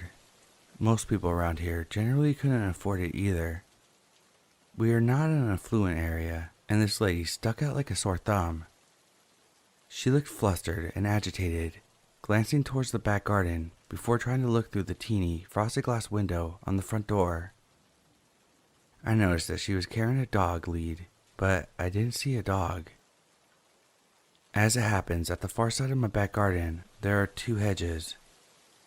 There's the hedges that I own within my property boundaries, and there's a second hedge outside of my boundary that's council-owned along a small grassland where people walk their dogs. I know for a fact that there's a hole in the council-owned hedges, which I've reported to the council at least a dozen times over the past decade, and they've done the square root of sod all about it. Because of my hedge, I can't reach it to do anything about it myself. Consequently, when I saw the dog's lead, I thought, shit, a better dog has gone through the hole. If it's a big dog, it's not getting into my garden, but if it's a small dog, it might be able to work its way through. And I've always had some cooked meat, so I figured I might be able to lure it out. I'm a dog lover, so of course, I wanted to help this woman if I could. When I was a kid, my dog went missing for a few weeks, and I thought I was never going to get it back. I was heartbroken for those weeks, but fortunately, we did get him back, and ever since then, I've been extremely sensitive to pets in need. I open the door and this woman gives me the weirdest look, like she's expecting someone completely different to answer the door, and that I shouldn't be there. To be fair to her, my mom used to live here, so I don't think too much of the weird look to begin with. Maybe she's expecting my mom. I say, "Hello?" And she stares at me for the longest 30 seconds before she tries to look past me and asks to see Margaret. I don't know what it is about other people's mistakes, but whenever someone has the wrong number, I always end up apologizing as if it's my fault. So that's what I did. Apologized and told her that there was no Margaret at this address. Again, she gives me that look, only this time there's anger behind it. "Yes, there is," she insists. It occurs to me at this point that I have a relative called Margaret, but she lives about 60 miles away and I haven't seen her in years. Nonetheless, just in case she's got her addresses muddled, I asked, "Are you looking for Margaret Smith?" But she hisses at me, "You know exactly who I'm looking for. What have you done with her?" I'm absolutely lost at this point. I've lived here for 20 years and I know the name of the previous owner, so I know she's not asking for them. I also know the names of the neighbors and the names of the people who have lived on the street in the time I've been here and since moved. None of them are called Margaret, so all I can do is tell her that she's got the wrong address. "No, this is," and then she says my address. "You're lying." That was a tad alarming. She's at the right address. She's not knocked on the wrong door. However, she clearly thinks I've done something to someone who, to my best knowledge, has never lived here. I don't know how long the previous owner had this house, but we must be talking about at least 30 years since anyone called Margaret might have lived here. It's at this point that I notice that she subtly wrapped that dog lead around her now clenched fist, like she was planning to use it as a weapon.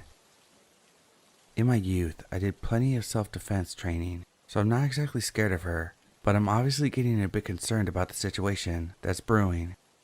I don't particularly wish to get involved in a brawl on my doorstep with a complete stranger.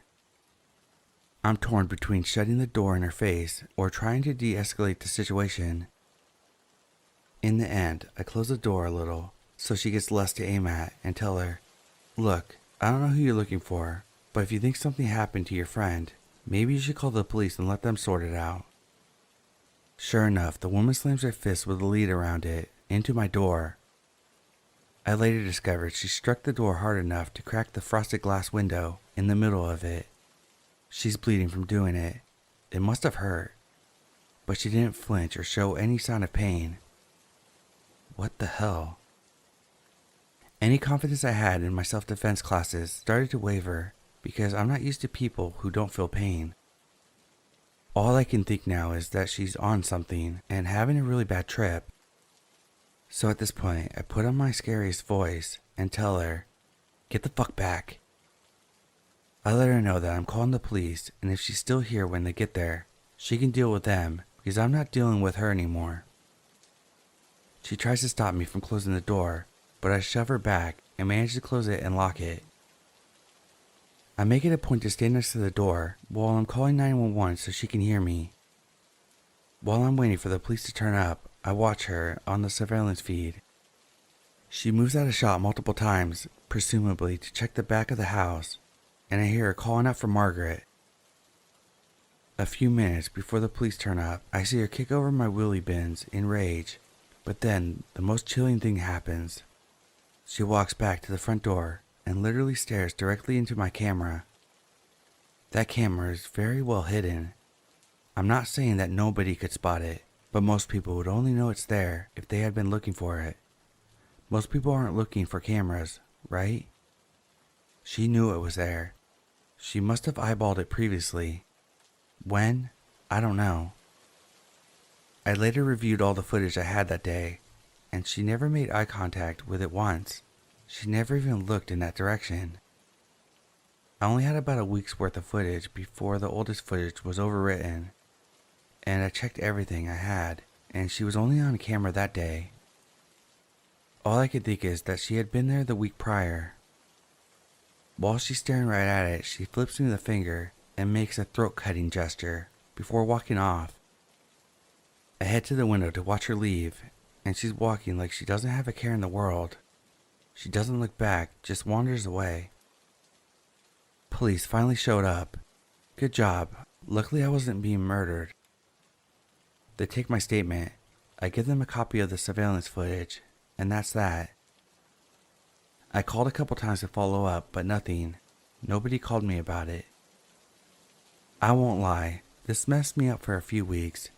I moved the knife block closer to the door, though out of sight of any of the windows. I started staying up really late and not getting much sleep, which really didn't help. On some nights, I was so tired I started experiencing auditory hallucinations. I heard people talking who weren't there, and because this woman was the cause of all my stress, I heard her voice and the name Margaret most of all. Every time I heard the gate open, it put me on edge. I'd review the surveillance footage every day. Eventually, as the weeks passed and I hadn't heard anything else, I started to regain some of my comfort and just put it down to a weird experience. It didn't last. About 4, maybe 5 weeks after the first encounter, she came back. It was just after midnight. I was in my living room mucking around on my phone with the TV on low volume for some background noise. I heard a car door slam and peeked out the front window. A dark-colored car was parked at the end of my driveway. I couldn't see what make or model it was, but it looked like some sort of estate car. I think Americans call them station wagons, right? I didn't see anyone moving about, but a minute or two later, the front gate swung open with a metallic groaning and there was a knock on my door. Even when I'm not involved in a blood feud over imaginary Margarets, I'm not going to answer the door at this time. I checked the surveillance camera.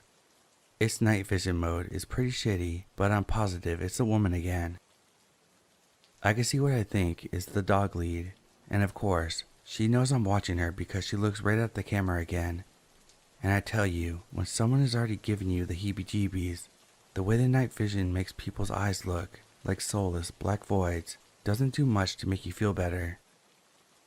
Suddenly she yells out, "Shut that fucking racket off and come out here now." I had the TV on, but as I mentioned, it was on a very low volume. There was no way that she could hear it from outside the front door. I couldn't even hear it as I walked into the hallway. I'm convinced at this point that she's mentally unwell, so I call the police again. I want them to stay on the line, but they just tell me that someone will be over soon, and to call them back immediately if things escalate. So I'm waiting, watching, and just hoping that she doesn't try to smash the window open or something. She kicks over my wheelie bin again. Don't know what she has against them, and yells something else, which I couldn't quite make out, but whatever it was enough for one of my neighbors to come and investigate themselves. I watched the neighbor talking to her for a minute. She's remonstrating about something, wagging her finger towards my door, but my neighbor is eventually able to get her to leave. He even sticks around for a bit to make sure she's gone. Sadly, that also means she was gone before the police turned up again, and made me feel like I was a bother to them. Another statement, handing over more security footage, more nothing. I caught up with a neighbor the next day, and he apologized because it didn't occur to him to make note of the registration plate. But he also told me that she said much of the same thing that she had said to me previously, that she wanted to know where Margaret was and what I've done with her. I'm grasping for answers at this point. Even if she's mentally unwell, the fact that she's sticking to this Margaret story and has the right address makes me think that there's something more to this than someone having a breakdown. Then it clicks. Is Margaret her dog? Does she think that I've stolen her dog? Does she think that her dog went through the hole in the back? Does she think I've hurt her dog? Is that what this is about? It'd be another few weeks before she came back. This time at 3 a.m., I am awoken up by knocking at the door. A few minutes later, I hear tapping on my bedroom window. I know it's her. I can hear her saying things, but I can't really make them out because it's too muffled through the windows. It's like she didn't want to get the neighbors out again, and she's trying to keep quiet. I jump out of bed and put some clothes on as quickly as I can. I try to follow her as best as I can as she moves around the outside of my house, from room to room, knocking, tapping, and muttering. I think I hear a few coherent words like noise, racket, and I'm pretty sure she called me a bitch, but maybe I'm imagining that. I can't check the surveillance footage this time because she spray painted the damn lens. Not that it mattered much this time. She's not lingering by the front door. I think about calling the police again, but it's proven to be a waste of time so far. And I get a feeling if I call them a third time and she's gone, they're just gonna start accusing me of wasting their time, even though I do have evidence. They've not exactly been helpful so far. In the end, I wait by the front door and listen to her. Eventually, she knocks again, and I call out, "Is Margaret your dog?" Dead silence. Nothing. I can't see anything through the frosted glass because it's too dark. I have no idea where she is. I don't want to turn the outside light on. I don't even know why. She knows I'm in the house because I called out to her, but I still didn't want to draw any more attention to myself. I end up standing there for who knows how long, at least an hour, probably more because the sun starts coming up. My heart is going a mile a minute pretty much the whole time. Once it's bright enough, I start checking through the windows to see if I can see her. Nope, nothing. I cautiously open the front door and look outside. Still can't see her. I grab something to arm myself with, just in case, can't remember what now, and check all around my house and the back garden. She's not there. As I'm heading back to the front door, I spot the oddest thing. The gate's closed. That gate is physically attached to the side of my house, and when it opens and closes, it makes a fair bit of noise. You definitely hear if someone opened or closed it when you're standing next to the front door, but it's closed. So what does that mean? Did she jump over it somehow? It's possible, I guess, but I wouldn't want to try it. Anyway, I open the gate and head out to the end of the driveway. I look around and there's no sign of anyone. I turn back to my house to see spray painted "liar" on the front of my house and the dog lead on the floor beneath it. That was, thankfully, the last time I heard from or saw this woman, but I still think she comes by sometimes. Ever since this all happened, I get the creeped out feeling occasionally at night and check out the windows. I don't know whether I'm imagining it or what, but now and again, I swear I see a dark colored estate car out on the street. Not parked at the end of my driveway these days, but I just can't shake the feeling that she's there, watching my house. Perhaps she's looking for her dog, and she keeps thinking that she'll see me with it.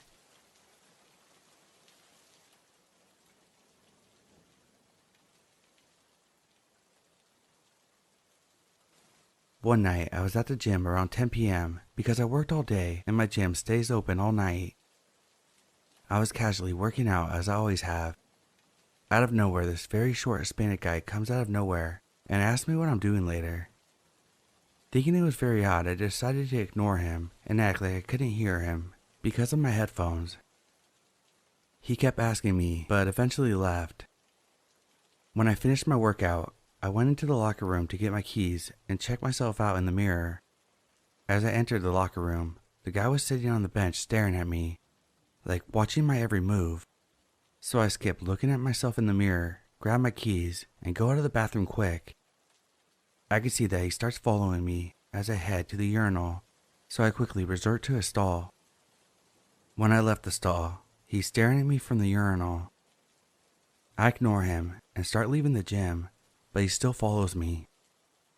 Once again, he asked me what I'm doing tonight and what my name is, but this time I couldn't pretend not to hear him, so I just said, "Sorry man, I'm not interested," and quickly got to my car and drove away.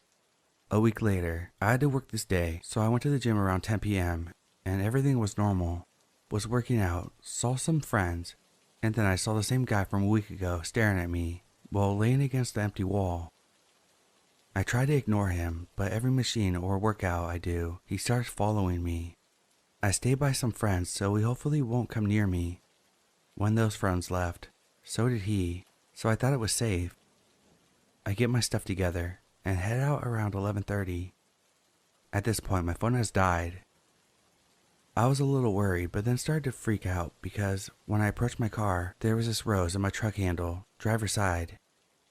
I actually started to run and went back in to get assistance from someone working there because I didn't feel like dying that day.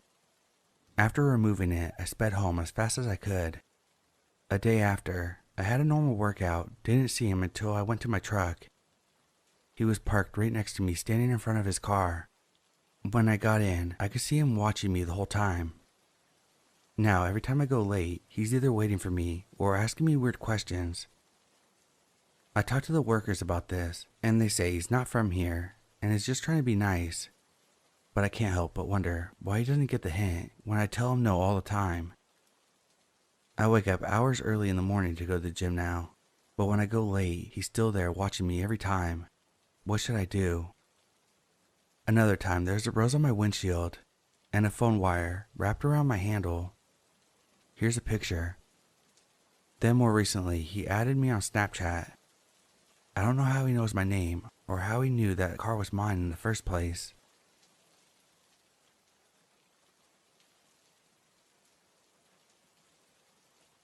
So this happened to me a long time ago, but I never forgotten about it, as it was one of the strangest encounters my family and I have ever had.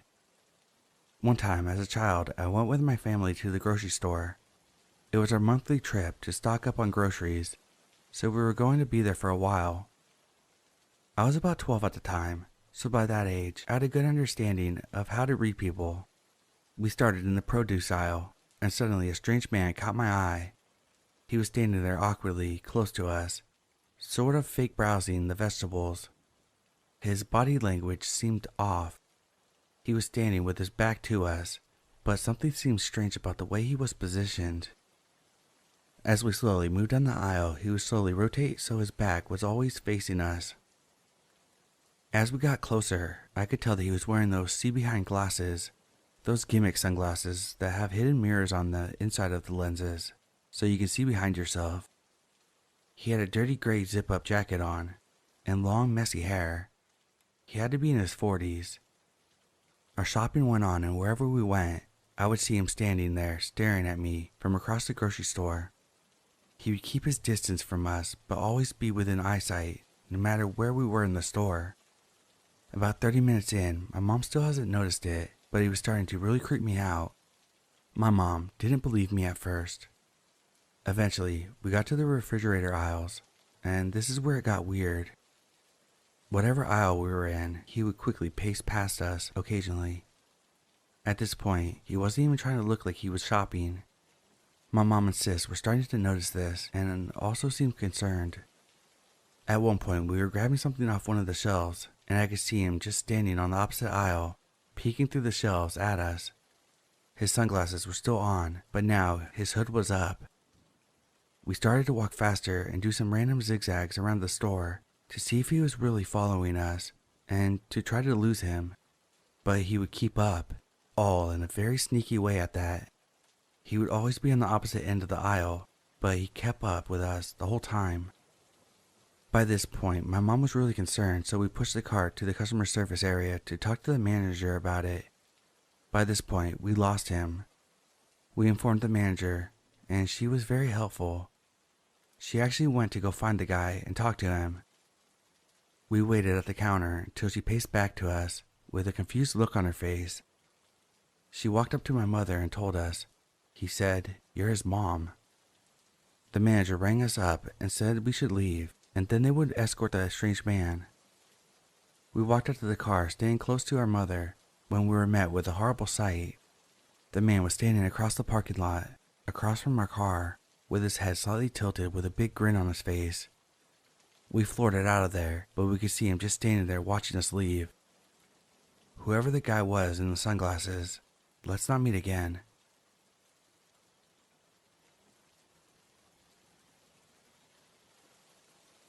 This story takes place a few years ago when I was still with my ex-girlfriend. I'm a 22-year-old male. I was 17 or 18 at this moment. I was living with my parents and lived in a little town of 300 people. We had 3 farms in this town, which includes lots of fields. We had a habit of walking those fields thanks to a little path which was really old. There's a place for only one car, truck, or tractor. It was in the afternoon, 5 or 6 p.m., and we decided to eat some stuff on the field near the road so we could see the road and the people on the road can see us. The field, which belongs to my neighbor, who are okay with the fact that we're there, is separated from the road thanks to a barbed wire. It's a few miles from my parents' house. We smoked weed, we drank, we eat, and listened to music. Everything is alright. However, at one point, a car parks in the middle of the road, and a guy went out of his car and is doing stuff in the bushes. At this point, I'm thinking, okay, the dude is just picking stuff like nuts or whatever, because it's the end of the summer, but I keep an eye on him. I'm talking with my girlfriend just like I did all afternoon until then, and I look back at him. The guy is standing there behind his car, and he's looking right at us, motionless.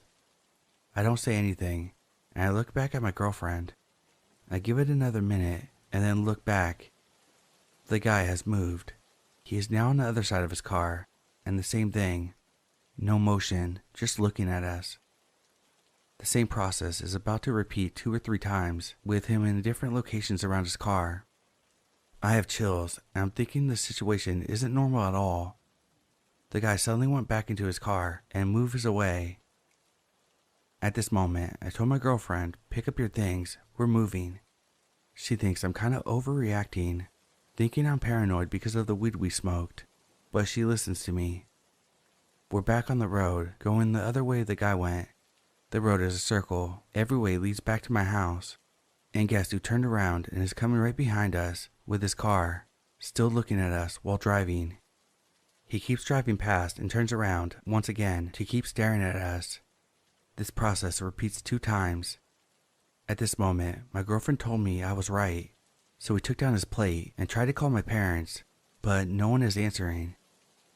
The last time this guy passes, I can clearly see something on his passenger seat, but I don't know what. But at that moment, my neighbor came right behind him. I stopped my neighbor and told her what we just witnessed. She gets us in the truck and takes me back to my house.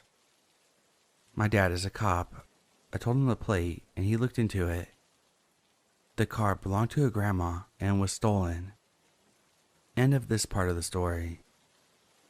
A few weeks later, as every day, I go to take the bus to the next town, which is about 7 minutes away on bike.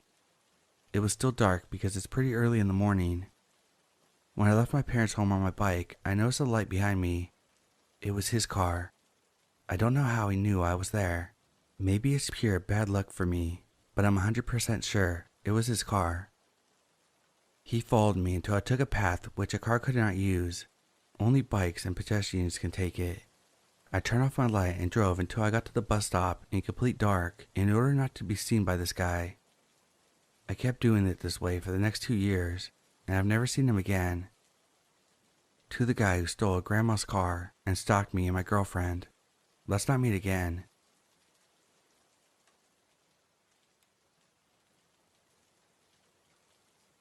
I usually get over creepy encounters fairly quickly, but this one was quite different from the rest. I go by the rule, be nice to everyone, because you never know who could be a secret serial killer. And that has worked out well for me the majority of the time. Although this time, it's probably what got me into that situation. When I was 18, I worked as a lifeguard at a small pool. Nothing fancy. I was basically just a babysitter to all ages. When adults got bored looking after the kids, they sometimes sought me out, for some reason, to have free therapy sessions.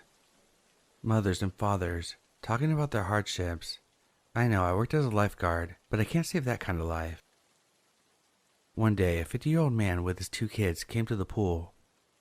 As many people did, he went up to me and we started talking.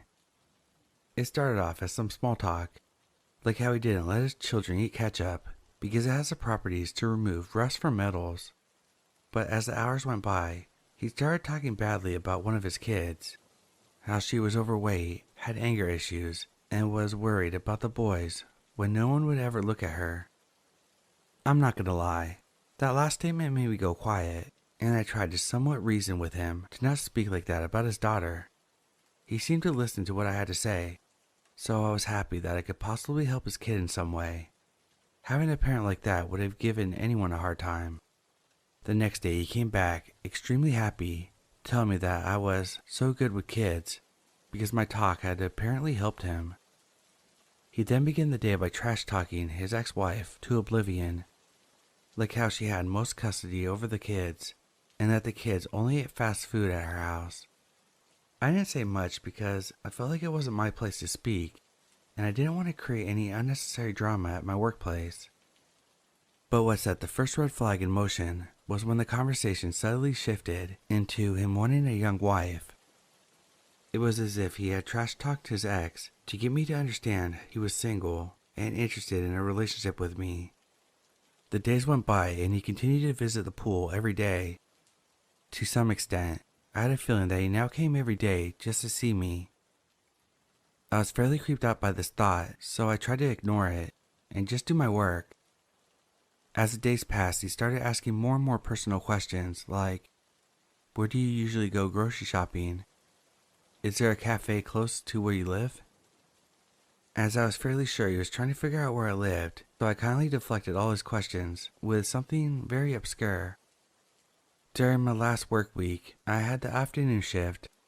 I asked my colleague who was in the morning shift if anything had happened that day that I should be aware of. He told me that they had banned a man from entering the pool because he had reached around the counter at the small pool shop where the coworker kept their personal things. Apparently, he was denied by my coworker to get a look at our work calendar, so he had to try to get a glance at it in a more illegal manner. The last week I saw him twice at the end of my shifts, standing near the pool entrance. The second time I saw him, I reported him to pool security. After that, I never saw him again. So I hope we never meet again, you creep.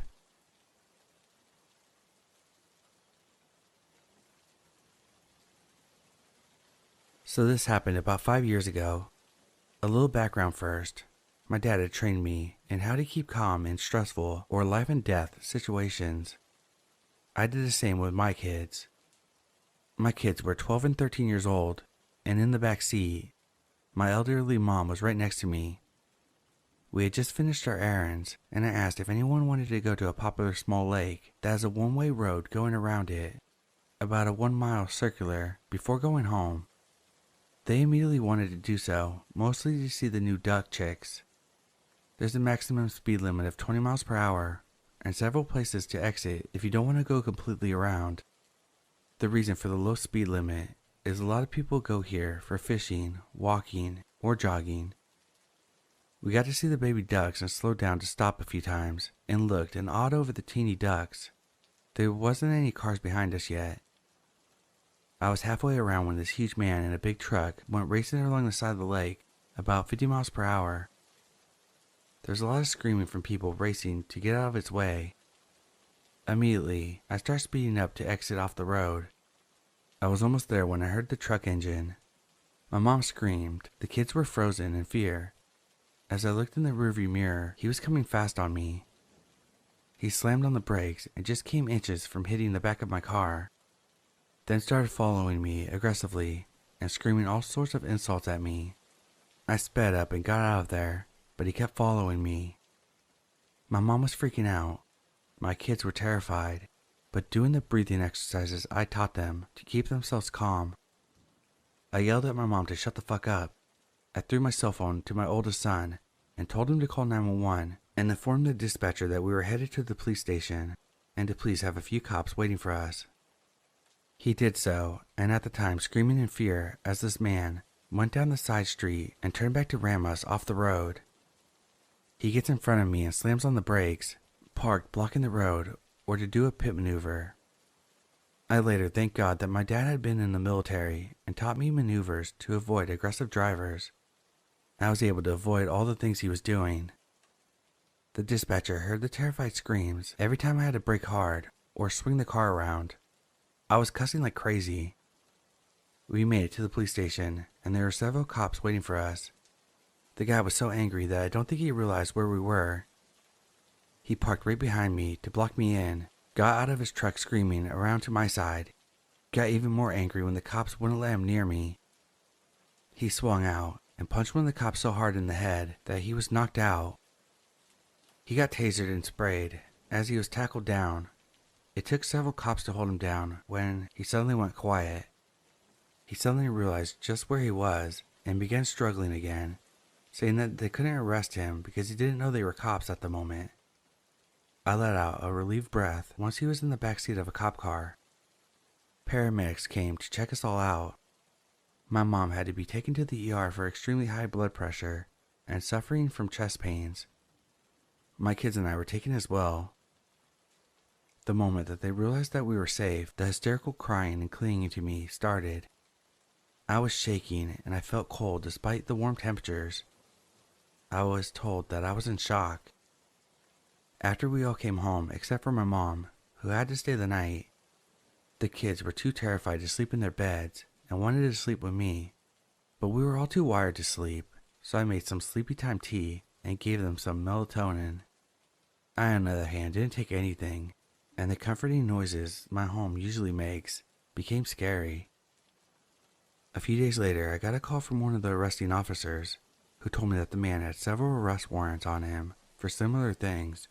He also told me that the guy had every intention of killing me and everyone else in my car, simply because he was angry and wanted to release it. So it was a good thing that I called 911 and went to the police station. It would take me a few weeks before I could fall asleep easily again.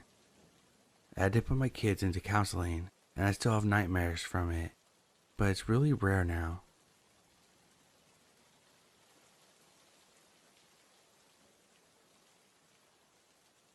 I'm an 18-year-old female. This event happened when I was 16. Our home had to have some renovations, so the builders tell us that the renovations will only take a month, and we're able to live in an Airbnb that is thankfully in the same neighborhood as us. I take the bus to and from school, and it's a very long walk from the bus stop to the new location. One thing about me is that I have a very poor sense of direction. Even if I have been taking the same road for years, it's still a possibility that I might forget my way. So I was lost walking home one day, and accidentally found another route on the way to the Airbnb from the bus stop, which added another 10 to 20 minutes to my walk. This is important context to the story. So one day I'm walking home from the bus stop and I'm cursing myself out because it is minus 20 something and I've accidentally taken the longer route, which is when I noticed a middle-aged man a good distance behind me. At first I shrugged it off because he wasn't very close to me at all, but I began to get concerned because the route I'm taking is not the regular one. It's one where you have to cut in between houses, and it seems too large of a coincidence. He is constantly behind me, even on the absurd route I'm taking. At this point I'm scared, but I don't want to alert him, because it's winter and it's already getting dark out, and I'm not strong at all, so my chances of overpowering a grown man are slim to none.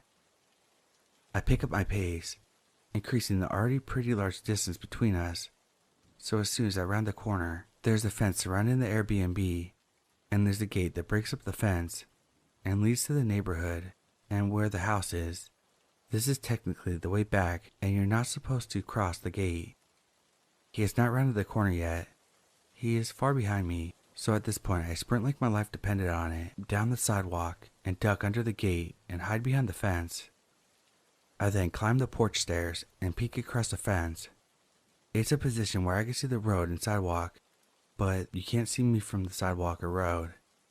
He bursts from around the fence, running, probably because the distance between us had grown too large, and stops in his tracks when he does not see me. He pulls out his phone and starts talking, then goes back the way he came from. Until this day, I'm not sure if it was paranoia, or if he generally had bad intentions, but I'm still glad that there was such a distance between us, which is the only way I was able to run off unnoticed by him.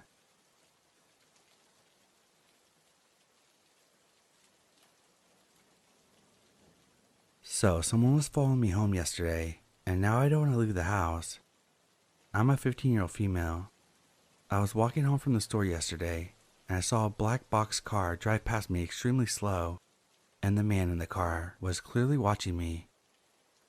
When he did finally pass me, I saw him watching me in his rearview mirror.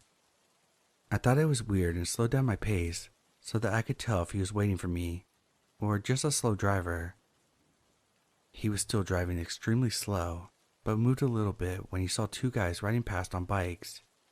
He then moved to the edge of the short street where he waited there. I was still towards the beginning of the street, so I acted like I forgot something and turned around to get out of sight. I waited and kind of peeked out to see if he had left, and when I saw that he was gone, I continued walking. I didn't think it would happen, but I made a mental note that if I saw a car behind me, it meant that he circled back around. After I continued walking, I made 3 turns and was 3 turns away from my house. When I was walking up the little hill and almost on the 4th turn, I looked back and saw the man in the corner that I had just turned from, letting me know that he circled back around to find me. He sat there watching me continue walking until I got up the hill and turned another corner. Then, as I had barely made the last turn and was very close to my house, I saw the man's car turn the corner up the street, straight across from where I was walking, waiting there. I pulled out my phone to call my mom and walked the other way, and he soon left after I pulled out my phone. My mom came out and walked me back to the house, and I didn't see the car for the rest of the day. But I keep thinking, he knows what neighborhood I stay in. What if he comes back? What if the next time he comes back, I'm out by myself again? What if no one's home to call? What if he sees me leaving and comes back when I'm the only one home? I'm so scared that he's going to come back that I don't want to go outside. I don't want to show him where I live, especially because I'm home alone very often. I have summer school and I have to go, but I don't want to leave the house in fear that he might be watching, waiting for me. I'm constantly looking out the windows to see if I spot him, especially since if he was at the store I was at, he definitely stays somewhere near the neighborhood.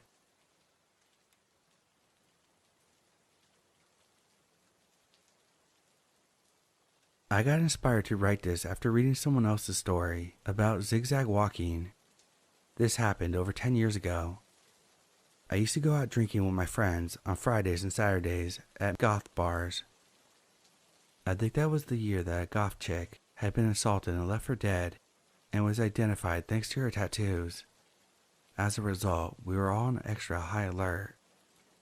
When the bars closed, I would never be alone.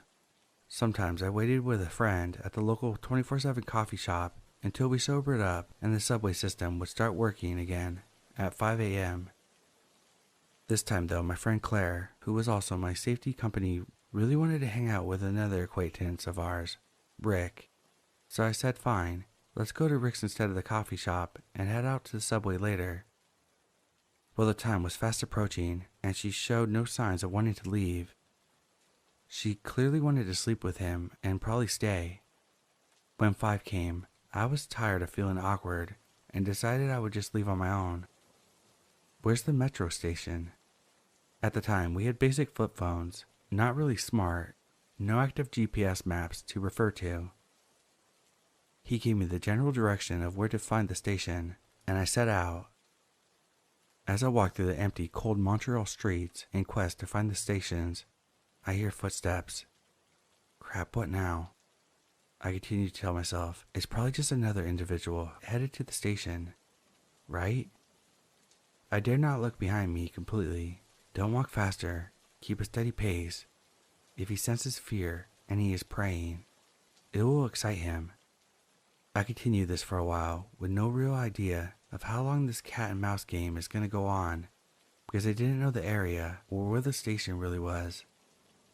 I decided to see if he was indeed trying to mess with me, so I zigzagged, crossed to the one side of the street, here and there, and listened to see if he followed my pattern. He did, every time. I couldn't tell if this guy wanted to attack me, troll me, or was just playing some sick game to establish dominance. So I kept at it, scared but also not about to give him the satisfaction by panicking. I finally see the station. A teeny bit before the station, the wind blew my scarf a bit ahead of me. Oh shit, not now. I sweat, picked it up, not stopping, hoping he wouldn't take this moment to do something. Finally, I had reached the zone with the other people and considered myself safe. I saw people on both platforms, but will never truly know who it was. Follower in the cold winter streets of Montreal. Let's not meet again.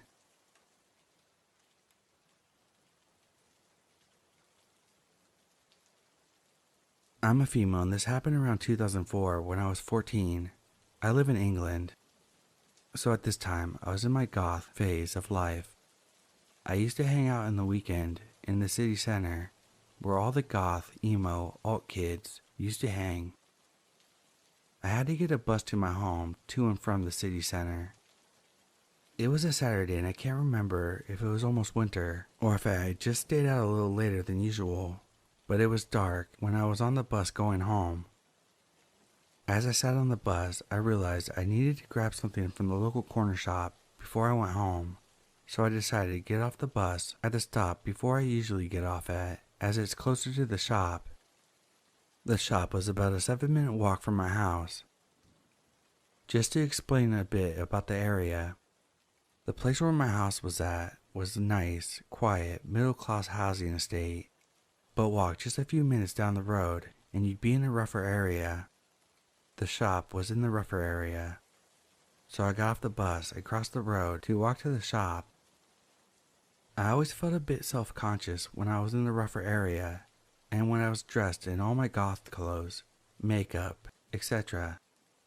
Because the rougher area was kind of where all the generally lower class people who dressed act certain ways.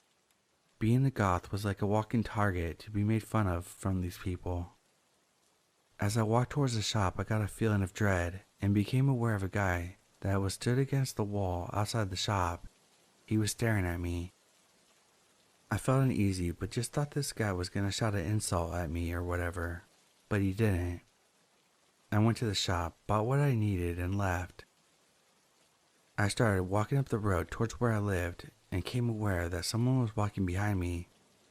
I looked back and it was the guy that was stood outside the shop staring at me. I decided to cross onto the other side of the road where there was no other houses, only a school, so I could try to figure out if this guy was following me or if he was just generally going in the same direction as me. The guy crossed the road too. I walked a bit further and decided to cross back onto the other side of the road that I was originally on, and surprise, surprise, the guy crossed the road again behind me. By this point, I was certain that this guy was following me, so I picked up my pace a little and crossed back over, and as I needed to be on the other side of the road to get to my housing estate, the guy still followed and crossed behind me. As we were on the verge of my housing estate, I honestly don't know why I did it, but I decided to turn around and confront him. I asked him if he was following me. He denied it. I said I noticed him outside of the shop and mentioned how he crossed behind me every time I crossed the road. He was still denying following me. He was intoxicated with either drink or drugs, or both. Now that I'd seen him up close, he clearly was a lot older than me, probably in his 30s. He then started to ask me to go to a friend's party with him. I asked him where the party was, and it was back in the rougher area, even further than that shop I walked from. I told him no, and told him my age, so he was aware that I was a child. And after I told him I was 14, he was still asking me to come to the party with him. I reaffirmed to him that I was not going to go to the party, and that I was just trying to get home. I wasn't being confrontational, as I was scared of angering him. If anything, I was being quite nice and polite, considering he was an absolute creep. I then said something like, "I just want to go home without you following me." And he told me to walk and that he wasn't going to follow me. I started walking. I took a few steps and he had once again started walking towards me, following me. This is where I ran for my life, and he started to run after me. The problem I had now is that my house is pretty much a straight line from where we were, so if I went to my house, he would see where I lived. So I ran straight past my house around the corner, out of sight, and went to a neighbor, family, friend's house. Their door wasn't visible from the street, so fortunately, I lost him. Fortunately, my neighbor answered the door and let me in, and I phoned my mom and the police. My mom came to the neighbor's house as soon as she was called, and the police came out, and I don't know if they ever caught the guy, as I never heard anything back.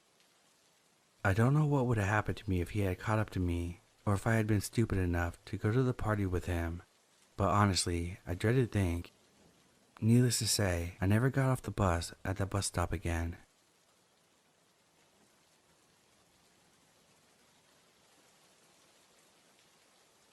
It's been quite a few years since this happened, so my memory is fuzzy, but I figured I would try to piece the stuff together. This was around summertime of 2018 or so I must have been freshly 14. My grandma had given me a couple quarters and told me to go to the community laundry room to get a Dr. Pepper from the vending machine. She offered enough for me to get one as well, and it was still light enough so I think I could walk down the sidewalk and get back before the sunset if I was quick enough. Getting into the laundry room and getting a soda was easy enough, but as soon as I exited the building, a car idling in the middle of the street caught my eye. It hadn't been there when I had gone in. I was already put off by this, as I had stranger danger drilled into my head for as long as I could remember. The car had its windows rolled down, and the driver was a young woman with two older, I want to say mid-30s men in the back seat. They were looking straight at me and beckoning me closer. I immediately thought, fuck no, to myself and quickly broke eye contact and made my way quickly back down the street. As if the car knew the complex, they drove alongside me and pulled into the parking spot next to my grandmother's car. They start laughing with each other, still looking at me and whispering about something. At this point, I was terrified out of my little 14-year-old mind. I walked quickly inside my grandmother's apartment, locked and bolted the doors, and couldn't sleep for the rest of my visit. Nothing came of it, but I thank my lucky stars every day that I avoided anything more than an unsettling encounter. So weird as from my grandmother's old apartment complex. Let's not meet.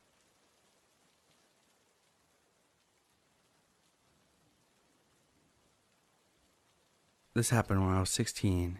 I'm a female. I was at an outdoor festival close to home and decided to go there by bike.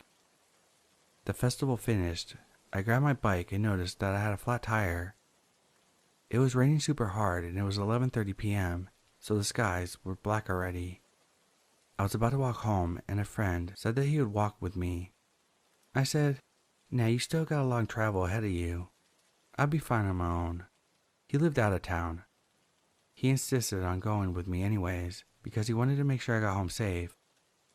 So we started walking. About 10 minutes into the walk, on an abandoned road, a car drove by with 3 or 4 guys, I think 25 to 30 years old, and slowed down, yelling how sexy I looked, and some more inappropriate things, and if I wanted to get into the car. We kept on walking, not responding at all. One guy in the car whispers to the rest, "Alright, let's go. This girl isn't alone." And they drove away. No clue what would have happened if I was alone, but I was happy that my friend was with me that night. My heart was racing. I'm currently 28 and I still remember, and have not told many people about this to be honest. Guys in the car, let's not meet.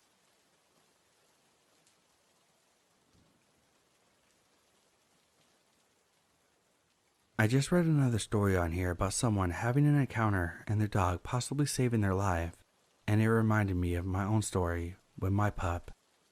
I rescued a pit bull from a neglected family. She was skin and bones when she came home and extremely submissive. After a week of love, affection, and food, she was the most amazing dog I have ever met. The softest, cuddliest baby who wouldn't even play fight with me unless she was under the blanket and did not know it was me. So I needed a quick late night run to my local shop. There's a 40-minute round trip on the main road with houses, or a 15-minute round trip through an alleyway that wraps around the back of the school fields. The alleyway has no street lamps, but I've never heard of anything bad happening, so I didn't think anything of it. So I set out with my dog in tow. Just before I reached the entrance, she stood still as a rock. I gently tried to usher her to follow me, but she refused.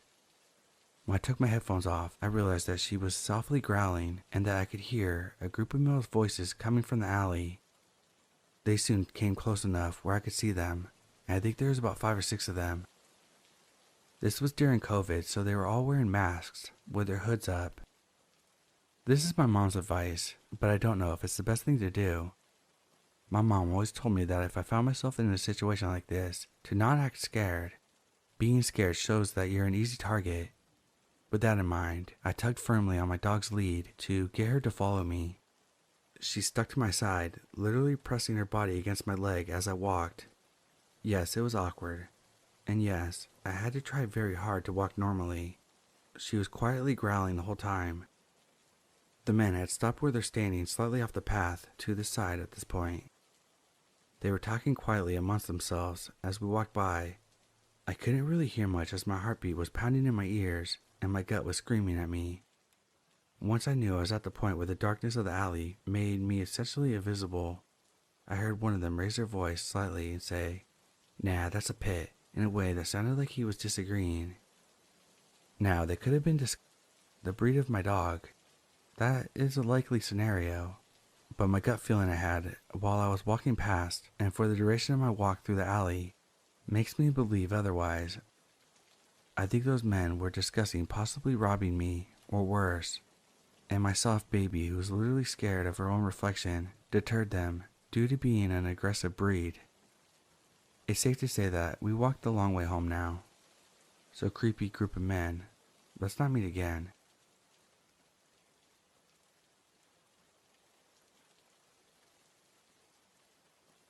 This happened years ago when I lived in eastern Pennsylvania. I am a petite girl, and at the time, I was in my mid-20s, but looked much younger, so I might have made more of a target. I was driving home from work in the evening when I realized a truck had driven past earlier. A large pickup with a Confederate flag across the front was making the same turns as me through residential areas, and then started to tailgate me as well. The people inside were a middle-aged man who was driving and a little boy in the passenger seat.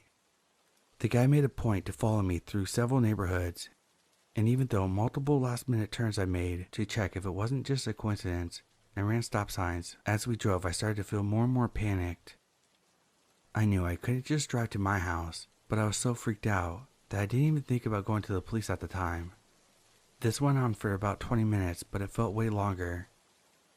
I eventually got to a shopping center parking lot with a lot of pedestrian traffic and pulled in.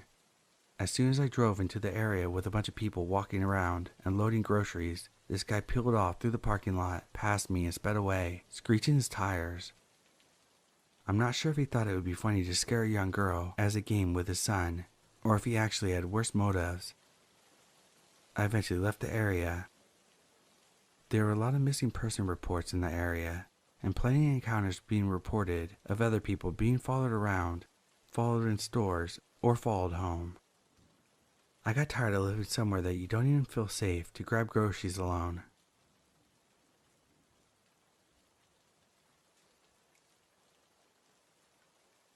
I was recently driving home from a campsite in southern Minnesota. I was driving on the back roads as I left a tiny town, maybe 500 people, and I noticed a silver SUV ahead of me. They were about a half mile in front of me. The SUV pulled over to the shoulder of the road, no flashers. I went around them, pulling into the other lane to be nice. As soon as I get by them, they pull right back onto the road right behind me. I go through another small town and a bigger town, 20,000 people, and I'm turning from a single lane to a double. Traffic law states to go to the closest lane. I went to the far one, and they stayed right behind me. I am nervous at this point that they have been following me for about 30 to 40 minutes. I keep telling myself it was just a coincidence. I knew my next turn did not have a turn lane. I decided to make the corner without signaling. I had signaled every other turn I had made, and so had the SUV. I was keeping my eye on him, but no signal. He just followed me around the corner. I had not slowed down to give him a clue that I was turning either. The SUV followed me for another 30 minutes. I finally lost him when I barely made it through a railroad crossing before the train. He was stuck on the other side of the train from me. I made the last 30 minutes of my drive with no signs of the silver SUV.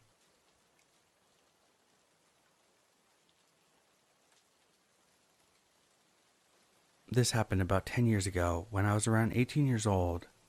I had met up with some friends after work and was making my way home around 11 p.m. I wasn't far from my house when I realized I walked past a man that was going the other way. I noticed that he stopped and looked at me before turning around to follow me in the opposite direction of where he had been going. I thought it was weird, but I was, and am, fairly oblivious sometimes, and rather stupid, so I just keep walking home.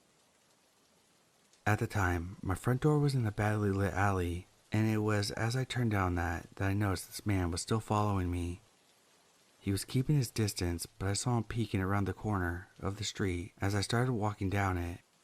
Now, I might be oblivious, but someone that stared at me from behind the corner after following me for a while was enough to set me off. I panicked and decided I wanted to get somewhere safe. I started walking quickly into this alleyway to get to my door as quick as possible. My brother was a fisherman at the time who often brought his work home, so we had a few large fishing weights, about 1 foot long and 1 inch thick, by our front door. Still in fight or flight mode, I picked up one of them and turned to face the front of the alleyway. When the man turned to enter the alleyway, I looked at him and shouted, "Excuse me, why the hell are you following me?" Looking back now, it probably wasn't the best move, but thankfully it worked. He turned around and left.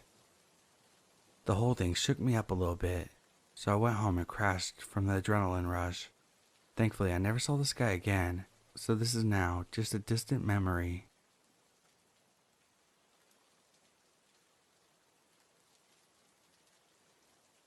I'm currently traveling the sea with my 2 brothers. We just arrived in Saigon this morning. In the evening after dinner and a few beers, me and my 2 brothers, one older, one younger, decided to sit on the beach and have a quick smoke. We were chatting away, sat at the beach when we noticed a Vietnamese man repeatedly looking at us and walking in circles very near to where we were sitting. At first I wasn't concerned about it. However, my spider senses were alerted. Then a minute or 2 later I noticed another Vietnamese man dressed as a grab and delivery driver, acting suspiciously and repeatedly looking at me and my brothers. The stalkers were both on their phone, and I believe they were communicating with each other. Being in a foreign country, this alerted us heavily, and we decided to leave. However, it was a good 600-meter walk to the park exit. As we were walking, I noticed both Vietnamese men had gone on mopeds and were following us through the park, stopping behind trees and watching us. They then overtook us and sat on a bench further down the path, waiting for us to cross their path. Being aware of this, we left the path and started walking in the muddy grass as the crow flies to the nearest exit, avoiding the 2 men who were still watching us and clearly had bad intentions. We had 100 meters from the exit when my younger brother looks behind us and sees the men sprinting towards us. My younger brother took stance, standing his ground, and asked the man what he wanted. The man's posture became very small, and he began talking very quietly. Both me and my younger brother kept a good distance and told him to leave us alone as we walked backwards towards the exit. Noticing the second assailant was also approaching us wearing motorcycle gear, helmet and motorcycle gloves. However, my oldest brother decided instead of trying to get out of the situation, he got closer to the whispering Vietnamese man to hear what he was saying. Both me and my younger brother were yelling at him to get the fuck out of there, but he was being a dumbass. It took the Vietnamese guy 5 seconds to win my brother's trust. Then out of nowhere, when my older brother was leaning in very close trying to hear the whispering man, the guy grabbed my brother's crotch, grabbing his dong. He was shocked. I was ready to fight, expecting to be robbed or something, but the dong grabber was super unexpected and a real curveball. After the dong grab, we started shouting and approaching the men in an aggressive manner, in fighting stances. This slowed down their approach enough to make a dash to the park exit. For context, both me and my younger brother are competing MMA fighters. I posted one of my fights on Reddit if you don't believe me. However, this whole situation was unexpected. We didn't engage in any violence towards the men, just shouted at them. We walked out of the exit into the busy city and walked around for a while making sure that we were not being followed before heading back to the hotel. What's your take on the story? Be careful in parks at night in Vietnam? Or dog grabbers be peeking from behind trees?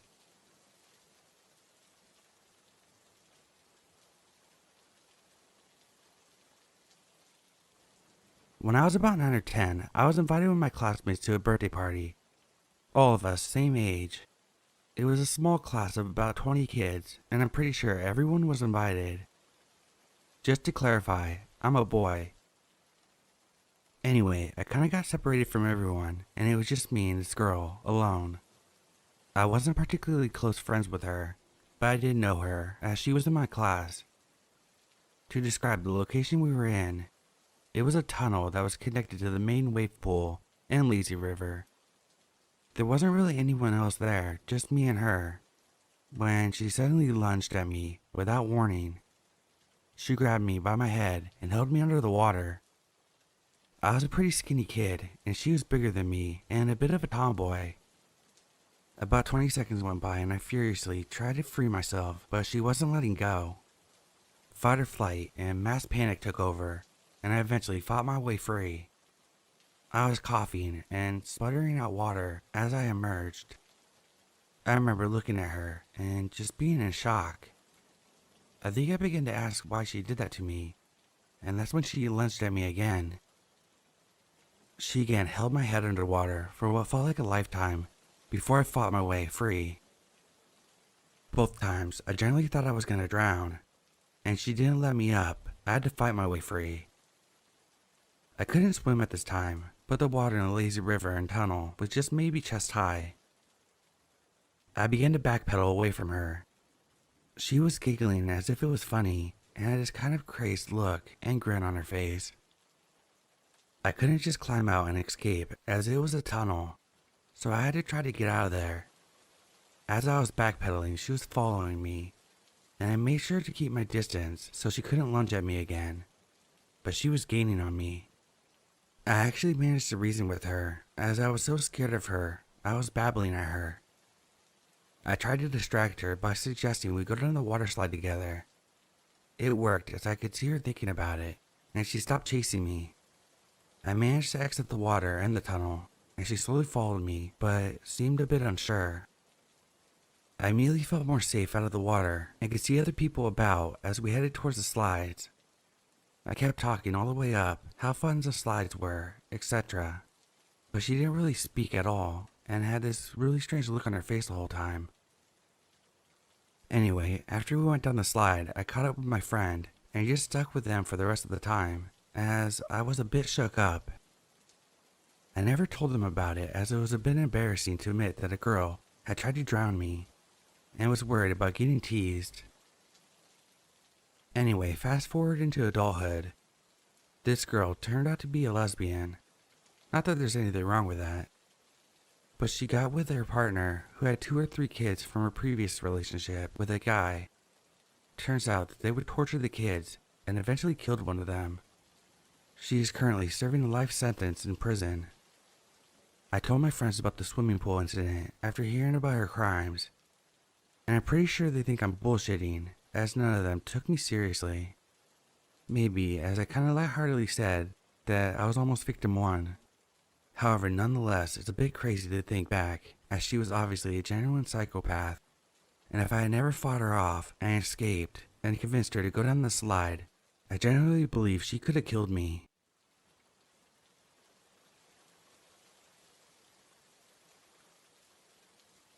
My sister Bianca and I are 4 years apart, and I have the blessing of being able to have the most attentive and protective big sister, as she always had a remarkable sixth sense. I was 7 years old, 1st or 2nd grade. My sister in 5th grade, age 11. We lived in a small town in the South Bay area of California, 45 minutes south of San Jose. It was an extremely hot day, but we walked our usual 8 blocks from elementary school to our home. Just some info regarding my mom. She worked nights stocking at our local Safeway most of my adolescent life, so we were very independent, got up and got ready for school on our own, etc. My mom slept until 3:30 p.m., then got up, cleaned, made dinner, then got to work about 9 p.m. I mention this more for background on the type of childhood I had. It was a different time during the 90s. Every day we stayed after school for about an hour with our favorite kindergarten teacher. My siblings and I, all the same blessing of having the same kindergarten teacher, that we developed a super close relationship with her. We enjoyed helping her clean up and prepare for her morning class every day. She would usually drive us home, but couldn't that afternoon, due to staying later than usual to wait for her husband James to pick her up and take her to the mechanic to pick up her car.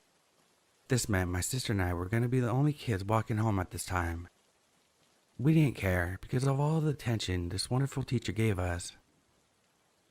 In the 90s, the area behind our house was undeveloped and was a good 3 blocks long by 1.5 block wide, directly in front of the newly placed skate park.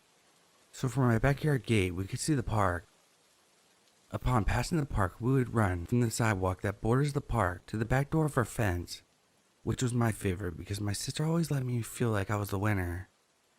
About halfway through the run, I'm ahead as I mentioned before, and as I'm passing through the normal sticker bushes, everything is dirt and ugly tall weeds that would poke you badly if you got too close.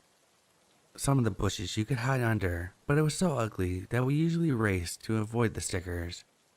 So I'm literally 100 yards away from the fence when I hear my sister scream my name. Like, not a normal scream, but she shouts my first and middle name really sharply, and I stop dead in my tracks.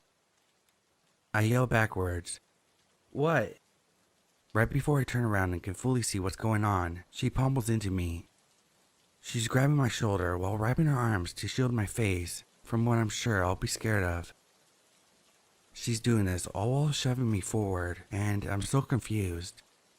There was no time to say anything, but from the break between her fingers, I could see 2 sets of legs under a large bush, and this is where my memory plays like I'm watching a movie, and I can rewind every detail. I have spent many hours with my sister recalling details that I blacked out, but scared myself that I can't vividly recall. So, I witnessed an assault. They are laying under the larger bush with both sets of legs exposed. I see a man dressed in a red tank top with blue dirty jeans and black boots. He has sunglasses on. He was very agitated looking. He was choking this younger woman. She was probably barely 20, wearing overalls, a white shirt, and white sandals. Her face was very dirty, bruised, and lips blue, scratching his hands and moaning. This is all I get to see, obviously more than enough, before my sister yanks me in an alternate way. She said that she was afraid he would follow us or see us unlock our gate to our house, so she took me around the long way. I was so scared, sobbing, asking her, "Sissy, what was that? That guy was killing her." My sister said, "No, Mama, let's go. Hurry. We can tell Mom, hurry up." All I see is a blur until we get home and wake up my mom hysterically telling her what we saw. She called the police, but we never got any information regarding if they found her. I've scoured the internet for anything about an assault, kidnapping, and I have never heard or seen anything. My sister cried when I asked her recently about this memory, thinking it was something I had a nightmare about. But the detail I recalled made her scared that it severely traumatized me. It's scary in any context. Some man who was attacking that poor girl one day after school. I hope you reap what you sow, and we never meet again.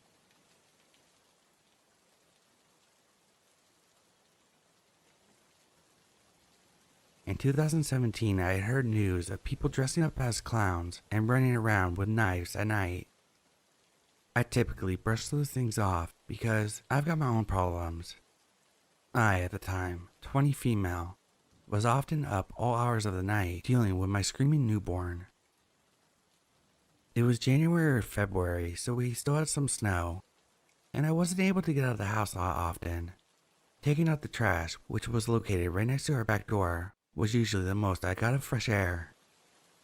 One morning I took out the trash and happened to glance over to the right, and it was footprints directly under the window to my baby's room. I walked over to inspect it, and not only were there footprints, but there was also hand indentations on my window screen. Weird, but my baby slept in my room, so not very concerned at the moment. But my boyfriend was losing his marbles.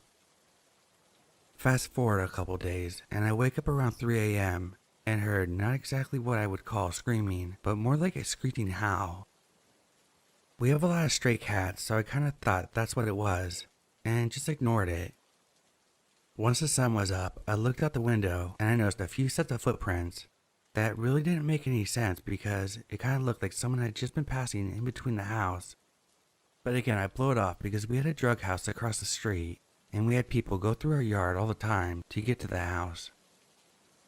Maybe 4 nights later, again, at 3 a.m., I'm breastfeeding and I hear dragging noises against the house from where I was sitting on the couch. I can see the back door. The back door has a window with blinds on it, and it doesn't seal well due to the wood rot on the frame. I paused the TV and just listened, just to hear it again now directly at the back door. Looking over, I can clearly see a looming figure just standing by the window. He's holding one of those big kitchen knives, and granted the blinds were shut, so I'm seeing the creepy shadow versions of this. He runs a knife across the window pane before softly knocking. Meanwhile, I'm trying to figure out what to do with my newborn, latched on, because my phone was in the bedroom, and something in me doesn't want whoever's out there out of my vision. So I stand up and readjust because I really don't want a screaming baby right then, and walk into my kitchen and flick on the lights and said, just loud enough for him to hear me, "Hey man, I already called the police, and I'm sure you don't want to deal with them, so why don't you just go home?"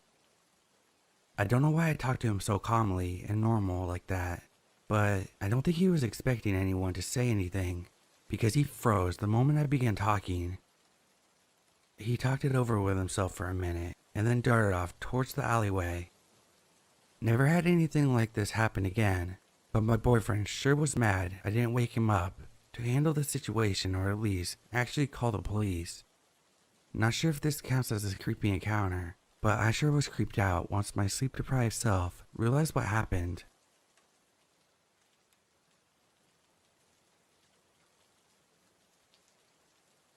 The people in the story are me, a family of 4 consisting of a mother, father, toddler, and a baby. And of course, our guest of honor, the creep. Context: I am a 17-year-old female. I was born and raised in Canada with a pretty sheltered life as my mother was very overprotective. I read a lot on the subreddit, so I am in no way naive or unaware of how to deal with a threat. But up until this post, I had never dealt with harassment before. For the summer, I am visiting my godmother in Italy. This is my first time leaving Canada. Since she works during the weekdays, I travel about on my own around Italy. For the story, I took a ferry to Ischia, a small island in Nepal. When I first arrived at the island, I made a plan to head to a small scenic park not too far from the port, so I can plan my day. It was around 3 p.m. when I was in the park. Now the park itself made its way into a semi-forested area. The pathway was covered with trees and bushes alike, so it was easy to get lost in there, at least for me. It was also pretty desolate at the time and gone from the public eye. I was sitting on a bench next to a playground for children, decked out with swings and slides. There was a family a little away from me playing at the playground. The playground resides in a little circle-like clearing in the park. On opposite sides of the clearing are pathways that take you around the park. The paths have trees that make a tunnel-like path, so it can be harder to see down unless you are directly in front of it. Where I was sitting on the bench, which was near the north pathway, I could see directly down to the south pathway. Now, I was sitting on a bench for a while, mind you, as Italy is pretty hot and I'm not used to the heat. My head was looking down at my phone, so I wasn't exactly paying attention to the outside world, but I would look up periodically to watch the family play. It was now around 4 p.m., which is nearing when I was going to leave to catch the ferry back. As I'm about to pack up, I look up from my phone to see this guy standing in the path across from me, the south pathway. Now, I wear glasses. My eyesight isn't that good, so I couldn't really make out what this guy was standing there for at first glance. I also didn't want him to know that I had an eye on him, so I tried to get a better look from my peripherals. After a minute of watching this guy and trying to figure out why he was staring at me, I came to a horrifying conclusion. To put it lightly, this guy was jacking off in public while watching me. It was light out and literally a fucking family not 10 feet away from me. This was the first time I've ever experienced anything like this, so I was scared shitless. Let me make it clear, I look like a teenager.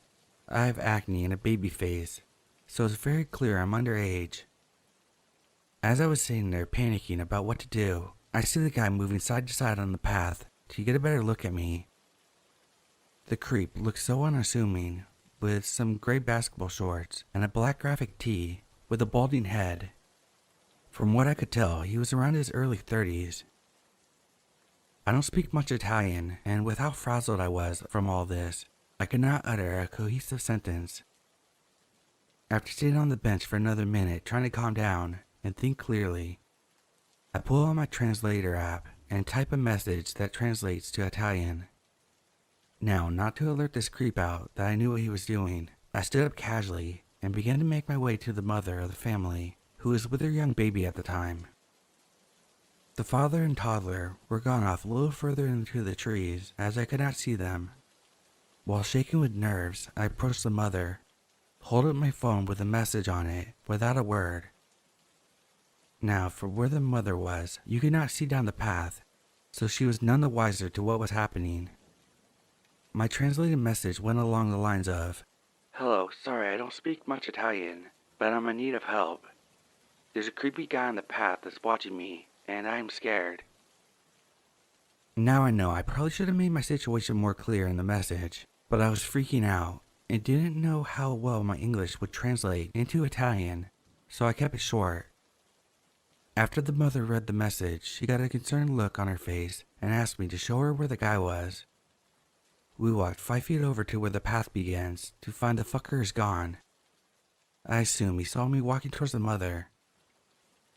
Thankfully, I came to find out that the mother speaks a little English, so I was able to communicate roughly what the creep was doing. And since she was with a baby, I didn't want her to go after the creep, but she was mad enough to attempt. Eventually, she told me that her husband would be back soon, and he spoke more fluently. Once he came back, I re-explained what happened, and asked him if I could follow them out of the park to a public area, so I would not be left alone and vulnerable. While they were packing up their belongings, I called my godmother, and gave her a brief rundown of the situation, and that I would be making my way back on the ferry. Now, I'd love to say that this tale ends without any more troubles, but sadly that's not how it went. After me and the family left the playground area and made our way down the opposite path from where the creep was to where I assume was the exit of the park and the main road.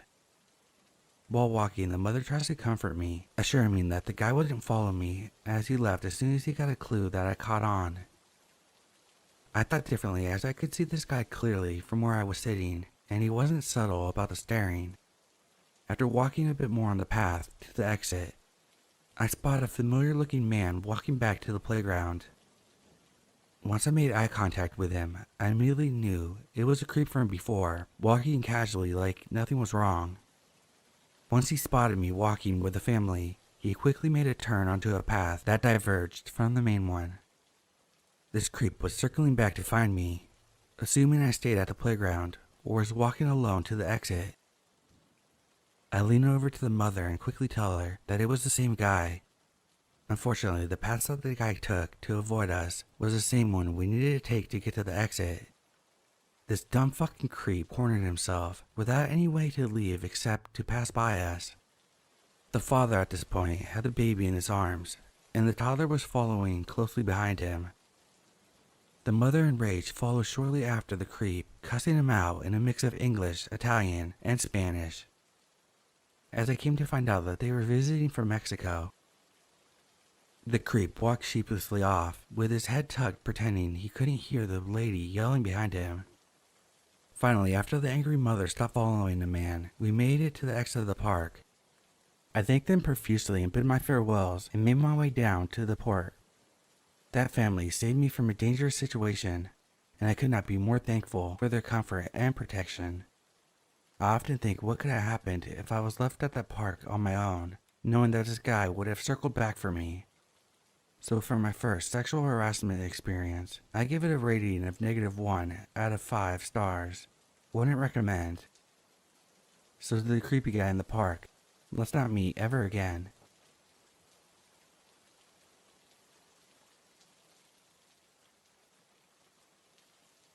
This happened last holiday season. It was my first Christmas with my partner, so we were hanging out and telling each other our personal and family traditions so we could do them together. I brought up hot cocoa and peppermint schnapps, and he said he never had it before. It's hands down one of my favorite parts of the winter, so I excitedly said that we had to go try it and offered to go down the street to the liquor store for a small bottle of schnapps. The liquor store is less than a mile from the house and has an overhang parking spot near the door, like where you park when checking into a hotel. I was just running in quickly, so I parked there. As I get out of the car, I notice a homeless man going through the dumpster about 100 feet away. I didn't think much of it. It's a low California desert, and unfortunately, homelessness is very common. I grab my schnapps and go to walk out of the store, but as I turned to go to my car, I saw the homeless man suddenly start speed walking right towards me. I was maybe 10 feet away from my car, but at this point, so was he. I freaked out and bolted to the driver's side door, and he does the same. I jumped in as quickly as I could, slamming the door as he was getting to it, but my purse stopped it from closing all the way. I felt the door partially latched though, so I hit the button and locked the doors and quickly pulled it the rest of the way closed, just as the man started pulling out the door. He was right by my window, so close that I could see his eyes bulging in the dark. He started trying to say something to me. I kept yelling no as I started the car and was able to get away. I haven't gone back to the liquor store since. I just don't want to ever meet him again.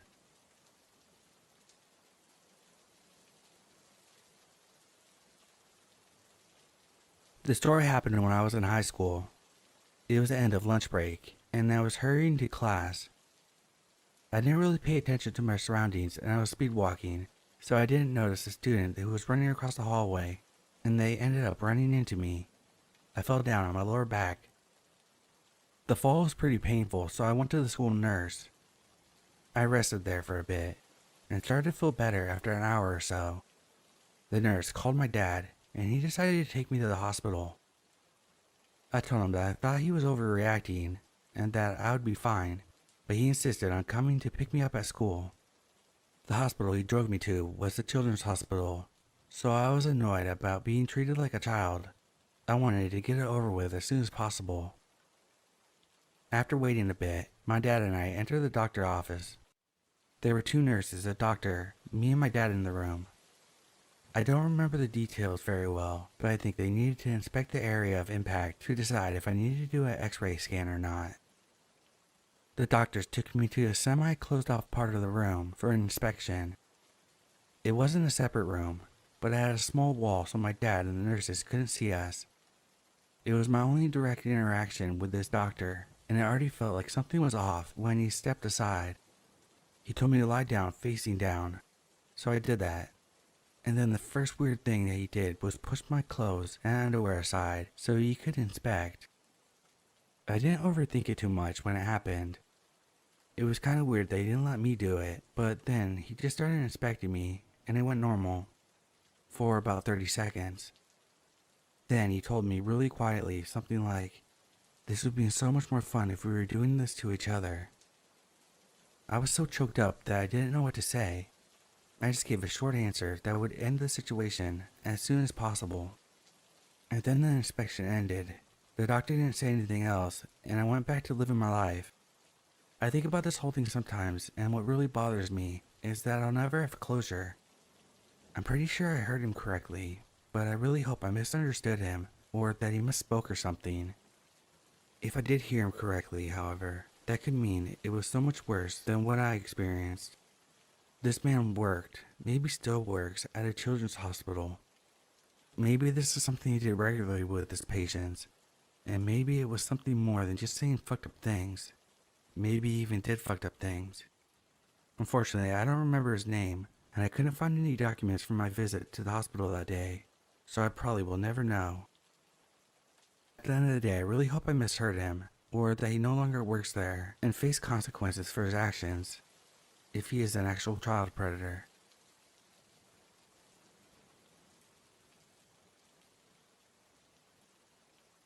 For context, I'm a French female, 22, but this happened when I was 17 years old. I live in the northeast part of France, in a small town. That day, my class and I were going to go to Paris for the movie selection project, so we left early in the morning since our city was far from Paris, around 2-hour train back and forth. So we came back late in the evening, around 7 p.m. It was winter, and the sun was fading away sooner. I was with my cousin, 17 female, on the train station of the main town. We said goodbye to everyone and headed outside. I am a smoker, so after being stuck on the train for 2 hours, I needed my nicotine shot. I lit one cigarette at the entrance of the train station as soon as I was outside. There's a big place in front of the station, surrounded by bars and restaurants on one side, and on the other side, a big building. This place is crowded all day and all night, so as usual, it's busy. People on the terrace, people commuting, going in and out of the station, and the spot for the homeless people. It was dark and snowing. After my first inhale, a guy came out of nowhere. I'm petite and small, and at the time super skinny, and this was a big man, like really large. So I get spooked by the sudden apparition. He was around 30 years old, wearing a raincoat. He had this blank face, this dark blank stare. But what struck me the most were these frozen tears running down his cheeks.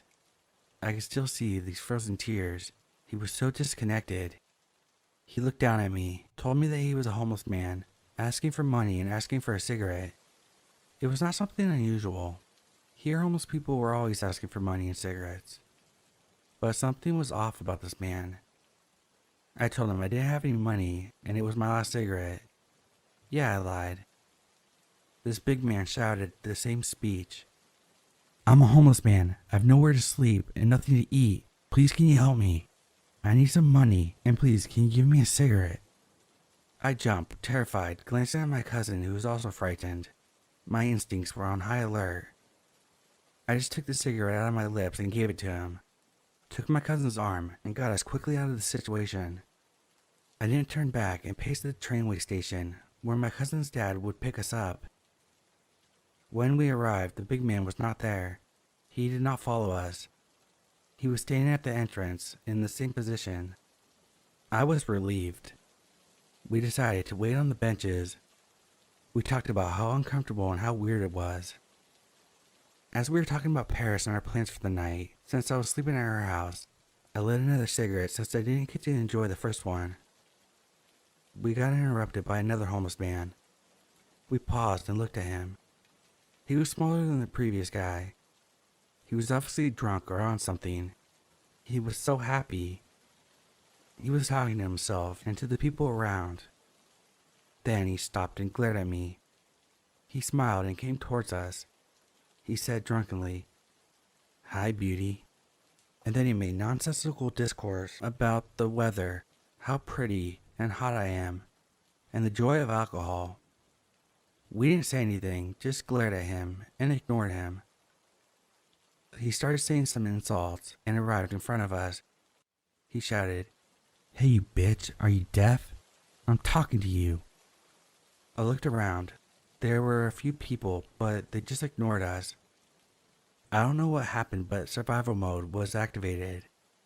I just started to speak to him in English. I don't know why English, but anyway. He was so delighted, he said in a mix of French and English. He started to ask me and my friend where I was from, why I was here, and switched into perfect French about how sexy I am, how lovely blonde girls are. I played my part and pretended not to understand all the obscenities he was saying in French. I pretended to be from England and that my name was Elizabeth. I was here to see my cousin and just continued to play along. It seemed to distract him a lot. He was stumbling. He became really close to me. I just stood up slowly, went backwards while still speaking English about my fake life. He was looking at my breast most of the time. He asked me in French if I wanted to have sex and other things like that. I tried to shift his focus by changing the subject, and it somehow calmed him down. My cousin and I were uncomfortable and scared. She checked out her phone to see how far her dad was. He arrived 5 minutes later. I was still talking to this pervert. I rushed with my cousin and said goodbye. He looked at me and said in French, "I'm going to join you in England, Elizabeth. I will look for you." I was so disgusted by his words, it sounded like a threat. As we drove away, I stared at the reflection and saw him waving and smirking. My cousin looked at me and said, "I don't know why you played along, but thank you for keeping a poker face and distracting him. He was so unsettling." I told the story to my friend's family, saying it was a dangerous place for two young women at night. Stories of young women harassed at the train station were in the newspaper all the time. I don't know if I behaved in the right way and if I was paranoid, but I'm glad no physical assaults occurred.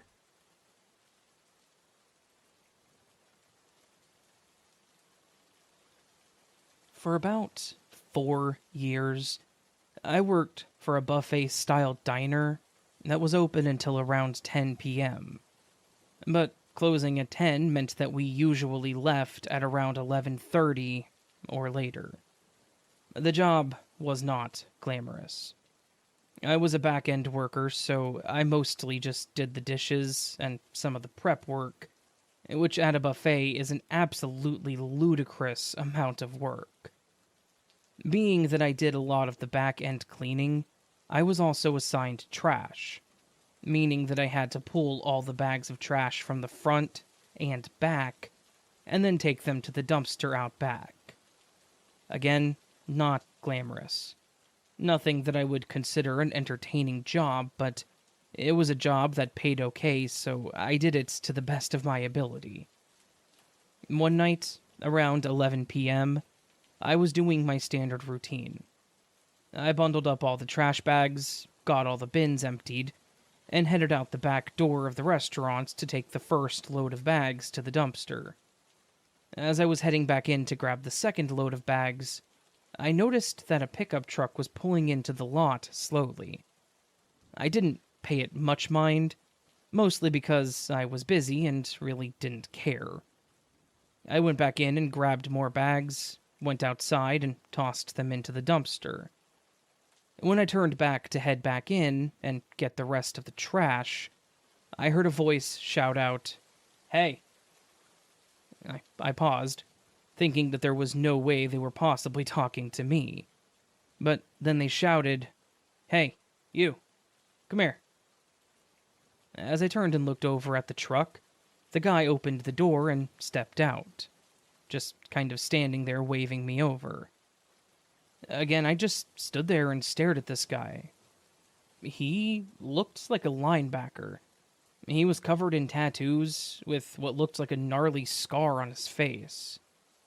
I would say that if I had seen this guy in a movie, he would be playing that part of mafia enforcer, if that makes sense.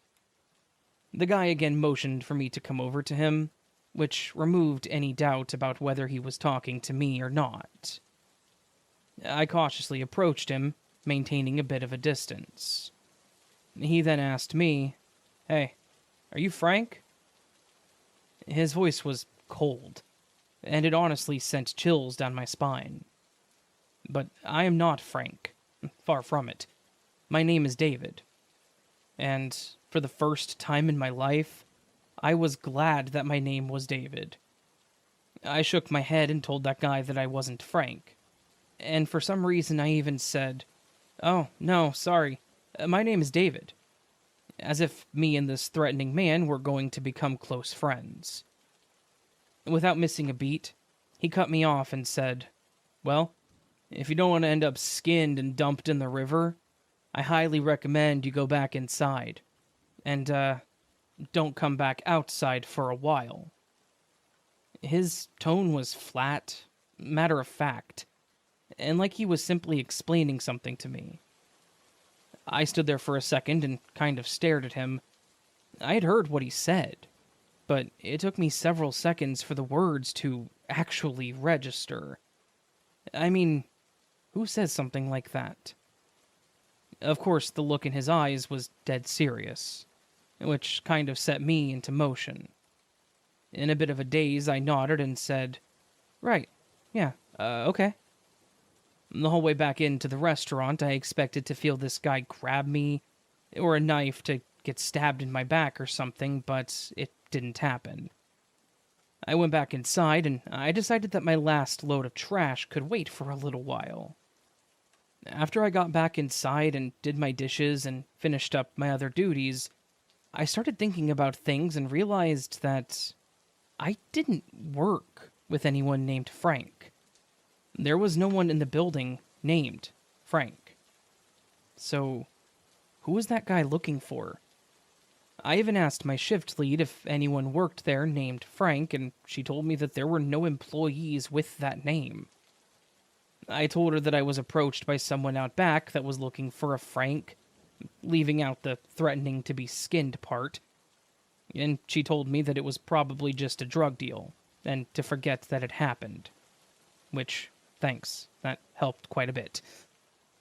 Anyways, I never saw that guy again, and thankfully I don't work that job anymore. The fact that I did work there for 4 years is crazy, and I do have some other stories that I may send your way at some point, but for now, I think this is the best one to put out there. I hope that the mystery man was able to find Frank, or, I guess, depending on his motives, that he didn't find Frank. Either way, thanks to him for scaring the hell out of me that night.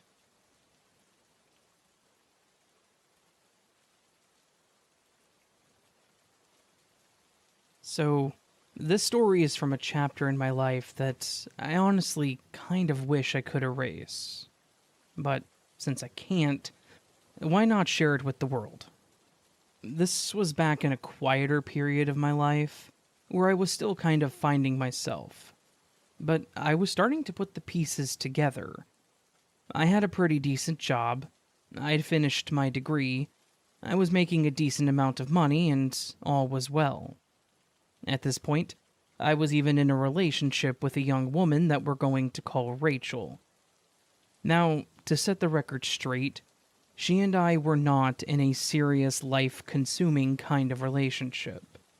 It was casual, comfortable, and enjoyable, but completely casual.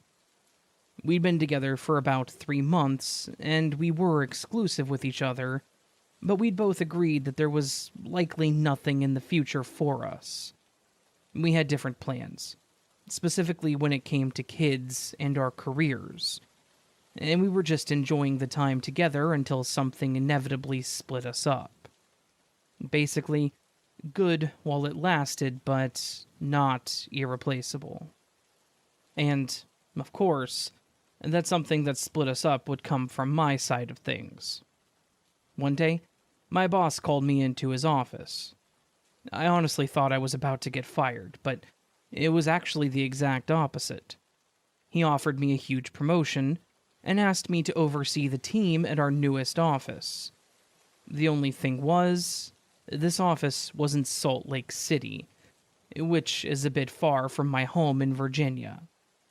He basically told me that this was a once-in-a-lifetime job offer, and that this was a massive career move, and that I should seriously consider it. And, if I took it, I would be living in SLC in about 60 days.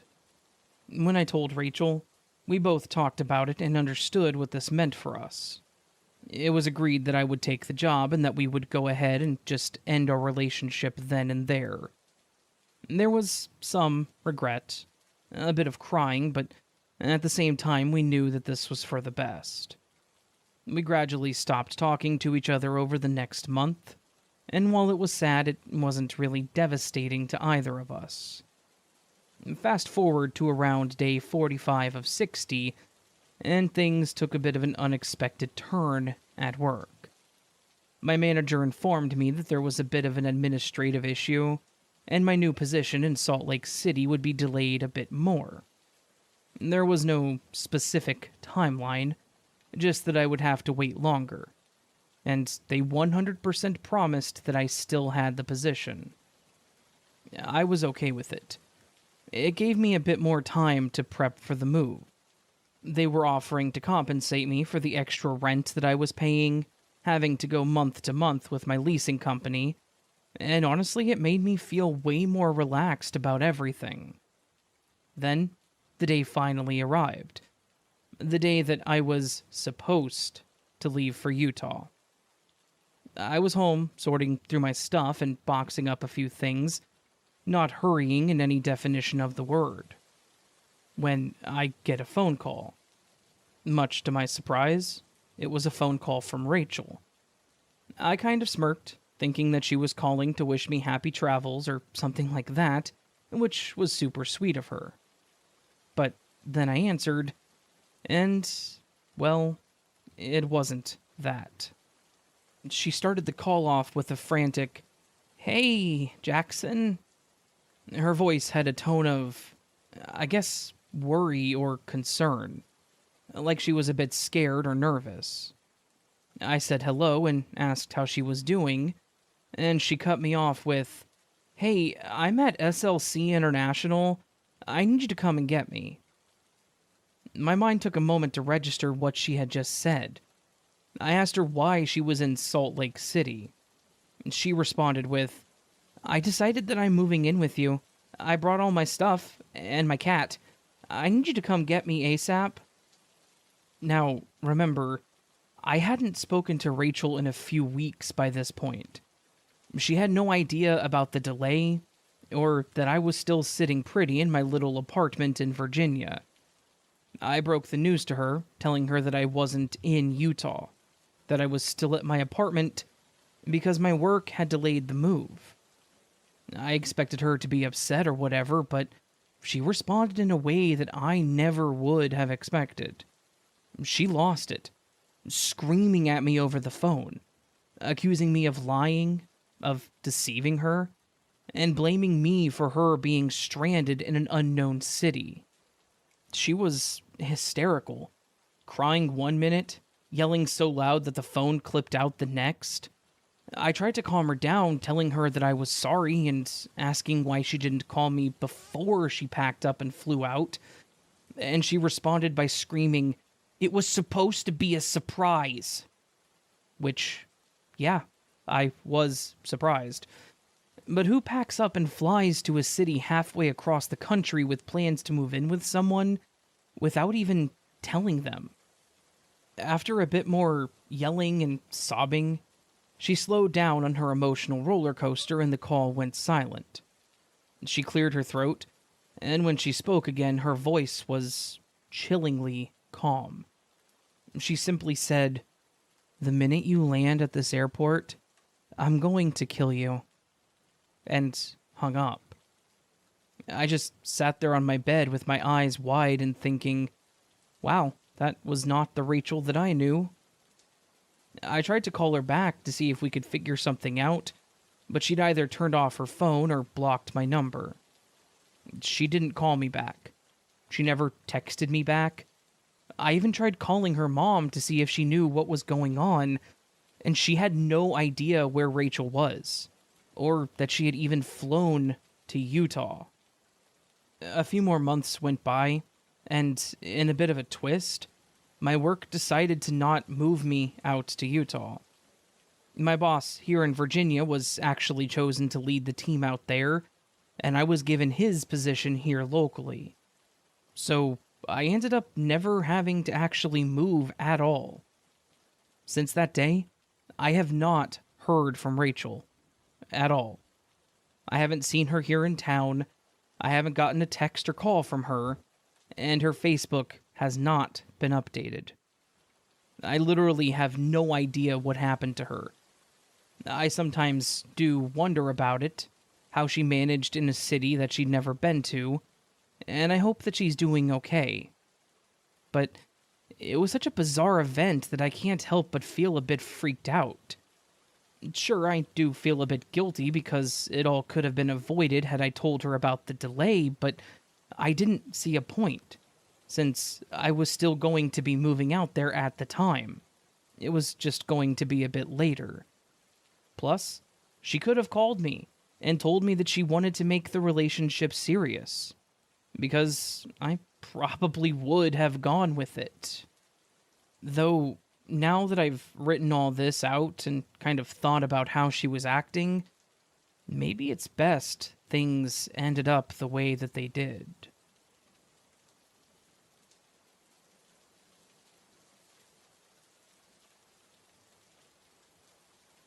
I have a strange but scary situation that happened to me back whenever I was 13. My parents both worked, and I didn't have an older sibling or any nearby family, so I was left home alone. A lot. I know that's not the best parenting, but I'll give them the benefit of the doubt and say that they did the best with what they had.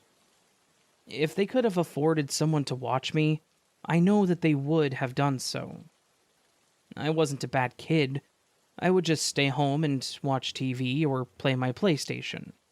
And normally there weren't any issues.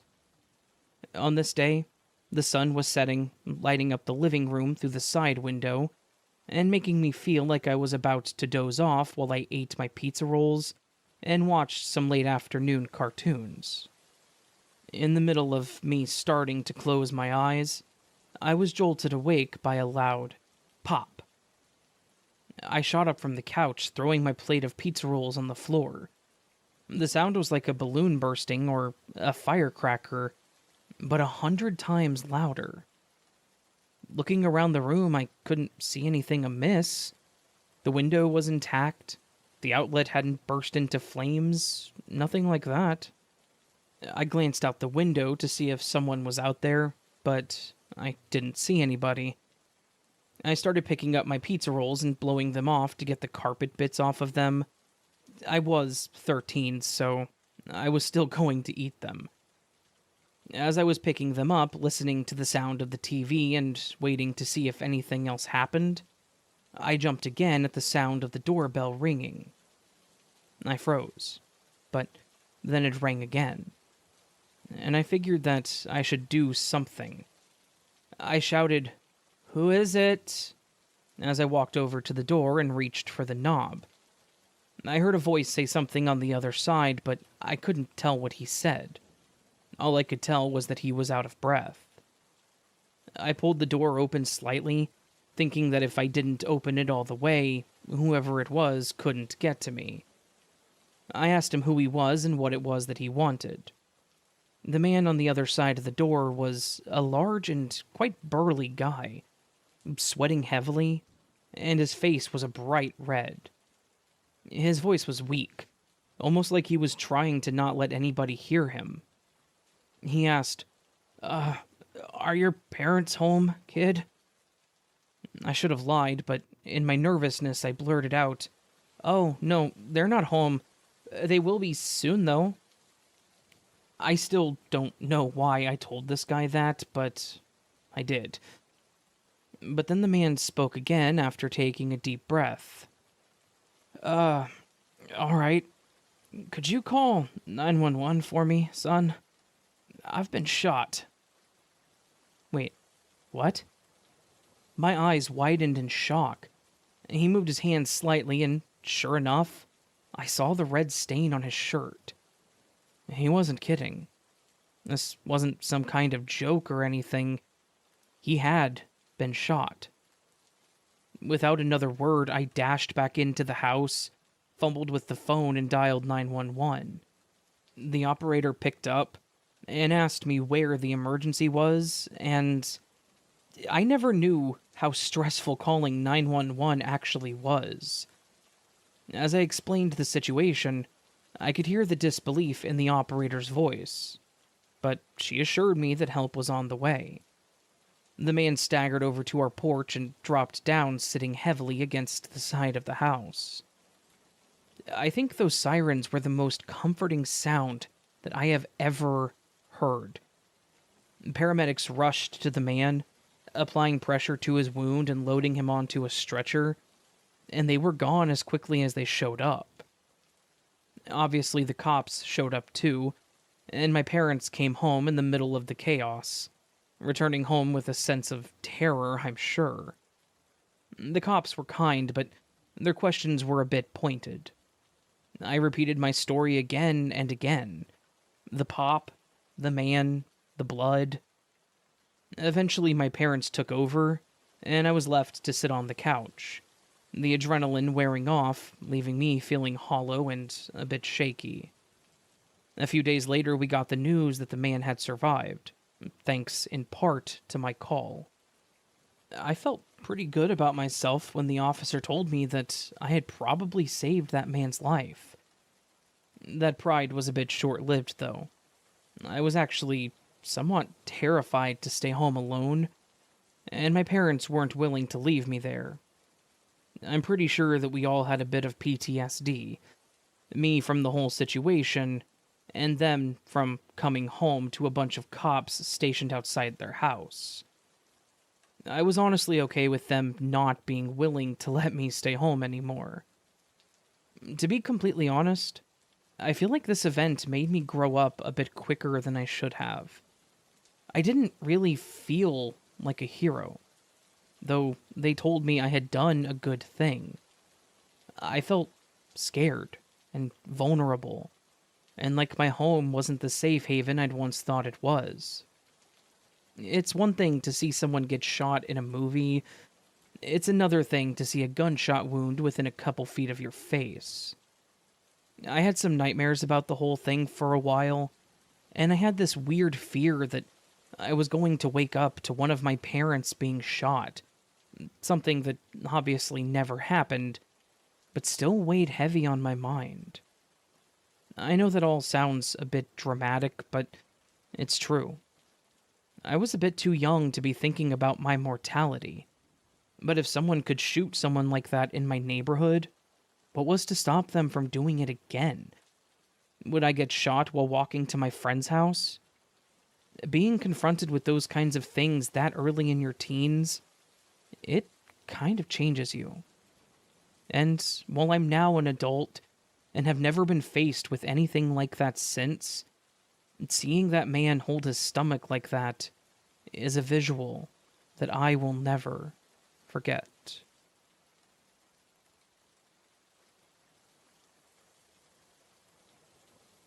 I have a short but pretty terrifying event that happened to me about 4 years ago. I had just moved into my new apartment, and it wasn't in the greatest part of town. It wasn't like it was riddled with crime and scary to be in. It was just an area that was a bit lower income, really. The best way to describe it is somewhere in between pretty decent and a tad sketchy, if that literally makes any sense. I will mention that I am not white, and while I don't like to play the race card for anything, I'm pretty certain that this had something to do with the situation that played out. Like I said, I had just moved into a new apartment, and it was actually my second night living there. I was watching TV and I had this idea that I should go buy some ice cream to celebrate moving in. You have to treat yourself every once in a while, right? Just celebrate those little milestones and everything. It was a brisk night walk to the store, quiet and peaceful. Little did I know that the trip back was going to be the complete opposite of the walk there. I walked back on the same path that I took to get to the store, except this time I was carrying a bag with a tub of Rocky Road. A bit into the walk, I noticed a group of 3 guys standing up ahead. At first, I thought they were just some guys out enjoying the evening like I was, until they turned toward me and started walking. I tried to avoid being paranoid, thinking it was just good timing, and that they were just randomly heading in my direction. It became pretty quickly apparent that they weren't just heading in my direction, they had intentions. They very quickly stopped me and had me backed up against a wall. Initially, I thought this was a mugging. I told them that I didn't want any trouble, and I put my hands up, basically saying, "Take what you want to take, I won't fight back." Mostly because it was 3 guys, at least one of them with a gun, and me armed with nothing but a container of Rocky Road ice cream. I assumed that they would take my wallet, probably my cell phone, and maybe even my ice cream, and that they would just run off and that would be that. But, of course, it was actually much worse than that. The leader, I'm assuming, or at least the guy with the gun, barked at me to drop the bag. I did. He then told me to get down on my knees, and, well, I did what he asked. He told the other 2 guys to pat me down, which was weird, but I wasn't going to question the guy that literally had my life in his hands. They patted me down, and one of them said that I was clear, whatever that meant. But then it got even weirder. One of the other 2 grabbed my hands and pulled them behind my back and then cuffed me. My mind immediately went to, are these some kind of rogue police officers? I actually summoned the courage to ask them why I was being arrested, and the leader just told me to shut up. No more than a couple of seconds later, the area was lit with flashing red and blues, as a car pulled up to the scene. The car parked, and I heard a stern voice shout, "What the hell is going on here?" The guys responded in a manner that was far from scared or concerned. The one just saying something along the lines of, "Don't worry, Sheriff, we got him taken care of." Apparently this was the wrong thing to say to the sheriff, as he lost it. He told all 3 of them to get on the ground, and immediately called in for backup. The 3 guys started yelling at the sheriff about how they were helping and how I was one of them. Again, whoever them was, and saying that they were helping him. The sheriff told them they were a bunch of idiots, and yelled that the one guy needed to drop his weapon and they all needed to get on the ground right then. The whole time, I'm just sitting there on the ground, hands behind my back, thinking, I really chose a bad night to get ice cream. When the other officers arrived, they swiftly handled the faux cops, while the sheriff uncuffed me and asked if I was all right. I told him that I had no idea what was going on, and he confessed that he was just as baffled as I was. He told me the obvious, and mentioned that those guys were not cops, and he was clearly just as confused about their endgame as I was. He offered to take me back to my apartment, and when we got there, he took my statement.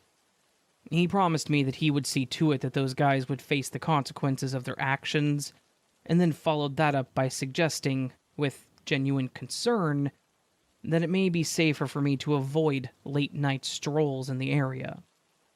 With the guys' comments of me being one of them, and the way he said that, it told me all I needed to know. I told him that I understood. He offered me his business card and then told me to call him if I ever had any trouble. I was shaken, of course, but at least I knew that someone out there was looking out for me in this crazy part of town. Looking back, that night could have gone much worse. If the sheriff hadn't pulled up right when he had, I can only imagine what those guys were going to do or what their next step was.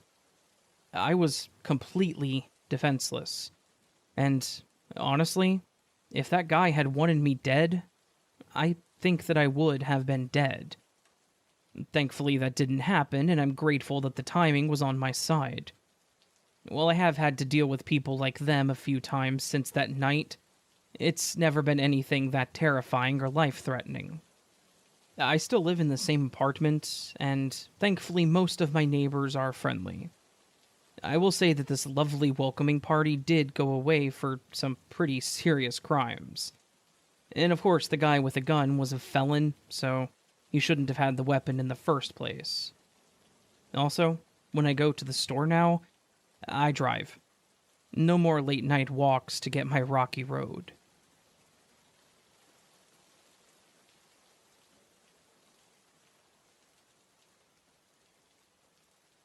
I used to work the late shift for a drugstore that was open until 1 in the morning, and I hated every second of it.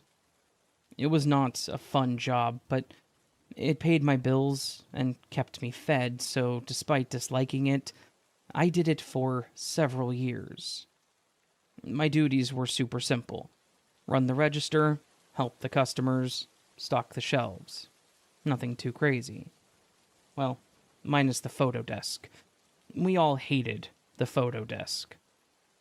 One night, I was sitting behind my register helping people check out and yawning every 3 or 4 minutes because I was tired as all get out. I remember my manager Phil came over to me and told me that he needed me for a second, which was never a good thing. Phil was a gruff guy, super monotone and emotionless, but he was an okay manager. Usually when he said he needed to talk to someone, it was to reprimand them, and I assumed he was going to get on to me for yawning or something, but he didn't. He pointed toward the wall mirrors where we could see a young woman standing. She was small, probably not even 5 foot, and thinner than what I would say is healthy. I watched her in the mirrors and noticed that something definitely seemed off. She was a bit too twitchy, if that makes sense. He made a comment about keeping an eye on her because he had a bad feeling. I tried to act casual as I watched her, glancing over at her, sneaking quick looks to see if I could catch her doing something. She seemed incredibly nervous, and was darting around to different aisles, seemingly at random, doing her best to keep her back to us. Phil was definitely right. Something was up. A few minutes later, the woman made her way over to my register, holding nothing more than a 2-liter of Pepsi. I stared at the soda and then looked at her. Her hair was wiry and her eyes looked nothing short of empty. She had very dark circles around them. She looked more tired than I did. Before I finished ringing up her one item, Phil walked out of one of the aisles and approached the woman with his arms crossed. He said, "Hey, I saw you put that makeup in your pocket. You need to either pay for it or leave it on the counter." I remember that his voice was loud, and it echoed, which is probably the most emotive I had literally ever seen Phil. Instantly, things turned from mundane to absolute chaos. The woman shook her head no at him aggressively. Phil reached his arm out to grab her bag. Admittedly, this is something that we were told not to do, but Phil was my manager, and I wasn't going to tell him to stop. As soon as he reached his arm out, this woman lunged at him and sank her teeth straight into his forearm. Phil screamed in pain and surprise, trying to pull his arm back, but she kept her grip on him for several more seconds. She then released him, let out what I can only call a bone-chilling screech, and bolted out the door into the darkness. Phil staggered back, clutching his now bleeding arm and staring at me like, what the hell was that? It was a gruesome sight. He was bleeding really bad, and you could clearly see the imprint of her teeth. I remember that I started feeling nauseous while staring at him. I called 911 immediately. My hands were shaking so much that I almost dropped the phone. The paramedics arrived in only a few minutes, and they rushed over to Phil to wrap his arm to stop the bleeding, and they said that they needed to get him checked out and tested because there was a chance that she could have given him a disease. The police also arrived, asking me what happened. I almost wanted to tell them that Phil was bitten by Patient Zero and that we were about to witness the damn zombie apocalypse. That's how surreal it all felt. Honestly, who expects a woman to bite someone over some stolen drugstore makeup? They took a look around, made some notes, asked about camera footage and all that, but I think they were as baffled as I was about this whole thing. Phil ended up needing stitches to patch his arm up, and I'm sure they had to give him a rabies shot too, just in case. Poor guy was incredibly shaken up about the whole incident, but can you blame him? After that night, he was a lot nicer to people, which I guess is the silver lining to having your arm ripped into by some crazy woman. And me? I was left with a creepy story and a new disdain for the night shift. Oh, and I avoided the cosmetic aisle at all costs, just in case. And though I've moved on from that job, the memory of that night, the visual of her latching onto him, and that horrifying screech that she let out before running away, it all still sends major shivers down my spine.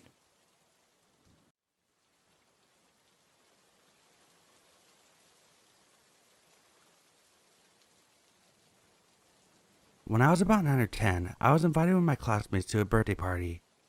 All of us, same age. It was a small class of about 20 kids, and I'm pretty sure everyone was invited. Just to clarify, I'm a boy. Anyway, I kinda got separated from everyone, and it was just me and this girl, alone. I wasn't particularly close friends with her, but I did know her, as she was in my class. To describe the location we were in, it was a tunnel that was connected to the main wave pool and lazy river. There wasn't really anyone else there, just me and her, when she suddenly lunged at me without warning. She grabbed me by my head and held me under the water. I was a pretty skinny kid, and she was bigger than me and a bit of a tomboy. About 20 seconds went by and I furiously tried to free myself, but she wasn't letting go. Fight or flight and mass panic took over, and I eventually fought my way free. I was coughing and sputtering out water as I emerged.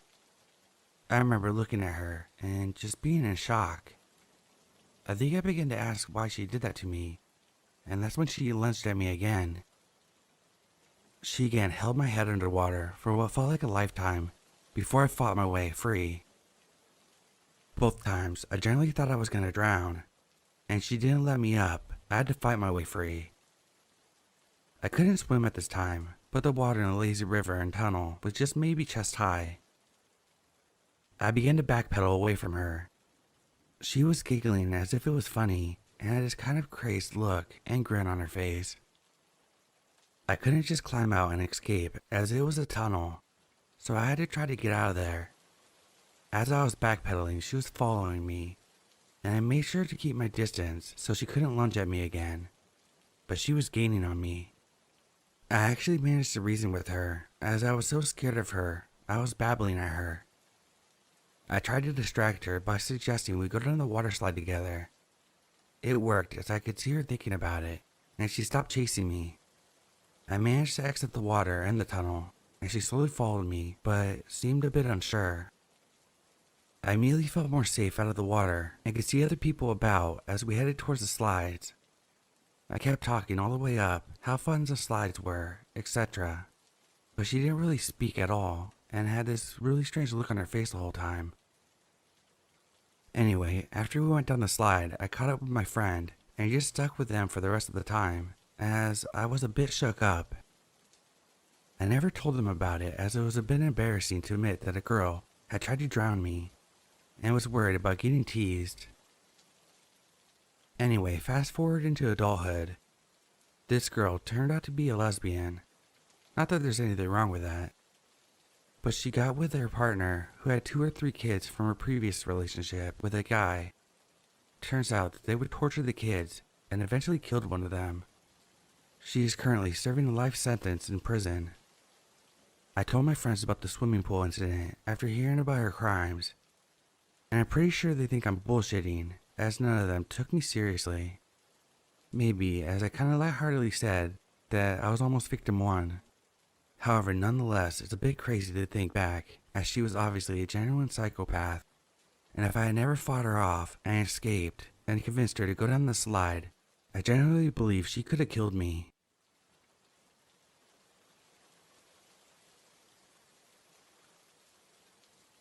My sister Bianca and I are 4 years apart.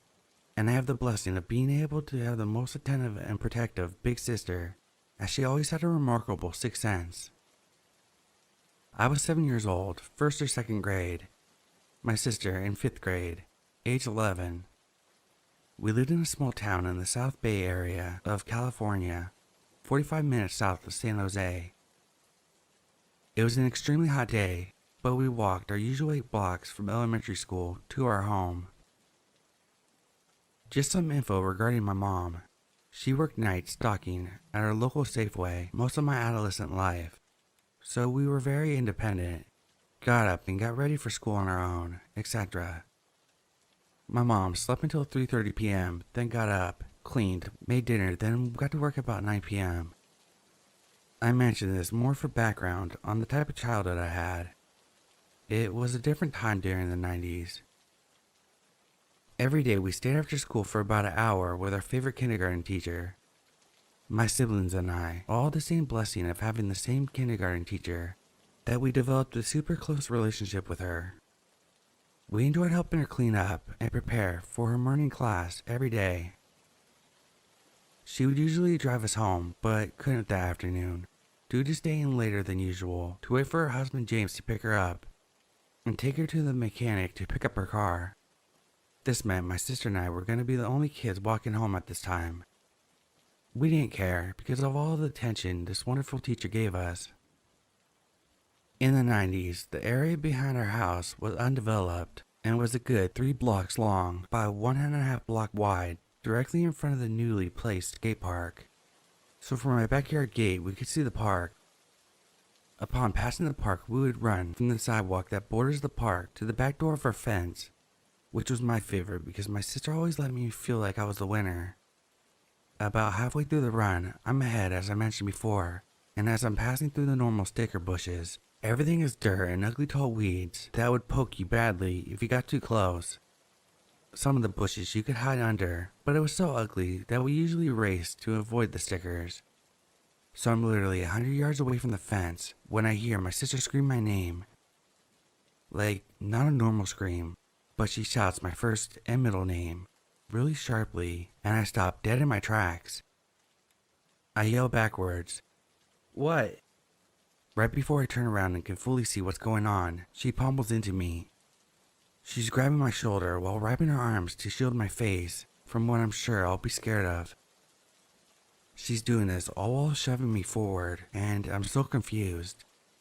There was no time to say anything, but from the break between her fingers, I could see 2 sets of legs under a large bush, and this is where my memory plays like I'm watching a movie, and I can rewind every detail. I have spent many hours with my sister recalling details that I blacked out, but scared myself that I can't vividly recall. So, I witnessed an assault. They are laying under the larger bush with both sets of legs exposed. I see a man dressed in a red tank top with blue dirty jeans and black boots. He has sunglasses on. He was very agitated looking. He was choking this younger woman. She was probably barely 20, wearing overalls, a white shirt, and white sandals. Her face was very dirty, bruised, and lips blue, scratching his hands and moaning. This is all I get to see, obviously more than enough, before my sister yanks me in an alternate way. She said that she was afraid he would follow us or see us unlock our gate to our house, so she took me around the long way. I was so scared, sobbing, asking her, "Sissy, what was that? That guy was killing her." My sister said, "No, Mama, let's go. Hurry. We can tell Mom, hurry up." All I see is a blur until we get home and wake up my mom hysterically telling her what we saw. She called the police, but we never got any information regarding if they found her. I've scoured the internet for anything about an assault, kidnapping, and I have never heard or seen anything. My sister cried when I asked her recently about this memory, thinking it was something I had a nightmare about. But the detail I recalled made her scared that it severely traumatized me. It's scary in any context.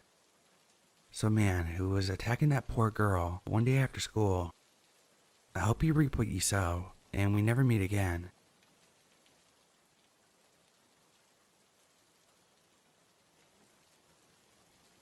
In 2017, I had heard news of people dressing up as clowns and running around with knives at night. I typically brush those things off because I've got my own problems. I, at the time, 20 female, was often up all hours of the night dealing with my screaming newborn. It was January or February, so we still had some snow, and I wasn't able to get out of the house a lot often. Taking out the trash, which was located right next to our back door, was usually the most I got of fresh air. One morning I took out the trash and happened to glance over to the right, and it was footprints directly under the window to my baby's room. I walked over to inspect it, and not only were there footprints, but there was also hand indentations on my window screen. Weird, but my baby slept in my room, so not very concerned at the moment, but my boyfriend was losing his marbles.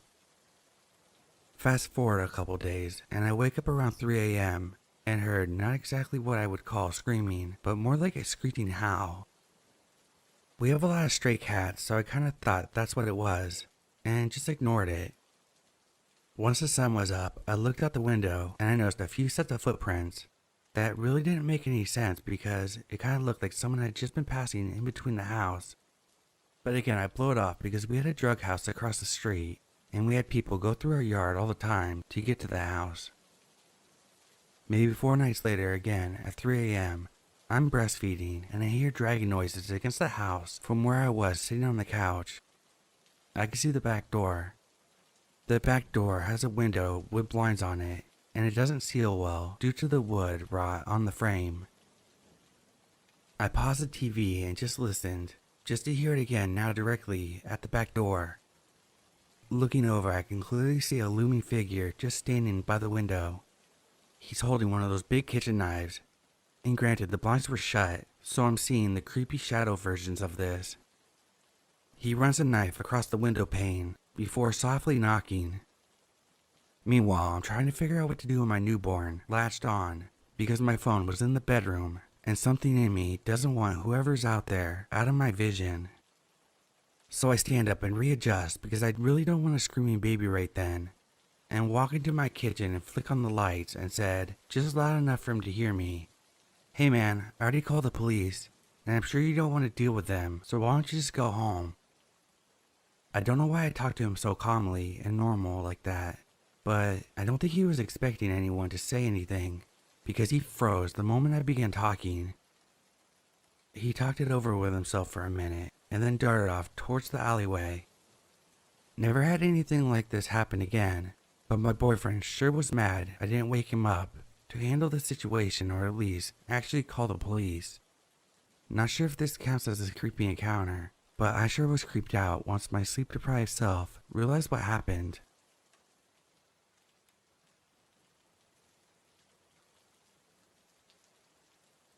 The people in this story are me, a family of 4 consisting of a mother, father, toddler, and a baby.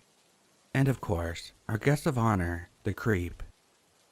Context: I am a 17-year-old female. I was born and raised in Canada with a pretty sheltered life as my mother was very overprotective. I read a lot on the subreddit, so I am in no way naive or unaware of how to deal with a threat. But up until this post, I had never dealt with harassment before.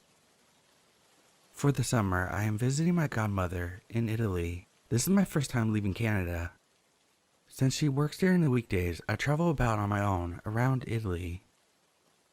For this story, I took a ferry to Ischia, a small island in Nepal. When I first arrived at the island, I made a plan to head to a small scenic park not too far from the port, so I can plan my day. It was around 3 p.m. when I was in the park. Now the park itself made its way into a semi-forested area. The pathway was covered with trees and bushes alike, so it was easy to get lost in there, at least for me. It was also pretty desolate at the time and gone from the public eye. I was sitting on a bench next to a playground for children, decked out with swings and slides. There was a family a little away from me playing at the playground. The playground resides in a little circle-like clearing in the park. On opposite sides of the clearing are pathways that take you around the park. The paths have trees that make a tunnel-like path, so it can be harder to see down unless you are directly in front of it. Where I was sitting on the bench, which was near the north pathway, I could see directly down to the south pathway. Now, I was sitting on a bench for a while, mind you, as Italy is pretty hot and I'm not used to the heat. My head was looking down at my phone, so I wasn't exactly paying attention to the outside world, but I would look up periodically to watch the family play. It was now around 4 p.m., which is nearing when I was going to leave to catch the ferry back. As I'm about to pack up, I look up from my phone to see this guy standing in the path across from me, the south pathway. Now, I wear glasses. My eyesight isn't that good, so I couldn't really make out what this guy was standing there for at first glance. I also didn't want him to know that I had an eye on him, so I tried to get a better look from my peripherals. After a minute of watching this guy and trying to figure out why he was staring at me, I came to a horrifying conclusion. To put it lightly, this guy was jacking off in public while watching me. It was light out and literally a fucking family not 10 feet away from me. This was the first time I've ever experienced anything like this, so I was scared shitless. Let me make it clear, I look like a teenager. I have acne and a baby face, so it's very clear I'm underage. As I was sitting there panicking about what to do, I see the guy moving side to side on the path to get a better look at me. The creep looked so unassuming, with some gray basketball shorts and a black graphic tee with a balding head. From what I could tell, he was around his early 30s. I don't speak much Italian, and with how frazzled I was from all this, I could not utter a cohesive sentence. After sitting on the bench for another minute trying to calm down and think clearly, I pull out my translator app and type a message that translates to Italian. Now, not to alert this creep out that I knew what he was doing, I stood up casually and began to make my way to the mother of the family, who was with her young baby at the time. The father and toddler were gone off a little further into the trees as I could not see them. While shaking with nerves, I approached the mother, holding up my phone with a message on it without a word. Now, from where the mother was, you could not see down the path, so she was none the wiser to what was happening. My translated message went along the lines of, "Hello, sorry I don't speak much Italian, but I'm in need of help. There's a creepy guy on the path that's watching me, and I'm scared." Now I know I probably should have made my situation more clear in the message, but I was freaking out and didn't know how well my English would translate into Italian, so I kept it short. After the mother read the message, she got a concerned look on her face and asked me to show her where the guy was. We walked 5 feet over to where the path begins to find the fucker is gone. I assume he saw me walking towards the mother. Thankfully, I came to find out that the mother speaks a little English, so I was able to communicate roughly what the creep was doing. And since she was with a baby, I didn't want her to go after the creep, but she was mad enough to attempt. Eventually, she told me that her husband would be back soon, and he spoke more fluently. Once he came back, I re-explained what happened, and asked him if I could follow them out of the park to a public area, so I would not be left alone and vulnerable. While they were packing up their belongings, I called my godmother and gave her a brief rundown of the situation and that I would be making my way back on the ferry. Now, I'd love to say that this tale ends without any more troubles, but sadly that's not how it went. After me and the family left the playground area and made our way down the opposite path from where the creep was to where I assume was the exit of the park and the main road. While walking, the mother tries to comfort me, assuring me that the guy wouldn't follow me as he left as soon as he got a clue that I caught on. I thought differently as I could see this guy clearly from where I was sitting, and he wasn't subtle about the staring. After walking a bit more on the path to the exit, I spot a familiar looking man walking back to the playground. Once I made eye contact with him, I immediately knew it was a creep from before, walking casually like nothing was wrong. Once he spotted me walking with the family, he quickly made a turn onto a path that diverged from the main one. This creep was circling back to find me, assuming I stayed at the playground or was walking alone to the exit. I lean over to the mother and quickly tell her that it was the same guy. Unfortunately, the path that the guy took to avoid us was the same one we needed to take to get to the exit. This dumb fucking creep cornered himself without any way to leave except to pass by us. The father at this point had the baby in his arms, and the toddler was following closely behind him. The mother in rage followed shortly after the creep, cussing him out in a mix of English, Italian, and Spanish. As I came to find out that they were visiting from Mexico, the creep walked sheepishly off, with his head tucked, pretending he couldn't hear the lady yelling behind him. Finally, after the angry mother stopped following the man, we made it to the exit of the park. I thanked them profusely and bid my farewells and made my way down to the port. That family saved me from a dangerous situation, and I could not be more thankful for their comfort and protection. I often think what could have happened if I was left at that park on my own, knowing that this guy would have circled back for me. So for my first sexual harassment experience, I give it a rating of -1 out of 5 stars. Wouldn't recommend. So to the creepy guy in the park, let's not meet ever again.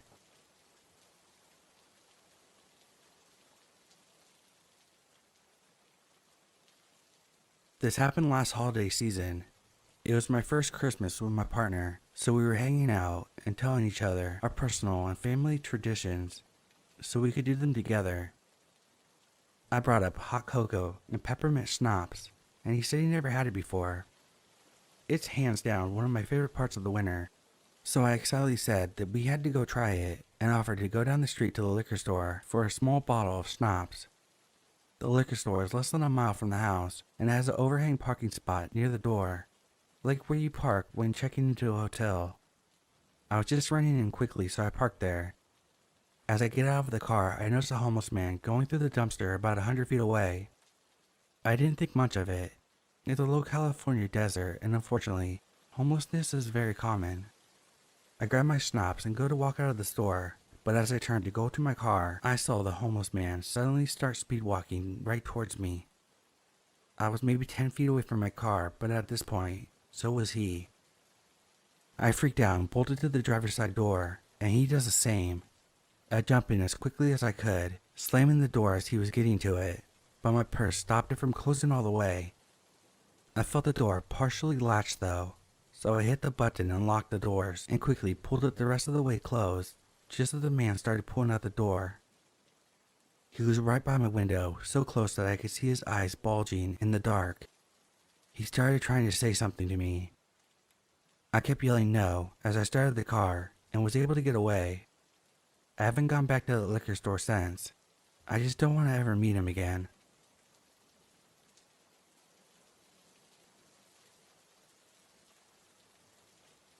The story happened when I was in high school. It was the end of lunch break, and I was hurrying to class. I didn't really pay attention to my surroundings, and I was speed walking, so I didn't notice a student who was running across the hallway, and they ended up running into me. I fell down on my lower back. The fall was pretty painful, so I went to the school nurse. I rested there for a bit, and started to feel better after an hour or so. The nurse called my dad, and he decided to take me to the hospital. I told him that I thought he was overreacting, and that I would be fine, but he insisted on coming to pick me up at school. The hospital he drove me to was the children's hospital, so I was annoyed about being treated like a child. I wanted to get it over with as soon as possible. After waiting a bit, my dad and I entered the doctor's office. There were 2 nurses, a doctor, me and my dad in the room. I don't remember the details very well, but I think they needed to inspect the area of impact to decide if I needed to do an x-ray scan or not. The doctors took me to a semi-closed off part of the room for an inspection. It wasn't a separate room, but it had a small wall so my dad and the nurses couldn't see us. It was my only direct interaction with this doctor, and it already felt like something was off when he stepped aside. He told me to lie down facing down, so I did that. And then the first weird thing that he did was push my clothes and underwear aside so he could inspect. I didn't overthink it too much when it happened. It was kind of weird they didn't let me do it, but then he just started inspecting me, and it went normal for about 30 seconds. Then he told me really quietly something like, "This would be so much more fun if we were doing this to each other." I was so choked up that I didn't know what to say. I just gave a short answer that would end the situation as soon as possible. And then the inspection ended. The doctor didn't say anything else, and I went back to living my life. I think about this whole thing sometimes, and what really bothers me is that I'll never have closure. I'm pretty sure I heard him correctly, but I really hope I misunderstood him, or that he misspoke or something. If I did hear him correctly, however, that could mean it was so much worse than what I experienced. This man worked, maybe still works, at a children's hospital. Maybe this is something he did regularly with his patients, and maybe it was something more than just saying fucked up things. Maybe he even did fucked up things. Unfortunately, I don't remember his name, and I couldn't find any documents from my visit to the hospital that day, so I probably will never know. At the end of the day, I really hope I misheard him, or that he no longer works there and face consequences for his actions, if he is an actual child predator.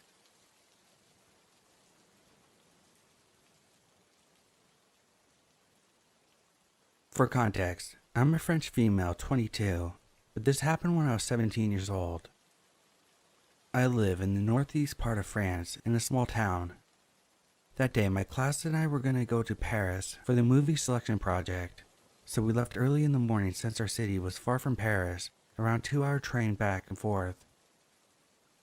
So we came back late in the evening around 7 p.m. It was winter and the sun was fading away sooner. I was with my cousin, 17 female, on the train station of the main town. We said goodbye to everyone and headed outside. I am a smoker, so after being stuck on the train for 2 hours, I needed my nicotine shot. I lit one cigarette at the entrance of the train station as soon as I was outside. There's a big place in front of the station, surrounded by bars and restaurants on one side, and on the other side a big building. This place is crowded all day and all night, so as usual it's busy. People on the terrace, people commuting, going in and out of the station, and the spot for the homeless people. It was dark and snowing. After my first inhale, a guy came out of nowhere. I'm petite and small, and at the time super skinny, and this was a big man, like really large. So I get spooked by the sudden apparition. He was around 30 years old, wearing a raincoat. He had this blank face, this dark blank stare.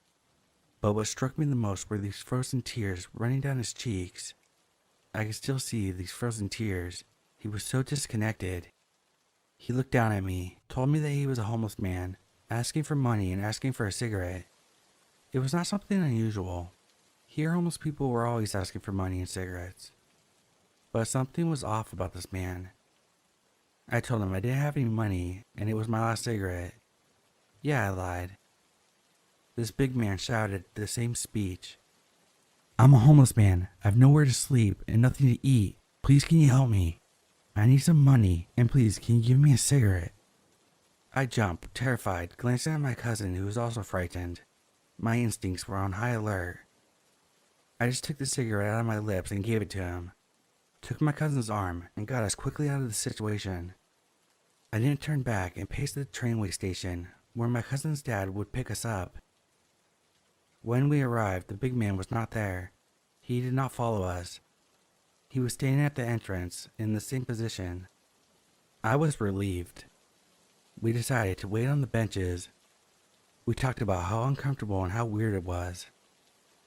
As we were talking about Paris and our plans for the night, since I was sleeping at her house, I lit another cigarette since I didn't get to enjoy the first one. We got interrupted by another homeless man.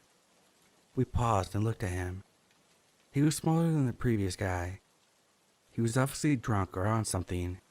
He was so happy. He was talking to himself and to the people around. Then he stopped and glared at me. He smiled and came towards us. He said drunkenly, "Hi, beauty." And then he made nonsensical discourse about the weather, how pretty and hot I am, and the joy of alcohol. We didn't say anything, just glared at him and ignored him. he started saying some insults and arrived in front of us. He shouted, "Hey, you bitch, are you deaf? I'm talking to you." I looked around. There were a few people, but they just ignored us. I don't know what happened, but survival mode was activated. I just started to speak to him in English. I don't know why English, but anyway. He was so delighted, he said in a mix of French and English. He started to ask me and my friend where I was from, why I was here, and switched into perfect French about how sexy I am, how lovely blonde girls are. I played my part and pretended not to understand all the obscenities he was saying in French. I pretended to be from England and that my name was Elizabeth. I was here to see my cousin and just continued to play along. It seemed to distract him a lot. He was stumbling. He became really close to me. I just stood up slowly, went backwards while still speaking English about my fake life. He was looking at my breast most of the time. He asked me in French if I wanted to have sex and other things like that. I tried to shift his focus by changing the subject, and it somehow calmed him down. My cousin and I were uncomfortable and scared. She checked out her phone to see how far her dad was. He arrived 5 minutes later. I was still talking to this pervert. I rushed with my cousin and said goodbye. He looked at me and said in French, "I'm going to join you in England, Elizabeth. I will look for you." I was so disgusted by his words, it sounded like a threat. As we drove away, I stared at the reflection and saw him waving and smirking. My cousin looked at me and said, "I don't know why you played along, but thank you for keeping a poker face and distracting him. He was so unsettling." I told the story to my friend's family, saying it was a dangerous place for two young women at night. Stories of young women harassed at the train station were in the newspaper all the time. I don't know if I behaved in the right way and if I was paranoid, but I'm glad no physical assaults occurred.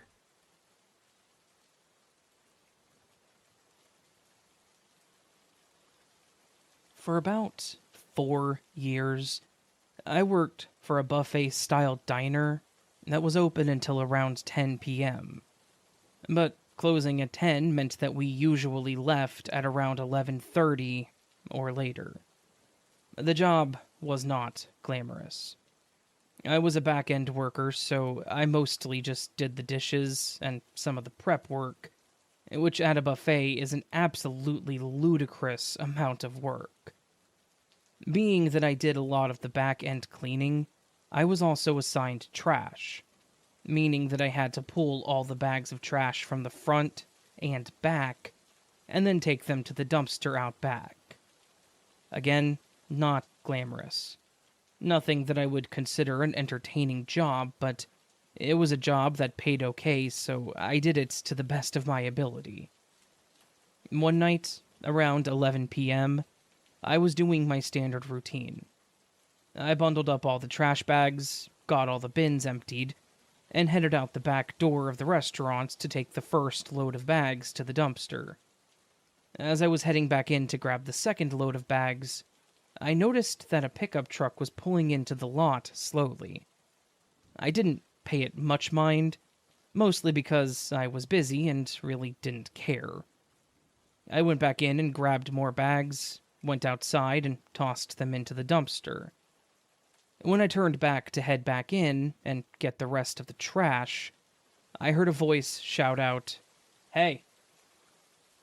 I paused, thinking that there was no way they were possibly talking to me. But then they shouted, "Hey, you, come here." As I turned and looked over at the truck, the guy opened the door and stepped out, just kind of standing there waving me over. Again, I just stood there and stared at this guy. He looked like a linebacker. He was covered in tattoos, with what looked like a gnarly scar on his face. I would say that if I had seen this guy in a movie, he would be playing that part of mafia enforcer, if that makes sense. The guy again motioned for me to come over to him, which removed any doubt about whether he was talking to me or not. I cautiously approached him, maintaining a bit of a distance. He then asked me, "Hey, are you Frank?" His voice was cold, and it honestly sent chills down my spine. But I am not Frank. Far from it. My name is David. And for the first time in my life, I was glad that my name was David. I shook my head and told that guy that I wasn't Frank. And for some reason I even said, "Oh, no, sorry. My name is David." As if me and this threatening man were going to become close friends. Without missing a beat, he cut me off and said, "Well, if you don't want to end up skinned and dumped in the river, I highly recommend you go back inside. And, don't come back outside for a while." His tone was flat, matter of fact, and like he was simply explaining something to me. I stood there for a second and kind of stared at him. I had heard what he said, but it took me several seconds for the words to actually register. I mean, who says something like that? Of course, the look in his eyes was dead serious, which kind of set me into motion. In a bit of a daze, I nodded and said, "Right, yeah, okay." The whole way back into the restaurant, I expected to feel this guy grab me, or a knife to get stabbed in my back or something, but it didn't happen. I went back inside, and I decided that my last load of trash could wait for a little while. After I got back inside and did my dishes and finished up my other duties, I started thinking about things and realized that I didn't work with anyone named Frank. There was no one in the building named Frank. So, who was that guy looking for? I even asked my shift lead if anyone worked there named Frank, and she told me that there were no employees with that name. I told her that I was approached by someone out back that was looking for a Frank, leaving out the threatening to be skinned part, and she told me that it was probably just a drug deal, and to forget that it happened. Which, thanks, that helped quite a bit. Anyways, I never saw that guy again, and thankfully I don't work that job anymore. The fact that I did work there for 4 years is crazy, and I do have some other stories that I may send your way at some point, but for now, I think this is the best one to put out there. I hope that the mystery man was able to find Frank, or, I guess, depending on his motives, that he didn't find Frank. Either way, thanks to him for scaring the hell out of me that night.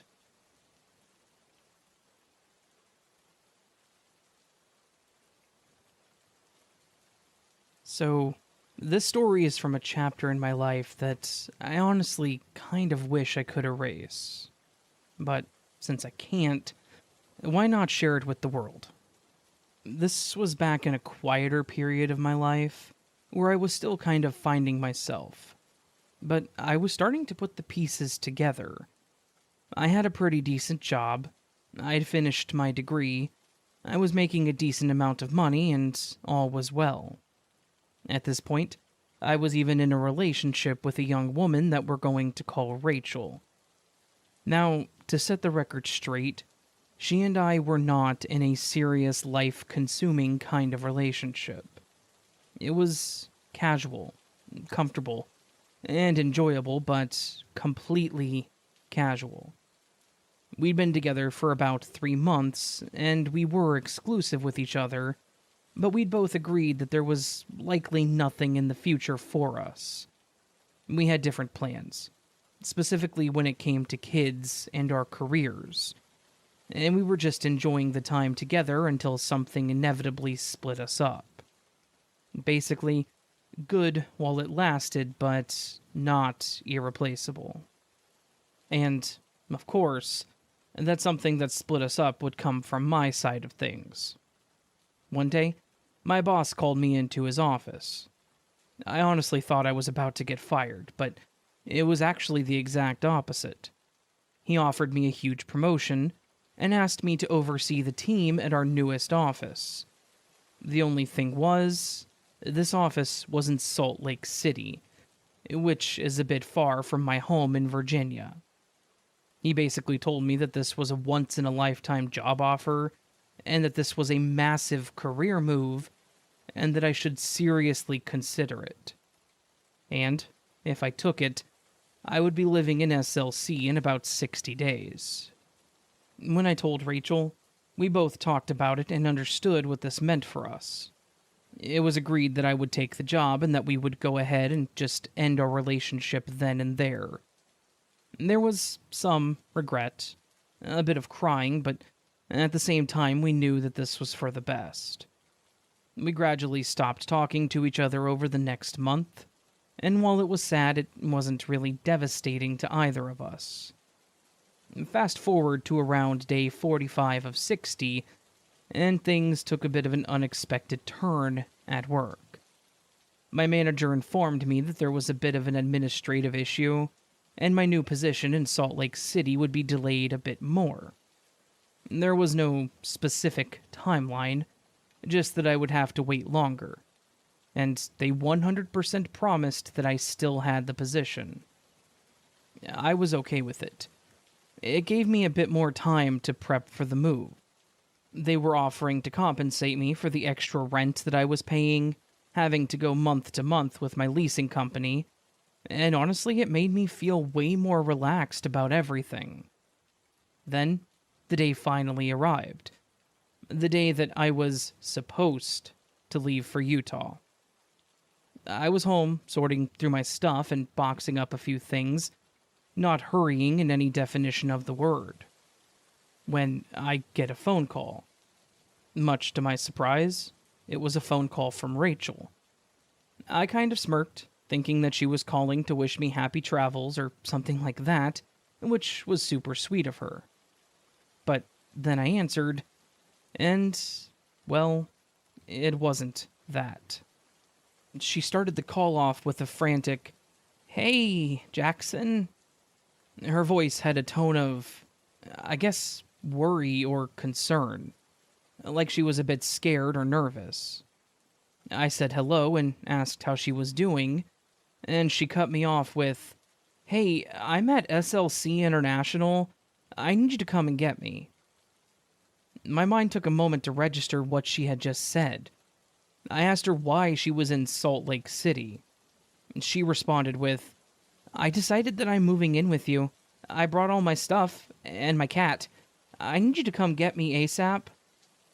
Now, remember, I hadn't spoken to Rachel in a few weeks by this point. She had no idea about the delay, or that I was still sitting pretty in my little apartment in Virginia. I broke the news to her, telling her that I wasn't in Utah, that I was still at my apartment because my work had delayed the move. I expected her to be upset or whatever, but she responded in a way that I never would have expected. She lost it, screaming at me over the phone, accusing me of lying, of deceiving her, and blaming me for her being stranded in an unknown city. She was hysterical, crying one minute, yelling so loud that the phone clipped out the next. I tried to calm her down, telling her that I was sorry and asking why she didn't call me before she packed up and flew out, and she responded by screaming, "It was supposed to be a surprise." Which, yeah, I was surprised. But who packs up and flies to a city halfway across the country with plans to move in with someone without even telling them? After a bit more yelling and sobbing, she slowed down on her emotional roller coaster and the call went silent. She cleared her throat, and when she spoke again, her voice was chillingly calm. She simply said, "The minute you land at this airport, I'm going to kill you," and hung up. I just sat there on my bed with my eyes wide and thinking, wow, that was not the Rachel that I knew. I tried to call her back to see if we could figure something out, but she'd either turned off her phone or blocked my number. She didn't call me back. She never texted me back. I even tried calling her mom to see if she knew what was going on, and she had no idea where Rachel was, or that she had even flown to Utah. A few more months went by, and in a bit of a twist, my work decided to not move me out to Utah. My boss here in Virginia was actually chosen to lead the team out there, and I was given his position here locally. So I ended up never having to actually move at all. Since that day, I have not heard from Rachel at all. I haven't seen her here in town, I haven't gotten a text or call from her, and her Facebook has not been updated. I literally have no idea what happened to her. I sometimes do wonder about it, how she managed in a city that she'd never been to, and I hope that she's doing okay. But it was such a bizarre event that I can't help but feel a bit freaked out.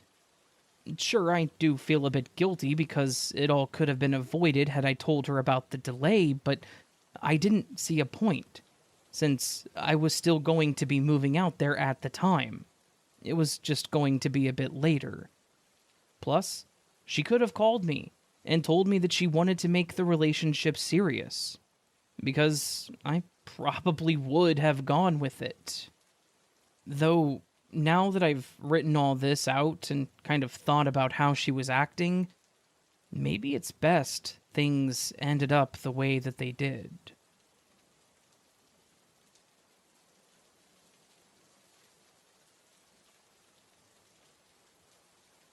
I have a strange but scary situation that happened to me back whenever I was 13.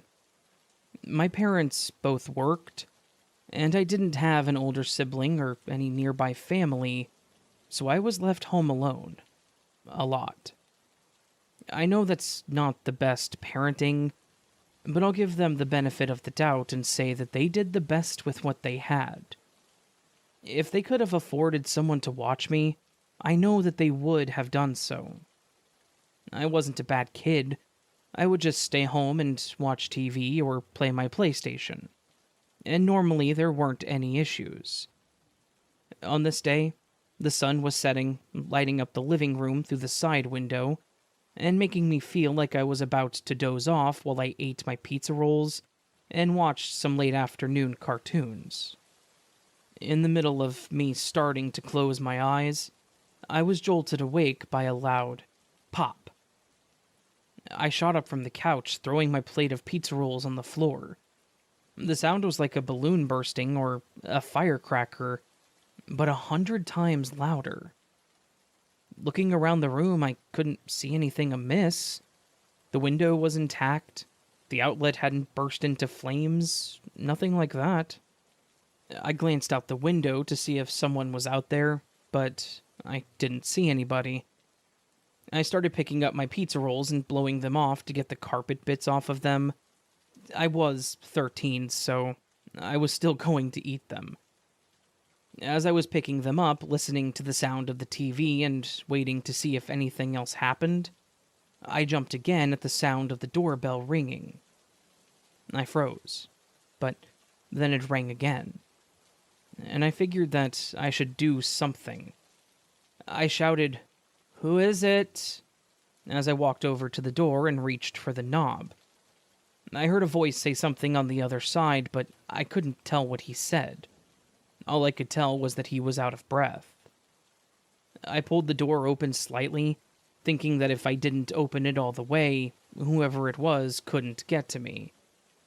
I asked him who he was and what it was that he wanted. The man on the other side of the door was a large and quite burly guy, sweating heavily, and his face was a bright red. His voice was weak, almost like he was trying to not let anybody hear him. He asked, "Are your parents home, kid?" I should have lied, but in my nervousness I blurted out, "Oh, no, they're not home. They will be soon, though." I still don't know why I told this guy that, but I did. But then the man spoke again after taking a deep breath. All right. Could you call 911 for me, son? I've been shot." Wait, what? My eyes widened in shock. He moved his hand slightly, and sure enough, I saw the red stain on his shirt. He wasn't kidding. This wasn't some kind of joke or anything. He had been shot. Without another word, I dashed back into the house, fumbled with the phone, and dialed 911. The operator picked up and asked me where the emergency was, and I never knew how stressful calling 911 actually was. As I explained the situation, I could hear the disbelief in the operator's voice, but she assured me that help was on the way. The man staggered over to our porch and dropped down, sitting heavily against the side of the house. I think those sirens were the most comforting sound that I have ever heard. Paramedics rushed to the man, applying pressure to his wound and loading him onto a stretcher, and they were gone as quickly as they showed up. Obviously, the cops showed up too, and my parents came home in the middle of the chaos, returning home with a sense of terror, I'm sure. The cops were kind, but their questions were a bit pointed. I repeated my story again and again. The pop, the man, the blood. Eventually, my parents took over, and I was left to sit on the couch, the adrenaline wearing off, leaving me feeling hollow and a bit shaky. A few days later, we got the news that the man had survived, thanks in part to my call. I felt pretty good about myself when the officer told me that I had probably saved that man's life. That pride was a bit short-lived, though. I was actually somewhat terrified to stay home alone, and my parents weren't willing to leave me there. I'm pretty sure that we all had a bit of PTSD. Me from the whole situation, and them from coming home to a bunch of cops stationed outside their house. I was honestly okay with them not being willing to let me stay home anymore. To be completely honest, I feel like this event made me grow up a bit quicker than I should have. I didn't really feel like a hero, though they told me I had done a good thing. I felt scared and vulnerable, and like my home wasn't the safe haven I'd once thought it was. It's one thing to see someone get shot in a movie. It's another thing to see a gunshot wound within a couple feet of your face. I had some nightmares about the whole thing for a while, and I had this weird fear that I was going to wake up to one of my parents being shot. Something that obviously never happened, but still weighed heavy on my mind. I know that all sounds a bit dramatic, but it's true. I was a bit too young to be thinking about my mortality. But if someone could shoot someone like that in my neighborhood, what was to stop them from doing it again? Would I get shot while walking to my friend's house? Being confronted with those kinds of things that early in your teens, it kind of changes you. And while I'm now an adult and have never been faced with anything like that since, seeing that man hold his stomach like that is a visual that I will never forget.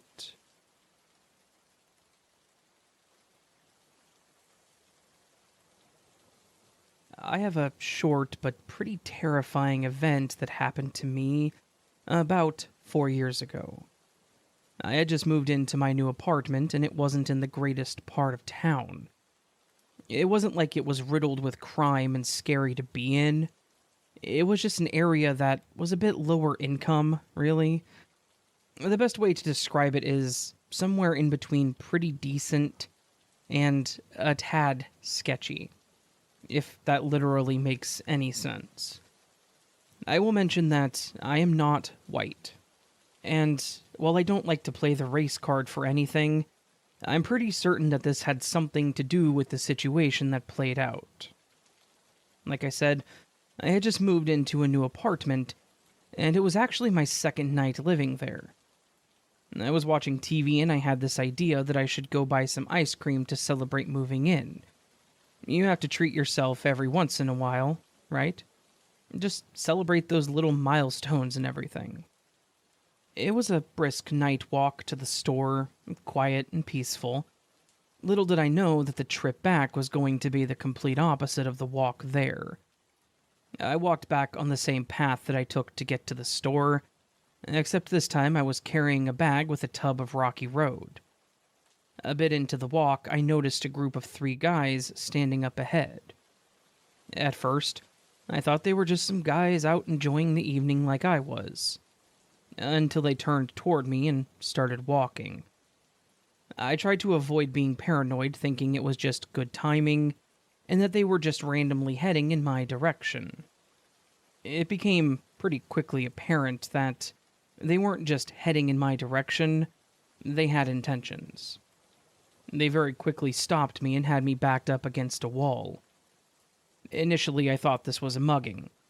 I told them that I didn't want any trouble, and I put my hands up, basically saying, "Take what you want to take, I won't fight back." Mostly because it was 3 guys, at least one of them with a gun, and me armed with nothing but a container of Rocky Road ice cream. I assumed that they would take my wallet, probably my cell phone, and maybe even my ice cream, and that they would just run off and that would be that. But, of course, it was actually much worse than that. The leader, I'm assuming, or at least the guy with the gun, barked at me to drop the bag. I did. He then told me to get down on my knees, and, well, I did what he asked. He told the other 2 guys to pat me down, which was weird, but I wasn't going to question the guy that literally had my life in his hands. They patted me down, and one of them said that I was clear, whatever that meant. But then it got even weirder. One of the other 2 grabbed my hands and pulled them behind my back and then cuffed me. My mind immediately went to, are these some kind of rogue police officers? I actually summoned the courage to ask them why I was being arrested, and the leader just told me to shut up. No more than a couple of seconds later, the area was lit with flashing red and blues, as a car pulled up to the scene. The car parked, and I heard a stern voice shout, "What the hell is going on here?" The guys responded in a manner that was far from scared or concerned. The one just saying something along the lines of, "Don't worry, Sheriff, we got him taken care of." Apparently this was the wrong thing to say to the sheriff, as he lost it. He told all 3 of them to get on the ground and immediately called in for backup.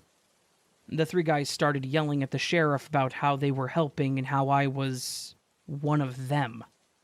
Again, whoever them was, and saying that they were helping him. The sheriff told them they were a bunch of idiots, and yelled that the one guy needed to drop his weapon and they all needed to get on the ground right then. The whole time, I'm just sitting there on the ground, hands behind my back, thinking, I really chose a bad night to get ice cream. When the other officers arrived, they swiftly handled the faux cops, while the sheriff uncuffed me and asked if I was all right. I told him that I had no idea what was going on, and he confessed that he was just as baffled as I was. He told me the obvious, and mentioned that those guys were not cops, and he was clearly just as confused about their endgame as I was. He offered to take me back to my apartment, and when we got there, he took my statement. He promised me that he would see to it that those guys would face the consequences of their actions, and then followed that up by suggesting, with genuine concern, that it may be safer for me to avoid late-night strolls in the area. With the guys' comments of me being one of them, and the way he said that, it told me all I needed to know. I told him that I understood. He offered me his business card and then told me to call him if I ever had any trouble. I was shaken, of course, but at least I knew that someone out there was looking out for me in this crazy part of town. Looking back, that night could have gone much worse. If the sheriff hadn't pulled up right when he had, I can only imagine what those guys were going to do or what their next step was. I was completely defenseless. And honestly, if that guy had wanted me dead, I think that I would have been dead. Thankfully, that didn't happen, and I'm grateful that the timing was on my side. While I have had to deal with people like them a few times since that night, it's never been anything that terrifying or life-threatening. I still live in the same apartment, and thankfully most of my neighbors are friendly. I will say that this lovely welcoming party did go away for some pretty serious crimes. And of course, the guy with the gun was a felon, so he shouldn't have had the weapon in the first place. Also, when I go to the store now, I drive. No more late night walks to get my rocky road.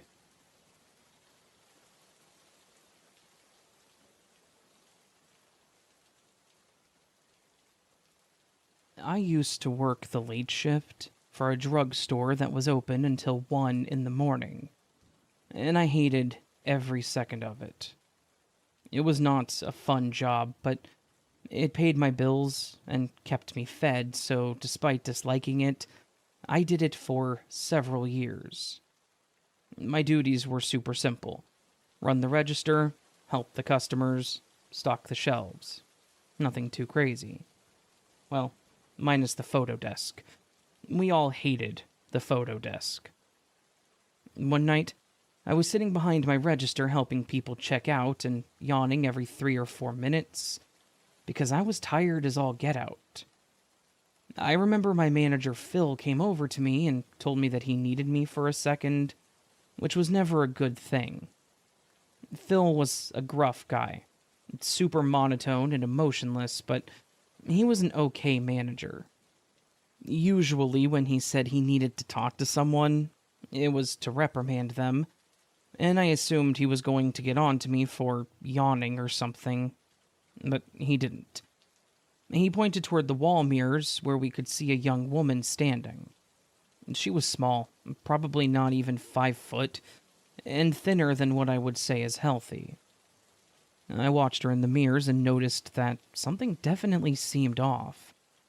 She was a bit too twitchy, if that makes sense. He made a comment about keeping an eye on her because he had a bad feeling. I tried to act casual as I watched her, glancing over at her, sneaking quick looks to see if I could catch her doing something. She seemed incredibly nervous, and was darting around to different aisles, seemingly at random, doing her best to keep her back to us. Phil was definitely right. Something was up. A few minutes later, the woman made her way over to my register, holding nothing more than a 2-liter of Pepsi. I stared at the soda and then looked at her. Her hair was wiry and her eyes looked nothing short of empty. She had very dark circles around them. She looked more tired than I did. Before I finished ringing up her one item, Phil walked out of one of the aisles and approached the woman with his arms crossed. He said, "Hey, I saw you put that makeup in your pocket.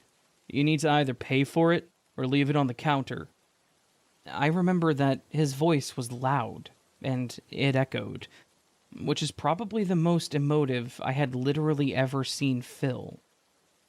Instantly, things turned from mundane to absolute chaos. The woman shook her head no at him aggressively. Phil reached his arm out to grab her bag. Admittedly, this is something that we were told not to do, but Phil was my manager, and I wasn't going to tell him to stop. As soon as he reached his arm out, this woman lunged at him and sank her teeth straight into his forearm. Phil screamed in pain and surprise, trying to pull his arm back, but she kept her grip on him for several more seconds. She then released him, let out what I can only call a bone-chilling screech, and bolted out the door into the darkness. Phil staggered back, clutching his now bleeding arm and staring at me like, what the hell was that? It was a gruesome sight. He was bleeding really bad, and you could clearly see the imprint of her teeth. I remember that I started feeling nauseous while staring at him. I called 911 immediately. My hands were shaking so much that I almost dropped the phone. The paramedics arrived in only a few minutes, and they rushed over to Phil.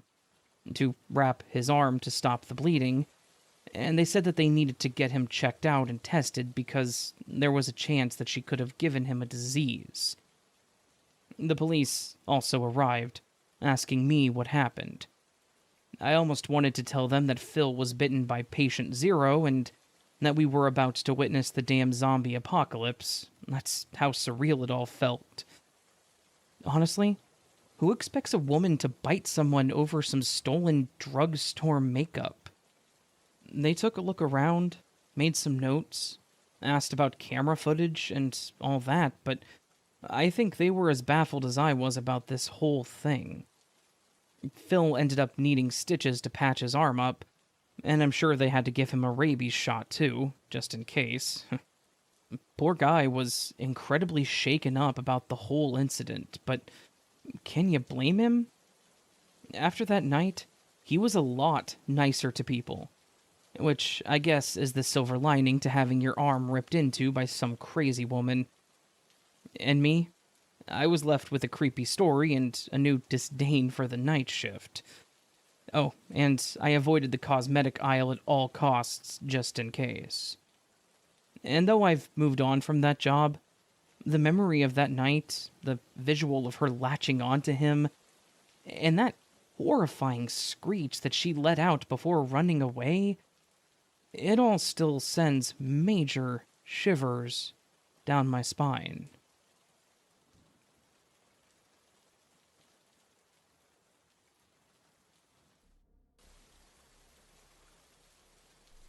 I'm a 19-year-old female. I have had this friend, 19 male, who I've known for many years, but was never close to. Recently, coming back from uni for summer, I went back home to stay with my parents. There isn't much to do in my hometown except for hang out with friends, smoke, and drink. So that's exactly what I did. While hanging out with my friends, I ran into the guy. I'll call him Saf for the purpose of the story. Saf has always seemed like a chill guy. Typical 19-year-old man who studies business, living off of daddy's money since he comes from a wealthy family. As soon as we reconnected, we developed a closer friendship. He started hosting at his house, and my friends and I would go. When we smoke, he frequently brought up his fantasies of killing and eating someone. Of course, all of us being high would just laugh it off and consider it to be shock humor. However, he would never laugh while making these jokes. We all agreed that it was pretty creepy, but we chalked it up to him being really high. That is until I started hanging out with him alone.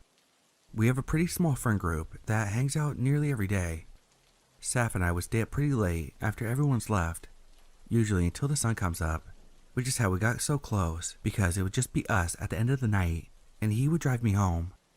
On one of those nights, we were with a group of friends and decided that we would take edibles. For context, we were at Saf's house. 3 hours into it, when we were all pretty gone, Saf starts going on a tangent about how it would feel to pluck someone's eyeballs out. He starts going into detail, and my other friend asked him to stop talking about it because it was making him uncomfortable. He always did this, but this time, he really went into detail, explaining imagery, etc. Someone quickly changed the subject, and the night went on. About an hour later, my friends and I decided to take a look in the fridge for munchies. As we look in the fridge for shit to eat, I feel someone put their arm around my neck, and I feel something quite heavy putting pressure on it, and I look down. I realize Saf is holding a knife to my neck and holding my other friend with his other free hand. "What are you guys doing?" he asked. Keep in mind, we are all very high, so I start laughing it off and going along with what I thought was a joke. As my friend and I answer him, I realize he still hasn't pulled the knife away from my neck, and that he, in fact, is holding it closer, to the point where I started to cough. Thankfully, the knife was quite dull, but it was still a massive kitchen knife. As soon as I realized he isn't letting go, I let out a scream, nothing too loud or alarming. I was hoping he would also assume I was joking. He then lets go and walks away. The night goes on and we quickly forget about what happened. Saf offers to drive my friend and I home at the end of the night when everyone's left. My friend and I don't have a car or money, so we accept. On the drive home, stopped at a red light. He made my friend get out and check if the car was damaged because he had seen something bump it while driving. Neither my friend or I saw this, but my friend got out of the car anyway and checks, and as he tries to open the door to get back in, Saf locks it. The light has now turned green, and thank God it's only 5 a.m. because there were only 2 or 3 other cars around, but they all started beeping and swerving as to not hit the car or my friend. My friend and I are yelling at him to open the door. He drives a couple inches forward, putting the tires on my friend's foot. He then unlocks the door and watches my friend yell at him for being trapped under the tire. I look over to Saf and I see him hysterically laughing and putting the car in reverse for my friend to get in. Once we get back on the road, he starts driving crazy, which isn't unusual for him, but he was a lot more reckless that morning. Now, before you all judge me for staying friends with such a weird and dangerous man, keep in mind it had never happened this bad before. He just said really weird shit every now and then, but honestly thought it was more of an intrusive thought thing. I struggle with mental health and have the most vile and weird intrusive thoughts, so I thought that's what it was, and as for the night I have mentioned, we're really high on edibles, so although I was very weirded out, I thought he must have been super high, and so was I, so I convinced myself I was overreacting. Then one night, we go to a party together.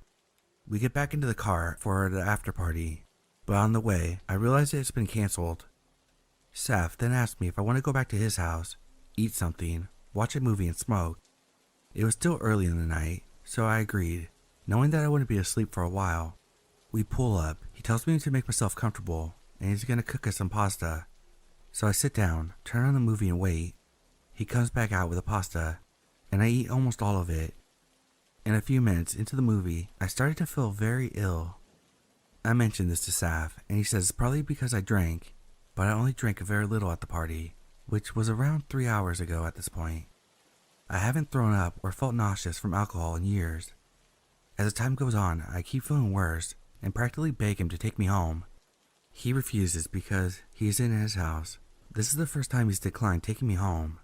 At this point, I had a really bad feeling, along with a sickness, and my body decided I have to get out of there.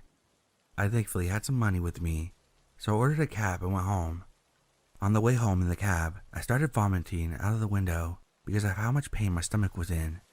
I get home and I collapse, but I'm unable to fall asleep because of the pain I'm in. Then I start thinking about all the times he mentioned the desire to kill someone and eat them. He's always talked about how he would eat the girl's thigh because he believes it would be the juiciest. How he would only eat a girl and not a boy. Since this day I've kept my distance, but I've been fighting myself internally asking, did I just get poisoned? Or did I just drink too much? Is he a psychopath?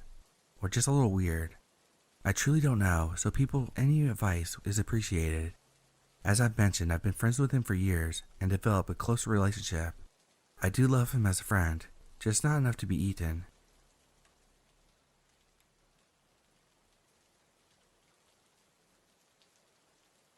I have this friend, I'll just use the first letter, R, who I believe has been stalking me for the past 2 weeks, if not longer. I'll give some background info, then get into the problem I'm in. We met back in 2014, in high school. He was always quiet, but a nice and easygoing guy. We grew very close, and I saw him as a brother. We didn't have a smooth childhood. He saw his parents argue a lot, often for years. His mom even cheated on his dad, and he saw the effect it had on him and the whole family. But you wouldn't suspect anything out of the ordinary just meeting him at first. Around 2016, he started to become a little bit paranoid and would seem a bit pessimistic at first. He never had many friends, neither did I for that matter. We had 2 other friends together that we saw often, and they were the only ones he trusted.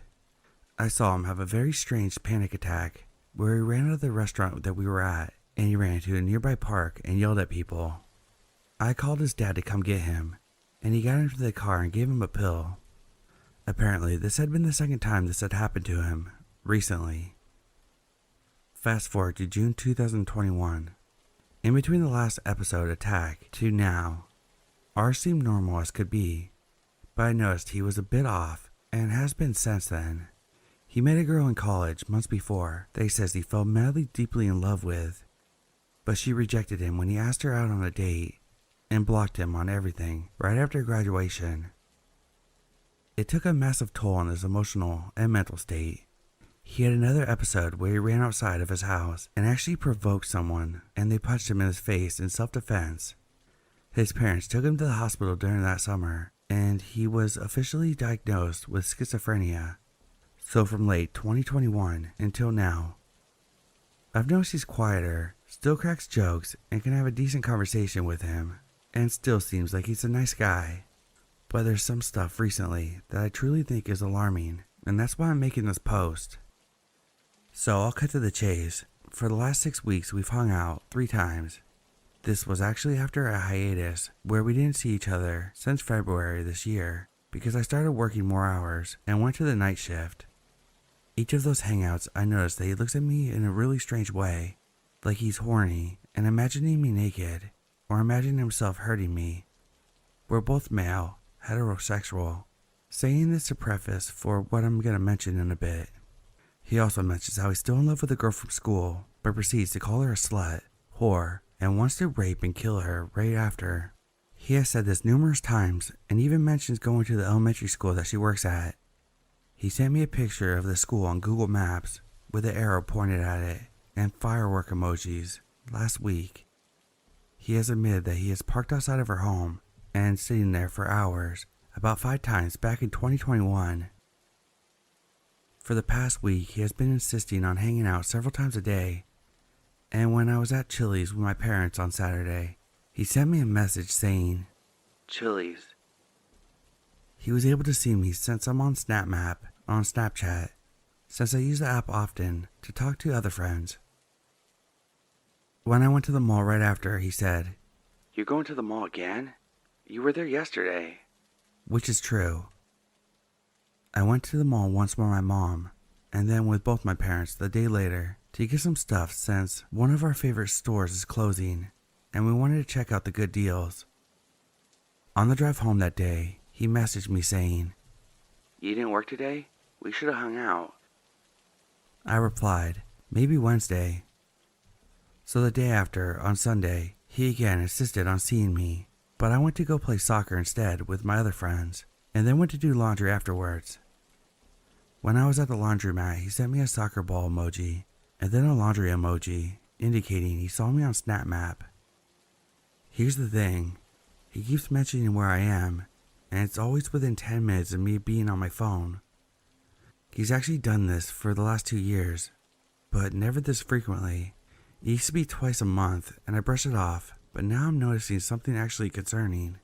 He's also been calling me boyfriend, and sending me heart emojis the past week.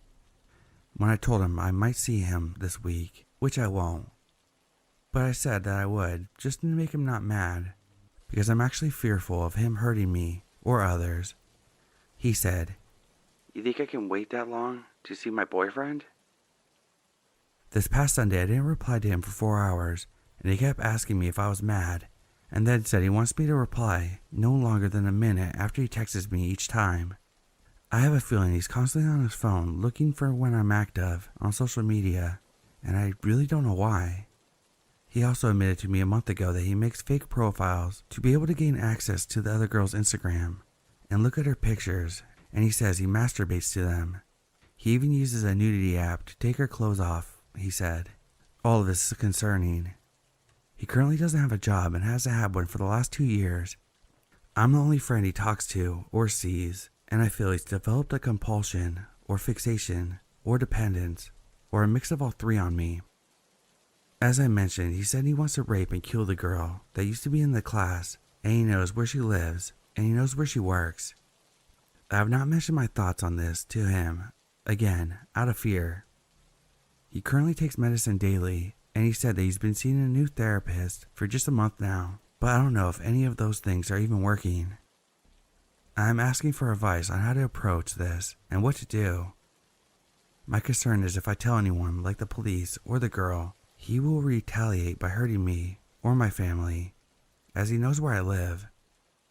Any help is appreciated. Okay, so essentially he asked me why I'm not on SnapMap anymore, and I got a bit ticked off and confronted him in a nice and civil way. And he pretty much said all that stuff were jokes and that he doesn't want to harm anyone. But I don't buy it. I feel like he's in denial. Any help?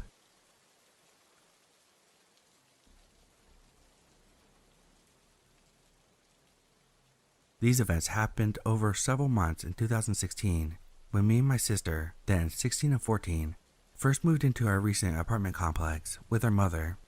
Admittedly, we were still into the hoverboard craze then and would ride them around. This is how we met Savannah. She was our age and lived in our building. She asked to hang out and we were happy to hopefully make a new friend, so we said yes. We hung out outside of the complex in a little park area. It got dark and we started making up ghost stories. Turns out she likes creepy paranormal stuff like we did. As we were walking home, the light in one of the apartment hallways flickered and I jolted and said, "It's a spirit trying to communicate with us." Savannah made up a flash once for yes, twice for no system to communicate with the spirit, and we messed around a bit. We thought it was all harmless fun. The next day, she runs over to us excited. She informs us the spirit we had met last night told her its name was Corinne and that it meant light, so it all made perfect sense now. We asked her how she knew, and she said she went back later that night, alone, to talk to it. This is the first time it occurred to us that she might have really believed in this stuff.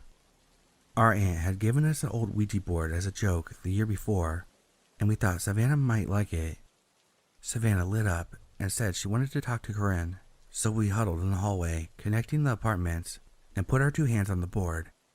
We kept getting some random letters that didn't make sense, but soon Savannah's questions were more directed to her. We felt her moving it and called her out. She got mad and said that she'll prove it. She took her hand off of it, and it no longer moved. She huffed and insisted it wasn't her. Over the next few weeks, we did mostly normal stuff with her. She kept talking about the ghost and the Ouija boards until we broke down and played again. This time, we were introduced to a new ghost, Evan. We knew that Savannah was moving the planchette, but were curious about the story she was making up, so we let her follow through. Evan was a ghost, or a demon rather, about our age, who wanted free from a greater demon controlling him. The greater demon's name? Corinne. Savannah's parents called her inside, and conveniently, Evan had to go too. He told us to protect ourselves against Corinne, especially Savannah. Savannah said how cute that was for him to offer. A few days go by normally, but then Savannah's back to tell us that she has a boyfriend. We are happy for her until she tells us his name is Evan. We're wondering what the hell she's talking about, and she explains that, while sleeping over at another friend's house, something had tugged off her shorts while sleeping. She woke up and heard Evan's voice. Then he visited her in her dreams and asked her on a date, or something like that. She said yes. Of course, we knew she made up Evan, so we were kinda like, what is wrong with you? And we don't talk about the demon stuff anymore. Now, Savannah is extremely possessive over her friends. When she would see us with someone else, she'd text us nonstop about why we hadn't invited her. We tried to keep our distance, but she lived on the same ground floor and literally watched out our window waiting for us to come outside. She latched onto us. We didn't know much about her home life, but she always seemed troubled.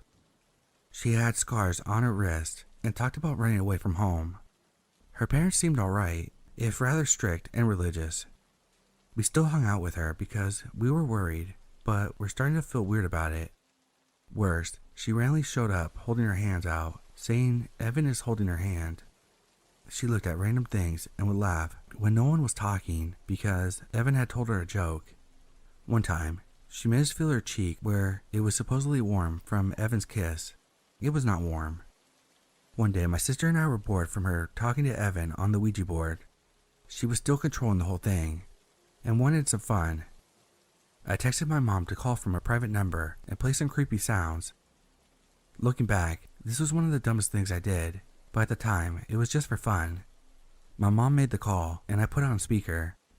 Savannah is living for it, especially when my mom played the track from a scary movie about a ghost. My mom took it a step further and threw a banana off the third-story balcony for us to see. Savannah said it was a sign that Corinne was winning. We had no idea of the fire this would light in her.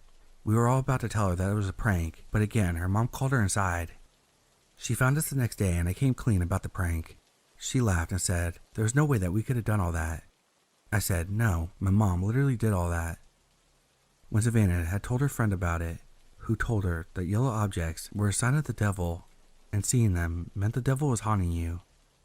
This was all she talked about for a while, but since nothing else happened, she gradually forgot. Things went back to normal for a while, until Autumn moved in. Autumn and Savannah connected instantly because of their history with depression. Autumn was a few years younger than us, but had a hell of a lot more of a past.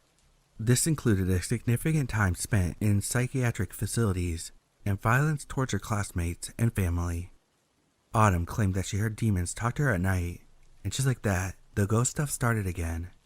Savannah felt threatened by Autumn and felt the need to one-up her with ghost stuff. She told her that Evan was her ghost brother that looked out for her. I was like, hold on, you claimed that he was your boyfriend. Savannah giggled and said, that's gross, he's my brother. Her story had completely switched. Now she was dating another demon named Jacob, and they were engaged. She even showed us the ring to prove it. The next week or so was literally a match between them to see who was the darkest and most involved in the spirit world, or whatever. They compared scars on their wrist and bragged about cutting themselves and doing little things like sneaking out at night. In a move to one-up Autumn, Savannah drew a giant pentagram in the parking lot with chalk. Her parents found out, and she backed out and blamed it on Autumn. The next day, people came and repaved the parking lot. The pentagram is now buried under there forever, literally. Savannah moved on to saying that her friend had found Jacob's body and was going to put his spirit back inside it. Savannah continued to take advice from this friend who fueled everything she did. Savannah now said the friend was teaching her witchcraft. We mostly avoided her at this point, but she'd asked us to do things like make holy water with her and try to summon her a familiar. From that point on, she insisted that she was a fire witch and walking around wearing all black with Halloween makeup on her face. She and Autumn frequently snuck out together, and occasionally we'd see the cop cars at our house. My sister and I were avoiding them both, but now we get fiery texts from both of them if we hung out with other people, especially our guy friends. Once, they saw us get home and stood in the parking lot pretending to be possessed. Autumn also cut off all her hair and claimed that she tried to kill our teacher. My sister and I knew it was bullshit, or at least we hoped, but Savannah took it seriously. She'd go around telling her neighbors the terrible crimes she committed or wanted to commit. She even told us when she first saw us outside on our hoverboards, she wished for them to blow up. One day, we again saw the police come to her door, and the officers had jackets that said that they were from the Juvenile Justice Department. Her mom pulled me, my sister, and our mom to explain what was going on. Apparently, 2 years before, they discovered Savannah talking with this man online. Her messages to him were hiring him to come kill her parents after making threats of killing them a few days before. We were able to confirm the story after pet sitting for them and finding the court papers about it. We had known that she was always on probation, but she'd always tell us different stories as to why. Savannah continued to beg us to hang out with her after that, even inviting herself to spend the night.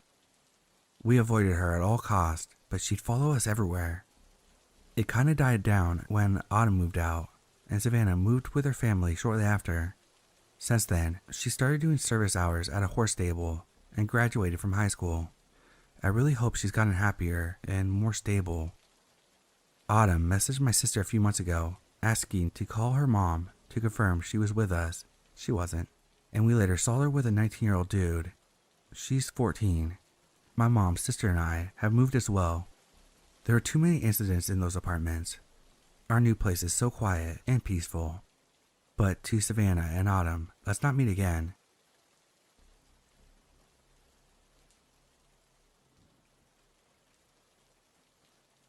I've been sitting alone at home all day due to a storm, and I think I finally feel ready to speak about my experience with a girl I met in college. No one has ever heard the full story, and I'm ready to tell most of it here. I'm a 23-year-old female, but at the time I was 19, going on 20 at the time of meeting this girl. I was also in an unstable and codependent relationship at the time, and was utterly depressed, naive, and craving a sense of validation of my thoughts and feelings that no one around me at the time was willing to give me, so I was the perfect candidate to inflate and dote upon the literal god complex ego of this one girl. To begin, I was in an acting 101 class my first semester of college, and swore to myself that I wouldn't make friends in the 2 years I was set to be there. This was a community college. I was to go in, get good grades, and leave. It wasn't until the third day, a week and a half since the semester started, and this girl walks in, and you could feel the air in the room grow thin. Her presence was both alluring and yet annoying at the same time. Charisma seemed to ooze out of her pores and shine like a halo from her hair. For more context, I am from the US, and when this girl began to speak with a British accent, everyone was confused yet intrigued. Apparently, she had just gotten back from a trip to England with her father. Apparently, she was originally from there. That was when my first instinct rang clear. If she had enough money to be flying to and from England, why is she doing an acting 101 class at a community college? I decided to keep my curiosity to myself until the next class when she asked me questions that I unfortunately no longer remember. However, I do remember my initial disgust with her demeanor.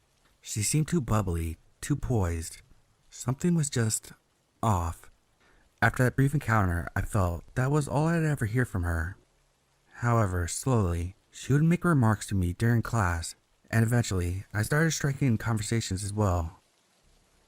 Then one day, after class, she mentions to me how expensive and annoying it was to wait for an Uber every time class ends. I remember offering her a ride as an alternative, but she would dramatically decline, saying things like how her parents would get angry with her for burdening me with the task of driving her around. I understood and felt pity for her after that. In that moment, I thought that she was in a household where her parents were overbearing and slightly abusive, so I decided I would try to befriend her outside of class. She seemed nice enough. I also had this pain in my heart to help her for some reason, and that was exactly what she wanted. So over time, we grew closer. I would offer her rides home. I would insist and say that I'm her friend now, and that friends help each other out. She seemed to enjoy these gestures. She'd compliment me, and then go on to say how tough her life was without a license. Eventually, she agreed, and I took her home. It was honestly very nice to have someone to talk about class with outside of class. Soon enough, after driving her home for the past few classes, she invited me in for tea. I thought it was adorable, having afternoon tea and gossiping with a friend. She was British after all. We both eventually opened up about ourselves and spoke on things besides class. She told me she was my age, she graduated the same year as me, and also took a gap year. She said throughout school she traveled to and from England, and I found it so fascinating. She was adopted from a third world country and brought to England, and then moved to her current town when she was 6. She told me about past relationships. I opened up about mine. She always seemed to be the same as me, like she was trying to emulate me in some way. It was so subtle, it was difficult to notice at first. I told her about the apprehension I felt in my current relationship. She sympathized and told me a story about how her ex hurt her, even worse. I would always take note of things she said, because I was not only her friend, but we seemed to share the same experiences. However, hers were always more severe than mine. In hindsight, I know why that is, but at the time, I just thought how unlucky this girl was, and I felt so bad for her past.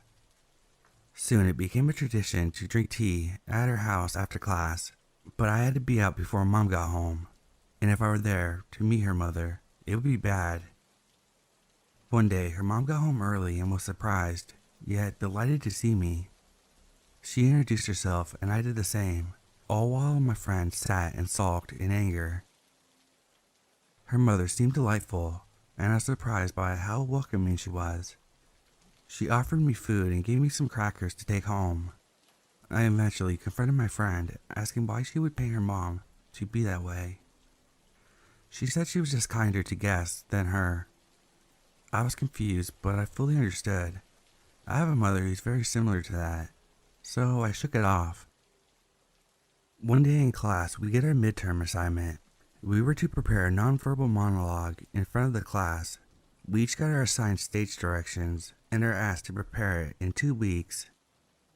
One of the stage directions was a girl comes home crying after being sexually assaulted.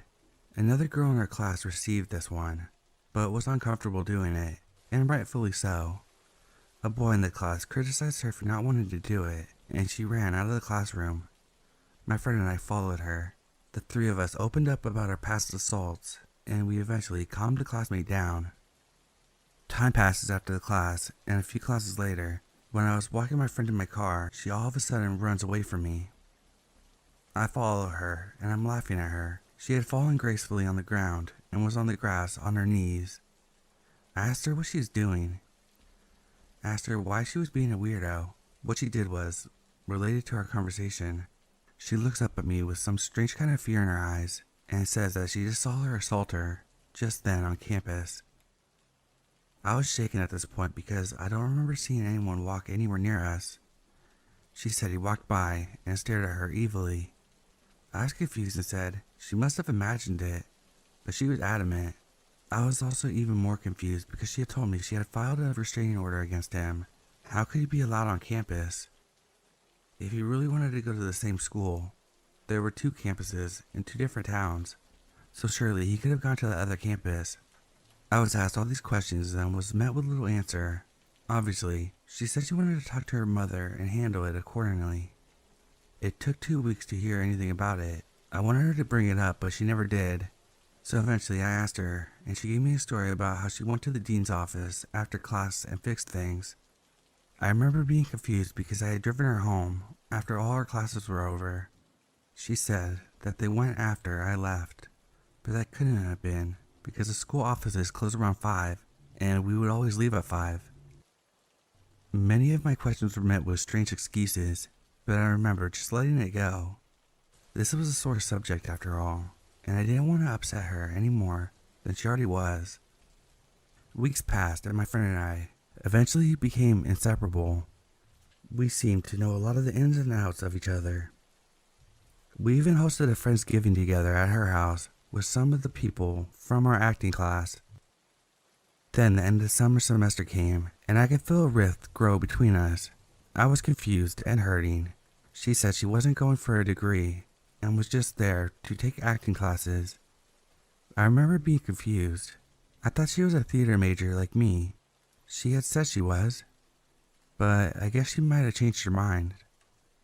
She said she would be auditioning for the London Academy of Dramatic Arts in New York City early the next year, and she was probably going to get it and would never see me again.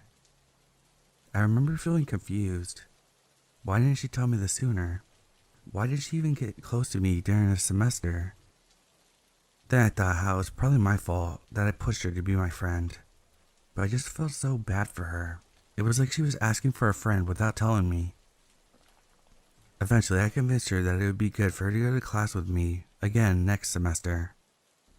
Partly because I wanted to selfishly keep her close, and the other part because I knew, from what she told me, that if she never got into the academy, she would probably end her life. I feared for my friend so much, I wanted to push her to be in class with me, because she had somehow made me think that I was helping her not kill herself. So she signed up for class and decided to audition with me for the spring musical, but she wasn't going with me because she auditioned alone and couldn't talk to anyone before she sang, which I guess was understandable. Soon her audition for the academy rolls around, and I managed to come with her and her parents for the weekend. New York City is about an afternoon's train ride away, and her parents were kind enough to pay for my ticket. How I managed to be invited was by her telling me how scared and terrified she was to be with her parents on this trip. So I offered to come, to be a buffer between her and her parents' evil ways. I was met with polite no's, and eventually, just like all my other kind offers, I was then met with a yes. Besides, I love New York City, and when I learned I didn't have to pay, I was even more excited. Now for those of you who have made it this far, I want you to understand if you haven't already, it wasn't like I was begging this girl to let me do anything for her. She'd answered me in a way that made things seem like I had to insist. Like, if I didn't ask anything, she would be hurt, and it would be my fault. Or in simpler words, I was manipulated into doing things for her. But it never felt like that, because I meant it. I was much more generous to friends I had met at the time then. So, I arrived in Grand Central Station, and was met with my friend and her mother. We walk to the hotel and everything seems normal. We go to sleep and I wake up. And to be honest, all I remember about this trip was how scared I was about the new virus going around. It was January 2020. Her parents seemed to be such angels. I remember going to shops with them and they were talking about how my friend would like this and how they wanted to make this for my friend and how we should go here after my friend was out of the audition. All their parents talked about was my friend. I was floored. I remember her telling me to stay in the room all day, to ignore her parents, but I didn't want to. I now see why. Eventually, we made our way to the New York Public Library. I remember going to the top floor, taking pictures of the painted ceiling, standing for a minute, and then her parents find me and say that they have to go meet my friend now. She was in need of some cherry-colored chapstick and some water. They told me to stay, that they would meet me later to explore the city. I said, absolutely not. I was not walking around alone in this massive city. No way. So I went with them. I witnessed their panic as they tried to hurry to her audition and find water and the right chapstick in time. All while my friend was texting them exactly what she wants and tells them to hurry. We walked for about 20 minutes to this building. 20 minutes. My parents won't even come downstairs to tell me something, let alone that far to bring me water and chapstick. They decided that it would take too much time to get the cherry-colored chapstick, and that my friend would just have to get the plain one from her mom's purse. We got to the building and met her in the lobby. She goes to her parents to see that they have no cherry chapstick and not the right water. She's furious. She gets mad and just storms into the audition room, never saying thank you. After that, we just sit in the Panera Bread and wait for another 20 minutes. Eventually, she gets out of her audition and meets us inside. She then was adamant on alienating me from her parents and only wanted to talk to me about her audition. She tells me the story, and I can't help but to think that she's lying about it all. It all just seemed bizarre, but I don't remember the details. I just remember after the story I told her about my day with her parents, and she was very upset with me spending all my time with them. She scolded me and asked what we talked about over and over again for the rest of the trip. We went to sleep and left the next day. I remember feeling very weirded out with my friend after that trip. She seemed to be a lot more abrasive with me afterwards, and adamant on me not speaking with her parents. Eventually, I learned that her name that she had told me wasn't her actual legal name. Eventually, I saw that her high school diploma was from 2019 and not 2018. I asked her about it, and she said that she had got a misprint. The misprint turned in her graduating late because she was in a mental hospital a lot. She went to mental health programs, but also traveled back and forth to England, but also went to school 2 days a week her senior year. She said that she had to do her senior year twice, that she only lived in England when she was a child. She actually lived in England most of her life. Nothing was adding up. All the stories she would eventually tell never made sense together. I remember half-jokingly asking her to write a timeline of her life because things never added up. Still, despite all the inconsistencies, I still kept her as a friend. The lies were just far enough apart from each other to feel like maybe I was the one that was wrong. The cognitive dissonance was growing in my mind, and this was just the beginning. Now, before I met my friend, I had begun practicing the Wiccan religion. I was a solitary Wiccan who lived by the reed. I was actively practicing altruism as a form of devotion to the Wiccan moon goddess and the horn god. My friend, coincidentally, was also a practicing Wiccan. We had done full moon rituals together, and she seemed to know a lot more than I did, so eventually I followed her lead when it came to rituals. They started out tame, making candle manifestation wishes outside, sitting under the moonlight, meditating together. We'd make our wishes out loud, thus getting to know each other's deepest desires. We were very emotionally vulnerable in these moments together, and after our rituals, we tried all kinds of divination and other spiritual practices. We were like our own little coven. One full moon, just before I had to leave, I asked my friend to do a tarot reading for me on my love life. I had recently had a fight with my then boyfriend, and wanted to see what she saw. My friend seemed to have all the answers about my life when it came to divination, and I was trusting her enough to hear her out. She started pulling cards, and read the descriptions. Every single card she pulled was a bad one. It said we would end in failure, hardship, despair, that I had to leave him ASAP. I remember wanting to, but not knowing how. I left that night crying over how horrible that card reading went. To jump back into the timeline, after we started our second semester classes, I remember opening up to some of my classmates that my friend and I were witches. I did it in a way to offer spells for help, but my friend was mad for me outing us. She never wanted them knowing what we did. I was confused. I wanted to help others and invite them into our little world that I love so much, but my friends seemed to see it differently, so I respected her boundary and never brought up us practicing again to others outside of my personal life. Eventually, as I know all you have guessed, the pandemic started in March of 2020. Classes were moved to online, and so was our friendship. We'd FaceTime almost every day and watch movies while on call. Now, at college, the musical had been cast before lockdown, and I unfortunately didn't get in, but my friend did. She met all of the other theater majors and started talking to them in their Discord chat during that pandemic. I was never brought into that circle by her until the summer of 2020, and during that time, and even before lockdown, my friend would try to date the boys in the department, and even grew an obsession with two of them. She told the first one, who I'm actually dating now, that she was friends with his favorite Broadway star and that she would have them meet. He never believed her. After he turned her down, she became angry and started a rumor that he was actually gay. After that, she moved on to another guy who had a girlfriend at the time. She was even more obsessed with him. She enjoyed the chase. The fact that he was her friend and stayed up late and spoke to her all night made her so happy. He had opened up to me and said that she was never the only one he spoke to, and that he was just a night out because of his job, and she was the only one up that late to talk to.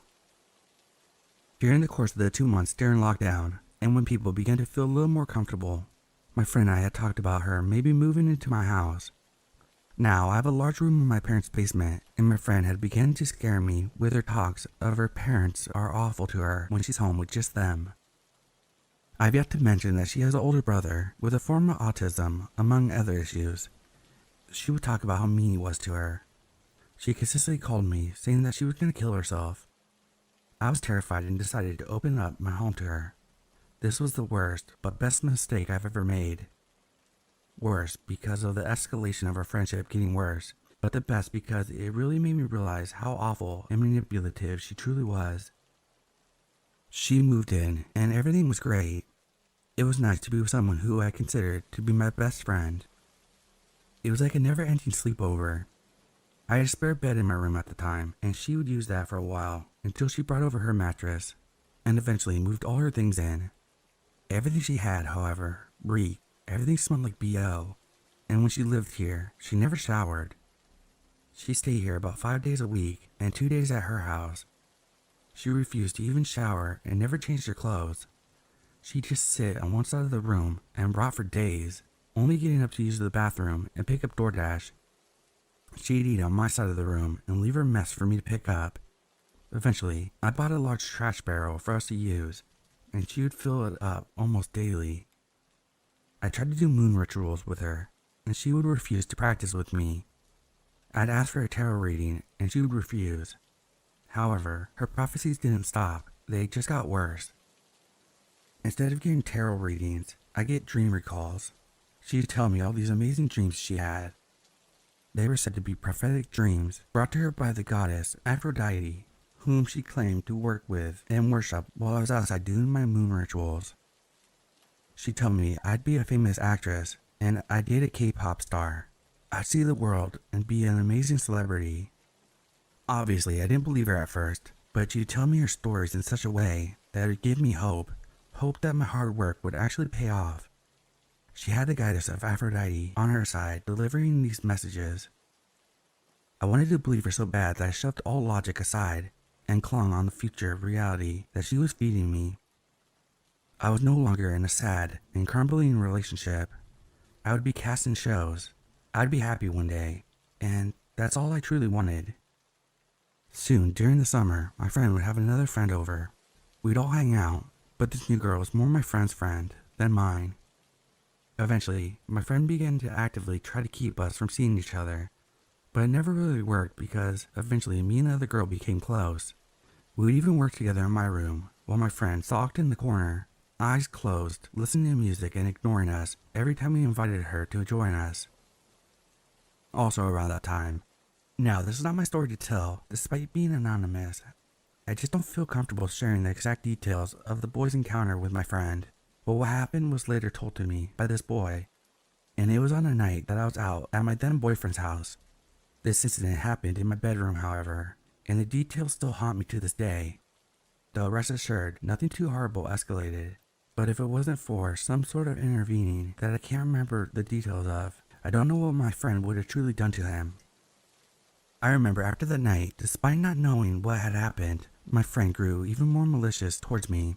She began to sow the seeds of fear of the Greek gods into me, saying that they were angry with me and that's why I was having bad days. That's why my boyfriend and I were always fighting. I was doing things wrong, and it was driving me wild that I didn't know what it was exactly. All I knew was something was upsetting the powers above me by just existing, and that was why my life was currently a mess. So one night, one desperate and hollow night, I asked my friend again about my future and what I was doing wrong. She looked at me and said, "Do you want it for me or Aphrodite?" I looked at her and said, "Aphrodite." My friend enters a meditative state and then looks to me in an evil, sadistic way. Her demeanor had changed entirely. I have never seen, and I have yet to see, anything quite like it. I was told that the reason I was having such horrible days was because I had to break up with my boyfriend. I had to do it soon or nothing else in my life would ever become true. No fame, no success, no happiness. If I didn't do it by the next full moon, that my life would be stagnant, that I would amount to nothing. It was so convincing. I could still feel the primal fear I felt right then and there. My friend took the bracelet that I had been wearing, that was from my boyfriend, and held it. She told me, still through the persona of Aphrodite, that I was being held down by this bracelet, that in order to rid myself of my boyfriend once and for all, I had to get rid of it, soon. I was tasked to toss it in the lake an hour away from me, and to do it only with my friend. But I had to break up with my boyfriend first, before ridding myself from the cursed bracelet. I was stunned. I didn't know what to feel. My friend left the so-called trance, not recalling a thing. I told her about the encounter, how scared I was, the fear of being smited, of disobeying an ancient deity. She told me that I never had to do it. I think it was because she was scared of what she had done to me. Maybe she thought she went too far. Or maybe it was just all a part of an act to get me to do what she wanted. I'm not entirely sure, but I was adamant on leaving my then boyfriend. I had worked up the courage and did it a few days later, but everything still fell off. A few days after that, we drove with another friend of mine up to the lake. I invited that friend because I was scared to just go with my manipulative friend, and I remember her being angry with me for inviting this other girl, but I didn't care. I knew something was off and I needed there to be more people, and I'm so glad I did because I'm not sure what would have happened to me. We were entirely off the grid when we got there. The GPS stopped working 15 minutes before arriving at the lake, and we got lost trying to leave. It was truly a surreal experience. Never felt fully safe the entire trip, and my evil friend was all too calm. After that, my friend moved out of the house. I remember we got into a fight. It was a night that she got mad at me for missing my ex. She had wanted me to cuddle her, and I wasn't comfortable with it. So she went to her side of the room and sulked, waiting for me to beg her to come back, but I never did. We just went to sleep. The next day I went to go speak to my ex about our breakup, finalize things, give things back. I came home and my friend was pretending to sleep. She was laying in the dark, smiling. I told her to cut the shit and talk to me. I explained where I was, and she said she knew, that my mom told her, which was actually true. We talked about how she's not getting better. She was cutting herself, she wasn't eating, and she was laying around all day. She made excuses when I tried to help her change her habits. I was worried, but every time I voiced concern, I was met with excuses and blame for being concerned. So a few days later, she called me and told me that she'll never change, and that I had to live with her the way she was. At the time, she adopted having a diagnosis with antisocial personality disorder and claimed to have always had it. I didn't believe her because she only started saying this after she had watched a Netflix K-drama with a woman with the same diagnosis. I finally started to piece together all the lies she told me. I also found out a little before our fight that she was actually a year younger than me after I saw her ID. She explained that the reason that was because her parents changed her birth date after she was adopted because they wanted a younger baby. She accused her parents of committing forgery. I wanted to take action, but she never did because it was a lie. Her chosen name was also a lie. She told me many stories for the reason why she wanted a different name after I found out her given name. Her accent was fake. She had never lived in England. I believe she had made up that trip she went on right before classes. I finally saw that everything was a lie. When she moved out, she left all her things at my house, so my sister and I packed up her stuff and brought it to her house. She told me that she wasn't home and couldn't help us, that she had to get adult diapers for her dying grandma, who was always dying. She also said that I wasn't allowed to bring her things inside and to leave them in the mudroom. After we packed up everything into her mudroom, my friend walks out from her backyard dressed in the finest outfit I'd yet to see her in, and gets into the car with a boy that she was obsessed with, completely ignoring me and my sister. She never even said thank you. I was furious. I housed this girl. I cooked her meals if she ever ate. I listened to her.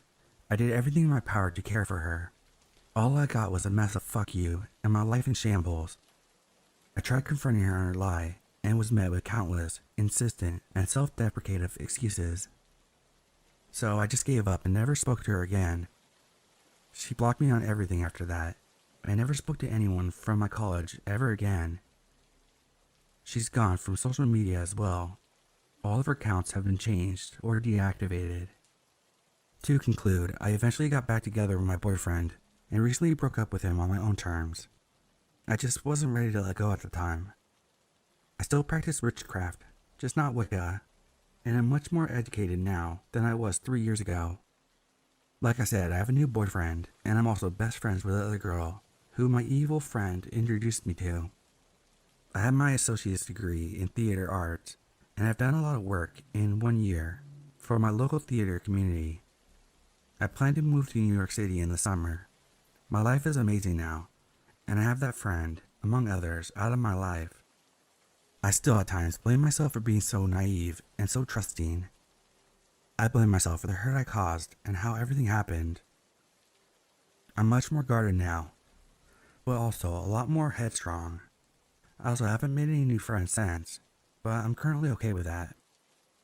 There are many more lies that she had told me that I eventually figured out were lies, but that's too much to write, and honestly I don't remember the timeline too clearly at some parts, but I wrote on here what I know was right. But anyways, thank you for listening to this. And to my old friend, I hope I never see you again, as long as I live.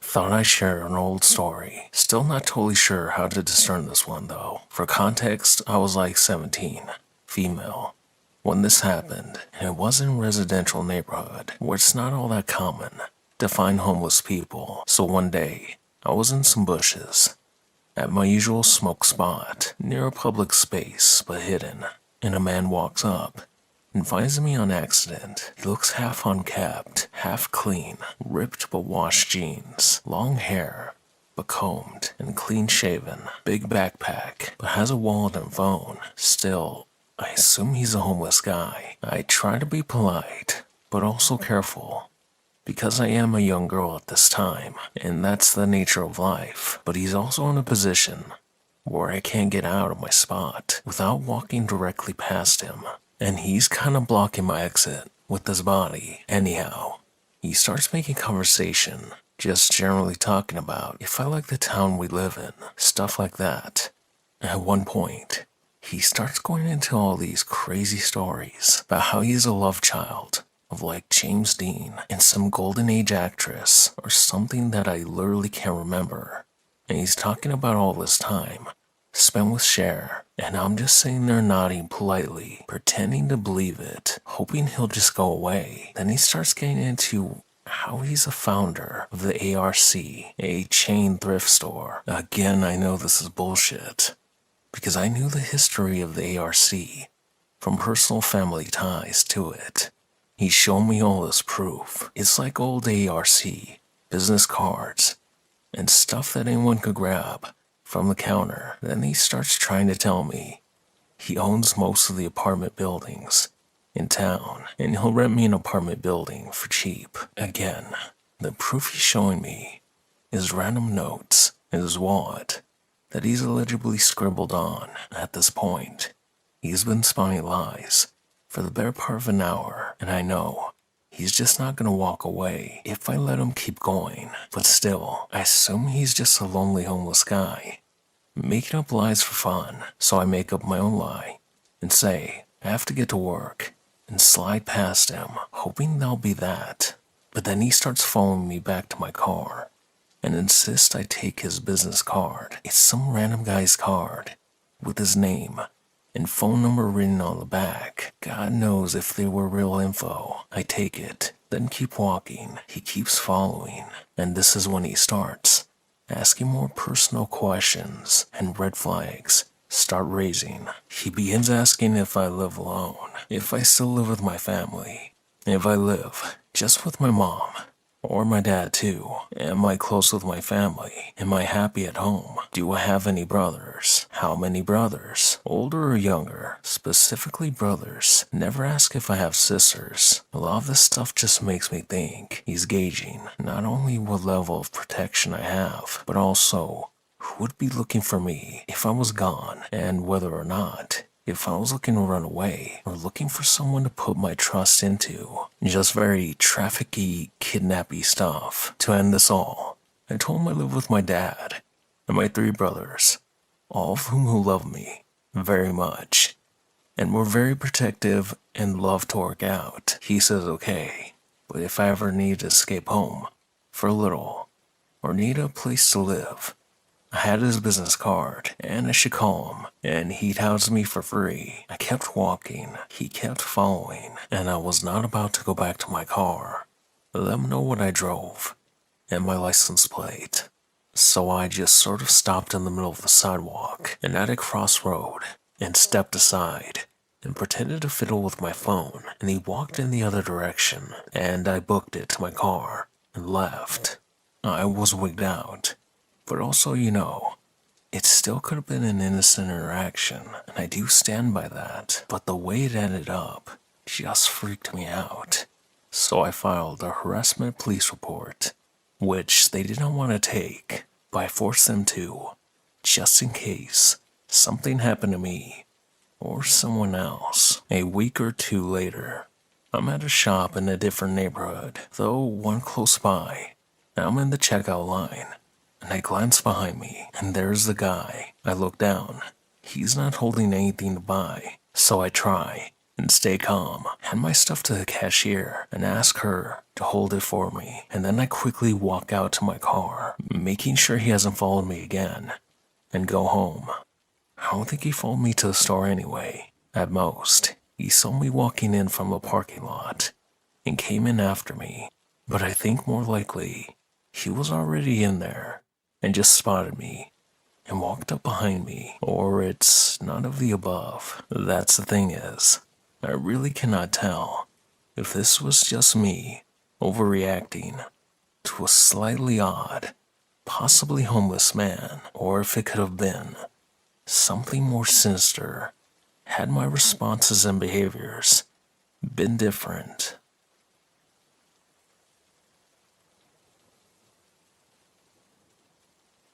So when I was a kid, maybe 6 or 7, this was the mid-1990s, we took a family trip to the beach in Florida. We were staying in a beach house, a short walking distance from the beach. We went to the beach, and I was supposed to stay inside with my mom, but I wandered way down, and before I knew it, I was lost. A lot of the houses looked the same, and I wasn't sure which one was ours. Plus, I couldn't see my mom anywhere. It started to rain. Came to a path that I was pretty sure led back to our house. Only it didn't lead to any house at all, but instead to a parking lot. There was a big dirty van parked there. It was the only vehicle around. I was about to turn back when I noticed an overweight woman with brown hair, a hot pink tank top, and those big, chunky, thick glasses that were popular in the 80s, waving and smiling at me. From the passenger seat of the van, she said something like, "Oh my, it's raining. Where's your mommy? Let's take you to her. It's dangerous to be out here in the rain. You could get struck by lightning." She was very friendly, almost overly so. In the driver's seat was a very overweight man without a shirt on, a hairy gray chest, and some chunky looking gold chain. He was wearing yellow, tinted Elvis shades, and staring at me intently. He was also smoking a cigarette, which I knew was bad. The woman stepped out of the van and kneeled down to me. She asked how old I was. When I told her, she gleefully remarked, "Oh my, we have 2 boys your age at our house. You should come over and spend the night. We've got movies, Nintendo, and in the morning, we've got all types of cereal." I had been taught all about stranger danger, but at this point in my life, no adult had ever given me any reason not to trust them. The lady continued talking about stuff, like how the boys have go-karts and they like to drink chocolate milk. She made it seem very entertaining for a 7-year-old kid, and at this point, I trusted her. I mostly liked the idea of getting to play with some kids my age. Then I remembered that I needed to ask my mom first. I told her this. She told me that was no problem, that they lived just up the road. My mom shouldn't mind. It started raining harder, and she opened the sliding door of the van and said something like, "Now, let's get you out of this rain and go find your mommy." I knew logically that I shouldn't do this, but this lady seemed really nice, and I was desperately wanting to get out of the rain. As I walked toward to the open door of the van, I noticed an awful stench that almost made me gag. This set off alarm bells in my head that something wasn't right. There were cigarette butts all over the floor. I looked up at the fat man, who was not only staring at me with this menacing glare, but he had this really creepy toothy smile, and his teeth were stained a dark yellow. I could pick up a very fucked up vibe from him. I knew now that I should run, but the woman was ushering me to hurry up. Her demeanor had changed. She was being demanding and trying to literally push me into the van. She sounded angry and said, "Get in already," in a tone that was the complete opposite of how she had sounded before. I jumped aside and started running as fast as I could. The woman managed to grab my arm or wrist, but somehow I was able to quickly break free and run back to the beach. I think she tried to chase me, but like I said, she was very overweight. I made it back to my mom, who was freaking out. I tried explaining what had happened to me, but I don't think that at 7 years old, I was able to convey the gravity of what had happened to me, and I didn't fully understand it myself.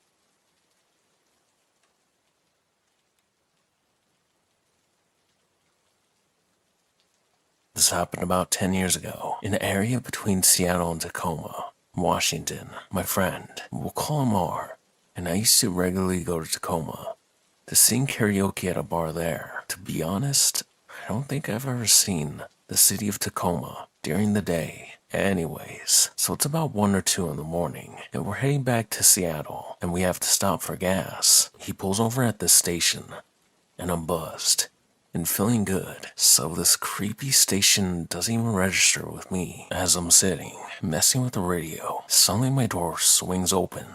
I only saw a flash of him, because it was all blindingly quick. But he was kind of middle height, dark-skinned, liked too much tanning, had a blank stare, tattered clothes. I remember he had a black jacket on too, like leather or something, but it was torn and holey. So here I am, trying to pull the door closed, and I'm realizing this man is very strong. He honestly won the tug of war with me, trying to slam the door closed. If my adrenaline hadn't kicked in, I don't know. I do finally manage to get it closed after maybe what was only a few seconds, and immediately started looking around for my friend, panicked and confused. R has already been yelling at the guy to get the F away from my car. Surprisingly, the man listens. R isn't the most intimidating looking guy or anything, but maybe the guy didn't want to cause a scene. I don't recall there being anyone else outside the station with us that night, but R was being very loud and forceful. So I'm watching the man walk away, and he's not looking back at us or making a sound that I can hear, which is what made the entire thing more unusual. R gets back in the car, and he's usually calm, but like a deadpan, like when you see something terrible, but you're too scared to move. I look to see where he's looking, and he's looking at the creepy guy, who's now facing us with that same emotionless stare, just watching us leave the pump and back towards the streets. My eyes are on him the entire time too. We book it out of there, and that was the end of that. To this day, I don't stop at gas stations at night at all, if I can help it, unless another car is there or it's on a busy street. To the guy who tried to get into my friend's car that night, I hope you turned your life of crime around, but still, let's not meet again.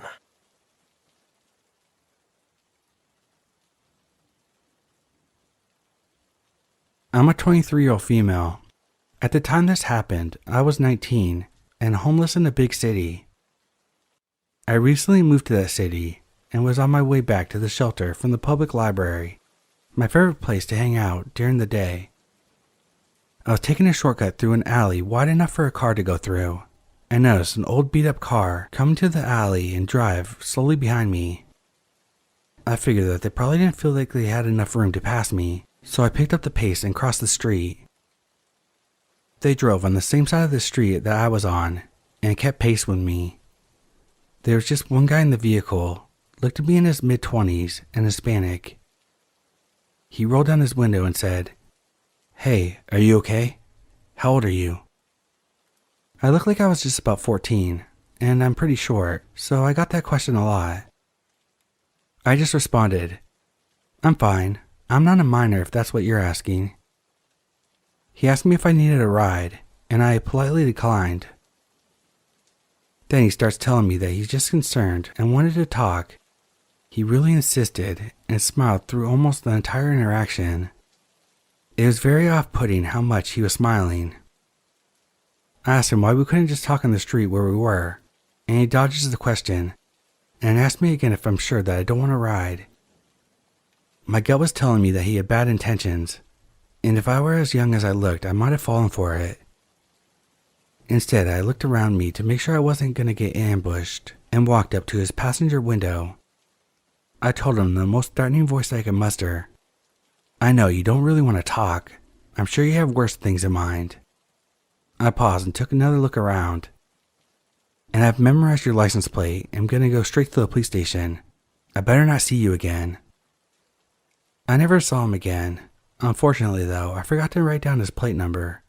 I actually did memorize them, and the shelter curfew was going in effect soon, so I didn't have time to file a report at the station. It didn't occur to me to call the non-emergency number. I also purchased as large of a knife as I could legally carry for self-defense.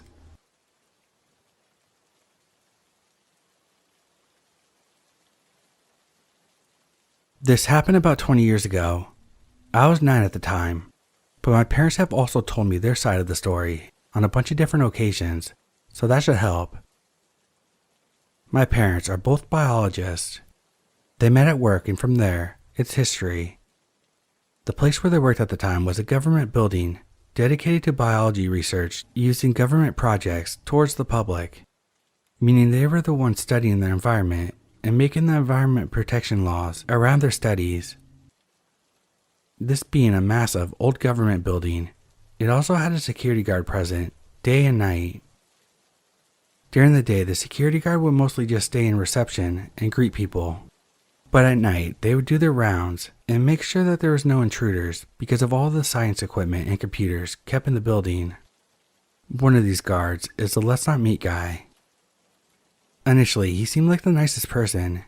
He was always nice to me, and frankly, all the memories I have of him before this were very nice. He'd greet me and talk to me in the nicest way every time my parents brought me to work. He would make me paper planes, which he was surprisingly good at, and throw them all around with me. And he would stay with me at reception in the days my parents had to work into the night. Obviously for me that got really boring, really fast, so he would keep me company and entertain me. Mostly he would just talk, play with paper planes, and watch TV. It all seemed nice enough for my parents to trust him with me, which was probably their biggest mistake. One night, my parents had to work even later than usual. I think it was around 10 p.m., and they were still at it. So this guy, who was on the night shift, decided to take me around the building with him to do rounds. We started on the top floor, checking all the rooms and exterior part of the roof. Every room was so dark that I'd always stay a little bit behind and wait for him to turn the lights on. Then he stepped down to the second floor where my parents' labs were. We checked the opposite side of the building, going into the labs with the massive extractors, microscopes, and every kind of science equipment you may think of. We walked down the stairs to the first floor, where most of the administration rooms were.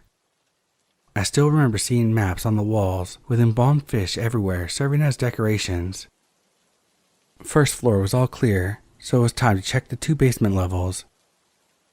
I thought it would have made sense to check the labs on the right side first, as the left side had a flight of stairs at the end leading up to where my parents were.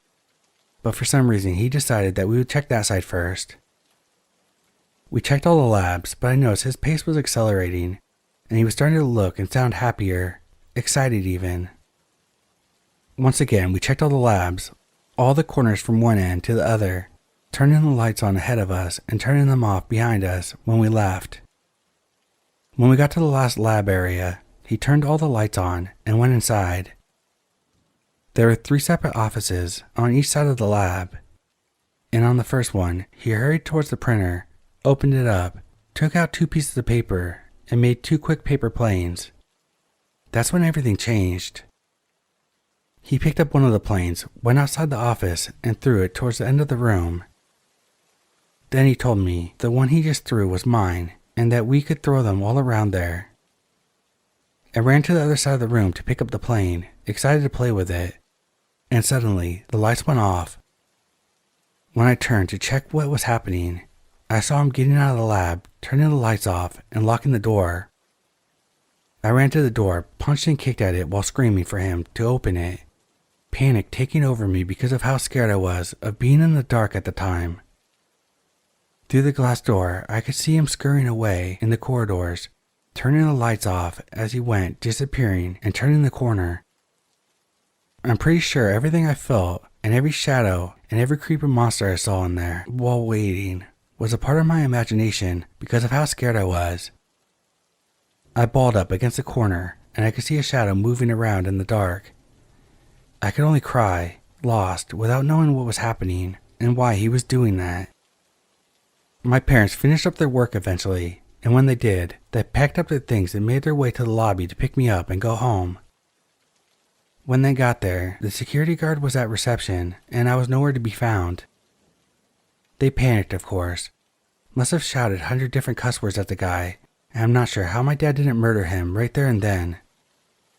But when they first asked the guy where the hell I was, and what he had done with me, he simply said that he had done his rounds with me, and I must have gotten lost somewhere. This building would take you about an hour and a half check from top to bottom, even if you're rushing, so must have gotten lost somewhere is not exactly helpful. They looked for hours without finding me. It was only when I saw the light at the far end of the corridors leading to the lab I was in that I got the courage to stand up, rush towards the door and start punching it as hard as I could. They finally found me in there and made the guard unlock the door to get me out. I don't really remember sleeping that night, and if I did, it must have been out of exhaustion. but I know I made my mom stay in my bedroom with me the entire night. Of course, my parents made a complaint against the guard, and when they did, the guy started being investigated. He was later fired and arrested, not for locking me away where he probably hoped no one would find me, but because he was partnering up with other criminals to steal computers and equipment from the building to sell on some shady market with all the information in the hard drives and make money off of it. By then, he had stole a lot of the old computers without anyone realizing, and who knows what his plans were for me that night. I'm not convinced that locking a crying child in the middle of the darkness, hidden away in a room, is exactly the most normal behavior if you're not trying to hide them and come get them later when everyone else has left and sell them as part of your product. Luckily, he never had a chance to do that, and I really hope he never got to do that to any other kid.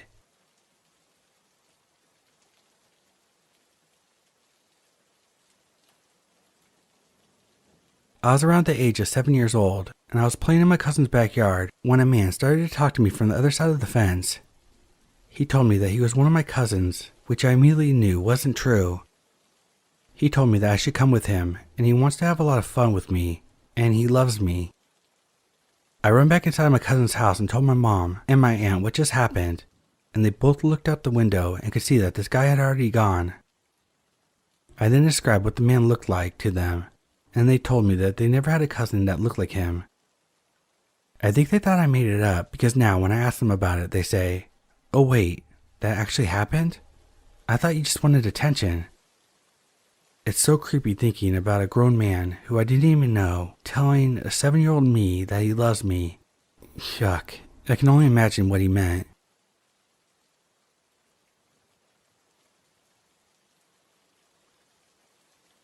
Here's a bit of context for the post. I grew up about 15 miles outside of downtown Portland in a semi-rural area. We lived on a windy country road in the hills where the homes were spread quite a distance apart. Our closest neighbor was maybe about a 10-minute walk away.